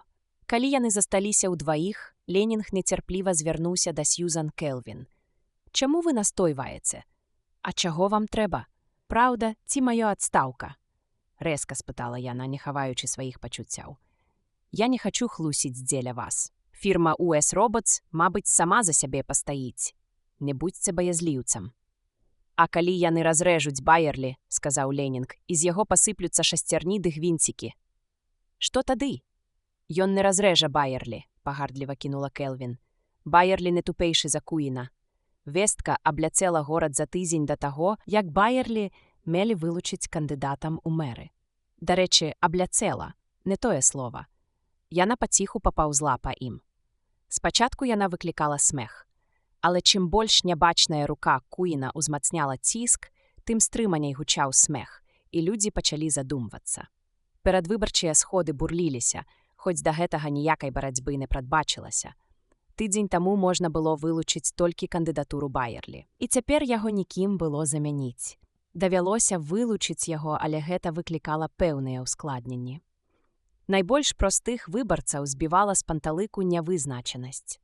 З аднаго боку, жахлівасць абвінавачання, калі гэта была праўда, а з другога – бязглуздасць яго, калі тое была хлусня. На наступны дзень пасля таго, як Байерлі без асаблівага энтузіязму быў абраны кандыдатам, адна газета апублікавала доўгае інтэрв'ю з доктарам Сьюзан Келвін, сусветна вядомым спецыялістам па рабатапсіхалогіі і пазітроніцы. Тое, што пачалося пасля гэтага, можна папулярна і сціска ахарактарызаваць адным словам – чорт ведае што. Фундаменталісты толькі і чакалі гэтага. Гэта не была ніякая палітычная партыя ці рэлігійная абшчына. Гэта была група людзей, якія не змаглі прыстасавацца да жыцця ў атамным веку, так названым у тыя дні, калі атамы яшчэ былі дзівам. Фактычна, гэта былі прыхільнікі тэорыі простага жыцця, якія тужылі па жыцці, якое, магчыма, не здавалася такім ужо і простым для таго, хто зведаў яго на сабе. Артадоксы не мелі патрэбы ў якіх-небудзь новых прычынах, каб ненавідзець рабатоў і тых, хто іх вырабляў. Але абвінавачанне, якое вылучыў Куін, і аналіз, які зрабіла Келвін, далі ім падставу заявіць пра сябе ва ўвесь голас. На велізарных заводах US Robots, як у вулях, кішэла ўзброеная ахова. Тут рыхтаваліся даць бой. Гарадскі дом Стівена Байерлі аберагала паліцыя. Усе іншыя дэталі перадвыбарчай кампаніі страцілі які-небудзь сэнс, хоць і перадвыбарчай кампаніяй усю тую мітусню можна было назваць толькі таму, што яна запаўняла прамежак часу паміж вылучэннем кандыдатур і днём выбараў. Стівен Байерлі не дазволіў маленькаму круцляваму чалавечку выбіць сябе з каляіны. Не ўзбудзілі яго ілюзій у форме, якія тырчалі на заднім плане. А на падворку яго дома, за змрочным кардонам паліцэйскіх, чакалі рэпарцёры і фатографы, верныя сваім традыцыям. Адна запаўзятлівая тэлевізійная кампанія ўсталявала камеру каля ўваходу ў сціплае памяшканне пракурора, і каментатар з напускным хваляваннем запаўняў паўзы падрабязнай інфармацыяй. Маленькі круцлявы чалавечак прасунуўся наперад і паказаў нейкую хітрамудрую афіцыйную паперу. «Вось, містер Байерлі, пастанова суда, якая ўпаўнаважвае мяне абшукаць памяшканне з мэтай выяўлення незаконных, механічных людзей або рабатоў якога заўгодна тыпу». Байерлі ўзняўся і ўзяў паперу, акінуў яе поглядам і, усміхаючыся, вярнуў чалавечку. «Добра, рабіце сваю справу». «Місіс Хопен», — гукнуў ён да эканомкі, якая неахвотна выйшла з суседняга пакоя, «калі ласка, прайдзіце з ім і дапамажыце яму, калі зможаце». Маленькі чалавечак, якога звалі Герауэй, запаволіўся, пачырванеў, зрабіў дарэмную спробу перахапіць погляд Байерлі і прабурчаў, звяртаючыся да двух паліцэйскіх. «Хадзем», праз 10 хвілін яны вярнуліся. «Усё?» — запытаў Байерлі тонам чалавека, якога асабліва не цікавіць ні пытанне, ні адказ на яго. Герауэй пракашляўся, пачаў нешта казаць, але голас яго зарваўся, і ён кінуў сярдзіта. «Паслухайце, містер Байерлі, спецыяльная інструкцыя абавязвае нас абшукаць дом». «А вы хіба гэтага не зрабілі? Нам выразна сказалі, што мы павінны знайсці. Няўжо? Карацей кажучы, містер Байерлі, нам сказалі абшукаць вас. Мяне?» — перапытаў пракурор з шырокай усмешкай. «І як вы маеце гэта зрабіць? Мы маем з сабой флюорограф. Дык вы хочаце асвятліць мяне рэнтгенаўскімі промнямі? А ці маеце вы на гэта права? Вы бачылі пастанову?» «Можна, я зірну яшчэ раз?» Герауэй імгненна падаў паперу. На твары яго адлюстравалася нешта большае, чым звычайная паслужлівасць. Байерлі спакойна прамовіў: «Я зачытаю, што вы абавязаны абшукаць. Цытую. Маёмасць, якая належыць Стівену Алену Байерлі і знаходзіцца па адрасе Уілау Гроў, 355, Эвенстан, а таксама гаражы, склад, іншыя пабудовы, якія ўваходзяць у названую маёмасць, усе зямельныя ўчасткі». І гэтак далей. Вось так. Але, добры чалавек, тут нічога не сказана пра мае нутробы. Яны частка маёй уласнасці. Можаце абшукаць маю вопратку, калі думаеце, што я схаваў робата ў кішэні. Герауэй добра ведаў, каму ён абавязаны сваёй пасадай. Цяпер у яго была магчымасць атрымаць лепшую ролю, і ён не думаў адступаць. «Паслухайце», — узбрыкнуўся ён, «мне загадана абшукаць увесь дом і ўсё, што ў ім ёсць, але ж і вы знаходзіцеся ў доме». Глыбокае назіранне. Так, я сапраўды ў доме, але не як частка мэблі. Я дарослы, паўнапраўны грамадзянін. У мяне ёсць даведка аб тым, што я псіхічна здаровы. У мяне ёсць пэўныя правы, вызначаныя законамі. Абшукаўшы мяне, вы парушыце маё права недатыкальнасці асобы. Гэтай паперы недастаткова. Але калі вы робат, вы не маеце права недатыкальнасці. Слушна, але ўсё ж гэтай паперы яшчэ недастаткова. З яе вынікае, што я чалавек. Дзе? Герауэй вырваў паперу. Там, дзе сказана маёмасць, якая належыць, і гэтак далей. Робат не можа валодаць маёмасцю, І перадайце свайму шэфу, містер Геровэй, што калі ён паспрабуе здабыць дакумент, у якім будзе сказана, што я не чалавек, я неадкладна падам на яго скаргу ў суд. І ён будзе абавязаны даказаць, што я робат, абапіраючыся на тую інфармацыю, якая ёсць у яго на дадзены момант, інакш яму давядзецца заплаціць чымалы штраф за спробу пазбавіць мяне маіх правоў, прадугледжаных законам. Вы перадасце яму ўсё гэта, праўда? Геровэй каля дзвярэй азірнуўся. Спрытны юрыст, нічога не скажаш. Ён пастаяў, трымаючы руку ў кішэні, потым выйшаў. Усміхнуўся ў тэлекамеру, працягваючы іграць сваю ролю. Памахаў рукой рэпарцёрам і гукнуў: «Заўтра, хлопцы, кое-што будзеце мець. Я не жартую». Ужо ў сваім прысадзістым аўтамабілі ён адкінуўся на спінку сядзення, выняў з кішэні мініяцюрны прыбор і агледзеў яго. Перш раз у жыцці яму давялося рабіць здымак у адлюстраваных рэнтгенаўскіх промнях. Ён спадзяваўся, што ўсё зрабіў, як трэба. Куін і Баерлі ніколі не сустракаліся сам на сам, вочы ў вочы.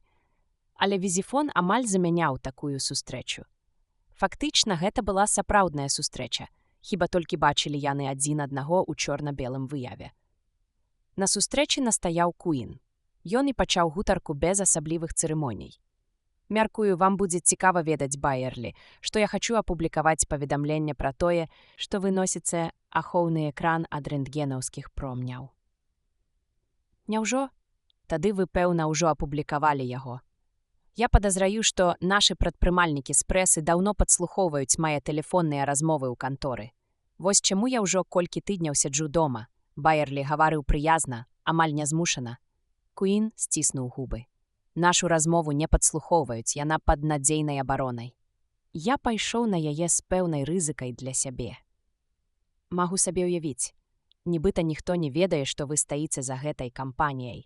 Прынамсі, ніхто афіцыйна не ведае, а неафіцыйна ведаюць усе. На вашым месцы я б не хваляваўся з гэтай нагоды. Дык вось, я нашу ахоўны экран.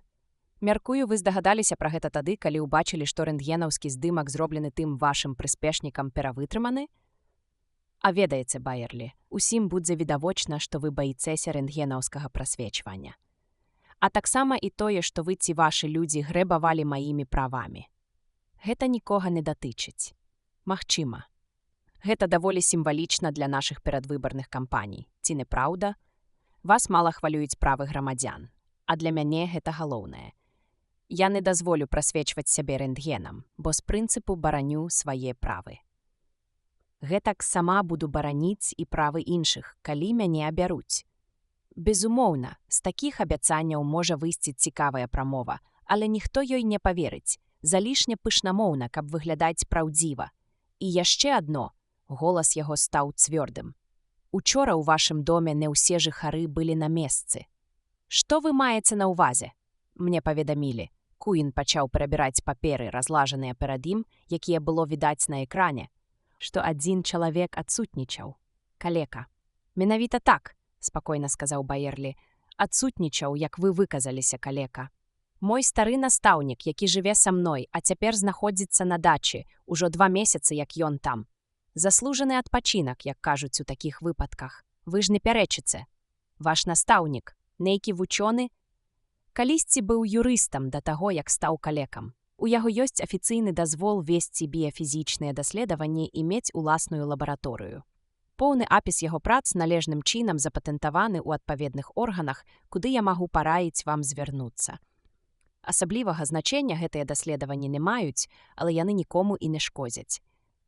Проста хобі бедалагі калекі. Я яму дапамагаю, чым магу. Зразумела. А што гэты настаўнік ведае пра вытворчасць робатаў? Не магу меркаваць пра яго веды ў галіне, з якой я не знаёмы. Ці мае ён доступ да пазітроннага мозгу? Спытайцеся пра гэта ў сваіх сяброў з US Robots. Ім пра гэта лепш ведаць. Буду казаць коратка, Баерлі. Ваш настаўнік-інвалід і ёсць сапраўдны Стівен Баерлі. Вы створаны ім робат. Мы можам гэта давесці. Менавіта ён трапіў у аўтамабільную аварыю, а не вы. Гэта таксама можна праверыць. Няўжо? Правярайце. Шчасця вам. Мы можам абшукаць дачу вашага настаўніка і ўбачыце, што мы там знойдзем. Ну, не спяшайцеся наперад, Куін. Байерлі усміхнуўся. На вялікі жаль, мой настаўнік хворы чалавек. Яго загарадная дача – гэта месца адпачынку. А пры такіх абставінах яго права на асабістую недатыкальнасць становіцца яшчэ большым. Вы не атрымаеце дазволу на вобыск без дастатковых для таго падстаў. Аднак я не буду ўтрымліваць вас ад гэтага. Запала маўчанка. Куін нахіліўся наперад, і твар яго заняў увесь экран. Відаць было нават тонкія маршчынкі на яго лбе. Байерлі, чаму вы так упёрліся? Вас усё роўна не абяруць. Вы так думаеце. А вы не? Ці, па-вашаму, адмова абвергнуць абвінавачванне, якое вы лёгка зрабілі б, парушыўшы адзін з 3 законаў робататэхнікі. Не пераконвае людзей, што вы робат. Я бачу толькі тое, што з малавядомага, непрыкметнага юрыста я стаў усесветнавядомай постаццю. Вы выдатны папулярызатар. Але ж вы робат. Гэта толькі словы. Доказаў дастаткова для таго, каб вас не абралі. Тады супакойцеся, вы перамаглі. Да пабачэння, сказаў Куін, і ў яго голасе ўпершыню прагучала злосць. Візіфон выключыўся. Усяго добрага, спакойна вымавіў Байерлі перад пустым экранам. Байерлі прывёз свайго настаўніка за тыдзень да выбараў. Верталёт хутка апусціўся ў слаба асветленай частцы горада. «Ты застанешся тут да канца выбараў», – сказаў яму Байерлі. «Калі справы пойдуць на горшае, табе варта быць падалей адсюль». «А што ёсць пагроза гвалту?»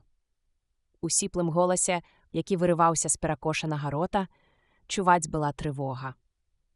«Артадоксы пагражаюць. Значыць, я мяркую, што тэарэтычна такая пагроза існуе, хоць насамрэч спадзяюся, што гэтага не здарыцца. Яны не маюць рэальнай сілы, толькі сеюць разлад, які з часам можа выклікаць незадавальненне. Ты не супраць застацца тут. Прашу цябе.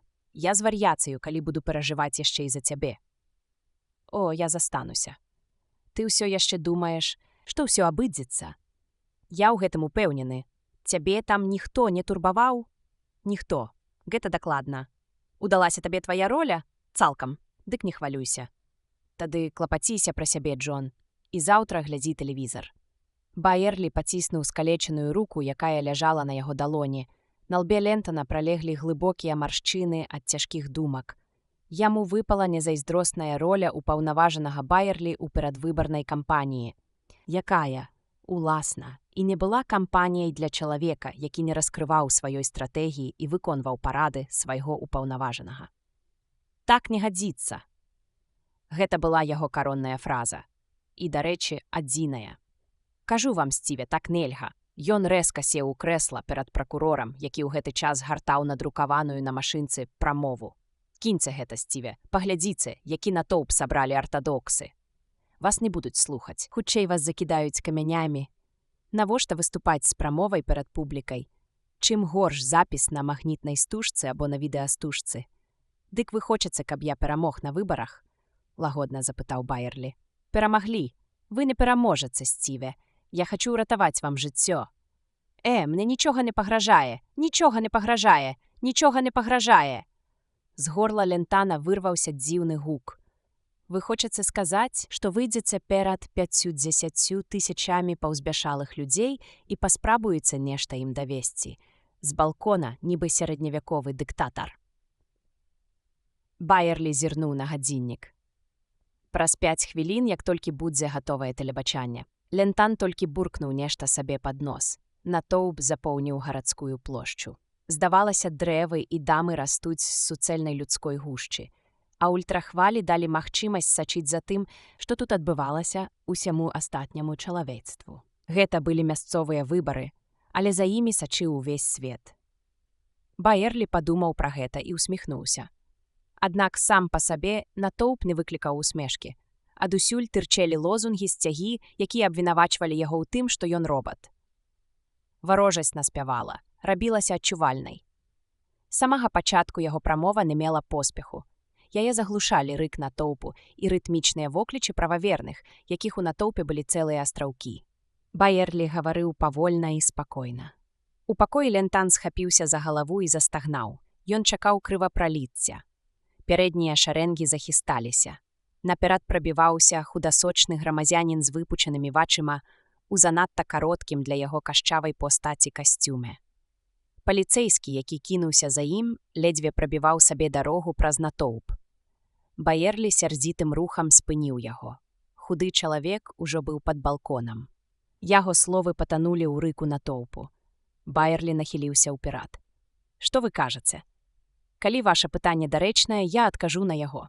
Ён павярнуўся да паліцэйскага, які стаяў побач. «Правядзіце таго чалавека сюды». Натоўп напружыўся.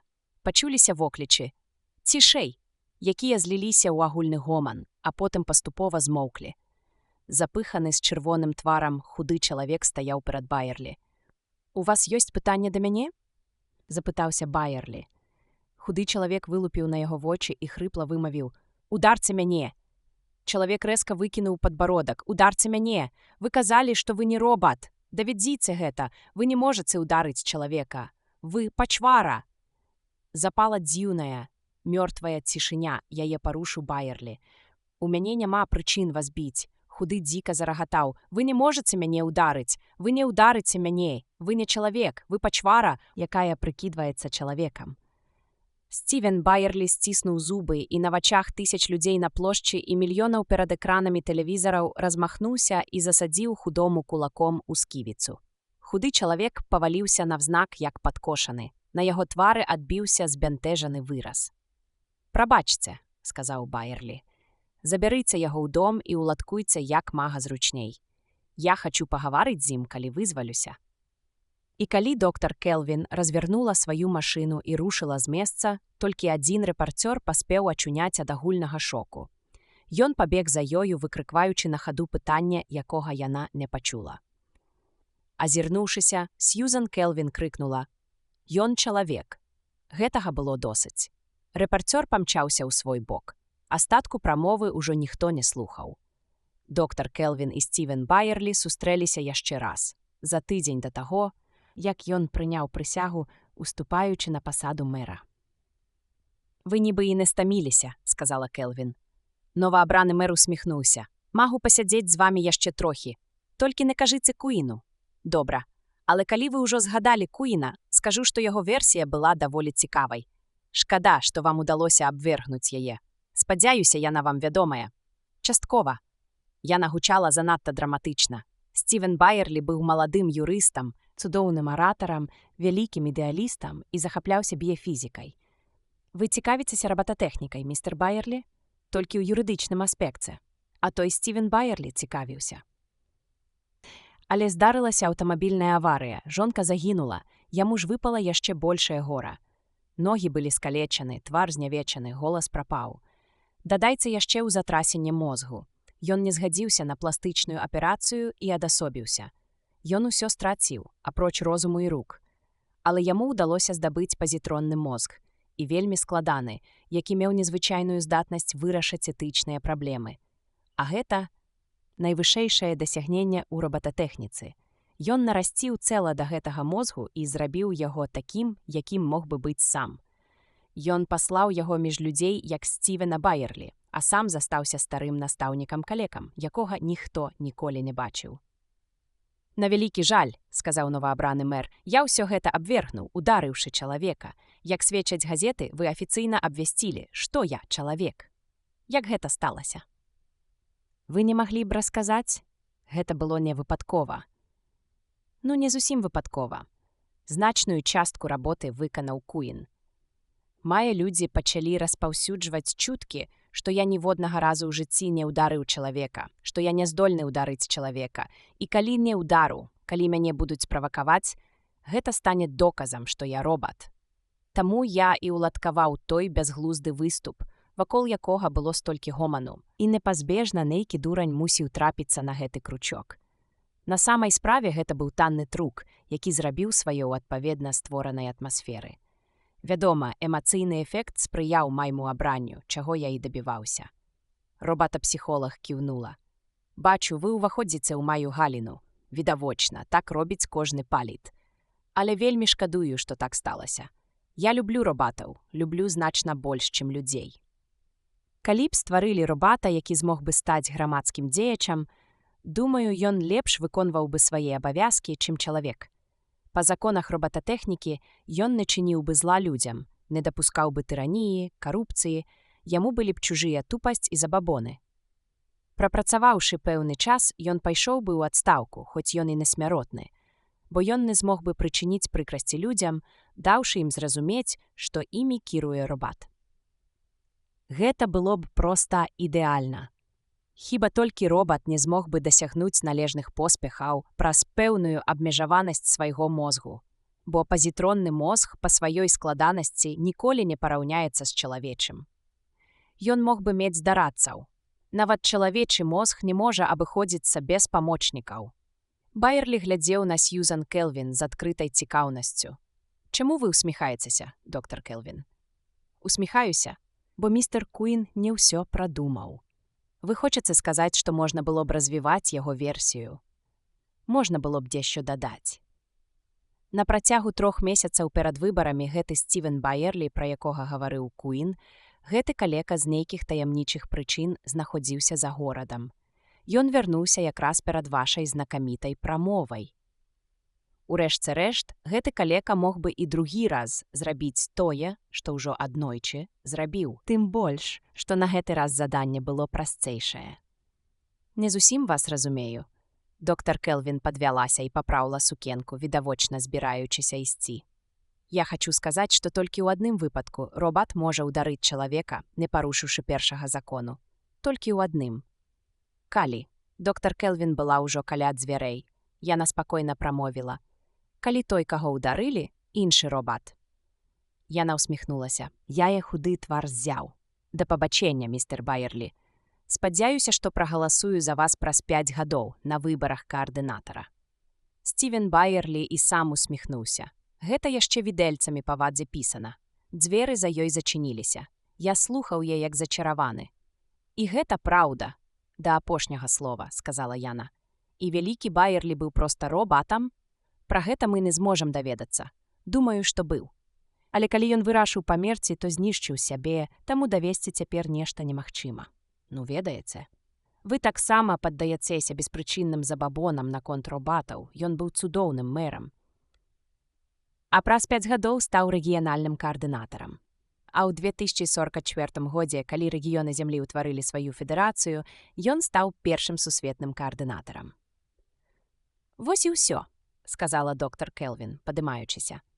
«Я бачыла, як усё пачыналася, калі бедныя робаты яшчэ не ўмелі гаварыць. Больш я нічога не ўбачу. Маё жыццё заканчваецца. Сведкам далейшых падзей станеце вы». Я больш ніколі не бачу Сьюзан Келвін. Месяц таму яна памерла на 82-м годзе жыцця.